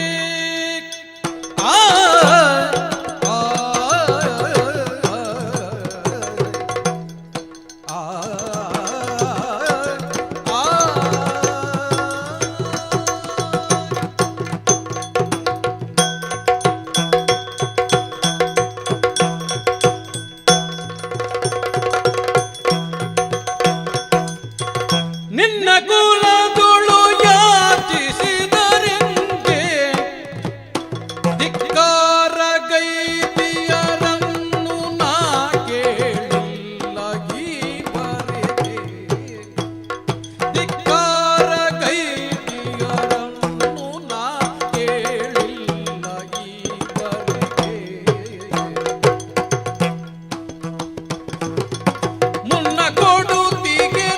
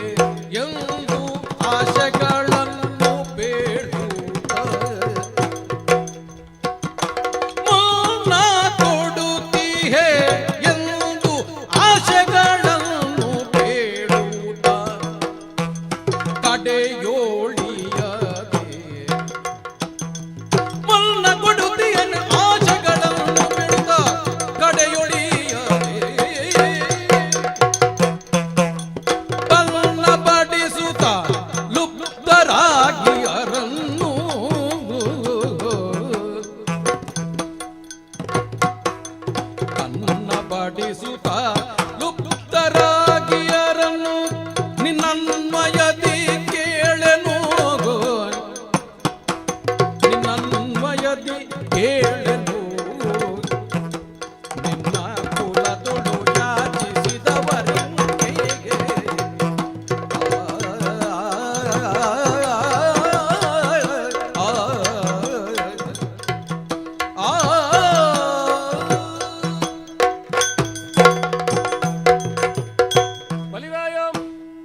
ವಾಮನ, ಕೇವಲ ನಿನ್ನ ವಿಷಯವಾಗಿ ಅಷ್ಟೇ ನಾನು ಆಡುತ್ತಿರುವುದಲ್ಲ, ನಿನ್ನ ಕುಲದವರ ವಿಷಯವಾಗಿ ಹೇಳುವುದಕ್ಕೆ ಬಹಳಷ್ಟು ವಿಚಾರಗಳಿವೆ. ಕುಲದ ವಿಶೇಷ ಅದು. ಯಾವನೇ ಒಬ್ಬನು ಯಾಚಕನಾಗಿ ಬಂದು ನನಗಿಂತಹುದು ಬೇಕು ಎನ್ನುವಂತೆ ಬೇಡಿದ ಕಾಲಕ್ಕೆ ಕೊಡದೆ ಉಳಿದವರೇ ನಿನ್ನ ಕುಲದಲ್ಲಿಲ್ಲ. ಅಂದರೆ ಯಾಚಕನಿಗೆ ಮುಖ ತಿರುಗಿಸಿದವರಿಲ್ಲ, ಕೃಪಣತೆಯನ್ನು ತೋರಿಸಿದವರಿಲ್ಲ, ಯುದ್ಧರಂಗದಲ್ಲಿ ವಿಮುಖರಾದುದಿಲ್ಲ, ಪಲಾಯನವಾದವನ್ನು ಪಠಿಸಿದವರಿಲ್ಲ. ಅಂತಹ ಒಂದು ನಿಲುಮೆಯನ್ನು ಹೊಂದಿದಂಥ ಕುಲ ನಿಮ್ಮದ್ದು. ಒಬ್ಬೊಬ್ಬನ ವಿಷಯವನ್ನು ಹೇಳುತ್ತಾ ಹೋಯಿತು ಅಂತಾದರೆ ಬಹಳಷ್ಟು. ಒಬ್ಬ ಇದ್ದನಂತೆ ಹಿರಣ್ಯಾಕ್ಷ ಎನ್ನುವ, ಹೌದು, ಗದಾಪಾಣಿಯಾಗಿದ್ದುಕೊಂಡು ಮೂಜಗವನ್ನು ಸುತ್ತಿ ಎಲ್ಲರನ್ನು ಗೆದ್ದಿದ್ದನಂತೆ. ಕಡೆಗೆ ಭೂದೇವಿಯನ್ನೇ ತಾ ಹಿಡಿದು ಸಾಗಿದ ಅಂತ ಒಂದು ಸುದ್ದಿ. ಭೂರಕ್ಷಣೆಯನ್ನು ಮಾಡಬೇಕು ಎನ್ನುವುದಕ್ಕಾಗಿ ಹರಿಯು ಹಂದಿಯ ರೂಪವನ್ನು ತಾಳಿ ಅವನಲ್ಲಿ ಘೋರ ಯುದ್ಧವನ್ನು ಮಾಡಿ ಅವನನ್ನು ಕೊಂದನಂತೆ. ಕೊಂದರೂ ಅವನನ್ನು ಗೆದ್ದಿದ್ದೇನೆ ಎನ್ನುವಂಥ ಅಹಮಿಕೆಯ ಭಾವವೇ ಬರಲಿಲ್ಲಂತ ಹರಿಗೆ. ಅಂತಹ ಸಾಹಸವನ್ನು ಮಾಡಿದಂಥ ಒಬ್ಬ, ಅವನ ಅಳಿವಿನಿಂದ ಕ್ರುದ್ಧನಾದಂಥ ಹಿರಣ್ಯ ಕಶ್ಯಪನೆಂಬವ ತನ್ನ ತಮ್ಮನ ಅಳಿವಿಗೆ ಕಾರಣೀಭೂತನು ಯಾವನಿದ್ದಾನೋ ಎನ್ನುವುದನ್ನು ತಿಳಿಯುವುದಕ್ಕಾಗಿ ಆಯುಧಧಾರಿಯಾಗಿ ಮೂಜಗದ ಎಲ್ಲೆಡೆಯಲ್ಲಿ ಎಲ್ಲೆಯ ತನಕ ಸಂಚರಿಸಿದ್ದಾನಂತೆ. ಕ್ಷೀರವಾರಿದಿಯ ತಡಿಯ ತನಕ ಅವನು ಹೋದಾಗ ಇವನ ಬರವನ್ನು ಅರಿತ ಹರಿಯು, ಇವನ ಕಣ್ಣಿಗೆ ನಾನು ಬಿದ್ದೆ ಅಂತಾದರೆ ಸೋಲಬೇಕಾಗ್ತದೆ ಎನ್ನುವಂತೆ ಭಾವಿಸಿ ಅವನೊಳಗೆ ಸೇರಿಕೊಂಡನಂತೆ. ಆಗ ಎಷ್ಟು ಹುಡುಕಿದ್ರು ಕ್ಷೀರವಾರಿಯ ತಡಿಯ ತನಕ ಹೋದರೂ ಸಿಗದೆ ಹೋದನಲ್ಲ ಎನ್ನುವಾಗ, ಏನಿದ್ರು ಜೀವಂತವಾಗಿದ್ದಾಗ ಮಾತ್ರ ವಿರೋಧವೋ ಕೋಪವೋ ಇರ್ತದೆ, ಸತ್ತ ಮೇಲೆ ಇಂಥದ್ದು ಕೋಪ. ಎಲ್ಲರೂ ಇನ್ನು ಎಲ್ಲಿಗೆ ಬರುವುದಿಲ್ಲವೋ ಅಲ್ಲಿಗೆ ಹೋಗಿದ್ದಾನೆ ಅಂತಾದ್ರೆ ಇವನಲ್ಲಿ ದ್ವೇಷ ಬೇಡ ಎನ್ನುವಂತೆ ಪರಮಶಾಂತನಾಗಿ ತನ್ನ ಕ್ರೋಧವನ್ನು ತಾನು ಅಡಗಿಸಿಕೊಂಡನಂತೆ. ಎಂತ ಉದಾತ್ತ ನಾಗಿದ್ದ. ಆಮೇಲೆ ಪ್ರಹ್ಲಾದನ ವಿಷಯ. ಇಂದು ಕೂಡ ನಿಮ್ಮ ಕುಲದಲ್ಲಿ ತಾರಕೆಯ ಮಧ್ಯೆ ಚಂದ್ರವನ್ನು ನೆಲೆ ನಿತ್ತ ಹಾಗೆ ತಾನಿರುವವನಿದ್ದಾನೆ. ಆಮೇಲೆ ಅವನ ಮಗನಾದಂತಹ ವಿರೋಚನ ಬೇಡುವುದಕ್ಕೆ ಬಂದವರು ಯಾರು ಎನ್ನುವುದನ್ನು ಗೊತ್ತಿದ್ದು ತನ್ನದಾದಂತಹ ಆಯುಷ್ಯವನ್ನು ಕೊಡುವುದಕ್ಕೆ ಮುಂದುವರಿದು ಹೋದವನು. ಎಲ್ಲರೂ ಒಬ್ಬರಿಗಿಂತ ಒಬ್ಬರು ಕೂಡ ಕೆಲದ ಕೀರ್ತಿಯನ್ನು ಹೆಚ್ಚಿಸುವುದಕ್ಕೆ ತಮ್ಮನ್ನು ತಾವು ಅರ್ಪಿಸಿಕೊಂಡವರೇ ಆಗಿದ್ದಾರೆ. ಮತ್ತೆ ನಿನ್ನ ವಿಷಯ ಆಡುವುದಕ್ಕಿಲ್ಲ. ಪರಲೋಕ ಹಿತಕಾರಿಯಾದಂತಹ ಕಾರ್ಯವೇನಿದೆಯೋ ಅದಕ್ಕೆ ಆಚಾರ್ಯ ಶುಕ್ರನು ಪರಮ ಪ್ರಮಾಣ ಅಂತ ಭಾವಿಸಿಕೊಂಡವ. ಲೋಕದಲ್ಲಿ ಶಾಂತನಾಗಿ ಉತ್ತಮನೆನಿಸಿಕೊಂಡೇ ಶೀಲಗುಣಾಢ್ಯನ ಅಂತಹ ಪ್ರಹ್ಲಾದನ ಆಜ್ಞೆಯನ್ನು ಯಾವತ್ತೂ ತಿರಸ್ಕರಿಸಿ ಅದಕ್ಕೆ ತಲೆಬಾಗಿ ನೀನು ನಡೆಯುವ. ದಾನಾದಿ ಕರ್ಮಗಳಲ್ಲಿ ಅತ್ಯಂತ ಶ್ರೇಷ್ಠನು ನೀನಿದ್ದಿ ಎನ್ನುವುದನ್ನು ಲೋಕವೇ ಕೊಂಡಾಡುತ್ತಿದೆ ಎನ್ನುವಾಗ ನಿನ್ನ ಕುಲದ ಬಗ್ಗೆ ಹೇಳದೆ ಅದೆಲ್ಲ ತಿಳಿದಲ್ಲೂ ನಾನು ಇಲ್ಲಿ ತನಕ ಬಂದದ್ದು. ನೀ ಯಾವತ್ತು ಆಡಿದಂತೆ ನಡೆಯಬಲ್ಲವಾ ಎನ್ನುವ ತಿಳುವಳಿಕೆಯಿಂದ ಬಂದವನ. ನನಗೆ ನೀನು ಒಗ್ಗರಣೆ ಬಿಸಿಗಿಡುವಾಗಲೇ ಗೊತ್ತಾಯಿತು. ಇಂಥದ್ದು ಯಾವ ಪಾತ್ರೆಗೆ ಹಾಕ್ತೀಯದನ್ನು ಅಂತ. ಅಂದರೆ ಹಿರಣ್ಯಾಕ್ಷ ಸತ್ತದ್ದಲ್ವ? ಹೌದು. ಆಮೇಲೆ ಹರಿ ಹೊಗಳಿದ, ಸತ್ತ ಮೇಲೆ ಅಲ್ವ ಹಿರಣ್ಯಾಕ್ಷನಿಗೆ ಗೊತ್ತಾಯ್ತದು. ಇಡೀ ಪ್ರಸಂಗವನ್ನು ಹಾಳು ಮಾಡಿದ್ದೇ ನಾರದರು. ಹೌದಾ? ಪಾಪ ಅವನಷ್ಟಕ್ಕೆ ಇದ್ದ ಹಿರಣ್ಯಾಕ್ಷ. ಯಾರಿದ್ದಾರೆ ನಾನು ತುಡುಕಲಿಕ್ಕೆ? ನೀನು ವಾದಿತು ಅಂದನಂತೆ. ಏನು ಮಾಡೋದು? ನಂಬಿಕೆ ಹೆಚ್ಚಾಯಿತು. ಯಾವುದರ ಕುರಿತು? ಈ ಮುನಿಗಳಲ್ಲಿ ಸಾಧುಗಳಲ್ಲಿ ನಂಬಿಕೆ ಹೆಚ್ಚಾಯಿತು. ಮತ್ತು ತನ್ನ ಶಕ್ತಿಯಲ್ಲಿ ನಂಬಿಕೆ ಹೆಚ್ಚಾಯಿತು. ನಾನು ಹರಿಯನ್ನು ಮೋಸಗಾರ ಅಂತ ಹೇಳುವುದಿಲ್ಲ. ಯಾಕೆಂದ್ರೆ ನಾ ಪೂಜೆ ಮಾಡ್ತೇನೆ. ನಾ ಪೂಜೆ ಮಾಡ್ತೇನೆ. ಹಾಗಾದ್ರೆ ಮೋಸಗಾರ ನನ್ನ ಪೂಜೆ ಮಾಡೋದು ಅಂತ ಕೇಳಿದ್ರೆ, ಆದರೆ ಹಿರಣ್ಯಾಕ್ಷ ಮೋಸ ಹೋದದ್ದು ಸುಳ್ಳಲ್ಲ. ಮೋಸ ಮಾಡಿದ್ದಲ್ಲ, ಮೋಸ ಹೋದದ್ದು. ಹಿರಣ್ಯಕಶ್ಯಪ ಜನ, ಹಿರಣ್ಯಕಶ್ಯಪ ಮುತ್ತಜ್ಜೆ ಜನ. ಹೌದು, ಮಗನಾದರೂ ದಾಕ್ಷಿಣ್ಯ ಮಾಡಲಿಲ್ಲ. ಹಾಗೆಂತ ಹಿರಣ್ಯಕಶ್ಯಪ ಮುತ್ತಜ್ಜನ ಕೈಗುಣ ಒಳ್ಳೆಯದು. ಪ್ರಹ್ಲಾದನಿಗೆ ಕೊಟ್ಟದ್ದೆಂಥದ್ದು? ತನ್ನ ಪೀಠ ಅಲ್ಲಲ್ಲ, ವಿಷ ಕೊಟ್ಟದ್ದು. ಪ್ರಹ್ಲಾದ ಕುಡಿಯುವಾಗ ಆದ್ದೆಂಥದ್ದು? ಅಮೃತವಾಯ್ತಂತೆ. ಹೇಗೆ ಆಗುದು ಅಮೃತ? ಹೇಗಾಯ್ತು? ಹಿರಣ್ಯಕಶ್ಯಪುವಿನ ಕೈಗುಣ ಅದು. ಕೈಗುಣ ಅಲ್ವಾ? ಮತ್ತೆ ಯಾರಾದ್ರೂ ಈ ಪ್ರಸಂಗದಲ್ಲಿ ಅರ್ಥ ಆಗಿರೋದು? ಕೈಯಾದವನ್ನು ಹೊಗಳಿದ್ರು ಎಲ್ಲರೂ. ತಾಯಿ ಕೊಟ್ಟದ್ದು ವಿಷ ಅಮೃತ ಆಗ್ತದೆ. ತಾಯಿ ಕೊಟ್ಟದ್ದಲ್ಲ, ಕೊಟ್ಟದ್ದು ಆ ತಾಯಿಯ ಕೈಯಲ್ಲಿ ತಂದೆ ಕೊಟ್ಟದ್ದು. ಅದಕ್ಕೆ ಅಲ್ವಾ ಮಕ್ಕಳನ್ನು ಚಿರಂಜೀವ ಅಂತ ಹೇಳುದು. ಈಗ ಮಗ ಸತ್ತರೆ ಅಪ್ಪನೂ ಸತ್ತಾಗೆ ಅಲ್ವಾ? ಮಗ ಮೊದಲು ಸಾಯ್ಬೇಕಾದ, ಅಪ್ಪ ಮೊದಲು ಸಾಯ್ಬೇಕಾದ. ಅದು ಹಿರಣ್ಯಕಶಿಪುವರಿಗೆ ಗೊತ್ತುಂಟು. ಅದಕ್ಕೆ ಹಿರಣ್ಯಕಶಿಪುವೇ ಮೊದಲು ಸತ್ತದ್ದು. ಹಾಗಾದ ಕಾರಣ ಈ ಅಪ್ಪ ಕೈಗುಣ ಒಳ್ಳೆಯದು, ಅಮೃತ ಆಯಿತು. ಕಂಡವರು ಪ್ರಸಂಗಕ್ಕೆ ವ್ಯಾಖ್ಯಾನ ಬೇರೆ ಮಾಡಿದರು. ಅಯ್ಯೋ, ಹರಿಯನ್ನು ಹುಡುಕಿಕೊಂಡು ವೈಕುಂಠದ ಬಾಗಿಲಿಗೆ ಹೋಗುವಾಗ ಹರಿ ಇದ್ದಾನ ಅಲ್ಲಿ? ಇಲ್ಲ. ಈ ಅಮೃತೋಪಮವಾದಂತಹ ಕೈ ಉಳ್ಳವನಲ್ಲಿ ಆ ದೇವರೇ ಇರಲಿಲ್ಲ. ಹುಡುಕಿ ಹೋದವನಿಗೆ ಸಿಗಲಿಲ್ಲ ಅಲ್ವಾ? ಪ್ರಹ್ಲಾದರಾಯರ ದಾರಿ ನಿಮಗೆ ಒಳ್ಳೆಯದು, ನಮಗಲ್ಲ. ನನಗೂ ಪ್ರಹ್ಲಾದರಾಯರಿಗೂ ಅಲ್ಲ, ನನಗೆ ಗೌರವ ಉಂಟು ಅಜ್ಜಯ್ಯನ ಹತ್ರ. ನನ್ನ ಹತ್ರ ಪ್ರಹ್ಲಾದರಾಯರಿಗೆ ದೊಡ್ಡ ಪ್ರೀತಿ ಇಲ್ಲ. ನಮ್ಮಲ್ಲಿ ಸ್ವಲ್ಪ ಬಿಸಿ ಬಿಸಿ ಮಾತಾಗಿದೆ. ಹೌದೌದು. ಹೇಳಿದರೆ ಏನಾದರೂ ನಾನು ಅದನ್ನು ಹೇಳುವುದಿಲ್ಲ. ಅಜ್ಜ ಮೊಮ್ಮಗನ ಮಾತು ನಿಮಗೆ ಯಾಕೆ, ಸಣ್ಣ ಮಕ್ಕಳಿಗೆ ಅದೆಲ್ಲ ಹಿರಿಯರ ಮಟ್ಟದಲ್ಲಿ ವ್ಯಾಖ್ಯಾನ ಮಾಡಲಿಕ್ಕೆ ಇರುವುದು. ಸರಿ, ನಿಮಗೆ ಸೊಡುಗರಿಗೆ ಅದೆಲ್ಲ ತಲೆಗೆ ಹಾಕಿಕೊಳ್ಬೇಡಿ. ಆಯ್ತು. ಅಜ್ಜ ಮೊಮ್ಮಗನ ಕತೆ ಹೇಳುವುದು, ನಾಳೆ ನೀನೆಲ್ಲಿಯಾರು ನಿನ್ನ ಅಜ್ಜನ ಅದು ವಿಷಯ ಹೌದು. ಹುಟ್ಟಿದ ಮೇಲೆ ಯಾಕೆ ಬಂತು? ಬೇಡ ಅಂತ ಕಂಡಿದೆ ಅವರಿಗೆ. ಯಾವುದು? ಈ ಸಂಸಾರ, ಈ ಬಂಧನ ಯಾಕೆ ಬಂತು? ಶ್ರೀಮಂತರು ಕದಿಲಿಕ್ಕೆ ತೊಡಗಿದ್ರ, ಅವಾಗ ಬಡವರಿಗೆ ಬೇಡ ಅಂತ ಕಾಣುದು. ಆ ಮೇಲೆ ಕೂತ ಒಬ್ಬ ಇದ್ದಾನಲ್ಲ, ಈಗ ನಾನು ಅಲ್ಲಿಗೆ ಬಂದಿದ್ದೇನೆ, ಅಲ್ಲಿ ಕಳ್ಳರು ಕೂತ್ಕೊಡುದು ಬೇಡ ಅಂತ, ಹಾಗೆ ನಾ ಬಂದೆ. ಈಗ ಇಲ್ಲದಿದ್ರೆ ಪ್ರಹ್ಲಾದರ ಎಲ್ಲ ಇದ್ದದ್ದನ್ನು ಅವರು ಕದ್ದದ್ದೇ ಅಲ್ವೋ? ಶೀಲಗುಣವನ್ನು ಯಾಕೆ ಇಂದ್ರ ಕದ್ದ? ಯಾಕೆ ಕದ್ದ? ಅವನ ಹತ್ರ ಇಲ್ಲದ ಕಾರಣ ಕದ್ದದ್ದು. ಇಂದ್ರನ ಹತ್ರ ಶೀಲ ಇದ್ರವ ಕದೀತಾನ, ಇಲ್ಲದೆ ಇದ್ದದನ್ನು ಕದಿಯುವುದು ಅಂತಲೂ ಒಂದು ವ್ಯಾಖ್ಯಾನ ಅಲ್ವಾ? ಅವನ ಹತ್ರ ಆಯುಷ್ಯ ಇದ್ರೆ ಇವನ ಆಯುಷ್ಯ ಬೇಕಾ? ಅಗತ್ಯ ಇಲ್ಲ. ಹೌದಾ? ಅವನ ಹತ್ರ ಧರ್ಮವೋ ಇತ್ಯಾದಿ ಅನುಷ್ಠಾನ ಇದ್ರೆ ನನ್ನ ಮನೆ ಬಾಗಿಲಿನಲ್ಲಿ ವೇಷಧಾರಿಯಾಗಿ ಬಂದು ನಿಲ್ಬೇಕಾ? ಬಂಧನ ಅಂದ್ರೆ ಒಂದು ಕಳುಹಿಸಿದವರು ಹೇಳುದು ಬಂಧನ ಅಂತ. ಅದಕ್ಕೆ ಹಾಗೆ ಕೇಳಿದ್ದ ನಾನು, ಈ ಮಗುವಿಗೂ ಅವನಿಗೆ ಏನು ಸಂಬಂಧ ಅಂತ ಅಲ್ಲ ಕೇಳಿದ್ದಾನು. ಆ ಕಾರಣದಿಂದ ಅದು ದೊಡ್ಡದಲ್ಲ. ಆದರೆ ಕೇಳಿದ್ದನ್ನು ಕೇಳಿದವರಿಗೆ ನಿಂತ ನಿಲುವಿನಲ್ಲಿ ಕೊಡ್ಲಿಲ್ವಾ? ಅದನ್ನೇ ಹೇಳಿದ್ದು, ನಿನ್ನ ಕುಲದೊಲಿಸಿದವರು ಎಂತವರು? ಪ್ರಹ್ಲಾದರಾಯರು ಶೀಲ ಯಾರಿಗೂ ಕೊಟ್ಟರು? ಹಿಂದೆ ಮುಂದೆ ಯೋಚನೆ ಮಾಡದೆ ಕೊಟ್ಟದ್ದೇ ಅಲ್ಲ. ಶೀಲ ಕೊಟ್ಟಷ್ಟು ಅದರ ಬೆಳೆ ಹೆಚ್ಚು. ಅದು ಜ್ಞಾನವನ್ನು ಕೊಟ್ಟಾಗೆ, ವಿದ್ಯೋಪದೇಶ ಮಾಡಿದ ಹಾಗೆ. ಕೆಲವನ್ನು ಕೊಟ್ಟಷ್ಟು ವೃದ್ಧಿ. ಮತ್ತೆ ಬೇರೆ ಯಾವ ದಾನ ಮಾಡಿದ್ರೂ ಕಡಿಮೆ ಆಗ್ತಾ ಹೋಗ್ತದೆ. ವಿದ್ಯಾದಾನ ಮಾಡಿದರೆ ಕೊಟ್ಟವನಲ್ಲಿ ಪ್ರಕರ್ಷವಾಗಿ ಬೆಳಗುತ್ತದೆ, ಪಡ್ಕೊಂಡವನಿಗೆ ಅನ್ನಕ್ಕೆ ದಾರಿಯಾಗ್ತದೆ. ಅದೇ ಅನ್ನವನ್ನೇ ಕೊಟ್ಟರೆ ಹೊಟ್ಟೆ ತುಂಬ ಊಟ ಮಾಡ್ತಾನೆ. ಕೈ ತೊಳೆದು ಒಣಗುವ ಮೊದಲು ಒಳ್ಳೆ ಕದಳಿ ಫಲ ಉಂಟು ಬೇಕಾಗಿದ್ರೆ 2 ಇರ್ಲಿ ಹೇಳ್ತಾನೆ. ಹಾಗಾದ್ರೆ ಮೊದಲು ಬೇಡ ಹೇಳಿದಂಥದ್ದು. ಅನ್ನದಾನವು ಅಲ್ಪ ತೃಪ್ತಿ, ವಿದ್ಯಾದಾನ ಮುಂದೆ ಅನ್ನವನ್ನು ಸಂಪಾದಿಸುವುದು ಹೇಗೆ ಅಂತ ಹೇಳುತ್ತದೆ ಅದು. ಅದಕ್ಕೆ ವಿದ್ಯಾದಾನ ಶ್ರೇಷ್ಠ, ಶಾಶ್ವತವಾದದ್ದು. ಅದಕ್ಕೆ ಅನ್ನವನ್ನು, ಹೌದಾ, ಕಾಳನ್ನು ಬೆಳೆಯನ್ನು ಮಾಡುವುದಕ್ಕೆ ವಿದ್ಯೆ ಕೊಡಬೇಕಷ್ಟೋದಕ್ಕೆ ಕಾಳು ಬೆಳೆಯನ್ನೇ ಕೊಟ್ಟವನನ್ನು ಸಾಕುವುದಲ್ಲ. ಮುಗಿವಾಗ ಪುನಃ ಬರ್ತಾನೆ, ಈ ತಿಂಗಳಿದ್ದಿಲ್ವೋ ಅಂತ ಹೇಗೂ ಕೊಡ್ತಾರಲ್ಲ. ಆ ಕಾರಣದಿಂದ ನಾನು ಹೇಳ್ತೇನೆ, ನಾವು ಆ ದಾರಿಯಲ್ಲಿರುವವರು. ನಮ್ಮವರ ಹಿನ್ನೆಲೆ, ಅವರ ದಾನ ಪ್ರವೃತ್ತಿಯನ್ನು ಹೇಳುವಾಗ ನನಗೆ ಇಂಗಿತ ಅರ್ಥ ಆಯಿತು. ನಿನ್ನ ಅಪ್ಪಯ್ಯ ದೊಡ್ಡ ದಾನಿ, ನಿನ್ನ ಅಜ್ಜಯ್ಯ ದೊಡ್ಡ ದಾನಿ, ಮುತ್ತಜ್ಜಯ್ಯ ಹೇಳುದು ಬೇಡ ಹೇಳುವಾಗ ನನಗೆ ಅರ್ಥ ಆಯಿತು.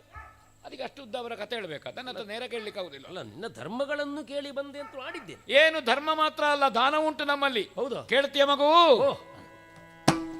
ಆದರಾಲಿಸು ಸ್ವಾಮಿ, ಆದರಾಲಿಸು ಸ್ವಾಮಿ, ಮನದುಳು ಖೇದ ಪಡದಿರು, ಮನದೊಳು ಖೇದ ಪಡದಿರು, ವಾಂಚಿತಾರ್ಥವ ಸಾದರದಿ ಕೊಡುತ್ತಿರ್ಪೇ, ವಾಂಚಿತಾರ್ಥವ ಸಾದರದಿ ಕೊಡುತ್ತಿರ್ಪೆನೆ, ವಟುವರನು ನಸು ನಗುತ್ತಾಗ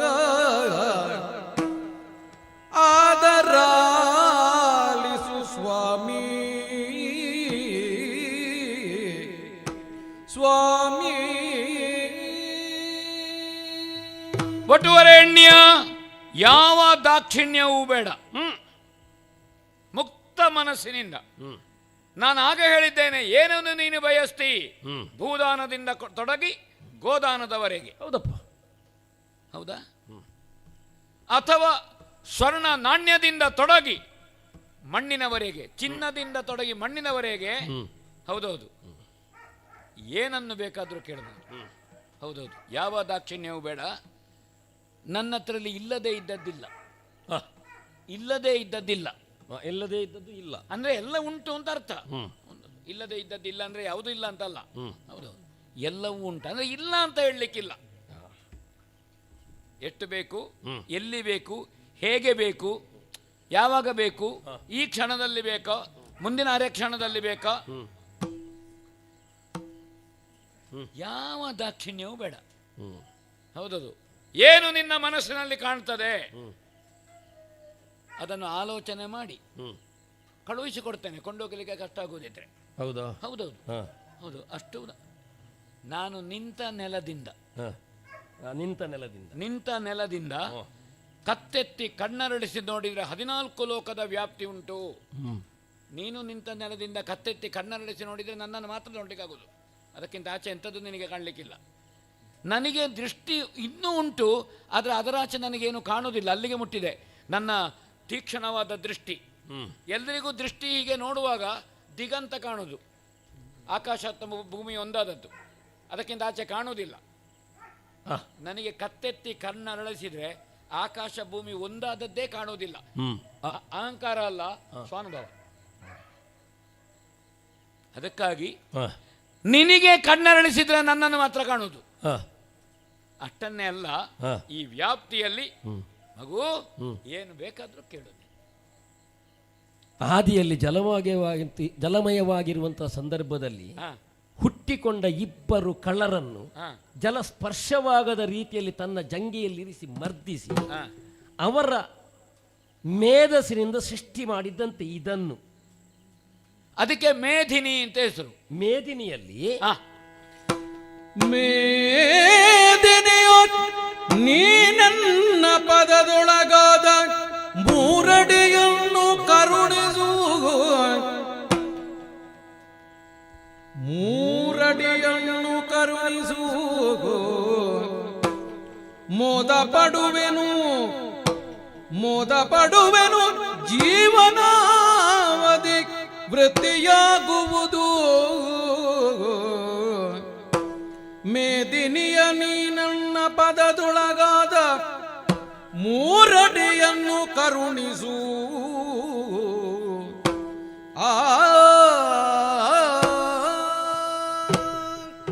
ಬಯಸಿದ್ದನ್ನು ಬೇಡುವುದನ್ನು ದೀರ್ಘವಾಗಿ ಹೇಳಲಿಕ್ಕಿಲ್ಲ, ಗ್ರಹಿಸಿಕೊಳ್ಳಬೇಕಾದ ಸಂಬಂಧಪಟ್ಟ ವಿಷಯ. ಆದ್ರೆ ನಾನು ನೇರವಾಗಿ ಆಡ್ತೇನೆ. ಮೇದಿನಿಯ ನೀನೆನ್ನ ಪದದೊಳಗಾದ ಮೂರಡಿಯನ್ನು ಕೊಟ್ಟೆ ಅಂತ ಆದ್ರೆ ಜೀವಿತಾರ್ಥಗಳಾಗ್ತದೆ.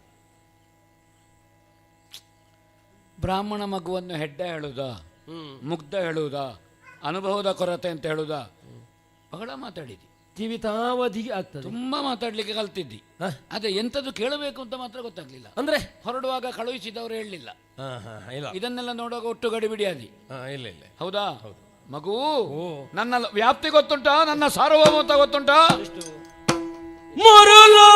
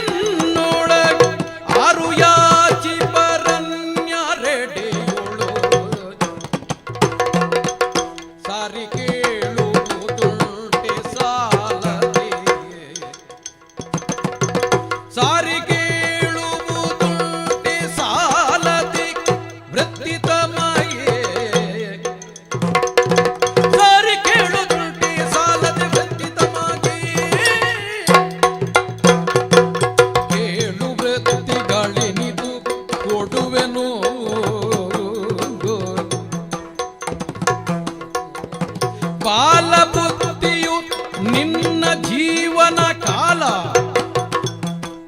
ಬಾಲಬುದ್ಧಿಯು ನಿನ್ನ ಜೀವನ ಕಾಲ ಭೂಕ್ಷೇತ್ರಗಳ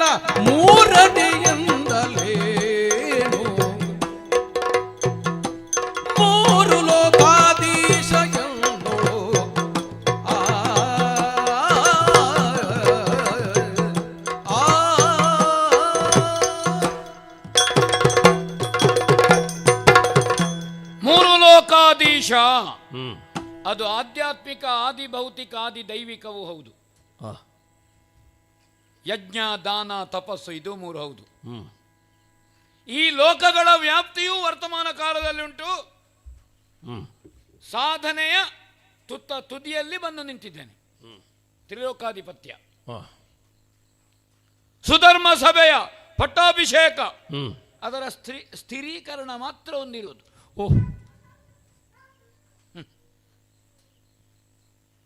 ಅಯ್ಯ,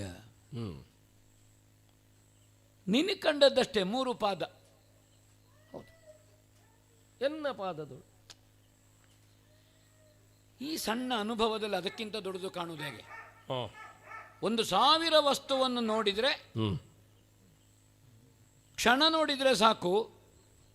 ಕೆಲವು ಮಕ್ಕಳು ಕಂಠಪಾಠ ಹೇಳ್ತಾರೆ ಏನೆಲ್ಲ ನೋಡಿದ್ದೇವೆ ಅಂತ. ಆಸಕ್ತಿ ಅವರಿಗೆ, ನೆನಪಿನ ಶಕ್ತಿ ಅದು. ಅಥವಾ ಪುರಾಣ ಪುರುಷರ ಹೆಸರನ್ನು ಹೇಳು, ಕಂಠಪಾಠ ಹೇಳ್ತಾರೆ. ಮಧ್ಯೆ ಕೇಳಿದರೆ ಹೇಳಲಿಕ್ಕೆ ಬರುವುದಿಲ್ಲ. ಬೆರಗು ಅಷ್ಟೇ. ನಿನ್ನ ಮಾತಿನಲ್ಲಿ ಬೆರಗು ಅಂತ ಗೊತ್ತಾಯ್ತು ನನಗೆ, ಅನುಭವ ಅಲ್ಲ ಅಂತ. ಅದೇ ಮಗುವನ್ನು ಸಂತೆಗೆ ಕರ್ಕೊಂಡೋದ್ರೆ ಲೋಹದ ಕಣೆಯಲ್ಲಿ ಮೇಲೆ ಕೆಳಗೆ ಹೋಗುವ ಒಂದು ಸಣ್ಣ ಮಂಗನ ಮರಿಯನ್ನು ಕೇಳ್ತದೆ, ನನಗೆ ಅದು ಬೇಕು ಅಂತ. ಅದು ಲೋಹದ ಕಡ್ಡಿಯಲ್ಲಿ ಮೇಲೆ ಕೆಳಗೆ ಹೋಗ್ತದೆ. ಹೌದು. ಈ ಅಪ್ಪ ಅದನ್ನು ಮಗುವಿಗೆ ತೆಗೆದುಕೊಟ್ಟು ಮಂಗ ಮಾಡೋದು. ಮಗುವನ್ನು ಮತ್ತೆಂತ ಯಾರನ್ನು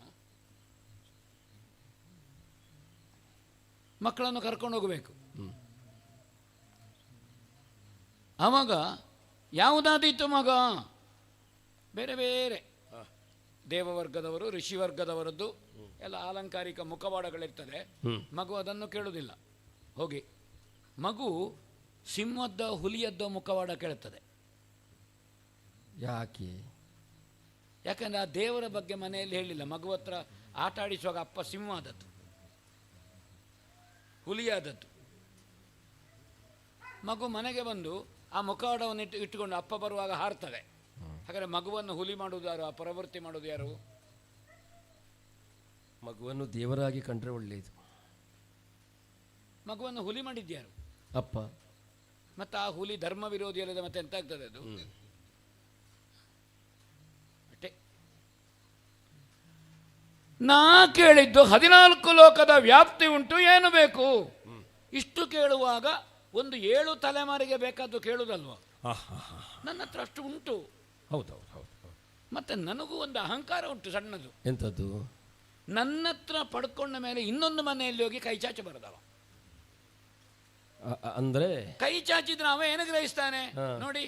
ಇಂದ್ರಸೇನ ನಾಮಕನಾದ ಬಲಿ ದೊಡ್ಡಸ್ತಿಗೆ ಮಾತಾಡ್ತಾನೆ, ಈ ಮಗುವಿಗೆ ತೃಪ್ತಿಯಾಗುವಷ್ಟು ಕೊಡ್ಲಿಲ್ಲ, ಕೊನೆಗೆ ನಾ ಕೊಟ್ಟದ್ದನ್ನು ಹೇಳ್ತಾರೆ, ಅದಿಡೀ ನಾನೇ ಕೊಟ್ಟದ್ದಿರುವುದು ಈಗ ಹೇಳ್ತಾನೆ. ಅವ ಕೊಟ್ಟದ್ದು ಕಡಿಮೆ ಆಯಿತು. ನನ್ನಲ್ಲಿ ಬೇಡಿದವ ಮತ್ತೊಬ್ಬನ ಮುಂದೆ ಭಿಕ್ಷುಕನಾಗ್ಲಿಕ್ಕಿಲ್ಲ, ಅದು ನನ್ನ ಸ್ವಾರ್ಥ. ಭಿಕ್ಷುಕನಾಗ್ಲಿಕ್ಕಿಲ್ಲ. ಯಾಕಾಗ್ಲಿಕ್ಕಿಲ್ಲ? ಒಂದು ಅವ ಕೊಡುವುದು ನನ್ನ ಭಿಕ್ಷೆಯನ್ನೇ. ಅವ ಕೊಡುವುದು ನನ್ನ ಭಿಕ್ಷೆಯನ್ನೇ, ನಾನೇ ಕೊಡಬಹುದಲ್ಲ. ಸರಿ. ಒಂದು ಮತ್ತೊಂದು ಹೀಗೆ. ಅದಕ್ಕೆ ಬೇಕಾಗಿ ತಿದ್ದುಪಡಿಗೆ ಅವಕಾಶ ಉಂಟು. ಹೌದಾ? ಬೆಳಿಲಿಕ್ಕಿಲ್ವಾ ಮಗ? ಮಗ ಪ್ರೀತಿಯಿಂದ ಹೇಳಿದ್ದು. ಬೆಳಿಲಿಕ್ಕಿಲ್ವಾ? ಉಂಟು. ಬೆಳಿಲಿಕ್ಕಿಲ್ವಾ? ಬೆಳಿಬೇಕಪ್ಪ. ಬೆಳಿಬೇಡವಾ? ನನಗಿರುವುದು ಬೆಳಿಬೇಕು ಅಂತಲೇ. ಈಗ ಅನುಷ್ಠಾನ ಇನ್ನೂ 10 ವರ್ಷ ಕಳೆಯುವ, ಕೆಲವರಿಗೆ ಅನುಷ್ಠಾನ ಉಪನಯನ ಮಾಡಿದ ವರ್ಷ ಇರ್ತದೆ, ಉಪಕರ್ಮದವರೆಗೆ. ಮತ್ತೆ ಇದು ಇಲ್ಲ. ಬೆಳಗ್ಗೆ ಹೇಳುವಾಗ ಚಾಪೆಯಲ್ಲೇ ಬಾಕಿ ಅದು. ಹೌದಾ?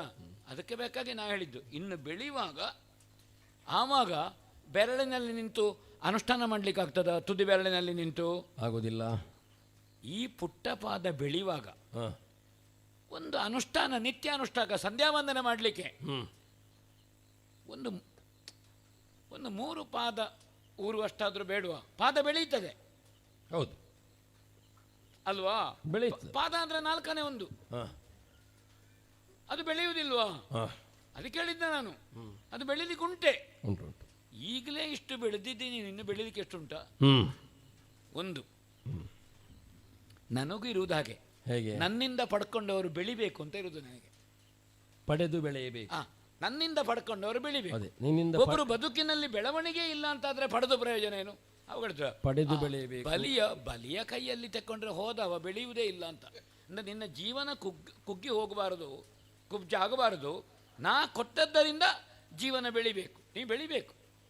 ಪಡೆದು ಬೆಳೆಯಬೇಕು, ಪಡೆಯಲು ಸುಗ ಬುದ್ಧಿ ಬೆಳೆಯಬೇಕು. ಅಲ್ಲ, ಬುದ್ಧಿ ಬೆಳಿಬೇಕು. ಇಲ್ಲದಿದ್ದರೆ ಸುಮ್ಮನೆ ದೇಹ ಬೆಳೆದು ಪ್ರಯೋಜನ ಇಲ್ಲ. ಅದಕ್ಕೆ ಹೇಳಿದ್ದು ನನಗೊಂದು ತೃಪ್ತಿ. ಈಗ ವಾಮನ ಒಳ್ಳೆದಾಗಿದ್ದಾನಂತೆ ನೋಡಿ, ನಾ ಕೊಟ್ಟದ್ದಲ್ವೋ. ಒಳ್ಳೆದಾಗಿದ್ದಾನೆ ಅಂದರೆ ಜೀವನ ಬದುಕು ಬೆಳೆದಿದೆ, ಕುಟುಂಬ ಬೆಳೆದಿದೆ ಅಂತ. ಬಲಿಯಿಂದ ಪಡೆದು ಎರಡೇ ಕಾಲ ಇರುವುದಾ? ಕೆಲವು ವರ್ಷ ಕಳೆಯುವಾಗ 4 ಕಾಲ ಆಗುದಿಲ್ವಾ? ಅಂದ್ರೆ 4 ಕಾಲ ಅಂದ್ರೆ ಹೀಗೆ ಹೋಗ್ತಿಂತಲ್ಲ, ಅಂದ್ರೆ ಮದುವೆ ಆಗ್ತದೆ ಹೇಳಿದ್ದಾನೆ. ಕಾಲಿಗೆ ಕಾಲು ಸೇರಿ ಮತ್ತೆ ಕೈ ಕಾಲಾಗಿ ಹೀಗೆ ಹೋಗ್ತಿಂತಲ್ಲ, ಹೌದಾ? ಒಂದು ಗೃಹಸ್ಥಾಶ್ರಮ ಧರ್ಮಕ್ಕೆ ಸೇರ್ಪಡೆ ಅಲ್ವಾ? 4 ಕಾಲ ಆದ ಮೇಲೆ ದೇವರು ಮನಸ್ಸು ಮಾಡಿದ್ರೆ ಮತ್ತಿನ ವರ್ಷ 6 ಕಾಲ ಆಗುದಂತ ಉಂಟಾ? 8 ಆಗಬಹುದು.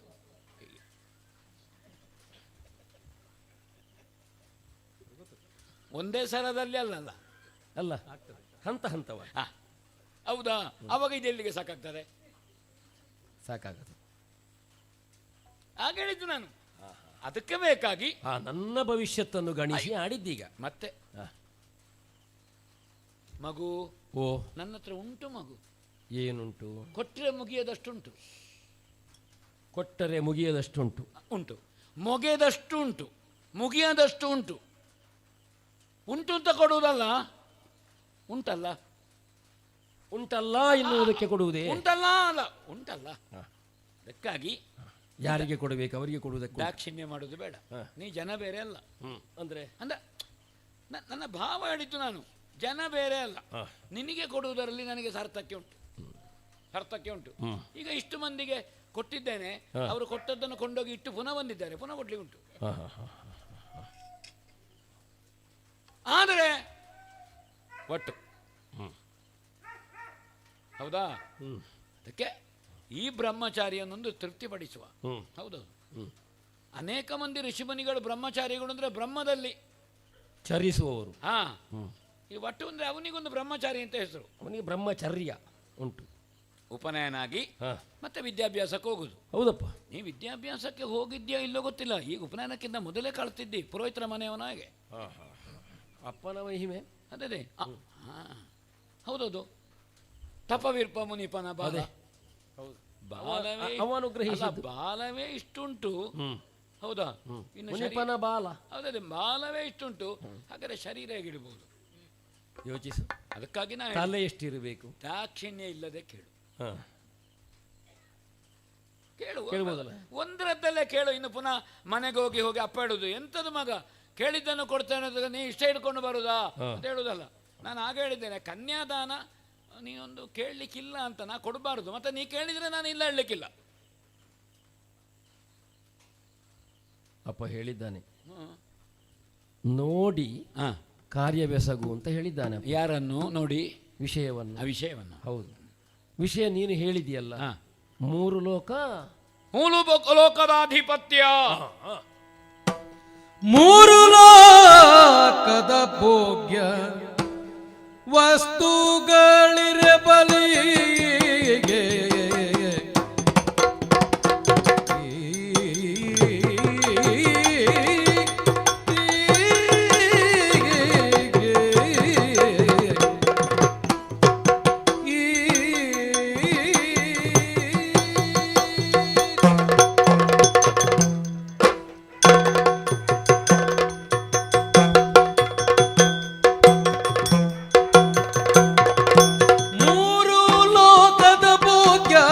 ವಸ್ತುಗಳಿರೆ ಬಲಿ ಪಾರುಗಾಣರು ಆಸೆಗಳಿಗೆ, ಪಾರುಗಾಣರು ಆಸೆಗಳಿಗೆ. 3 ಲೋಕದ ಭೋಗ್ಯ ವಸ್ತುಗಳಿರೆ ಬಲಿ ಪಾರುಗಾಣರು ಆಸೆಗಳಿಗೆ. 3 ಅಡಿ ಹೊಂದದೆ 3 ಅಡಿ 7 ತೃಪ್ತಿ ಹೊಂದದೆ ಸಂಪೂರ್ಣ ಧಾರಿಣಿ ಇತರಾಗುವುದೇ. 3 ಅಡಿ 7 ತೃಪ್ತಿ ಹೊಂದದೆ ಸಂಪೂರ್ಣ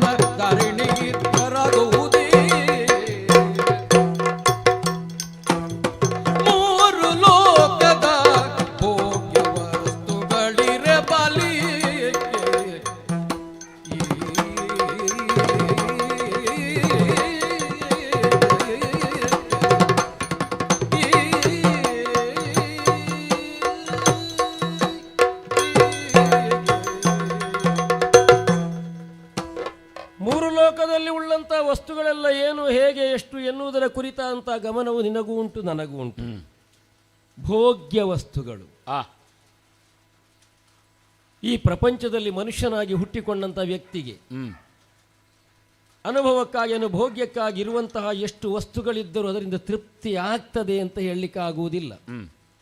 ಇಂದ್ರಿಯದ ಹಸಿವನ್ನು ಹೊಂದಿದಂಥ ವ್ಯಕ್ತಿಗಳಿಗೆ ಎಷ್ಟು ಕೊಟ್ಟರೂ ಕೂಡ ಇನ್ನೂ ಬೇಕು, ಮತ್ತು ಬೇಕು, ಇನ್ನಷ್ಟು ಬರಲಿ ಎನ್ನುವಂಥ ಅಪೇಕ್ಷೆಗಳೇ ಇರ್ತದೆ. ಸಮುದ್ರದ ಬದಿಯಲ್ಲಿ ಕೂತು ಬಾಯಾರಿಕೆಗೆ ಉಪ್ಪು ನೀರು ಕುಡಿದಾಗೆ ಅದು. ಬಾಯಾರಿಕೆ ನಿಲ್ತದ, ಸಮುದ್ರದ ನೀರು ಕುಡಿದ್ರೆ ಆಗುದಿಲ್ಲ, ತೃಪ್ತಿ ಆಗುವುದಿಲ್ಲ, ಮತ್ತು ಕುಡಿತಾನೆ ಇರುದ. ಹಾಗೆಂದು ಸಿಹಿ ನೀರನ್ನು ಆಶಿಸಿದವನಿಗೆ ತೃಪ್ತಿ ಖಂಡಿತವಾಗಿ ಒದಗಿ ಬರ್ತದೆ. ಒಂದು ಲೋಟ ಸಾಕಾಗ್ತದೆ. ಯಾವುದನ್ನು ಕುಡಿಬೇಕು ಅಂತ ಗೊತ್ತಿರಬೇಕು ಕುಡಿಯುವವನಿಗಟ್ಟೆ. ಇಂದ್ರಿಯ ಜಿತನಲ್ಲದಂತಹ ವ್ಯಕ್ತಿಗೆ ಎಷ್ಟು ಕೊಟ್ಟರು ಸಮಾಧಾನ ಅಂತ ಆಗುವುದಕ್ಕೆ ಇಂದ್ರಿಯ ಜಿತನಲ್ಲದಂತಹ ವ್ಯಕ್ತಿಗೆ ಎಷ್ಟು ಕೊಟ್ಟರು ಸಮಾಧಾನ ಅಂತ ಆಗಲಿ. ನನ್ನನ್ನು ಬೆರಳು ತೋರಿಸೋದು ಯಾಕೆ? ಅಲ್ಲ, ಹೇಳಿದ್ದು ನಾನು ಒಬ್ಬ ವ್ಯಕ್ತಿಗೆ ಅಂತ ಹೇಳುವಾಗ ನನಗೆ ನನ್ನನ್ನು ತೋರಿಸೋದು ಯಾಕೆ? ಹೇಳಿದ್ದು ನನಗೆ ನಾನು ವಿಷಯ ಹಾಗೆ ಅಲ್ವಾ? ವಿಷಯ ಹೌದು, ವಿಷಯ ಹೌದು. ಒಂದು ದೀಪವನ್ನು ಕೊಡು, ಸಾಕು ಅಂತ ಆಗ್ತದ? ಒಂದು ದೀಪ ಅಲ್ಲ, ಸಪ್ತದ್ವೀಪವನ್ನು ಕೊಡು. 9 ವರ್ಷಗಳನ್ನುಳ್ಳ ಸಪ್ತದ್ವೀಪವನ್ನು ಕೊಟ್ಟರೂ 3 ಅಡಿಯಿಂದ ತೃಪ್ತಿಯನ್ನು ಹೊಂದಂತ ವ್ಯಕ್ತಿಗೆ ಇಷ್ಟನ್ನು ಕೊಟ್ಟರು ಖಂಡಿತವಾಗಿ ತೃಪ್ತಿ ಆಗುವುದಿಲ್ಲ. ತೃಪ್ತಿ ಆಗಬೇಕು ಅಂತಾದರೆ ಅವನ ಅಂತರಂಗದಲ್ಲಿ ಅಡಕವ ಆಶೆ ಎಂಬ ಬೆಂಕಿಯನ್ನು ತಣಿಸಬೇಕಾಗ್ತದೆ.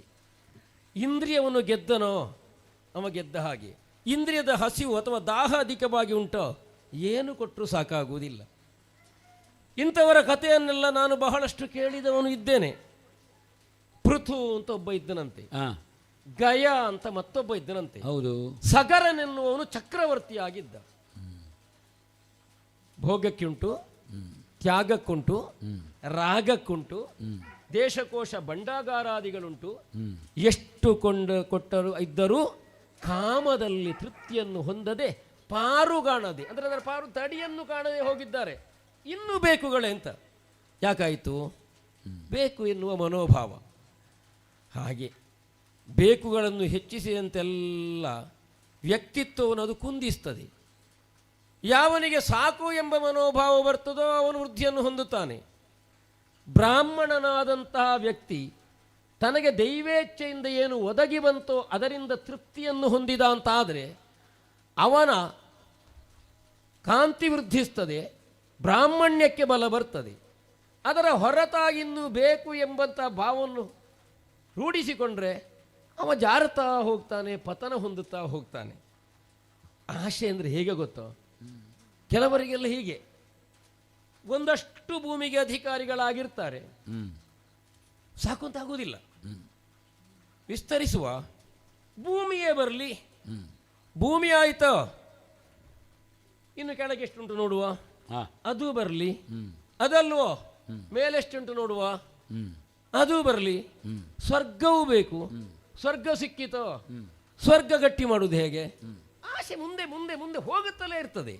ಅದಕ್ಕೊಂದು ಸರಿಯಾದಂಥ ನಿಲುಗಡೆ ಯಾವ ಕಾಲಕ್ಕೂ ಬರುವುದಿಲ್ಲ. ಈ ಆಶೆ ಹೆಚ್ಚಾಯಿತು ಅಂತಾದರೆ ಮತ್ತೆ ಮತ್ತೆ ಮತ್ತೆ ಹುಟ್ಟುತ್ತಾ ಸಾಯುತ್ತಾ, ಹುಟ್ಟುತ್ತಾ ಸಾಯುತ್ತಾ ಅದರಲ್ಲೇ ಬೀಳಬೇಕಾಗ್ತದೆ. ಬಿಟ್ಟರೆ ಬೇರೇನೂ ಆಗುವುದಿಲ್ಲ. ಇರುವುದರಲ್ಲಿ ತೃಪ್ತಿಯನ್ನು ಹೊಂದಿನ ಸುಖ ಸೌಖ್ಯಕರವಾದಂಥ ಜೀವನವನ್ನು ಸಾಗಿಸುವುದಕ್ಕೆ ಸಾಧ್ಯವಾಗ್ತದೆ. ಮತ್ತು ನಾನು ತಿಳಿದ ಹಾಗೆ ವಿತ್ತಂ ಯಾವತ್ ಪ್ರಯೋಜನಂ, ವಿತ್ತ ಎನ್ನುವುದು ನಮ್ಮ ಪ್ರಯೋಜನಕ್ಕೆ ಎಷ್ಟು ಬೇಕು ಅಷ್ಟು ಮಾತ್ರ ಬೇಕು. ಒಬ್ಬ ಕೊಡುವವರಿದ್ದಾರೋ ಒಂದಷ್ಟು ಬರಲಿ ಅನ್ನುವ ಹಾಗೆ ನಾವು ಸ್ವೀಕರಿಸಕೂಡದು. ಸ್ವೀಕರಿಸಿತು ಅಂತ ಆದರೆ ಅದು ನಮ್ಮ ವರ್ಣ್ಯಕ್ಕೆ ಸರಿಯಾದ್ದು ಅಲ್ಲ, ನಮ್ಮ ನಿಲುಮೆಯೂ ಆಗುವುದಿಲ್ಲ. ಅದನ್ನು ನಾವು ಪತನ ಹೊಂದಿದ ಹಾಗಾಗ್ತದೆ. ವೆಚ್ಚಕ್ಕಿಂತ ಅವಶ್ಯಕತೆಗಿಂತ ಹೆಚ್ಚನ್ನು ಪಡೆದುಕೊಳ್ಳುವ ಮನಸ್ಸು ಇರಕೂಡದು. ನನಗಂತೂ ಇಲ್ಲ, ನೀ ಕೊಡುವ ಹೌದು, ಬೇಕಾದಷ್ಟು ಅಂತ ನೀನು ಎಲ್ಲ ಕೊಡ್ತೀನಿ, ನನಗೆ ಗೊತ್ತುಂಟು, ದಾನಶ ಉಂಡ ನೀನು. ಆದರೆ ಪಡೆವ ನನಗುಂಟೋ? ಇಲ್ಲ. ಅಗತ್ಯಕ್ಕೆ ಎಷ್ಟು ಬೇಕೋ ಅಷ್ಟು ವಿತ್ತ ಬೇಕು, ಅದಕ್ಕಿಂತ ಹೆಚ್ಚಿದ್ರೆ ಅದುವೇ ಪಿತ್ತವಾಗ್ತದೆ, ಮತ್ತೆ ತಲೆ ತಿರುಗ್ತದೆ. ಪಿತ್ತವಾದರೆ ಕೆಡುವವನು ಪಿತ್ತಾದವ, ಕೊಟ್ಟವನಿಗೆಲ್ಲ. ನೀನು ಬೆಳೆದ ಮಗು, ನನಗೆ ಪ್ರಯೋಜನ ಇರುವುದು 3 ಅಡಿಯಿಂದ. ಅರ್ಥ ಆಯಿತು. ನಾನು ಹೇಳಿ ಜೀವಿತಾವಧಿಗೆ ಆಗ್ತದೆ ಅಂತ. ನನಗೆ ಅರ್ಥ ಆಯ್ತು. ಯಾವುದು ಮುಖ್ಯವಾಗಿ ಅರ್ಥ ಆದ್ದು? ಆಶೆ ಅನಂತವಾದದ್ದು, ಯಾವಕ್ಕೂ ಮುಗಿಯುವುದಕ್ಕಿಲ್ಲ, ಬೇಕುಗಳನ್ನು ಹುಟ್ಟು ಹಾಕ್ತದೆ. ಅನಂತನೇ ಸಿಕ್ಕಿದರೆ ಆಶೆ ಇಲ್ಲ, ಆಶೆ ಅನಂತವಾದದ್ದು. ಅನಂತ ಸಿಕ್ಕಿದ್ರೆ ಇಲ್ಲ. ಇಂದ್ರಿಯಗಳು ಬೇಕು ಬೇಕು ಅಂತ ಹೇಳಿದರೆ ಇಂದ್ರನನ್ನು ಜಯಿಸಬೇಕಾದ್ದಲ್ಲ, ಇಂದ್ರಿಯವನ್ನು ಜಯಿಸಬೇಕಾದ್ದು. ಇಂದ್ರಜಿತನಾಗುವುದಲ್ಲ, ಇಂದ್ರಿಯ ಜಿತನಾಗಬೇಕು. ಸಣ್ಣ ಪ್ರಾಯದಲ್ಲಿ ದೊಡ್ಡ ವಿಷಯ ಕಲ್ತಿದ್ದಿ ಮಗು. ಬರುವ ದಾರಿಯಲ್ಲಿ ಒಂದೊಂದೇ ಅನುಭವಕ್ಕೆ ಬಂತು ನನಗೆ. ಇಲ್ಲಿಗೆ ಬಂದಾಗ ಸರಿ ಅನುಭವಕ್ಕೆ ಬಂತು. ನಿನ್ನ ಪ್ರಿಯತೆ ಕಾರಣ, ಬ್ರಾಹ್ಮಣ ಪ್ರಿಯತೆ. ನಿನ್ನ ಹತ್ರ ಮಾತಿಲ್ಲ.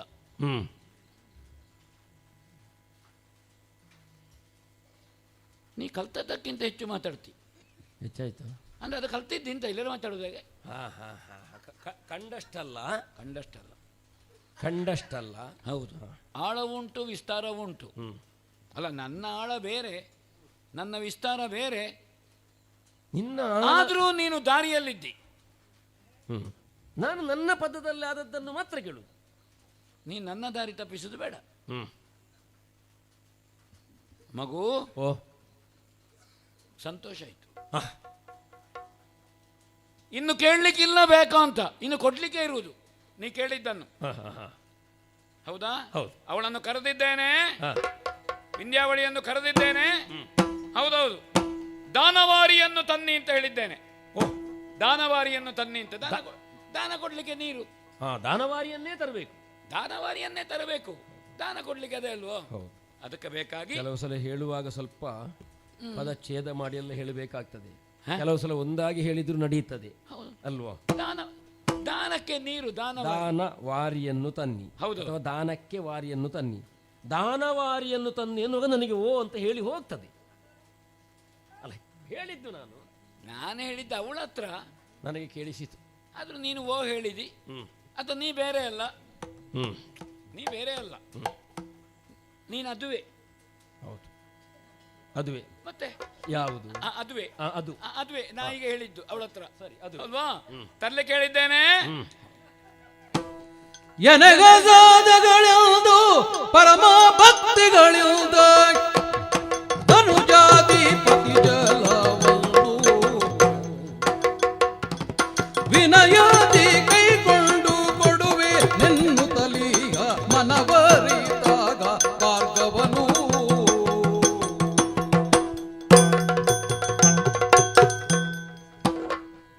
ಬಲಿಚಕ್ರವರ್ತಿ, ಗುರುವರ ದಾನವಾರಿ ಬೇಕೋ? ಬೇಕಲ್ಲ, ಇರಲಿ, ಇರಬೇಕು. ಇಷ್ಟು ಬೇಗ ಬೇಡ, ಮತ್ತೆ ಆದ್ರೂ ಬೇಕಲ್ಲ.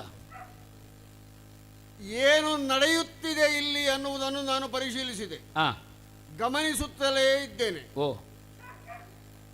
ಅಯ್ಯೋ, ಗೊತ್ತಾಗಲಿಲ್ಲ, ನಿನಗೆ ಗೊತ್ತಾಗಲಿಲ್ಲ. ಯಾವುದು? ಯಾಗಕ್ಕಾಗಿ ಸಂಕಲ್ಪ ಮಾಡಿ ಕೂತವನು ನೀನು. ಹೌದೌದು. ಯಾಗದ ಎಲ್ಲ ನಡೆಯೂ ಕೂಡ ನಾನು ಹೇಳಿದಂತೆ ಇರಬೇಕು. ಅದಕ್ಕೆ ಹೊರತಾದ ನಡೆ ಯಾವುದೂ ಆಗಬಾರದು. ದಿಗ್ಗನೆ ಎದ್ದು ನಿಂತೆ. ನೀನು ಎದ್ದದ್ದು ಮೊದಲು, ನಾನು ಎದ್ದದ್ದು ಮೊದಲು ಅಂತ ಅನುಮಾನ ನನಗೆ. ಗುರುರಾಯನೊಡಗೊಂಡು ಅಂತ ಸಾಹಿತ್ಯ ಇರುವುದು. ಗುರುರಾಯನೊಡಗೊಂಡು ಅಂದ್ರೆ ಗುರುರಾಯ ಒಡಗೊಂಡ ಅಥವಾ ಗುರುರಾಯನನ್ನು ಒಡಗೊಂಡ. ಅದೇ, ನನ್ನೊಟ್ಟಿಗೆ ನೀನೋ ನಿನ್ನೊಟ್ಟಿಗೆ ನಾನು ಗೊತ್ತಾಗಲಿಲ್ಲ ಅಂತ ಇಬ್ಬರು ಎದ್ದು ನಿಂತದ್ದು. ಹೌದು, ಬೇರೆ ಬೇರೆ ಅಲ್ವೇ ಅಲ್ಲ, ನಾವಿಬ್ರು ಗುರು ಶಿಷ್ಯರು. ನೇರವಾಗಿ ಹೋದೆ, ಅವನನ್ನು ಕರ್ಕೊಂಡು ಬಂದೆ. ಹೌದೌದು, ಕುಳ್ಳಿರಿಸಿದೆ. ಎಲ್ಲಿವರೆಗೆ ಮುಂದುವರಿಸಿದೆ ಅಂತ ಹೇಳಿದ್ರೆ, ಅವನು ಕೇಳಿದ್ದನ್ನು ಕೊಡುವುದು ಎಂಬಲ್ಲಿಗೆ ಮುಟ್ಟಿತು ಈಗ. ಹೌದೌದು. ಆಗ ಅವನು ಅದನ್ನು ಏಕಾಗಿ ಕೇಳಿದ್ದಾನೆ. ಕೇಳಿದ್ದನ್ನು ನೀನು ಕೊಟ್ಟರೆ ಮುಂದೆ ಏನು ಮಾಡಲಿಕ್ಕಿದ್ದಾನೆ. ಇದು ಎಲ್ಲದನ್ನು ಕೂಡ ನೀನು ಇಷ್ಟು ಹೊತ್ತು ಮಾತಾಡುವಾಗಲೂ ನಾನು ತರ್ಕಿಸಿ ಒಂದು ತೀರ್ಮಾನಕ್ಕೆ ಬಂದಿದ್ದೆ. ಹೇಗೆ? ಸತ್ಯಾಂಶ ಹೇಳ. ಕೇಳ್ತೇನೆ. ಲಾಲಿಜಲ್ಲಯ ನುಡಿಯಲು ಬಲಿರಾಯ ಶೀಲನ ಪತಿಯಿದ್ದನು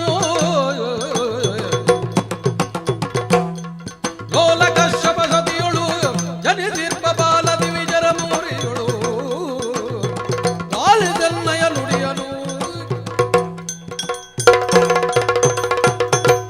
ಬಲಿಚಕ್ರವರ್ತಿ, ಗುರುವರ ಯಾರು ಏನನ್ನು ಯಾರಿಗೆ ಕೊಡುತ್ತಿದ್ದಾರೆ ಎನ್ನುವಂತಹ ವಿಷಯದ ಬಗ್ಗೆ ಮಾತ್ರ ವಿಮರ್ಶೆ ಮಾಡುವುದು ನಾನು. ಸ್ವರ್ಗದ ಪಟ್ಟವು ಸ್ಥಿರೀಕರಣವಾಗಬೇಕು ಎಂಬ ಇಚ್ಛೆ ಉಳ್ಳವನಾಗಿ ಶುಕ್ರಾಚಾರ್ಯರಿಂದ ನಿರ್ದೇಶಿತನಾಗಿ ಇಲ್ಲಿ ಸೇರಿರುವಂತಹ ಸಕಲ ಮಂತ್ರಜ್ಞರ ನೆರವಿನಿಂದಲಾಗಿ ಯಾವನು ಯಾಗವನ್ನು ಮಾಡುತ್ತಿದ್ದಾನೋ ಅಂತಹ ಬಲಿ ದಾನವನ್ನು ಕೊಡ್ತಾ ಇದ್ದಾನೆ. ನಿಮ್ಮ ನಿರ್ದೇಶನದಲ್ಲಿ ನಾನು ಮಾಡುತ್ತಾ ಇದ್ದೇನೆ. ಅವನಿಗೆ ದಾನ ಕೊಡುವುದಕ್ಕೆ ನಾನೀಗ ಹೇಳಲಿಲ್ಲ, ಆದರೆ ನಾನು ಕೊಡ್ತೇನೆ ಅಂತ ಹೇಳಿದ್ದೇನೆ. ನೀನು ಕೊಡ್ತೇನೆ ಅಂತ ಹೇಳಿದ್ದು ನನ್ನ ಸೂಚನೆಯ ಪ್ರಕಾರ ಅಲ್ಲ ಅಲ್ಲ ಅಲ್ಲ. ಯಾರಿಗೆ ಕೊಡುತ್ತೇನೆ ಅಂತ ಹೇಳಿದ್ದಿ ನೀನು? ಇವ ಯಾರು ಅಂತ ತಿಳ್ಕೊಂಡಿ ನೀನು? ಒಟ್ಟು ಒಟ್ಟು ತಿಳ್ಕೊಳ್ಳೇ ಇಲ್ಲ ನೀನು. ಒಟ್ಟು ಅಂತ ಅಷ್ಟೇ ತಿಳ್ಕೊಂಡ. ಅಯ್ಯೋ ಕಶ್ಯಪ ಬ್ರಹ್ಮರು ನಿನಗೂ ಗೊತ್ತಿರುವ ವ್ಯಕ್ತಿಗಳು ತನ್ನ ಹೆಂಡತಿಯಾದಂತಹ ಅದಿತಿ ದೇವಿಗೆ ಪಯೋವೃತವನ್ನು ಮಾಡಲಿಕ್ಕೆ ಹೇಳಿದರು. ಪಯೋವೃತವನ್ನ ಮಾಡಿದ್ಲು, ಗರ್ಭಸ್ಥೆ ಆದರು, ಹೆತ್ತಳು. ಅದು ಇದೇ ಮಗುವನ್ನು ಹೆತ್ತದ್ದು. ಇದೇ ಮಗು, ಅದು ಆಗ ಹೆತ್ತ ಮಗು ಬೆಳೆದು ದೊಡ್ಡದಾಗಿ ಈ ಮಟ್ಟಕ್ಕೆ ಬಂದದ್ದು. ಹಾಗಾದ್ರೆ ನಮಗೊಂದು ಸಂಬಂಧ ಉಂಟು. ಅಯ್ಯ, ಹಾಗಾದ್ರೆ ಗರ್ಭಸ್ಥವಾದಂತಹ ಅಚೇತನ ಯಾವುದು ಎಂಬ ಪ್ರಶ್ನೆ ಬರ್ತದೆ. ವ್ರತಾವಲಂಬಿತವಾಗಿ ಅಥವಾ ವ್ರತಾನುಕೂಲವಾಗಿ ಗರ್ಭದಲ್ಲಿ ಸ್ಥಾಪಿತವಾದದ್ದು ಯಾವುದು? ಶ್ರೀಲಲನೆ ಪತಿ ಈತನು. ಮತ್ಸ್ಯ, ವರಾಹ, ನರಸಿಂಹ, ಕೂರ್ಮ, ಈ 4 ಅವತಾರಕ್ಕೆ ಅಥವಾ 4 ರೀತಿಯಲ್ಲಿ ಕಾಣಿಸಿಕೊಂಡ ಹರಿ ಯಾವುದೇ ಕಾಯ ಉಪಾಧಿಯನ್ನು ಬಳಸಲಿಲ್ಲ. ತಾನೇ ಕಾಯವನ್ನು ತಾಳಿ ಬಂದವ. ಈಗ ಒಂದು ಕಾಯ ಉಪಾಧಿಯನ್ನು ಬಳಸಿದ್ದಾನೆ. ಕಶ್ಯಪರ ಸೂಚನೆ, ಆದಿತ್ಯ ವ್ರತ, ಇವೆರಡೂ ಸೇರಿ ಸಕಲ ಸಂಪತ್ತು ಎಂದು ನಾವು ಯಾವುದನ್ನು ಗ್ರಹಿಸುತ್ತೇವೋ ಆ ಸಂಪತ್ತಿಗೆಲ್ಲದಕ್ಕೂ ಕೂಡ ಅಭಿಮಾನಿ ದೇವತೆ ಎಂದು ಯಾರನ್ನು ನಾವು ಪರಿಗಣಿಸುತ್ತೇವೋ ಅಂತ ಶ್ರೀ ಎಂಬಂತಹ ಮಹಾಶಕ್ತಿಗೆ, ಮಹಾಸಂಪದಕ್ಕೆ ಇವನು ಪತಿಯಾಗಿದ್ದಾನೆ. ಕಶ್ಯಪನ ಮಗ. ಕೊಡ್ಬೋದು ಅವನಿಗೆ ಹೇಳು. ನಾರಾಯಣ ಸ್ವಾಮಿ ಮಹಾವಿಷ್ಣು ಅಂತ ಹೇಳ್ತೀಯಲ್ಲ ನೀನು, ಅದೇ ಮಹಾವಿಷ್ಣು ಯಾವ ಕಾರಣಕ್ಕಾಗಿ ಅಂತ ಅವನಿಗೆ ಗೊತ್ತದು. ಆ ಕಾರಣಕ್ಕಾಗಿ ಅವನು ಅದಿತಿ ದೇವಿಯಲ್ಲಿ ಹುಟ್ಟಿದ ಶ್ರೀ ಮಹಾವಿಷ್ಣು. ಗುರುವರ ಮೋದಗಳಾಯಿತು, ಮೋದಗಳಾಯಿತು ಗುರುವರ ದುರಗದ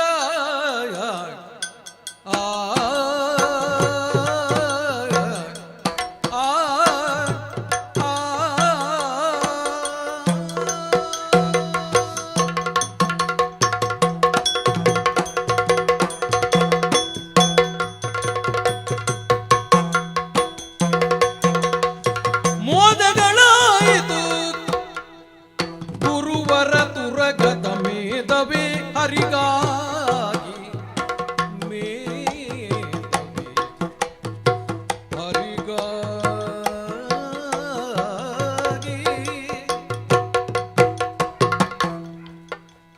ಸಾದರದುಳು ನಾ ಗೈವೆನು ನಯನು, ಸಾದರದುಳು ನಾ ಗೈವೆನು ದಯದಿಂ ಮಾಧವ ಮೇಟಿಗೆನು. ಸಾದರದುಳು ನಾ ಗೈವೆನು ದಯದಿಂ ಮಾಧವ ಮೇಟಿಗೆನು. ಮೋದಗಳಾಗಿತು ಗುರುವರ ತುರಗದ ಮೇಧವೆ ಹರಿಗಾಗಿ, ಮೋದಗಳಾಯಿತು ಗುರುವರ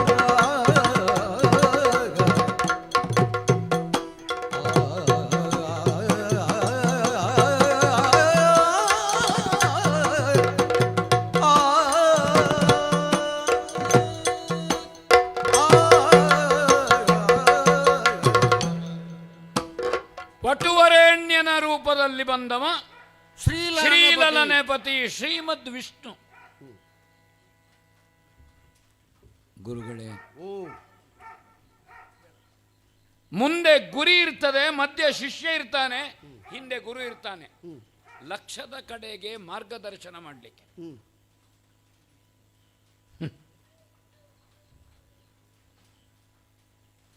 ವಿಷ್ಣುವೇ ನಮ್ಮ ಯಾಗ ಮಂಟಪದಲ್ಲಿ ರೂಪಾಂತರ ಹೊಂದಿ ಹೀಗೆ ಬರುವುದಕ್ಕೆ ಅದಿತಿ ಕಶ್ಯಪರ ಪಿತೃತ್ವವನ್ನು ಮಾತೃತ್ವವನ್ನು ಅಂಗೀಕರಿಸಿದ ಭಗವಂತ. ಅವರ ಸಂಕಲ್ಪವೇ ಕಾರಣ. ಬಹಳ ಸಂತೋಷಪಟ್ಟೆ. ಯಾಕೋ? ಬಹಳ ಸಂತೋಷಪಟ್ಟೆ. ಭಗವಂತ ಪ್ರಸನ್ನನಾದನಲ್ಲ. ಒಮ್ಮೆ ನಾನೇ ಆಲೋಚನೆ ಮಾಡಿದೆ, ಸೂರ್ಯನೇ ಆಕಾಶದಿಂದ ದರೆಗಿಳಿದು ಬಂದನೋ ಆಕೃತಿ ತಳೆದು, ಅಂತಹ ತೇಜಪುಂಜ, ನಾನು ಆಕರ್ಷಿತನಾಗಿದ್ದೇನೆ. ಒಂದು ಕ್ಷಣ ತಾವು ಆಕರ್ಷಿತರಾದವರೇ. ಹೌದಪ್ಪ. ಆದ್ರೆ ತಾವು ಪುನಃ ಕೂತಿದ್ದೀರಿ. ನಾನು ಆ ಆಕರ್ಷಣೆಯಲ್ಲಿ ತಾವು ಕೂತದ್ದು ನನಗೆ ಗೊತ್ತಾಗ್ಲಿಲ್ಲ. ಅಲ್ಲ ಬ್ರಹ್ಮದೇವರೋ ಅಥವಾ ಇಂದ್ರನೋ, ಮಹಾವಿಷ್ಣು. ನಿಮ್ಮ ಸಂಕಲ್ಪವೇ ಅದ್ವೇ. ವಾಸುದೇವ ಪ್ರೀತ್ಯರ್ಥಂ, ಅರ್ಘ್ಯ ಪ್ರದಾನ ಮಾಡುವುದೇ ನೀವು ಅದಲ್ಲೇ. ದ್ವಾದಶಾಕ್ಷರ ಮಂತ್ರ ಶ್ರೀ ವಾಸುದೇವ ಪ್ರೇರಣೆ, ಶ್ರೀ ವಾಸುದೇವ ಪ್ರೀತ್ಯರ್ಥಂ. ಇಂದ್ರ ನಮ್ಮ ಅಂಗಳದಲ್ಲಿ ಬಡತನವನ್ನು ಕಾಣಿಸಲಿಲ್ವ? ಕುದುರೆ ಕದ್ದು. ಆ ಕುದುರೆ ಅಪಹರಣ ಆಗುವಾಗಲೂ ಹಾಗೆ, ಆ ಕುದುರೆಯ ಪ್ರಾಪ್ತಿಗೆ ಬೇಕಾಗಿ, ಒಂದು ಅಪೂರ್ವವಾದಂತಹ ಶಕ್ತಿಯ ಸೃಷ್ಟಿಗೆ ಬೇಕಾಗಿ ತಾವು ಅಷ್ಟಾಕ್ಷರಿಯಿಂದ ಯಜ್ಞ ಮಾಡಿದ್ರಿ. ಓಂ ನಮೋ ನಾರಾಯಣಾಯ. ಅದಕ್ಕೆ ನಾನು ಹೇಳಿದ್ದು, ತಾವು ದೈತ್ಯ ಗುರುಗಳು. ಗುರುಗಳಲ್ಲಿ ನಿಂಪಂತಹ ದೈತ್ಯ ಪ್ರತಿಭೆಗಳೇ ಇಲ್ಲ. ನಿಮ್ಮ ಮಂತ್ರ ಪ್ರಭಾವ, ನಿಮ್ಮ ಕ್ರಿಯಾಂಗಗಳು ಲೋಪ ಇಲ್ಲದೆ ಇದ್ದದ್ದು. ನಾವು ಕಳ್ಕೊಂಡಂತಹ ಕುದುರೆಯೂ ನಮಗೆ ಸಿಕ್ಕಿತು. ಯಜ್ಞ ಸಾಂಗವಾಗಿ ಮುಂದೆ ಹೋಗ್ತಾ ಉಂಟು. ಹರಿಪ್ರೀತ್ಯರ್ಥವಾಗಿ, ತುರಗದ ಮೇಧವೇ ಹರಿಗಾಗಿ, ಹರಿಯ ಅನುಗ್ರಹಕ್ಕಾಗಿ. ಈಗ ಮೂರು ಮೂರ್ತಿಗಳ ನಿರ್ದೇಶನದಂತೆ ಅಂತ ನಾವು ದೇವಲೋಕದ ಪಟ್ಟ ಇತ್ಯಾದಿ ಹೇಳಿದ್ರು. ಈ ಮೂರು ಮೂರ್ತಿಗಳಲ್ಲಿ ಪ್ರಭಾವಿ ವಿಷ್ಣು ಅಲ್ವಾ? ಅಲ್ಲ, ತೀರಾ ಸೂಕ್ಷ್ಮವಾಗಿ ನೋಡಿದ್ರೆ ಆ ಕಾಲದಲ್ಲಿ ಈಶ್ವರನು ಬ್ರಹ್ಮನು ವಿಷ್ಣುವನ್ನು ಒಪ್ಪಿಕೊಂಡಾಗಿದೆ ಅಂತ ಹೇಳುವ ಕಾರಣಕ್ಕಾಗಿ ವಿಷ್ಣುವೇ ಸರ್ವಶ್ರೇಷ್ಠ, ಹರಿ ಸರ್ವೋತ್ತಮ. ಹೌದು. ಹರಿಯ ಅನುಗ್ರಹದಲ್ಲೇ ಬ್ರಹ್ಮನ ಅನುಗ್ರಹ ಉಂಟು, ಶಿವನ ಅನುಗ್ರಹ ಉಂಟು. ಎಲ್ಲವನ್ನೂ ತೀರ್ಮಾನ ಮಾಡುವವ ಹರಿನಾರಾಯಣನೇ, ಅಥವಾ ಯಾರು ತೀರ್ಮಾನ ಮಾಡಿದ್ರು ಅದಕ್ಕೆ ಅಂತ್ಯಾಂಕಿತ ಹಾಕುವವನು ಹರಿಯೇ. ಹಾಗಂದ್ರೆ ನಮ್ಮ ತುರಗದ ಮೇಧ ಇಲ್ಲಿ 4 ಕಾಲಿನ ಹರಿಯನ್ನು ನಾವು ಕೇಂದ್ರವಾಗಿಸಿ, ನಾವು ಕೊನೆಗೆ 4 ಕೈಯ ಹರಿಯ ಅನುಗ್ರಹಕ್ಕೆ ಬೇಕಾಗಿ ಮಾಡ್ತಾ ಇದ್ದೇವೆ. ಹೌದು. ಮಾಧವ ಮೆಚ್ಚಿಹನು. ಈ ಭೂಮಿಯಲ್ಲಿ ಯಾವ ಜೀವಜಾಲಗಳೆಲ್ಲ ಹುಟ್ಟುತ್ತವೆ, ಏಕಕೋಶದಿಂದ ಅನಂತಕೋಶದವರೆಗೆ, ಆ ಎಲ್ಲ ಜೀವಿಗಳಿಗೂ ಭೂಮಿ ಎನ್ನುವುದು ತಾಯಿ. ಭೂಮಿ ತಾಯಿ ಮಾ ಅಂತ ಕರೆಯುವುದು. ಆ ಭೂಮಿ ತಾಯಿಗೆ ಮಾಂಗಲ್ಯ ಬಂಧನ ಮಾಡಿದ ಕಾರಣ ಮಾಧವ. ಹಾಗಾದ್ರೆ ಯಾರೇ ಆಡಳಿತ ಮಾಡಲಿ, ಯಾರೇ ಒಡ್ಡೊಲಗ ಕೊಡಲಿ, ಅವನ ಅನುಗ್ರಹದಿಂದ ನಡಿಬೇಕದು. ಇನ್ನೊಂದು ಒಂದು ವಾಡಿಕೆಯಾಗಿ ರೂಢಿಯಲ್ಲಿ ಬಂದಿದೆ, ನಾ ವಿಷ್ಣು ಪೃಥ್ವೀಪತಿ. ಪೃಥ್ವೀಪತಿಯಲ್ಲಿ ಪಾಲನಾ ಕರ್ತೃತ್ವವನ್ನು ಕಾಣಬೇಕು ನಾವು. ಸೋಹಂಭಾವೇನ ಪೂಜೆಯೇತ್. ಪೂಜೆ ಮಾಡುವವ ಹಿಡಿದಂತಹ ಕವಳಿಗೆ ಸಕ್ಕಣವ, ಪೂಜಾ ಪಾತ್ರೆಯ, ಪಂಚಪಾತ್ರೆಯ, ಗಂಟಾಮಣಿಯ, ಆರತಿಯ, ಇನ್ನೊಂದ ಮತ್ತೊಂದು, ಅದನ್ನೆಲ್ಲ ನಾವು ಸೋಹಂಭಾವೇನ ಭಗವಂತನನ್ನು ಅದರಲ್ಲಿ ಆರೋಪಿಸಬೇಕಂತೆ. ಯಜ್ಞೇನ ಯಜ್ಞ, ಬ್ರಹ್ಮಾರ್ಪಣಂ ಬ್ರಹ್ಮಹವಿರ್, ಬ್ರಹ್ಮಾಗ್ನೋ ಬ್ರಹ್ಮಣಾಹುತನ್, ಬ್ರಹ್ಮೈವತೆಯನ ಗಂತವ್ಯ ಬ್ರಹ್ಮಕರ್ಮ ಸಮಾಧಿನ. ಎಲ್ಲವನ್ನು ಬ್ರಹ್ಮ ಅಂತ ತಿಳಿಯುವುದು. ಹಾಗೆ ತಾವು ಸಂಕಲ್ಪ ಮಾಡಿದ್ದು, ನನ್ನ ಮೂಲಕವಾಗಿ ನೀವು ಅಧ್ವರಿಯಾಗಿ ನಾನು ಯಜಮಾನನಾಗಿ ಮಾಡಿದ್ದು, ಇದು ಸಾರ್ಥಕವಾಯಿತು. ಮಾಧವ ಮೆಚ್ಚಿಹನು. ಈ ಸಂತೋಷದಿಂದ ಭಗವಂತ ಅನುಗ್ರಹಿಸುವುದು ಹೇಗೆ? ಪ್ರಸನ್ನನಾಗಿ ಪ್ರಸನ್ನ ಕಾಲದಲ್ಲಿ ಭಗವಂತ ಬರುವುದೇ ನಮಗೆ ಮಹಾಭಾಗ್ಯ. ನನ್ನ ಶಿಷ್ಯತ್ವ ಸಾರ್ಥಕ ಆಯಿತೋ ಇಲ್ವೋ, ಆದರೆ ತಮ್ಮ ಗುರುತ್ವ ಅಧ್ವರ್ಯುತನ ಸಾರ್ಥಕವಾಯಿತು ಅಂತ ನಾನು ತಿಳಿಯುತ್ತೇನೆ ಗುರುಗಳೇ. ಬಲಿಚಕ್ರವರ್ತಿ, ಸ್ವರ್ಗವನ್ನು ನೀನು ನಿನ್ನ ಸ್ವಾಧೀನಾನುಭವಕ್ಕೆ ಪಡೆದಾಗಿದೆ. ಈಗ ಅಲ್ಲಿಯ ಪದವಿಯನ್ನು ಸ್ಥಿರೀಕರಿಸುವುದರಿಂದಲಾಗಿ ಹೌದು, ಕೇವಲ ನಿನಗೊಬ್ಬನಿಗೆ ಲಾಭ ಅಲ್ಲ, ಮತ್ತೆ ದೈತ್ಯ ಸಂಕುಲಕ್ಕೆ ಲಾಭವಿದೆ, ಕ್ಷೇಮವಿದೆ. ಲಾಭಕ್ಕಿಂತ ಹೆಚ್ಚು ಕ್ಷೇಮವಿದೆ, ಸಂತೃಪ್ತಿ ಇದೆ.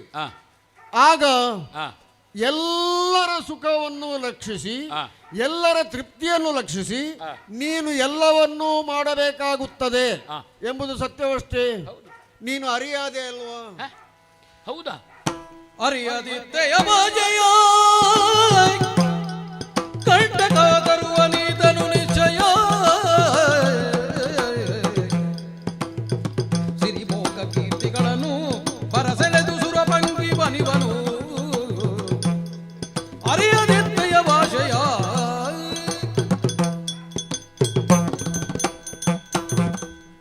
ಅಯ್ಯ, ಸ್ವರ್ಗ ಎನ್ನುವಂತಹ ಒಂದು ಭೋಗ ಭೂಮಿಯನ್ನು ಕಲ್ಪಿಸಿ ಸೃಷ್ಟಿಸಿದ ಮೇಲೆ ಅಲ್ಲಿಯ ಯಾಜಮಾನಿಕೆಯನ್ನು ಯಾರು ನಡೆಸುತ್ತಾನೋ ಅವನ ಪರವಾಗಿ ಶ್ರೀಹರಿ ಇರಬೇಕಾಗುತ್ತದೆ.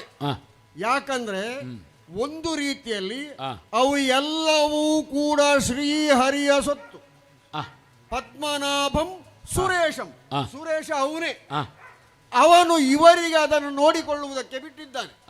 ಆದ್ದರಿಂದ ಅಲ್ಲಿಯ ಸೊತ್ತುಗಳಿಗೆ ಈ ಉಸ್ತುವಾರಿಯನ್ನು ನೋಡಿಕೊಳ್ಳುತ್ತಿರುವವರಿಗೆ ಯಾವುದೇ ಬಾಧಕ ಬಂದರೂ ಕೂಡ ಅವರಿಂದ ಅದನ್ನು ಪರಿಹರಿಸುವುದಕ್ಕೆ ಸಾಧ್ಯವಾಗುವುದಿಲ್ಲ ಎಂಬುದು ನಿವೇದಿತವಾದರೆ ಅದನ್ನು ಪರಿಹರಿಸುವುದಕ್ಕೆ ಶ್ರೀಹರಿಯೇ ಬರಬೇಕಾಗುತ್ತದೆ. ಹಾಗೆ ಈಗ ನೀನು ಸ್ವರ್ಗ ಸ್ವಾಧೀನ ಮಾಡಿಕೊಂಡಿ ನೋಡು. ಆ ಸ್ವರ್ಗ ಸ್ವಾಧೀನ ಮಾಡಿಕೊಂಡಿದ್ದರಿಂದ ಇಲ್ಲಿ ಇದುವರೆಗೆ ಇದ್ದವರೆಲ್ಲ ಬಳಲಿಕೆಯಿಂದ ಹೊರಗೆ ಇದ್ದಾರೆ ನೋಡು, ಬಾಧಕರಾಗಿ. ಆದ್ದರಿಂದ ಅವರ ಮೊರೆಯ ಮೇರೆಗೆ ನೀನು ಶ್ರೀಹರಿಗೆ ಅರಿಯಾದೆ. ನೀನು ಇದನ್ನು ಅರಿಯದೆ ಭಾಷೆಯನ್ನು ಕೊಟ್ಟೆ, ಭೂಮಿಯನ್ನು ಕೊಡ್ತೇನೆ ಅಂತ ಹೇಳಿಕೊಂಡು ಕೊಟ್ಟು ಏನು ಮಾಡ್ಯಾನೋ ಅವನು? ಎಲ್ಲ ನಿನ್ನ ಸಂಪತ್ತನ್ನು ಕೂಡ ಬರಸೆಳೆದು ಮತ್ತೆ ಸುರರ್ಕಳಿಗೆ ಕೊಡುತ್ತಾನೆ ಎಂಬುದರಲ್ಲಿ ಯಾವ ಅನುಮಾನವೂ ಬೇಡ. ನೀನು ಅರಿಯಲಿಲ್ಲ ಎನ್ನುವಂಥದ್ದು ಕೇವಲ ಇವನ ಕುತಂತ್ರವನ್ನು, ಈ ವ್ಯಕ್ತಿತ್ವವನ್ನು ಅರಿಯಲಿಲ್ಲ ಅಂತ ಮಾತ್ರ ಹೇಳುವುದಲ್ಲ, ನಡೆಯನ್ನು ನೀನು ಸರಿಯಾಗಿ ಅರಿಯಲಿಲ್ಲ. ಯಾಗಾಂಗವಾಗಿ ಯಾವುದು ನಡೆಯಲ್ಪಡಬೇಕು ಅಥವಾ ಯಾಗ ನಡೆ ಎಂದು ಯಾವುದು ಕರೆಯಲ್ಪಡುತ್ತದೆಯೋ ಅದು ಆಚಾರ್ಯತ್ವವನ್ನು ನೀನು ಒಬ್ಬರಿಗೆ ವಹಿಸಿ ಕೊಟ್ಟ ಮೇಲೆ ಎಲ್ಲವೂ ಕೂಡ ಅವರ ಸೂಚನೆಯಂತೆ ನಡೆಯಬೇಕು. ನೀನು ಈಗ ದಾನವನ್ನು ಕೊಡುವುದಕ್ಕೆ ಹೊರಟಿದ್ಯಲ್ಲ, ಅದು ಆಚಾರ್ಯನ ಸೂಚನೆ ಅಲ್ಲ. ಎರಡನೇದಾಗಿ ನೀನು ಯಾವುದನ್ನು ದಾನವಾಗಿ ಕೊಡುತ್ತೀಯೋ ಅದೆಲ್ಲವೂ ಯಾಗ ಮಂತ್ರಾನುಷ್ಠಾನಕ್ಕೆ ಸಂಬಂಧಪಟ್ಟ ಸೊತ್ತುಗಳಾಗಿರಬೇಕು. ಯಾಗಕ್ಕೆ ಸಂಬಂಧಪಡದ ಯಾವ ಸೊತ್ತನ್ನು ಕೂಡ ದಾನ ರೂಪದಲ್ಲಿ ಕೊಡುವ ಹಾಗಿಲ್ಲ. ಈ ಯಾಗದಲ್ಲಿ, ಅಶ್ವಮೇಧವೆಂಬಂತ ಯಾಗದಲ್ಲಿ ಇಷ್ಟಾರ್ಥ ದಾನ ಎನ್ನುವಂಥದ್ದು ಒಂದು ಇಲ್ಲವೇ ಇಲ್ಲ. ಎಲ್ಲವೂ ಕೂಡ ಯಾಗ ಸಂಬಂಧಿಯಾದ ದಾನವೇ. ಆ ದಾನವನ್ನು ತೆಗೆದುಕೊಳ್ಳುವುದಕ್ಕಾದ ಅದನ್ನಾದರೂ ಇವನಿಗೆ ಕೊಡಬಹುದೇ ಎಂಬುದನ್ನು ಕೇಳಿದರೆ ಅವನು ಉಪನೀತನಾದಂತಹ ವ್ಯಕ್ತಿ, ಬ್ರಹ್ಮಚಾರಿ ಇದ್ದಾನೆ. ಬ್ರಹ್ಮಚರ್ಯ ಎನ್ನುವಂಥದ್ದು ಅವನಿಗೆ ಹೊರತ. ಯಾವನು ದಾನ ಕೊಡುತ್ತಾನೋ ಅವನು ಬ್ರಹ್ಮಚಾರಿಗೂ ದಾನವನ್ನು ಕೊಡಬಹುದು. ಆದರೆ ತನ್ನ ಬ್ರಹ್ಮಚರ್ಯಚಾರಿತ್ವವು ಉಲ್ಲಂಘಿತವಾಗುತ್ತದೆ ಎನ್ನುವ ಕಾರಣದಿಂದ ಬ್ರಹ್ಮಚಾರಿಯು ದಾನವನ್ನು ಪಡೆಯಬಾರದು. ಅವನೇ ಪಡೆಯಬಹುದಾದಂತಹ ದಾನಗಳಿದ್ದಾವೆ. ಯಾರಿಗಾದರೂ ನಾವು ಏನನ್ನಾದರೂ ಕೊಡುತ್ತೇವೆ ಆದರೆ 3 ರೀತಿಯಿಂದ ಕೊಡುತ್ತೇವೆ.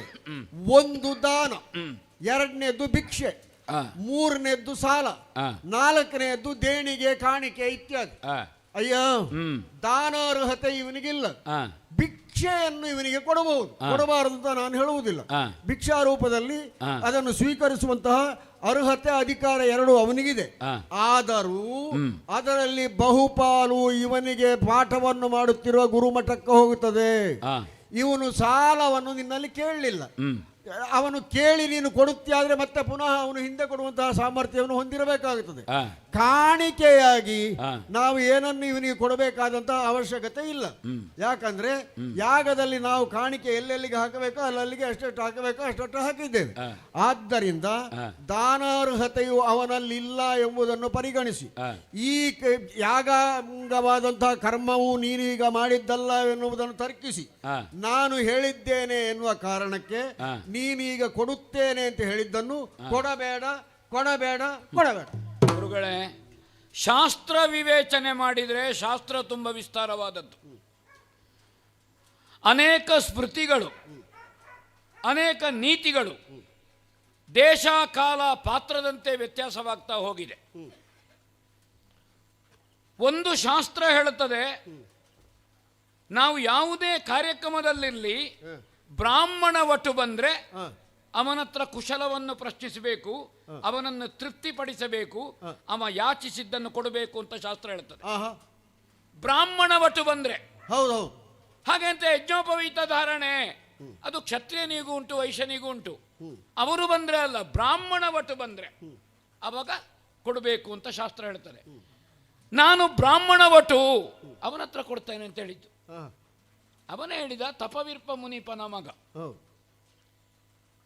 ಹಾಗಾದ್ರೆ ಯಾರು ನಿನ್ನ ಅಪ್ಪ ಯಾರು, ಮುನಿ ಯಾರು? ಬ್ರಾಹ್ಮಣನ ಹತ್ರ ಹೇಳ್ತಾರೆ ಗೋತ್ರ ಪ್ರವರ ಹೇಳಿ ನಮಸ್ಕರಿಸಬೇಕು. ಆದ್ರೆ ಬ್ರಾಹ್ಮಣ ಗೋತ್ರ ಪ್ರವರ ಹೇಳದೇ ಇದ್ರೆ ನೀನು ಯಾರ ಹೊಟ್ಟೆಯಲ್ಲಿ ಹುಟ್ಟಿದ್ದಿ, ನಿನಗೆ ಅಪ್ಪ ಯಾರು ಅಂತ ನಾವು ಕೇಳಬಾರ್ದಂತೆ. ನಾವು ಕೇಳಿದ್ರೆ ಕೃಪಣರಾಗ್ತೇವೆ ಅಂತೆ. ಹೇಳಬೇಕಾದ ಅವನಿಗೆ ಧರ್ಮ. ಅವ ಹೇಳದೇ ಇದ್ರೆ ನಾವು ಅಪರಾಧಿಗಳಲ್ಲ. ಹಾಗೆಂತ ಬ್ರಾಹ್ಮಣನ ಹತ್ರ ಅಪರಾಧಿತ್ವವನ್ನು ಹೇಳುವಂತ ಹಕ್ಕು ನಮಗಿಲ್ಲ. ಅವಾಗ ನಾವೇ ಅಪಚಾರ ಮಾಡಿದಾಗ ಆಗ್ತದೆ.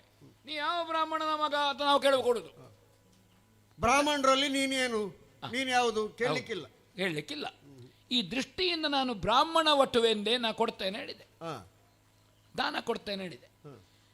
ಅದಕ್ಕೆ ದೇಶ ಕಾಲ ಪಾತ್ರ ಹೊತ್ತಿಲ್ಲ. ಎಷ್ಟೊತ್ತಿಗೂ ಬ್ರಾಹ್ಮಣ ಒಟ್ಟು ಬರುವಾಗ ಪ್ರಥಮವಾಗಿ ಅವನನ್ನು ತೃಪ್ತಿಪಡಿಸಿ ಉಳಿದದ್ದು. ಕೆಲವು ಕಡೆಯಲ್ಲಿ ಏನು ಮಾಡ್ತಾರೆ ಅವಸರದಲ್ಲಿ, ಅದಕ್ಕೆ ಪ್ರಾಯಶ್ಚಿತ್ತವೋ ಕೃಚ್ಛವೋ ತೆಗೆದಿಡುವುದುಂಟು. ಅದು ಯಾಕೆಂದ್ರೆ ಈ ಮುಹೂರ್ತ ತಪ್ಪಿ ಹೋಗ್ತದೆ ಅಂತ. ನಿಜವಾಗಿ ತೆಗೆದಿಡುವುದಲ್ಲ.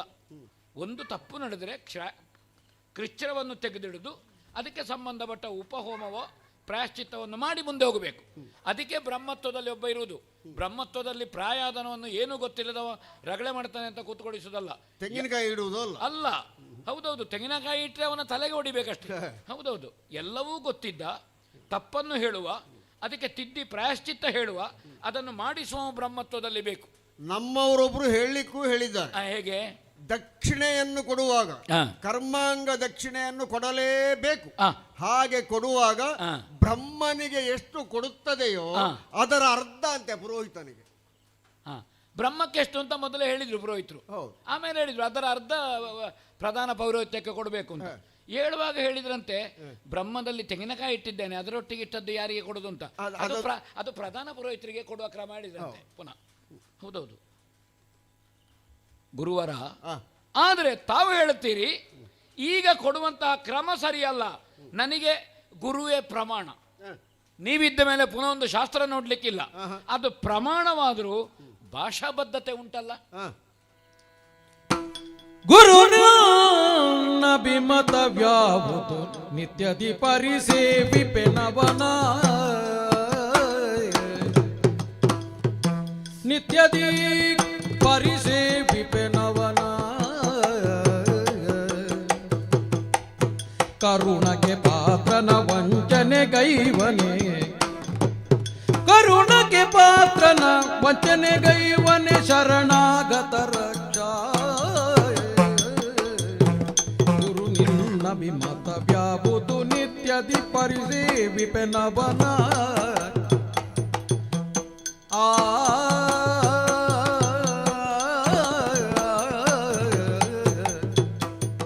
ಗುರುವೇ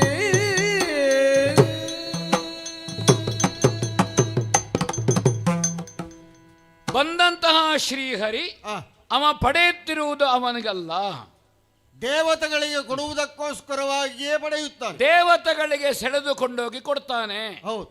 ಒಂದು ಲೌಕಿಕವಾದ ಉದಾಹರಣೆ ತಮ್ಮ ಹತ್ರ ಹೇಳ್ತೇನೆ ನಾನು. ಹೇಳು. ಒಂದು ದೇವ ಮಂದಿರಕ್ಕೆ ನಾವು ಕಾಣಿಕೆ ಹಾಕ್ತೇವೆ ಶ್ರದ್ಧೆಯಿಂದ. ಹೌದು. ಅದನ್ನು ದೇವಸ್ಥಾನದ ಮೂಲ ಮುಕ್ತೇಶ್ವರ ಯಾವುದಕ್ಕೆ ವಿನಿಯೋಗ ಮಾಡ್ತಾನೆ ಅಂತ ಕಾಣಿಕೆ ಹಾಕಿದ ಅವನಿಗೆ ಬಿಟ್ಟದ್ದಲ್ಲ, ಅದು ಅವನಿಗೆ ಬಿಟ್ಟ ವಿಷಯ.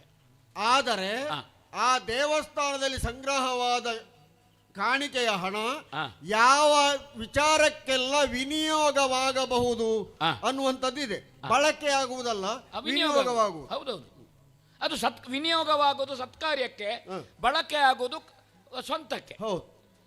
ಸತ್ಕಾರ್ಯಕ್ಕೆ ಬಳಸ್ತಾನೆ ಅಂತ ಯಾಕೆ ಹೇಳಿದೆ? ಯಾಕೆಂದ್ರೆ ಅವ ಸದಸದ್ವಿವೇಕದಿಂದ ನೋಡುವಾಗ ಜಗದ್ರಕ್ಷಕ, ಹಾಗನ ಜಗತ್ತಿನ ರಕ್ಷಣೆಗೆ ಬೇಕಾಗಿ ವಿನಿಯೋಗ ಮಾಡ್ತಾನೆ ಅಂತ ನನ್ನ ಸಂಕಲ್ಪ, ನನ್ನ ಯೋಚನೆ. ಇನ್ನೊಂದು, ನಾವು ಆರಾಧಿಸುವಂತಹ ಪೂಜಿಸುವ ಪ್ರಹ್ಲಾದರಾಯರಿಂದ ತೊಡಗಿ ಒಂದು ಕಾಲದಲ್ಲಿ ನಮ್ಮ ಮನೆಯಲ್ಲಿ ಹರಿವಿರೋಧಿಗಳೇ ಇದ್ದದ್ದು. ಆದರೆ ಪ್ರಹ್ಲಾದರಿಂದ ಮತ್ತೆ ನಾವು ವಿಷ್ಣು ವಿರೋಧಿಗಳಲ್ಲ, ಅಲ್ಲ, ನಾವಂತೂ ಅಲ್ವೇ ಅಲ್ಲ. ಅವನ ಪ್ರೀತಿಯನ್ನೇ ನಾವು ಬಯಸ್ತೇವೆ. ಈಗ ನಾವಿಗೆ ಯಾವುದು ತ್ರಿಲೋಕಾಧಿಪತ್ಯ ನನಗೆ ತಾವು ಅನುಗ್ರಹಿಸಿದ್ದೀರೋ ಅದರ ಶಾಶ್ವತೀಕರಣಕ್ಕೆ ಬೇಕಾಗಿ ನಾವು ಪ್ರಾರ್ಥನೆ ಮಾಡಬೇಕಾದ ಅವನನ್ನೇ ಅಲ್ವಾ? ಹೌದು. ಅವನೇ ನಮಗೆ ತ್ರಿಲೋಕಾಧಿಪತ್ಯ ಸ್ಥಿರೀಕರಣವನ್ನು ಕೊಡಬೇಕು.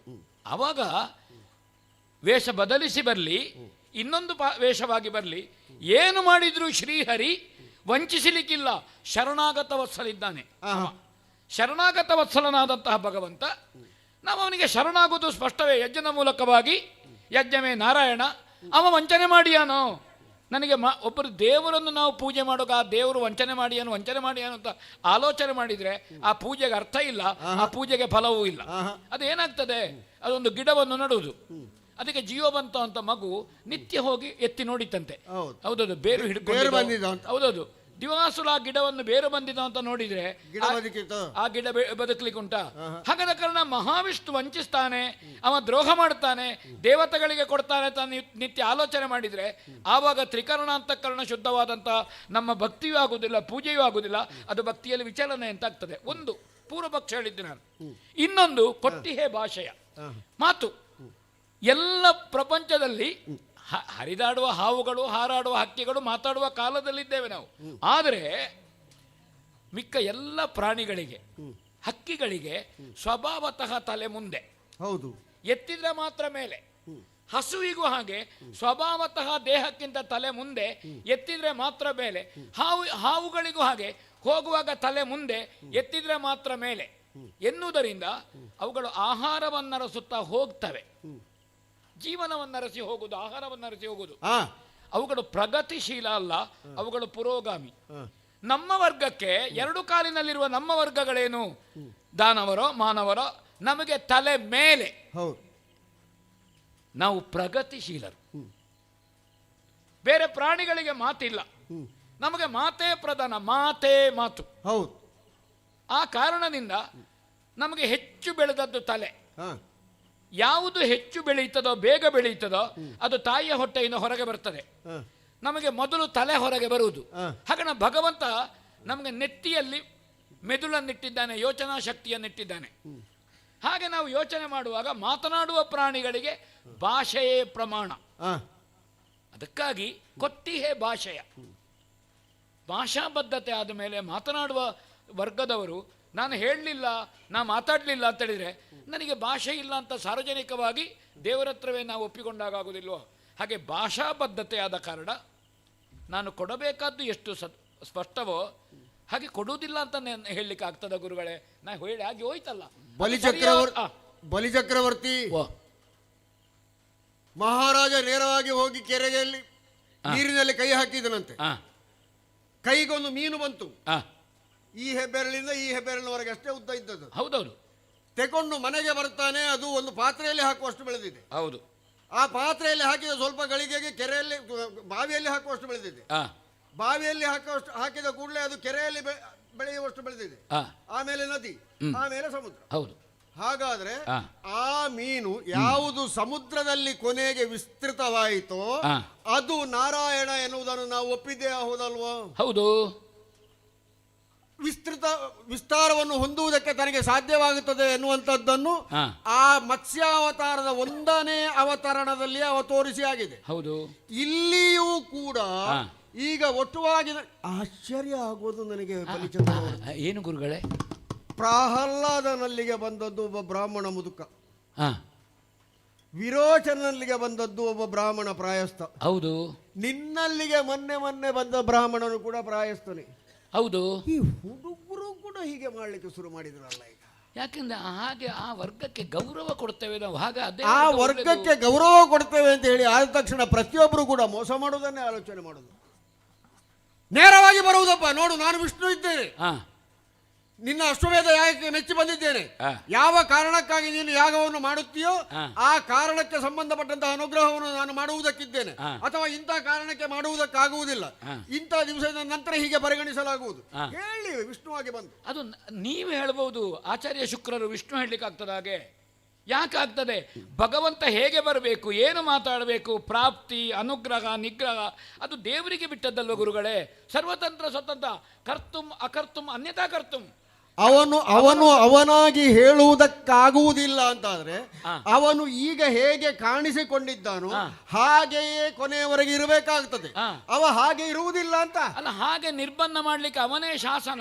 ಕರ್ಮಾಧ್ಯಕ್ಷನೂ ಹೌದು, ಧರ್ಮಾಧ್ಯಕ್ಷನೂ ಹೌದು. ಅವನಿಗೆ ನಿರ್ದೇಶನ ಮಾಡೋದು ಯಾರು? ನೀನು ಹೀಗಿರ್ಬೇಕು ಅಂತ. ತಾನು ಒಂದು ರೀತಿಯಲ್ಲಿ ಕಾಣಿಸಿಕೊಳ್ಳುವುದು, ಇನ್ನೊಂದು ರೀತಿಯಲ್ಲಿ ಪ್ರಕಟವಾಗುವುದು, ಇದನ್ನು ಅವ ಮಾಡಬಾರದು. ಅವ ಏನು ಮಾಡುತ್ತಾನೆ ಈಗ? ನೀನು ದಾನ ಕೊಟ್ಟಿದೆಯಲ್ಲ 3 ಅಡಿ, ಹೌದು, 1 ಅಡಿಯನ್ನು ಭೂಮಿಯ ಮೇಲೆ ಇಡುತ್ತಾನೆ, ಇಡೀ ಭೂಮಿಯನ್ನು ಆವರಿಸುತ್ತಾನೆ. ನೀವು ಈ ಕಥೆಯನ್ನು ಈಗಲೇ ಹೇಳಿದ್ರೆ ಪ್ರಸಂಗ ಇಲ್ಲಿಗೆ ಮುಗೀತದೆ.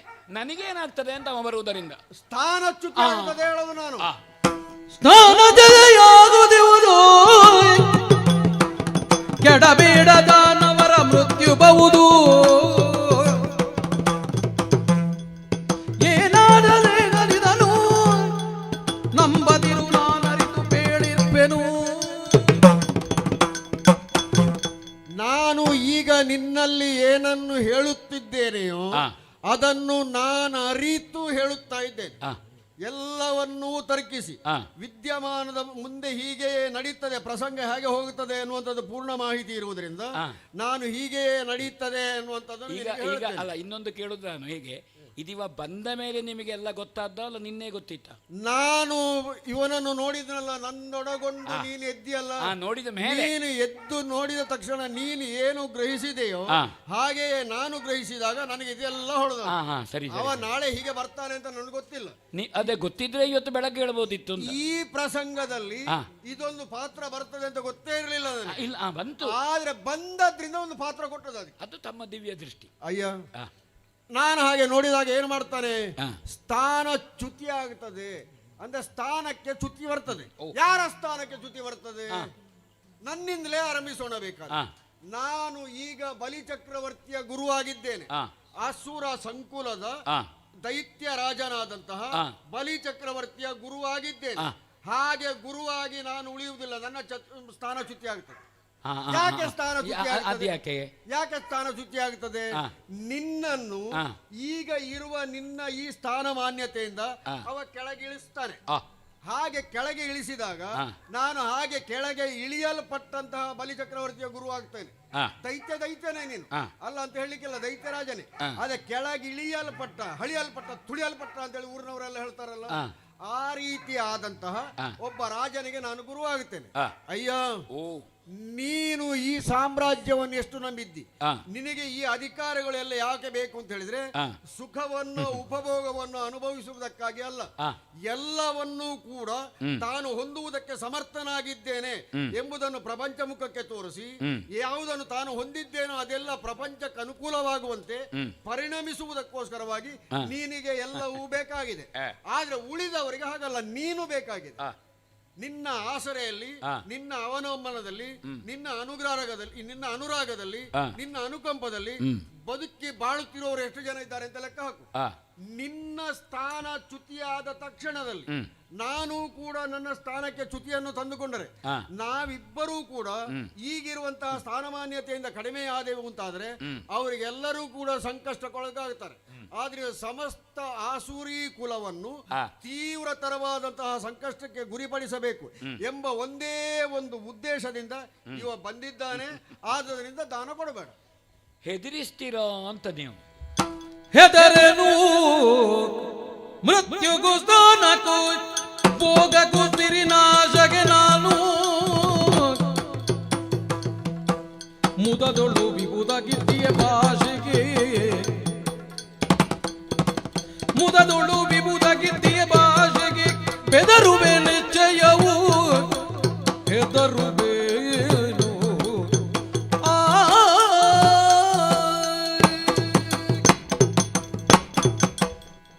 ಒಂದು ಸ್ಥಾನ ಚ್ಯುತಿಯಾದೀತು ಅಂತ ತಾವು ಅಪ್ಪಣೆ ಕೊಡಿಸಿ. ಹಾಗೆಯೇ ಆಗ್ತದೆ.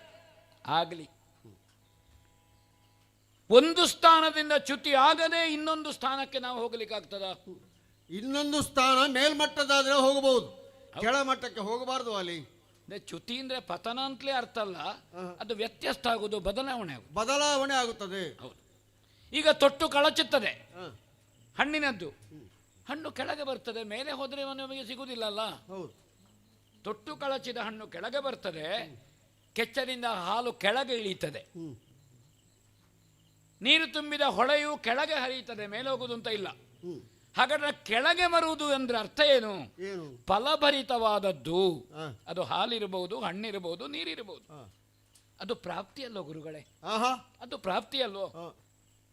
ಕೆಳಗೆ ಬಿದ್ದ ಹಣ್ಣು ನಾನು ತೊಟ್ಟು ಕಳಚಿ ಮೇಲೆ ಹೋದರೆ ಮಾತ್ರ ನಾನು ಹಣ್ಣು ತಿನ್ನುವುದು ಅಂತ ಕೂತ್ರೆ ಅವನಿಗೆ ಮೇಲೆ ಕೂತದ್ದು ಹಣ್ಣನ್ನೆಲ್ಲ ತಿಂದು ಎಸೆದಂತಹದ್ದು ಮಾತ್ರ ಸಿಗ್ತದಷ್ಟೇ, ಒಳಗಿನದ್ದು ಕಚ್ಚಿ ಬಿಸಾಡಿದ್ದು. ಅದಕ್ಕೆ ಬೇಕಾಗಿ ಮರದ ಬುಡದಲ್ಲಿಯೋ ಹಸುವಿನ ಕೆಚ್ಚಲಿನ ಬುಡದಲ್ಲಿ ಪಾತ್ರೆ ಹಿಡ್ಕೊಂಡು ಆ ಪಾತ್ರೆ ಕಾಯ್ಬೇಕಂತೆ. ಪ್ರಾಪ್ತಿ ಯಾವಾಗ್ತದೆ? ಯಾವಾಗ ಫಲಭರಿತವಾಗ್ತದೆ. ಹಾಗೆ ನಾನು ಪ್ರತೀಕ್ಷೆಯಲ್ಲಿರುವವ ಬಂದವ ಜಗತ್ತಿನ ಕಾಮಧೇನು, ಭಕ್ತ ಕಾಮಧೇನು ಬಂದದ್ದು ಅಂತ ತಾವು ಹೇಳಿದ್ರಿ. ಒಂದು ಇನ್ನೊಂದು, ಒಂದು ನಾಯಕದ್ದು ಹುಳುಗಳು ಕದ್ದು ಜೇನು ಕುಡಿಯುವುದು. ಎಲ್ಲಿಯಾದ್ರೂ ಇನ್ನೊಂದು ರಾಣಿ ಆಯಿತು ಪ್ರತ್ಯೇಕವಾಗಿ ಒಂದು, ಅವುಗಳ ಇನ್ನೊಂದು ರಾಣಿಯೊಟ್ಟಿಗೆ ಓಡ್ತವೆ. ಅವಾಗ ಇವರು ಬಲಿಚಕ್ರವರ್ತಿಯಲ್ಲಿ ಉಂಟು, ಇವರು ಕೈ ಎತ್ತಿದ್ರು, ಜಯಕಾರ ಹೇಳ್ತಾರೆ. ಬಲಿಚಕ್ರವರ್ತಿ ದೇವತೆಗಳ ಇಂದ್ರನ ಆಘಾತದಿಂದ ಬಿದ್ದು ಸತ್ತು ಮಣದಿಂದ ಹೋಗಿದ್ದಾನೆ. ಇವರೆಲ್ಲಿಯಾದ್ರೂ ಇದ್ದಾರಾ? ಅವಾಗ ನೀವಿದ್ದದ್ದು ನನ್ನನ್ನು ಮೇಲೆ ತರಲಿಕ್ಕೆ. ಸತ್ತು ಬಿದ್ದಂತ ನನ್ನನ್ನು ಮೃತ ಸಂಜೀವನ ಕೋಲಕ್ಕಾಗಿ ಎಬ್ಬಿಸಿ ನನ್ನ ಸರ್ವೋತ್ಕೃಷ್ಟಕ್ಕೆ ತ್ಯಾಗ ನಿಮ್ಮದ್ದು. ನಿಮ್ಮ ಋಣ ನನಗೆ ಶಾಶ್ವತವಾಗಿ ಉಂಟು. ಹಾಗೆ ಅಂತ ನನ್ನ ಅನುಯಾಯಿಗಳು ಯಾರಿದ್ದಾರೆ, ಹಿಂದೆ ನಿಲ್ಲುವ ಹಿಂಬಾಲಕರು, ಅವರ ಋಣ ನನಗಿಲ್ಲ. ಮತ್ತು ಒಂದು ಗುರುಗಳೇ, ಶಕ್ತನಾದರೆ ನೆಂಟರೆಲ್ಲ ಹಿತವರು, ಅಶಕ್ತನಾದರೆ ಆತ್ಮಜನರೇ ವೈರಿಗಳು. ನಮ್ಮ ಹತ್ರ ಉಂಟಾ? ಅವಾಗ ಎಲ್ಲರೂ ಬಲಿ ಚಕ್ರವರ್ತಿ ನಮ್ಮವಲ್ವೋ, ನಾವಲ್ವ ಅವನನ್ನು ನಾಯಕ ಮಾಡಿದ್ದು, ಏನಿಲ್ವೋ, ದೊಡ್ಡಸ್ಸಿಗೆ ದೊಡ್ಡದು ಮಾತಾಡಿದೆ, ಈಗ ಏನಿಲ್ಲ ಅಂತವ ಇಲ್ಲ, ಅವ ಇದ್ದವನ ಹತ್ರ ಹೋಗ್ತಾರೆ. ಅದಕ್ಕೆ ಬೇಕಾಗಿ ಬೆಂಬಲಿಗರಿಗೆ ಬೇಕಾಗಿ ನಾವು ಉಳಿಬೇಕೋ, ಒಂದು ಸಾಧನಾ ಮಾರ್ಗವಾಗಿ ನಾವು ಮುಂದಿನ ನಿಲ್ದಾಣದ ಕಡೆಗೆ ಸಾಗುವಾಗ, ಮುಂದಿನ ಲಕ್ಷ್ಯದ ಕಡೆಗೆ ಸಾಗುವಾಗ, ಆವಾಗ ನಾವು ಇಲ್ಲೇ ಅಲ್ಲ, ಇದು ಬದುಕಿನ ಉತ್ಕರ್ಷ. ಆವಾಗ ನಾವು ಉತ್ಕರ್ಷದ ಕಡೆಗೆ ಸಾಧನೆಯಲ್ಲಿ ಹೋಗುವಂತಹದ್ದು. ಎಲ್ರಿಗೂ ಸಾಧನೆ ಮಾಡಲಿಕ್ಕೆ ಆಗೋದಿಲ್ಲ. ಒಬ್ಬ ನೀನು ಸಾಧನೆ ಮಾಡಬೇಡ ಅಂತ ಅವನನ್ನು ಕಾಲೆಳೆಯುವುದಲ್ಲ. ಹಾಗಾದರೆ ನಮ್ಮ ಮನೆತನದಲ್ಲಿ ನೀನೊಬ್ಬ ಸಾಧಕ, ಅದನ್ನು ಅವರು ಬಿಟ್ಟು ಕೊಡಬೇಕು, ನಾವು ಅವರನ್ನು ಹಿಡ್ಕೊಂಡು ನೇತಾಡೋದಲ್ಲ. ಇದು ಕ್ರಮ ಅಲ್ಲ. ಅದಕ್ಕೆ ಬೇಕಾಗಿ ನಾವು ಮುಂದೆ ಹೋಗಬೇಕು. ಬಲಿಚಕ್ರವರ್ತಿ ಒಂದು ಬಲಿತು ಹಣ್ಣಾಗಿ ಬೀಳುತ್ತದೆ ಒಣಗಿ, ಅವಾಗ ಸಂತೋಷ ಪಡ್ತದೆ ಅಂತ. ಇನ್ನೊಂದು ನನಗಿಂತ ಮೊದಲೇ ಹಣ್ಣಾಗಿ ಬಲಿತು ಬಿದ್ದಿದೆ, ಅದು ಇನ್ನೊಂದು ಬೀಜವಾಗ್ತದೆ, ಬೀಜವಾಪನಾಗ್ತದೆ, ಇನ್ನೊಂದು ಗಿಡ ಬೆಳೆಯುತ್ತದೆ. ಹಾಗೆ ಬಲಿತು ಬೀಳುವುದರನ್ನು ಅಥವಾ ತೊಟ್ಟು ಕಳಚಿಕೊಳ್ಳುವುದನ್ನು ತೊಟ್ಟು ಕಳಚಬೇಡ ಅಂತ ಗಟ್ಟಿ ಹಿಡ್ಕೊಳ್ಳುವುದಲ್ಲ. ಅದು ಬಿದ್ದರೆ ಆ ವಂಶಾಭಿವೃದ್ಧಿ ಆಗುವುದು, ಅದು ಬೀಜವಾಪನ ಆಗುವುದು. ಇದು ಅದಕ್ಕೆ ಬೇಕಾಗಿ ತಾವು ಸ್ಥಾನಚ್ಯುತಿ ಆಗ್ತದೆ. ಗುರುಗಳೇ, ಸಾವಿಗೆ ಹೆದರಿಕೆ ಇಲ್ಲ. ತಾಯಿಯ ಹೊಟ್ಟೆಯಿಂದ ಮೃತ್ಯುವಿನ ನಾಲಿಗೆಗೆ ಬಿದ್ದದ್ದು ನಾವು. ಆ ಮೃತ್ಯು ಎಷ್ಟರವರೆಗೆ ನಾಲಿಗೆಯನ್ನು ಕುಣಿಸ್ತಾಳೋ ನಾವು ನರ್ತನ ಮಾಡ್ತಾ ಇರ್ತೇವೆ. ನಮಗೆ ಒಟ್ಟಿಗೆ ಕೂತವರು ಬಡಿತಾ ಇರ್ತಾರೆ, ತಟಪಟ ತಟಪಟ ಮಾಡಿಕೊಂಡು. ಹೌದಾ? ಯಾವಾಗ ನಾಲಿಗೆ ಕುಣಿದು ನಿಲ್ತದ, ನಮ್ಮ ನರ್ತನವೂ ಇಲ್ಲ, ಮತ್ತೆ ಇವರು ಬಡಿದ್ರೆ ನಮಗೆ ರಗಳೆ ಹೋಗ್ತದೆ, ಯಾಕೆ ಇವರು ನಿಲ್ಲಿಸಲಿಲ್ಲ ಅಂತ. ಆ ಕಾರಣದಿಂದ ಹಾಗಾದರೆ ಒಂದು ಮರಣ, ಹುಟ್ಟಿದವನಿಗೆ ಸಾವುಂಟು. ಅದಕ್ಕೆ ಜ್ಞಾನಿಗಳು ಹೇಳಿದ್ರು, ಸನಾತನಿಗಳು ಹೇಳಿದ್ರು, ಸಾವು ಸಾವಲ್ಲ ಹೊತ್ತ ಬದುಕಿನ ವಿನ್ಯಾಸ, ಒಮ್ಮೆ ಸತ್ರೆ ಮತ್ತೆ ಪುನಃ ಒಂದು ಹುಟ್ಟುಂಟು ಅಂತ ಹೇಳಿದ್ದಾರೆ. ಆ ಪುನರ್ಜನ್ಮದಲ್ಲಿ ನಂಬಿಕೆಯೂ ನಮ್ಮ ಸನಾತನಿಗಳಿಗೆ ಉಂಟು. ಹಾಗಾದರೆ ಯಾಕಾಗಿ ಸತ್ತಿದ್ದಾನೆ, ಹೇಗೆ ಸತ್ತಿದ್ದಾನೆ, ಏನಾಗಿ ಸತ್ತಿದ್ದಾನೆ, ಆವಾಗ ಅವನ ಸಾಧನೆಯನ್ನು, ಸಾವಿನ ಯಥಾರ್ಥತೆಯನ್ನು ಜನ ತಿಳಿತಾರೆ. ಆ ಕಾರಣದಿಂದ ಸಾವಿಗಿಲ್ಲ, ಅಥವಾ ಎಲ್ಲವನ್ನು ಕಳ್ಕೊಳ್ತೇನೆ ಅದರಲ್ಲಿಯೂ ಇಲ್ಲ. ಯಾಕಿಲ್ಲ?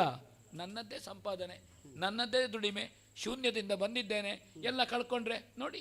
ಮೊದಲು ಏನಿರಲಿಲ್ಲ, ಕೆಲವು ಸಮಯ ಇತ್ತು, ಈಗಲೂ ಏನಿಲ್ಲ, ಮುಗೀತಲ್ಲ, ಅದಕ್ಕಿಂತ ಕೆಳಗೆ ಹೋಗ್ಲಿಕ್ಕಿಲ್ಲಲ್ಲ. ಹಾಗಾದರೆ ಒಂದು ಬದುಕಿನ ವೃತ್ತದಲ್ಲಿ ಹೊರಟ ಬಿಂದುವಿಗೆ ನಾವು ಪುನಃ ಬಂದು ನಿಂತೆವು ಅಂತ ನನಗೆ ಕಾಣುತ್ತದೆ. ಸಂಪತ್ತು ಹೋಗ್ತದೆ, ಒಟ್ಟಿಗಿದ್ದವರು ಹೋಗ್ತಾರೆ, ನಾನು ಯಾರನ್ನು ನಂಬಿಯೂ ಇಲ್ಲ. ನಾನು ಹೇಳ್ತೇನೆ, ನನ್ನನ್ನು ಯಾರು ನಂಬುವುದು ಬೇಡ. ಬಲಿಚಕ್ರವರ್ತಿ, ಸಮಾಜದಲ್ಲಿರುವ ಪ್ರತಿಯೊಬ್ಬ ವ್ಯಕ್ತಿಯೂ ಕೂಡ ನಾಯಕನಾಗುವುದಕ್ಕಾಗುವುದಿಲ್ಲ, ನೇತೃತ್ವ ವಹಿಸಿಕೊಳ್ಳುವವನಕ್ಕೆ ಆಗುವುದಿಲ್ಲ. ಯಾವುದೋ ಒಂದು ಉದ್ದೇಶವನ್ನು ಸಾರ್ವಜನಿಕ ಹಿತದೃಷ್ಟಿಯಿಂದ ಗ್ರಹಿಸಿಕೊಂಡಂತ ಒಬ್ಬ ಮನುಷ್ಯ ತಾನು ಒಂದು ಪ್ರತಿಷ್ಠಾನವನ್ನು ಆರಂಭಿಸುತ್ತಾನೆ, ತಾನು ಒಂದು ಘಟಕವನ್ನು ಆರಂಭಿಸುತ್ತಾನೆ. ಆ ಘಟಕದ ನಿರ್ವಹಣೆಗಳನ್ನು ಜನ ಗಮನಿಸುತ್ತಾರೆ.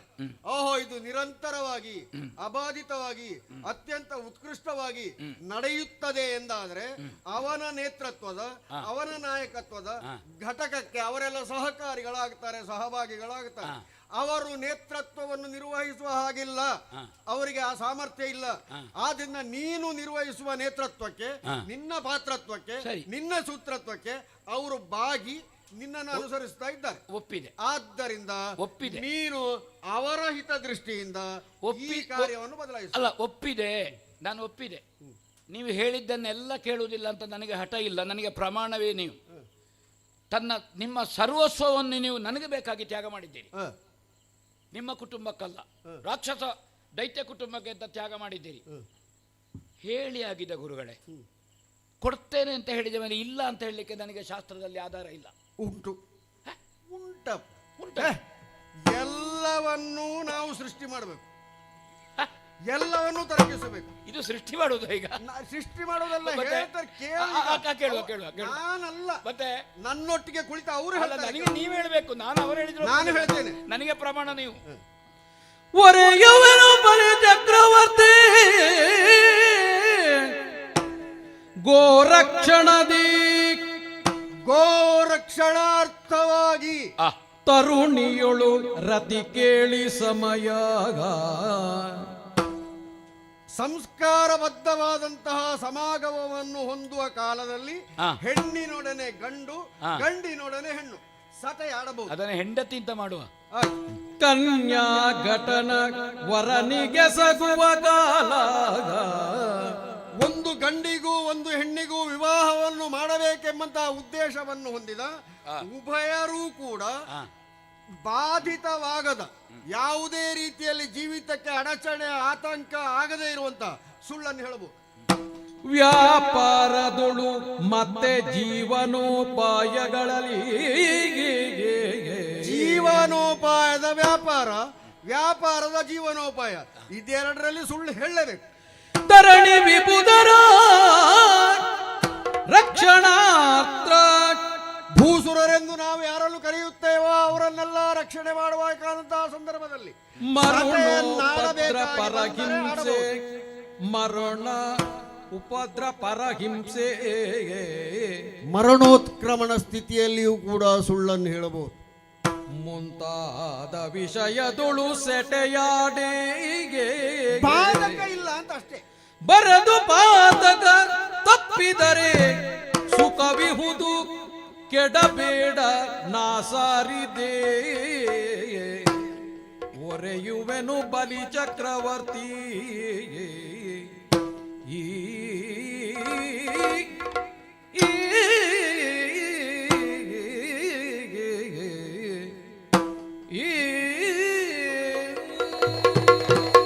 ಬಲಿಚಕ್ರವರ್ತಿ ಗುರುವರ, ನಾನೀಗ ಏನನ್ನೆಲ್ಲ ಹೇಳಿದೆನೋ ಅದನ್ನೆಲ್ಲ ಸುಳ್ಳು ಹೇಳಿ ಸಟೆಯಾಡಿಯೇ ಮಾಡಬೇಕು ಅಂತ ಹೇಳುವಂತ ಅರ್ಥ ಅಲ್ಲ. ಮತ್ತೆ ಆ ಸಂದರ್ಭಗಳಲ್ಲಿ ಯಥಾ ಉಚಿತವಾಗುವಂತಹ ಸಟೆಯನ್ನ ಆಡಿದರೆ ಅಪರಾಧ ಆಗುವುದಿಲ್ಲ. ನಿನಗೆ ಕೊಟ್ಟಂತಹ ಭಾಷೆಯನ್ನು ಈಡೇರಿಸುವುದಿಲ್ಲ ಎಂದು ಹೇಳುವುದಕ್ಕೆ ನಿನ್ನ ನಿಲುವು ಅಡಚಣೆ ಆಗುತ್ತದೆ ಅಂತಾದ್ರೆ ಒಂದು ಕೆಲಸ ಮಾಡು. ಹೇಗೆ? ಈಗ ಈ ಅಶ್ವಮೇಧ ಯಾಗದ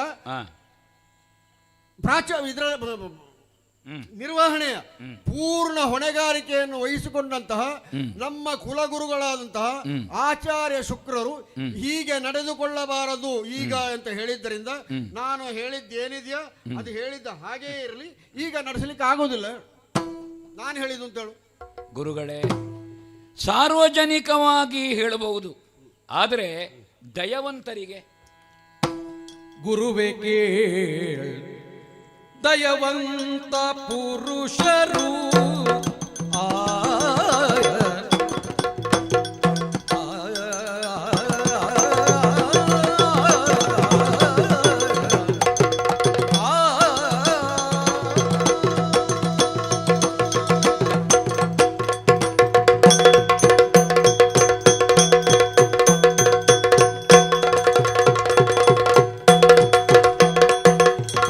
ಗುರುವೇ ಕೇಳ ದಯವಂತ ಪುರುಷರು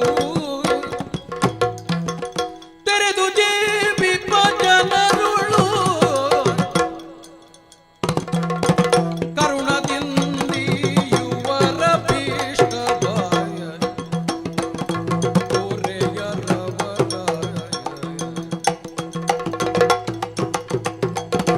ತಿರಿದು ಜೀವಿಪ ಜನರುಳು ಕರುಣವ್ಯಾಧಿ ಯುವರ ಭೀಷ್ಟವ ದೊರೆಯರವರ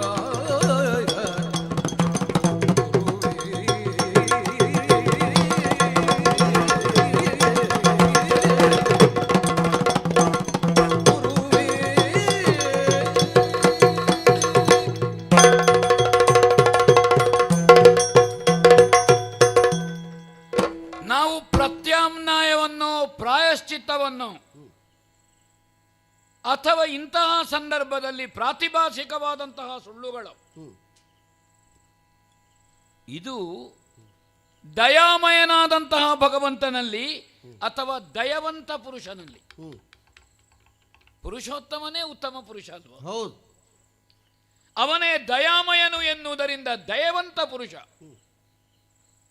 ಬ್ರಾಹ್ಮಣ ವಟುವಾಗಿ ತಿರಿದುಂಬಂತಹ ಒಂದು ವೃತ್ತಿಯನ್ನು ಆರೋಪಿಸಿಕೊಂಡು ಬಂದಂತಹ, ಹೌದೌದು, ಬ್ರಾಹ್ಮಣರೇ ದೇವರು, ಇಲ್ಲಿ ದೇವರೇ ಬ್ರಾಹ್ಮಣನಾದದ್ದು. ಹಾಗಾದ್ರೆ ಅಂಥವ ಈಗ ತಾವು ಹೇಳಿದ ಮೇಲೆ ಮಹಾವಿಷ್ಣುವೇ ಬಂದದ್ದು, ಅನುಮಾನವೇ ಇಲ್ಲ. ಮಹಾವಿಷ್ಣುವೇ ಬ್ರಾಹ್ಮಣನಾಗಿ ಬಂದದ್ದು ಅಂತ ಹೇಳಿದ ಮೇಲೆ ಸುಳ್ಳು ಹೇಳಲಿಕ್ಕಾಗುವುದಿಲ್ಲ. ಪಕ್ಕ ನೀವೆಲ್ಲಿಯಾದ್ರೂ ಒಂದು ಬ್ರಾಹ್ಮಣ ಬಂದದ್ದು ಸುಳ್ಳು ಹೇಳಿ ಅಂತ ಹೇಳಿದ್ರೆ ನಾ ಹೇಳ್ತಿದ್ನೋ ಏನೋ. ಈಗ ದೇವರೇ ಬಂದದ್ದು ಬ್ರಾಹ್ಮಣನಾಗಿ, ಮುಖಮಾಸೀತ್, ಭಗವಂತನ ಮುಖದಿಂದ. ಶರೀರದಲ್ಲಿ, ಮಾನವ ದೇಹದಲ್ಲಿ ತಲೆ ಶ್ರೇಷ್ಠ.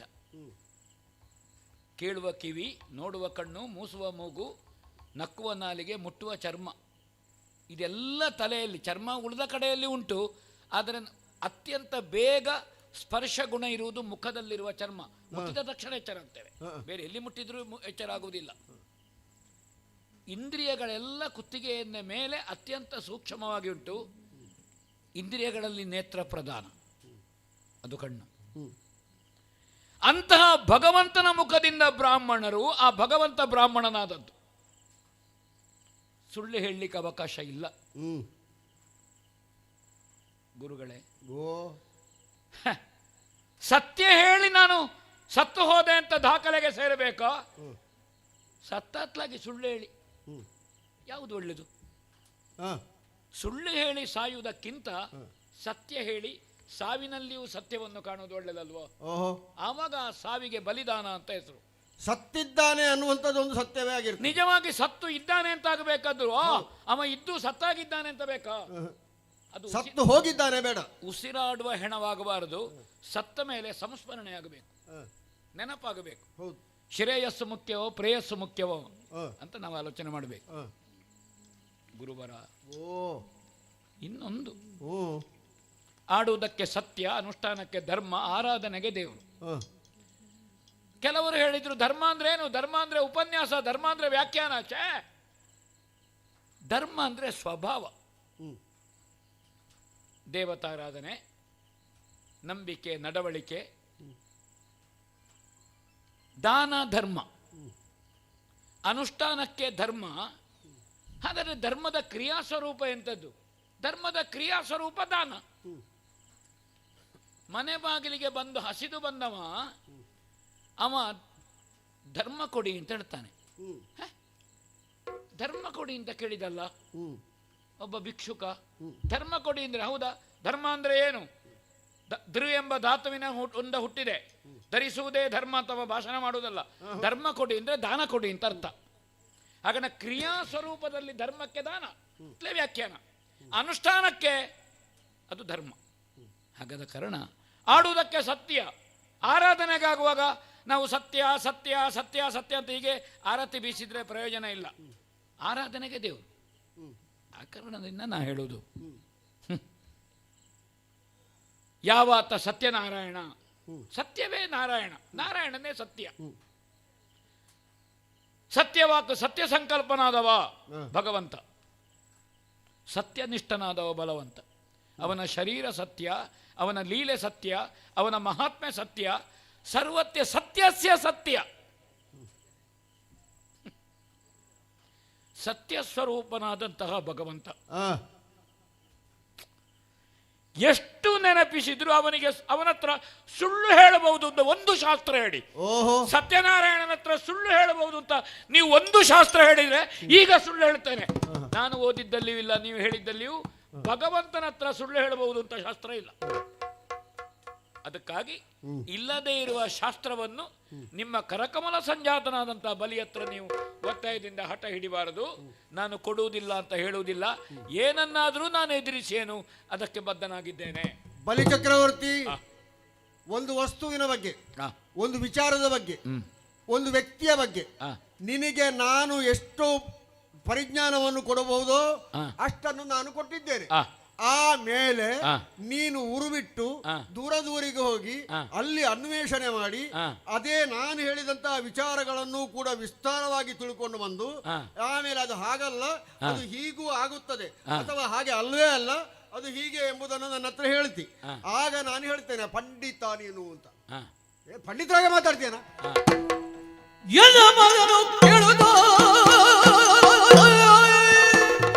ಭಾರಿ ತಿಳಿದವರಾಗೆ.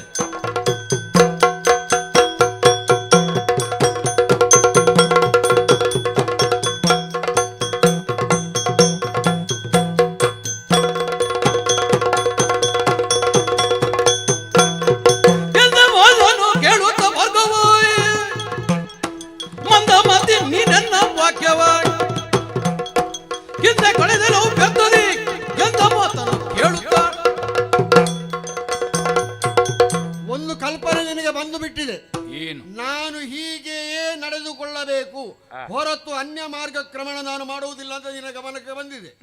ನನ್ನ ಬೋಧನೆಯ ನಂತರ ಎಲ್ಲ ವಿಷಯಗಳಿಗೂ, ಎಲ್ಲ ಪ್ರಮಾದಗಳಿಗೂ, ಎಲ್ಲ ಘಟನೆಗಳಿಗೂ ಕೂಡ ನಾನೇ ಬಾಧ್ಯಸ್ಥನಾಗುತ್ತೇನೆ. ಆದ್ರಿಂದ ಹೀಗೆ ನಡಿ ಅಂತ ಹೇಳಿದ್ರು ನೀನು ನಡೆಯುವುದಿಲ್ಲ ಅಂತ ಆದ್ರೆ ನನ್ನ ಹೊಣೆಗಾರಿಕೆಯನ್ನು ಕೂಡ ನೀನು ಅವಗಣನೆ ಮಾಡಿದಾಗುತ್ತದೆ.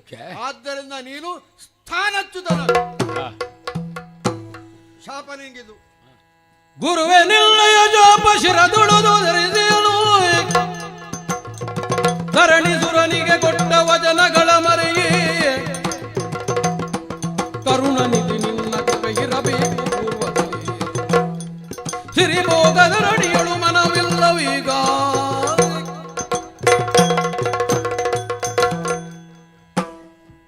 ಗುರುವರ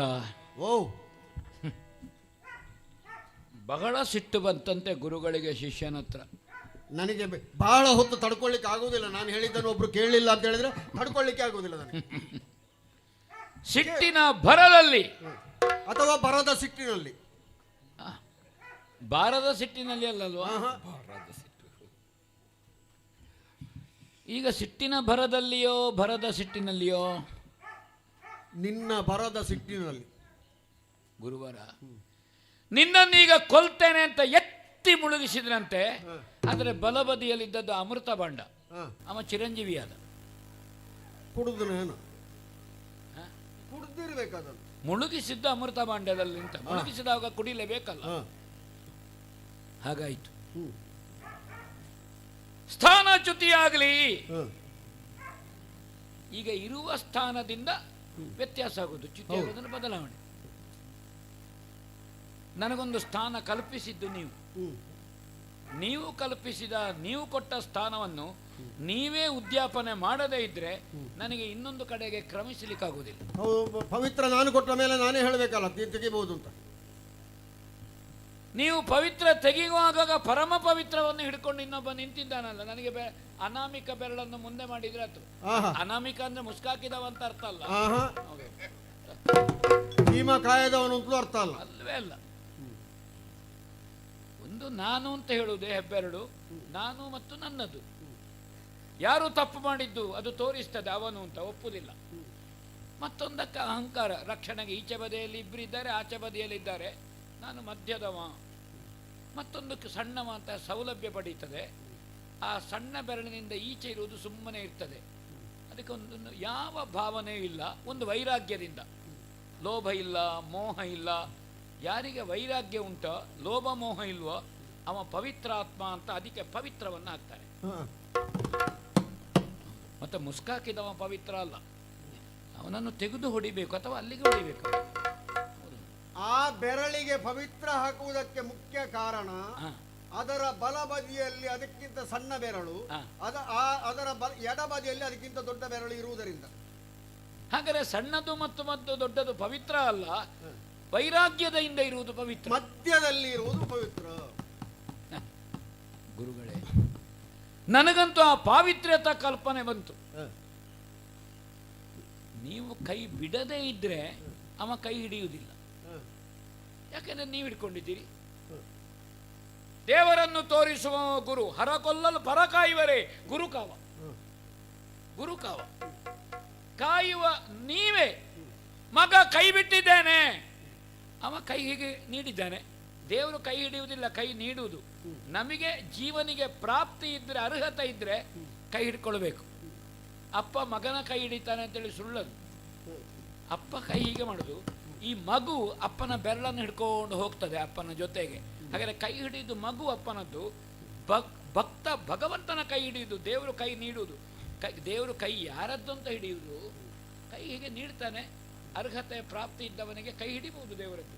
ನೀವು ಕೈ ಬಿಟ್ಟ ಕಾರಣ ದೇವರ ಕೈ ಹಿಡಿಲಿಕ್ಕೆ ನನಗೆ ಅರ್ಹತೆ ಬಂತು ಅಂತ ನಾನು ತಿಳ್ಕೊಂಡಿದ್ದೇನೆ. ಆದರೆ ಸತ್ತು ಬಿದ್ದಾವಾಗ ನನ್ನನ್ನು ಸಚೇತನಗೊಳಿಸಿದ್ದೀರಿ. ಸರ್ವಸ್ವವನ್ನು ತ್ಯಾಗ ಮಾಡಿ ನನ್ನನ್ನು ತ್ರಿಲೋಕಾಧಿಪತ್ಯದಲ್ಲಿ ಪಟ್ಟಾಭಿಷೇಕ ಮಾಡಿಸಿದ್ರಿ. ಇವತ್ತು ಅದರ ಸ್ಥಿರೀಕರಣಕ್ಕೆ ಬೇಕಾಗಿ ಪ್ರಾಮಾಣಿಕವಾಗಿ ನೀವು ಕೆಲಸ ಮಾಡಿದರೆ ನನ್ನಲ್ಲಿ ವೈರಾಗ್ಯ ಹುಟ್ಟುತ್ತಾ ಉಂಟು. ಲೋಹದಲ್ಲಿ ಆ ಬಣ್ಣ ಬಂದರೆ ಆಶೆ ಆಗ್ತದೆ, ಅದಕ್ಕೆ ಆಕಾರ ಕೊಟ್ಟು ನಾವು ಕುತ್ತಿಗೆಯಲ್ಲಿಯೋ ಬೆರಳಿನಲ್ಲಿಯೋ ಸೊಂಟದಲ್ಲಿಯೋ ಧರಿಸ್ತೇವೆ. ಬಂದರೆ ವೈರಾಗ್ಯ ಕಾಣುತ್ತದೆ ಕಾಷಾಯದಲ್ಲಿ. ಅದೇ ಯಜ್ಞಕುಂಡದಲ್ಲಿ ಉರಿಯುವ ನಮಮ ಅಂತ ತ್ಯಾಗ ಮಾಡ್ತೇವೆ ನಾವು. 100 ಅಶ್ವಮೇಧ ವಿಶ್ವಜಿತ್ ಮಾಡಿ ಯಜ್ಞಕುಂಡದಲ್ಲಿ ಆ ಬೆಂಕಿಯ ಕೆನ್ನಾಲಗೆಯಲ್ಲಿ ಕಾಷಾಯ ಬಣ್ಣವನ್ನು ಕಂಡು ನನಗೆ ವೈರಾಗ್ಯ ಬಂತು. ಯಜ್ಞಕ್ಕಾಗಿ ಮಡಿ ಮಡಿ ಮಡಿ ಮಡಿ ಅಂತ ಇದನ್ನು ಹುಟ್ಟು ನನಗೀಗ ಬಟ್ಟೆ ಉಡುವುದು ಬೇಡ ಅಂತ ಕಾಣಲಿಕ್ಕೆ ತೊಡಗಿದೆ. ಅದರಲ್ಲಿ ಏನಿಲ್ಲ ಅಂತ ಕಾಣಲಿಕ್ಕೆ ತೊಡಗಿದೆ. ಸದಾ ಒಂದು ಪ್ರವೃತ್ತಿಯಲ್ಲಿ, ಒಂದು ಉಡುಗೆಯಲ್ಲಿ, ಒಂದು ಆಹಾರ ವಿಧಾನದಲ್ಲಿ, ಒಂದು ವ್ಯವಹಾರ ಮೇಲೆ ಅವಾಗ ನಮಗದು ಬೇಡ ಅಂತ ಕಾಣ್ತದೆ. ಇದಕ್ಕೆ ಒಗ್ಗಿ ಹೋಗಿದ್ದೇವೆ. 100 ಅಶ್ವಮೇಧ ಅಂತೇಳಿ ಯಜ್ಞಕುಂಡಕ್ಕೆ ಹಾಕುವ ಹವಿಸ್ಸುಗಳಲ್ಲಿ ಮಾತ್ರ ಇದನ್ನಮಲ್ಲ, ಯಾವುದೆಲ್ಲ ನನಗೆ ಭೋಗವಾಗಿ ಅನುಭವಿಸ್ತಿದ್ದೇನೋ ಅದುವೇ ಇದನ್ನಮಮ ಇದನ್ನಮಮ ಅಂತ ಅದುವೇ ಹತ್ರ ಹೋಗಿರ್ತಾರೆ. ಭಂಡಾರದ ಹತ್ರ ಹೋದ್ರೆ ಅದು ಹೇಳ್ತದೆ ಇದನ್ನಮಮ, ಸಂಪತ್ತಿನ ಹತ್ರ ಹೋದ್ರೆ ಅದು ಹೇಳ್ತದೆ ಇದನ್ನಮಮ, ಸಿಂಹಾಸನದ ಹತ್ರ ಹೇಳ್ತದೆ ಅದು ಹೇಳ್ತದೆ ಇದನ್ನಮಮ. ಕೇಳಿ ಕೇಳಿ ಯಾರು ಎಂತ ಮಾತಾಡಿದ್ರು ನನಗೆ ಇದನ್ನಮಮ ಅಂತ ಹೇಳಲಿಕ್ಕೆ ತೊಡಗಿದೆ. ಈಗ ಎಲ್ಲರಿಗೂ ಕೂಡ ಇದೇ ನಮಮ ಅನಿಸಲಿಕ್ಕೆ ಶುರುವಾಯಿತು. ಗುರುವರ, ಆದರೆ ತಮ್ಮಲ್ಲಿ ಒಂದು ಪ್ರಾರ್ಥನೆ ಉಂಟು. ಏನು? ಭಗವಂತನ ಕೈ ಹಿಡಿದು ಸಾಗುವ ಕಾಲಕ್ಕೆ ತಾವು ಕಣ್ಣು ತುಂಬಿಸಿಕೊಳ್ಬೇಕು. ನನ್ನ ಮುಂದಿನ ಜೀವನ ಯಾತ್ರೆಯಲ್ಲಿ ನಿಮ್ಮನ್ನು ಜೊತೆಗೂಡುತ್ತೇನೆ ಅಂತ ನನಗಿಲ್ಲ. ಆದರೆ ನನ್ನ ಭಾವದಲ್ಲಿ ನೀವಿದ್ದೀರಿ, ನನ್ನ ವಿವೇಕದಲ್ಲಿ ನೀವಿದ್ದೀರಿ. ತೊಡಗಿದ ಯಜ್ಞ ನಾನೇ ಯಜಮಾನ, ಎಲ್ಲಿರ್ತೇನೆ ಅಂತ ಗೊತ್ತಿಲ್ಲ. ಆಚಾರ್ಯರು ತಾವು ಅದನ್ನು ಪೂರ್ಣಾಹುತಿ ಮಾಡಿ ಅವಭೃತ ಮಾಡಿ ಮಂತ್ರಾಕ್ಷತೆ ಹಾಕಿ ಆ ಪೂರ್ಣ ಫಲವನ್ನು ಮಗ ನಿನಗೆ ಕೊಟ್ಟಿದ್ದೇನೆ ಅಂತ ಹೇಳದಿದ್ರೆ ಅವ ಕೈ ಬಿಟ್ಟ. ಬಲಿಚಕ್ರವರ್ತಿ, ಆಚಾರ್ಯತ್ವವನ್ನು ನಾನು ವಹಿಸಿಕೊಂಡ ಮೇಲೆ ಈ ಅಶ್ವಮೇಧ ಯಾಗಕ್ಕೆ ಬಂದಂತಹ ಕಂಟಕಗಳು ಏನೇ ಆಗಿರಲಿ, ಯಾಗ ಸಂಬಂಧಿ ಮಂತ್ರವನ್ನು ಹೇಳಿ ಇದನ್ನು ಪೂರ್ಣಾಹುತಿ ಮಾಡದೆ ನಾನು ಈ ಮನೆಯಿಂದ ಹೇಳುವುದಿಲ್ಲ. ಧನ್ಯನಾದೆ. ಪರಮ ಭಕ್ತಿಗಳಿಂದ ಶೋಣಿತಾಪುರದ ದೀಪನ ಕ್ಷಣವೇ ಪತ್ನಿಯ ಕರದುಳಿಯ ಸುವರ್ಣ ಕಲಶದ ಜಲವ, ಪತ್ನಿಯ ಕರದುಳಿಗ ಸುವರ್ಣ ಕಲಶದ ಜಲವ ಕೈಗೊಂಡು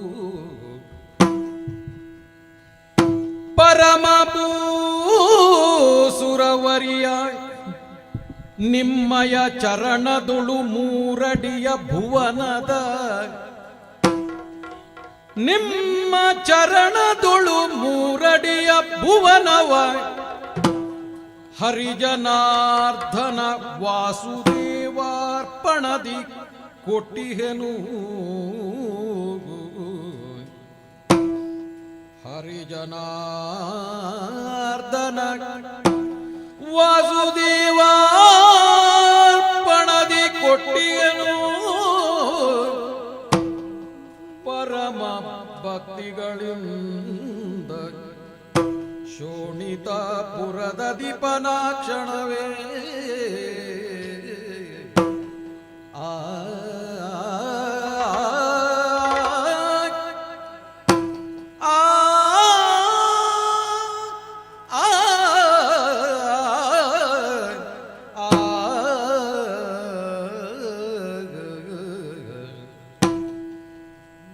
ಪರಮ ಭಕ್ತಿಗಳಿಂದ. ಸ್ವಾಮಿ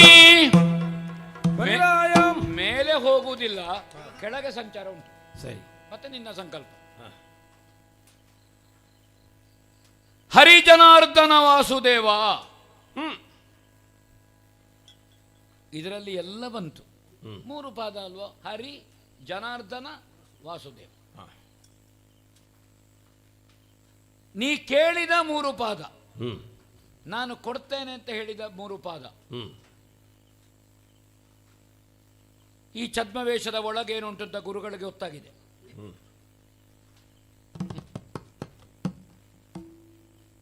ನನ್ನ ಮುಂದೆಯೂ ವೇಷ ಮಾಡಬೇಕಾಯ್ತಲ್ವಾ?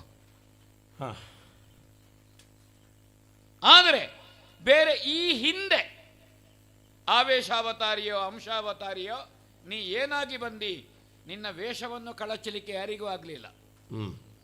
ಆದರೆ ನಿನ್ನ ವೇಷ ಕಳಚುವಲ್ಲಿಗೆ ಬಲಿ ಮುಟ್ಟಿದನೋ ಇಲ್ವೋ, ಅಥವಾ ಗುರುಗಳು ನನ್ನನ್ನಷ್ಟು ಬೆಳೆಸಿದ್ರೋ ಇಲ್ವೋ?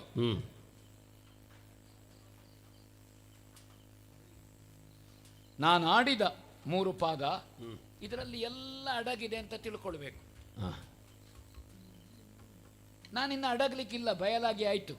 ನೀನು ಬಯಲಾದಿ, ನಾ ಮೊದಲೇ ಬಯಲಿನಲ್ಲಿ ನಿಂತಿದ್ದೇನೆ. ಅಡಗುದು ಯಾಕೆ? ಬಂದಿದ್ದಾಳೆ ಕೊಂಬುಗಿಂಡಿಯಲ್ಲಿ ನೀರಿಡ್ಕೊಂಡು, ಸ್ವರ್ಣದ್ದು. ಸತ್ಯ ಚಿನ್ನದ ಪಾತ್ರೆಯ ಒಳಗಿದೆ ಅಂತ ಗುರುಗಳು ಹೇಳ್ತಿದ್ರು. ಹಿರಣ್ಮಯೇನ ಪಾತ್ರೇಣ ಸತ್ಯಸ್ಯಾಪಿ ಮುಖಂ ಹಿತಂ. ಆ ಮೋಹದ ಮುಚ್ಚಲವನ್ನು ಸರಿಸಿದಾಗ ಸತ್ಯ ಅನಾವರಣಗೊಳ್ಳುತ್ತದೆ, ಸತ್ಯ ದರ್ಶನ ಆಗ್ತದೆ, ಸತ್ಯನಾರಾಯಣನ ದರ್ಶನ ಆಗ್ತದೆ. ಮೋಹ ಇಲ್ಲ, ಸತ್ಯ ದರ್ಶನ ಆಗಬೇಕು. ಅದು ತ್ರಿಕಾಲಾಭಾತಿತವಾದಂತಹ ಸತ್ಯ ದರ್ಶನ ಆಗಬೇಕು, ಅದು ಮುಖ್ಯ. ಅದಕ್ಕಾಗಿ ಅವಳೇ ಸಪತ್ನೀಕನಾಗಿ ತುಳಸಿ ದಳ ಇಟ್ಟು ವಾಸುದೇವಾರ್ಪಿತ ಭಾವದಿಂದ ಆ 3 ಪಾದವನ್ನು, ಭೂಮಿ ಭೌತವಾದದ್ದು, ಅದನ್ನು ದಾರೆ ಎರೆದಿದ್ದೇನೆ. ಪ್ರಸನ್ನನಾಗಿ ಸ್ವೀಕರಿಸಬೇಕು ಅಥವಾ ಸ್ವೀಕರಿಸಿ ಪ್ರಸನ್ನನಾಗಬೇಕು, ಎರಡೂ ಹೌದು. ಅದು ಭಗವಂತನಿಗೆ ಬಿಟ್ಟದ್ದು. ನಮ್ಮದು ಪ್ರಾರ್ಥನೆ ಮಾತ್ರ. ಸ್ವಾಮಿ, ನಾ ಬೆಳೆದಿದ್ದೇನೆ, ನನ್ನನ್ನು ಬೆಳೆಸಬೇಕು, ದೇವರು ಬೆಳಿಬೇಕು. ದಾರೋದಕವನ್ನು ಬಲ ಅಂಗೈಯನ್ನು ಚಾಚಿ ನಾನು ಸ್ವೀಕರಿಸಿದ್ದೇನೆ. ಗುರುಗಳು ಸತ್ಯದರ್ಶನವನ್ನು ಮಾಡಿದ್ರು ಅಂತ ನೀನು ಆಡಿದೆಯಲ್ಲ. ಹೌದೌದು. ನೀನು ಬೆಳೆಯಬೇಕು, ನನ್ನನ್ನು ಬೆಳೆಸಬೇಕು ಅಂತ ಆಡಿದೆಯಲ್ಲ. ನೋಡ್ತೀಯ ನನ್ನನ್ನು? ನೋಡುತ್ತೇನೆ. ನೋಡು ನೋಡು ನೋಡು.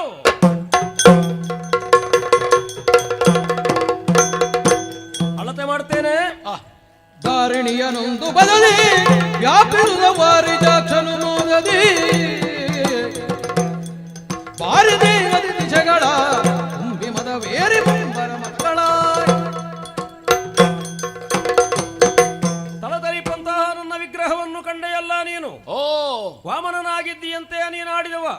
ಅದೋ ಈ ಕಾಲಕ್ಕೆ ಯಾವ ಗಾತ್ರವನ್ನು ಬೆಳೆಸಿದ್ದೇನೆ ಎನ್ನುವುದನ್ನು ಸ್ಪಷ್ಟವಾಗಿ ನೋಡಿ. ಅಣೋರಣೀಯಾನ್ ಮಹತೋ ಮಹಿಯಾನ್ ಅತ್ಯದತ್ತಿಷ್ಠ ದಶಾಂಗುಲಂ. ತ್ರಿಜಗವು ನಿನ್ನ ಅಧೀನದಲ್ಲಿರುವಂತಹುದು. ಹೌದು. 3 ಹೆಜ್ಜೆಯಿಂದ ಅಳೆಯುವಂತಹ ಒಂದು ಕರ್ತೃತ್ವ ನನಗುಂಟು.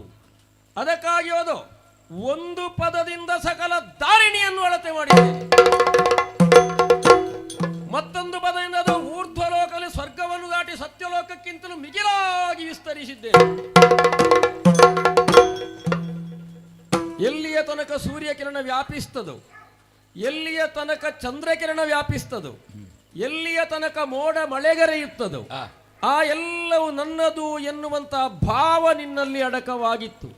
ಅದೆಲ್ಲವೂ ಇಂದು ನನ್ನ ಸ್ವಾಧೀನವಾಗಿದೆ, ನನ್ನ ಅಳತೆಗೆ ಒಳಗಬಟ್ಟ ಆಗಿದೆ. ಆದರೆ ಕೊಡ್ತೇನೆ ಅಂತ ಹೇಳಿದ್ದು 3 ಪದವನ್ನು. ತೋರುದೋರೈ ವೇಗದಿ 2 3ನೆಯ ಪದ ಕರುಣದಿ ತಾರೆ ಎರೆದುವುದು ಹರಿಯಲ್ಲ ಪೂರ ಪಾಪಕ ಬರುವುದು. ಯಾವುದನ್ನಿತ್ತಾಗ ಏನಾಗ್ತದೆ ಎನ್ನುವಂತ ಸತ್ಯವನ್ನು ನೀನು ಚೆನ್ನಾಗಿ ಅರ್ಥ ಮಾಡಿಕೊಂಡವನು.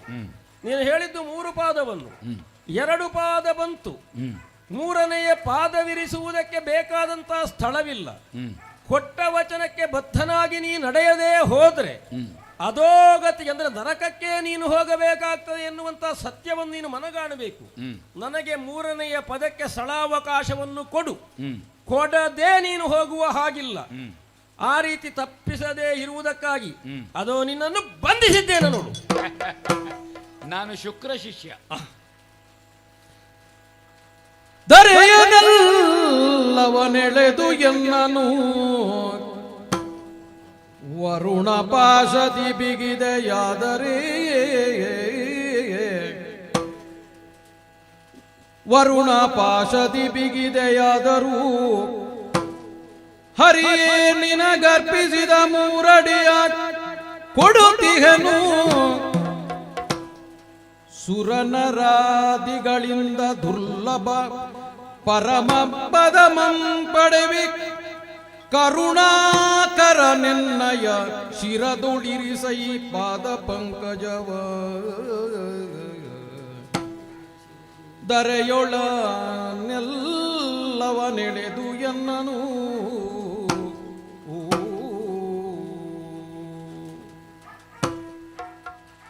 ಏನು ಪಲಾಯನವಾದಿ ಇಂದ್ರಸೇನ ಅಂತ ತಿಳಿದೀಯ ಸ್ವಾಮಿ ನೀನು? ಆ ದೈನ್ಯತೆಯೂ ಇಲ್ಲ, ಹಾಗೆಂತ ಸಮರ್ಪಿತ ಜೀವನ ಉಂಟು. ದೀನತೆ ಅಲ್ಲ. ದೀನ ನಾನು, ಸಮಸ್ತ ಲೋಕಕ್ಕೆ ದಾನಿ ನೀನು. ಅದು ಹರಿದಾಸರು ಹೇಳ್ತಾ ಹೋಗೋದು. ನಾವು ಭಾಗವತ ಪರಂಪರೆಯವರು. 2 ಪಾದದಿಂದ ಅಳಿವಲ್ಲಿವರೆಗೆ ಬಲಿಯ ವ್ಯಾಪ್ತಿ ಉಂಟು ಅಂತ ಒಪ್ಪಿದೆಯಾ? ಒಪ್ಪಿದೆ. ಇಡೀ ಭೌತವಾದದ್ದು ಧರೆ 1 ಪಾದದಲ್ಲಿ, ವ್ಯೋಮ ಇನ್ನೊಂದು ಪಾದದಲ್ಲಿ, 3ನೇ ಪಾದ ಎಲ್ಲಿಡುವುದು? ನನ್ನದೆಲ್ಲವನ್ನೂ ಅಳದಿ. ಬೆಂಬಲ ನೋಡಿದೆಯಾ ನನಗೆ ಎಷ್ಟುಂಟು ಅಂತ? ಎಲ್ಲ ಇದ್ದಿದ್ದಾರೆ. ಗರುಡನಿಗೆ ಆಜ್ಞೆ ಮಾಡಿದೆಯಾ? ಮಾಡಿದೆ. ವರುಣಪಾಶದಲ್ಲಿ ನನ್ನನ್ನು ಬಂಧಿಸಿದಿ. ವರುಣಪಾಶ ನಿನ್ನದಲ್ವೋ? ಹೌದು. ಈ 2 ಪಾದದ ದಾನವನ್ನು ಕೊಟ್ಟಾದಲ್ಲಿಗೆ ನಾನು ನಿನ್ನವ ಅಂತ ಒಪ್ಪಿದೆಯಾ ಇಲ್ವೋ? ಸರಿಯಾಗಿ ನಿನ್ನವ ಅಂತ ಒಪ್ಪಿದ ಮೇಲೆ ಶ್ರೀನಿವಾಸನ ಭಕ್ತನಾದ ಮೇಲೆ, ಶ್ರೀಪತಿಯ ಭಕ್ತನಾದ ಮೇಲೆ, ಲಕ್ಷ್ಮಿಯ ಗಂಡನ ಭಕ್ತನಾದ ಮೇಲೆ ನಾನು ಬಡವನಾದೇನೋ? ಆದೆಯೋ? ಬಡವನಾದೇನೋ? ಆಗಲಿದೆಯೇ? ಹಾಗಾದ್ರೆ ಯಾಕೆ ಇವರಿಗೆ ಸಂದೇಶ? ಬಲಿ ನಿಮ್ಮ ಜನ ಅಲ್ಲ, ಬಲಿ ನನ್ನ ಜನ. ಅದನ್ನು ತಿಳ್ಕೊಂಡೆ, ಆಶಯವನ್ನು ತಿಳ್ಕೊಂಡೆ. ಧರೆಯನ್ನೆಲ್ಲವಾಳೆದೆ ಸ್ವಾಮಿ. ಒಂದು ಸಂತೋಷ ಆಯಿತು. ಏನು?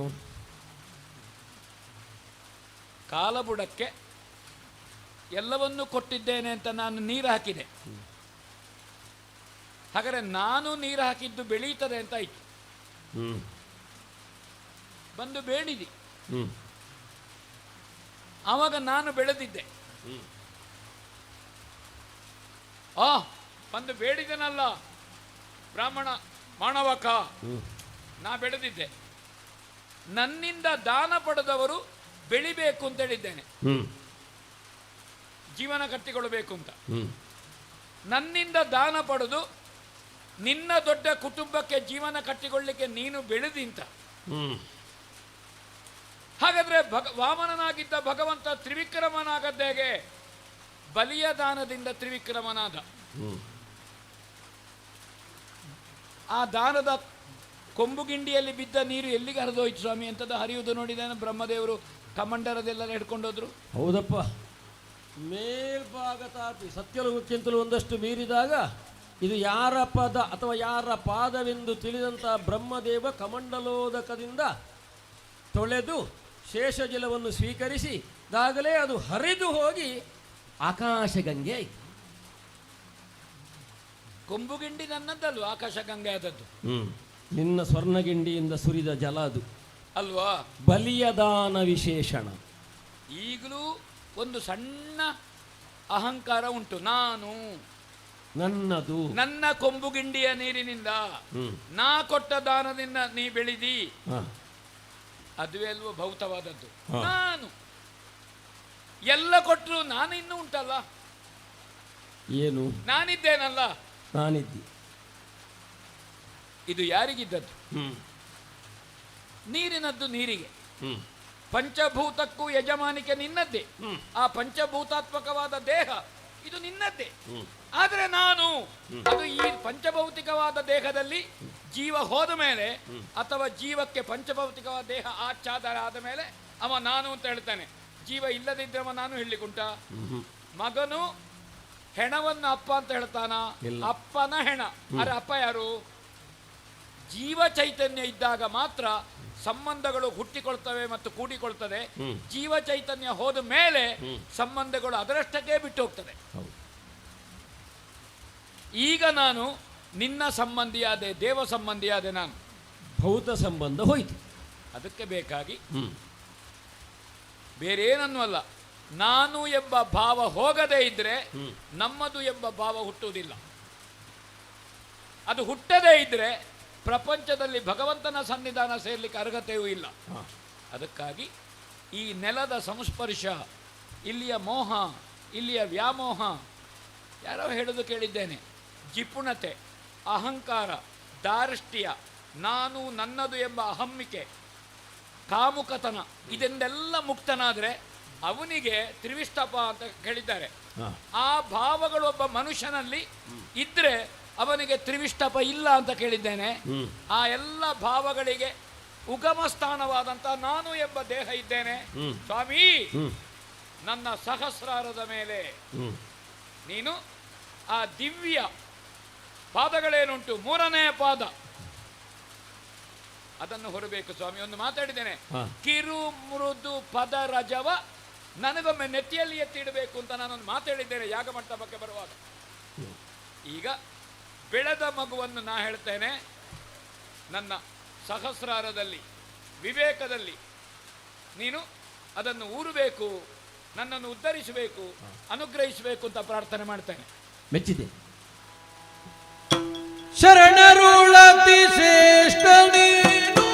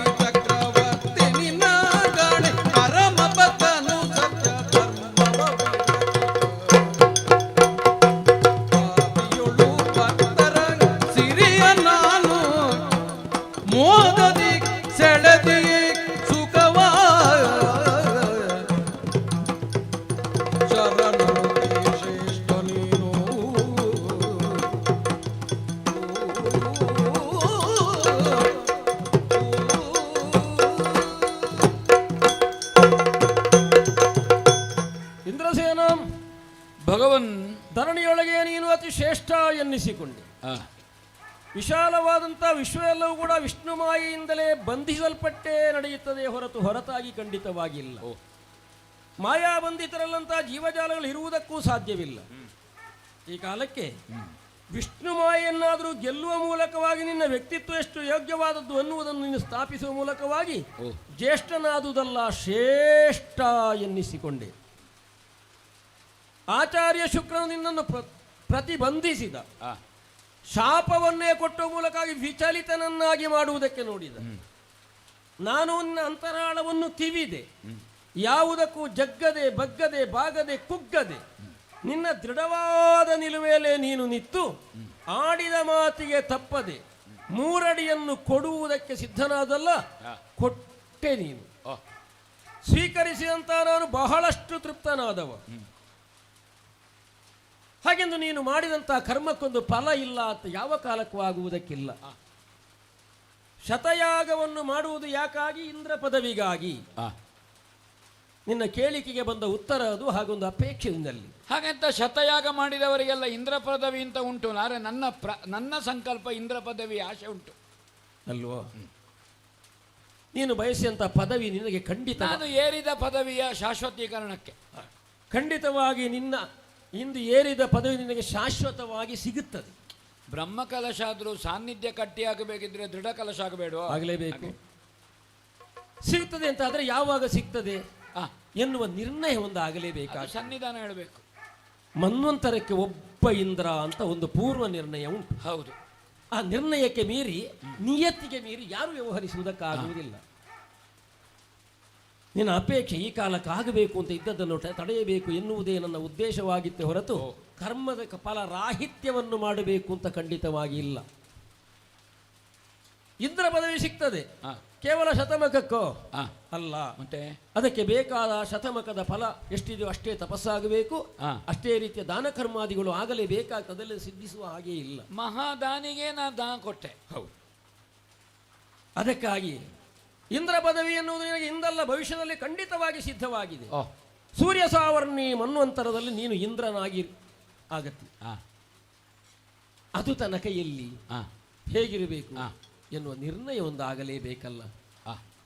ಅದಕ್ಕಾಗಿ ನೀನು ನಿನ್ನವರನ್ನೆಲ್ಲ ಕೂಡಿಕೊಂಡು ಸುತಲಕ್ಕೆ ಸಾಗು. ಅಲ್ಲೇ ನಿನಗೆ ವಾಸಕ್ಕೆ ಬೇಕಾದಂಥ ಯೋಗ್ಯವಾದ ಸ್ಥಾನ ಕಲ್ಪನೆಯಾಗ್ತದೆ. ದೇವಶಿಲ್ಪಿಯಾದಂಥ ವಿಶ್ವಕರ್ಮನಿಂದಲೇ ನಿನಗೆ ಬದುಕುವುದಕ್ಕೆ ಬೇಕಾದ ವಿಸ್ತಾರವಾದಂಥ ಭವನ ಅಥವಾ ಅರಮನೆ ಸಿದ್ಧವಾಗ್ತದೆ. ಸಕಲ ಸೌಲಭ್ಯಗಳನ್ನು ಒಳಗೊಂಡು ನಿನ್ನವರನ್ನೆಲ್ಲ ಸೇರಿಸಿಕೊಂಡು ನಿನಗಲ್ಲಿ ಬದುಕುವುದಕ್ಕಾಗ್ತದೆ. ಶಾರೀರಿಕವಾಗಿಯೋ ಮಾನಸಿಕವಾದಂಥ ಯಾವ ಬಾಧೆಗಳು ನಿನಗಿರುವುದಿಲ್ಲ. ಈತಿ ಬಾಧೆಗಳಿರುವುದಿಲ್ಲ, ಜ್ವರಾದಿ ದೋಷಗಳಿರುವುದಿಲ್ಲ. ಆ ರೀತಿಯಾಗಿ ನಿನ್ನವರೊಂದಿಗೆ ಅಲ್ಲಿ ಇರಲೇಬೇಕು. ಜತೆಯಲ್ಲಿ ಒಂದುಂಟು, ಯಾವ ಕಾಲಕ್ಕೂ ಕೂಡ ನೀನು ಇಂದ್ರನನ್ನು ವಿರೋಧಿಸಲೇ ಕೂಡ.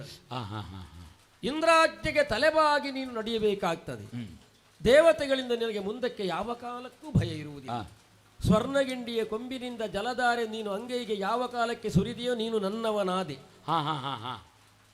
ನನ್ನವನಾದ ನಿನ್ನನ್ನು ಮುಟ್ಟುವುದಕ್ಕೂ ದೇವತೆಗಳು ಮನಸ್ಸು ಮಾಡಲು ವಿರೋಧವನ್ನು ಮಾಡ.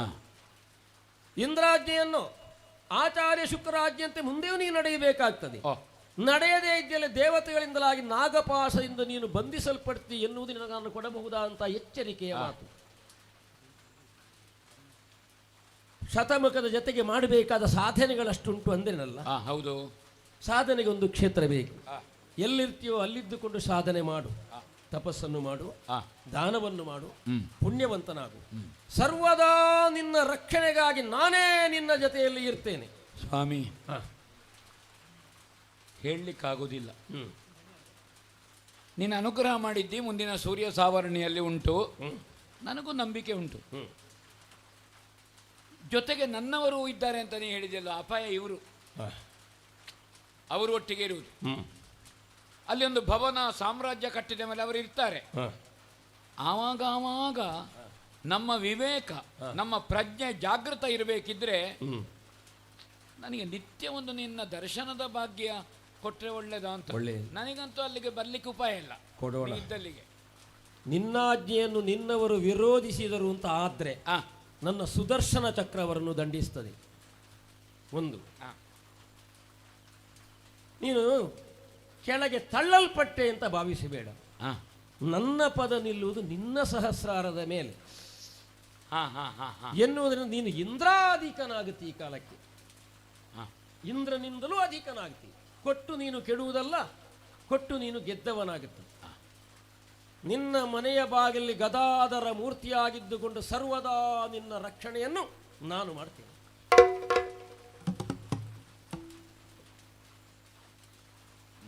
ನಿನ್ನ ಪರಿವಾರದ ನೀನತ್ತ ಹೋಗಬಹುದು, ಆದರೆ ಆಚಾರ್ಯರಿಗೊಂದು ಹೊಣೆ ಉಂಟು. ಹೌದು, ಯಾಗ ಇನ್ನೂ ಪೂರ್ಣವಾಗಿಲ್ಲ, ಪೂರ್ಣಾಹುತಿಯೂ ಆಗಬೇಕಷ್ಟೇ. ವಿಚ್ಛಿತ್ತಿಯಾಯಿತು ಅಂತ ಆದರೆ ಸಂಕಲ್ಪಿತ ಯಾಗ ಕೆಟ್ಟು ಹೋಗ್ತದೆ. ಆಗದಂತೆ ಯಜ್ಞವನ್ನು ಪೂರ್ಣಾಹುತಿಗೊಳಿಸಿ ಅದರ ಬಲವನ್ನು ನಿನಗೆ ಕೊಡುವ ಮೂಲಕವಾಗಿ ಮುಂದೆ ನಿನ್ನನ್ನು ನಡೆಸುವಂತಹ ಹೊಣೆಗಾರಿಕೆ ಆಚಾರ್ಯ ಶುಕ್ರನಿಗೂ ಉಂಟು. ಒಳ್ಳೆ ಎನ್ನುವುದನ್ನು ಆಚಾರ್ಯ ಶುಕ್ರನಿಗೆ ನಾನು ಆಡುತ್ತಿರುವುದಿದನ್ನು ಒಳ್ಳೆ ಅವನು ಸ್ವೀಕರಿಸಿಕೊಂಡು ನಡೆಯಲಿ. ಒಳ್ಳೆ ತನ್ಮೂಲಕವಾಗಿ ಈ ಕಾಲಕ್ಕೆ ಬೇಡುವುದಕ್ಕೆ ಸಣ್ಣವನಾಗಿ ಬಂದದ್ದು. ಯಾವತ್ತೂ ಅಷ್ಟೇ ದೊಡ್ಡವರಾದರೂ ಬೇಡಲಿಕ್ಕೆ ಹೋಗುವಾಗ ಸಣ್ಣವನೇ ಆಗಬೇಕಾಗ್ತದೆ, ಅಲ್ಲದ್ರೆ ಆಗ್ತದೆ. ನೀನಲ್ಲೂ ಲೋಕ ನಿಯಮವನ್ನು ಉಲ್ಲಂಘಿಸಿ ಹೋಗಕೂಡದು ಎನ್ನುವುದೇ ಮೂಲ ಧ್ಯೇಯವಾಗಿತ್ತಲ್ಲಿ. ಲೋಕ ನಿಯಮವೂ ಹಾಗಲ್ಲ, ಒಂದೊಂದರಕ್ಕೊಬ್ಬ ಅದನ್ನು ಉಲ್ಲಂಘಿಸಕ್ಕೆ ನೀನು ಹೋದೆ ಅಂತಾದ್ರೆ ಹೇಗಾಗ್ತದೆ? ಹಾಗಾಗಕೂಡದು ಎನ್ನುವಲ್ಲಿ ನಿಯಮದಲ್ಲಿ ನಿನ್ನನ್ನು ಬದ್ಧನನ್ನಾಗಿಸುವುದಕ್ಕಾಗಿ ನಿನ್ನನ್ನು ನನ್ನವನಾಗಿ ಸ್ವೀಕರಿಸಿ ಮತ್ತೆ ನಾನು ಕೊಡುಗೆ ಎನ್ನುವುದು ಇನ್ಯಾರದ್ದೋ ಕೊಡುಗೆಗೆ ಸಲ್ಲುವಂಥವುದಲ್ಲ. ನಿನ್ನಲ್ಲಿರಬಹುದಾದನ್ನೆಲ್ಲ ಆಕರ್ಷಿ ನನ್ನೊಳಗೆ ತುಂಬಿ ಆಮೇಲೆ ವಿಷ್ಣುವಿನ ಅನುಗ್ರಹವಾಗು. ಒಳ್ಳೆ ಸಂಪೂರ್ಣವಾದಂಥ ಅನುಗ್ರಹವನ್ನು ಮಾಡಿ ನಿನ್ನನ್ನು ಪರಿಪೂರ್ಣನಾಗಿಸಿದ್ದೇನೆ. ಎಲ್ಲರನ್ನು ಸೇರಿಕೊಂಡು ಸುತ್ತಲ ಹತ್ತು ಹೋಗಿ ಸುಖವಾಗಿ. ಜಯ ಜಯ ಜಯ ಜಯ ಜಯ ಜಯ.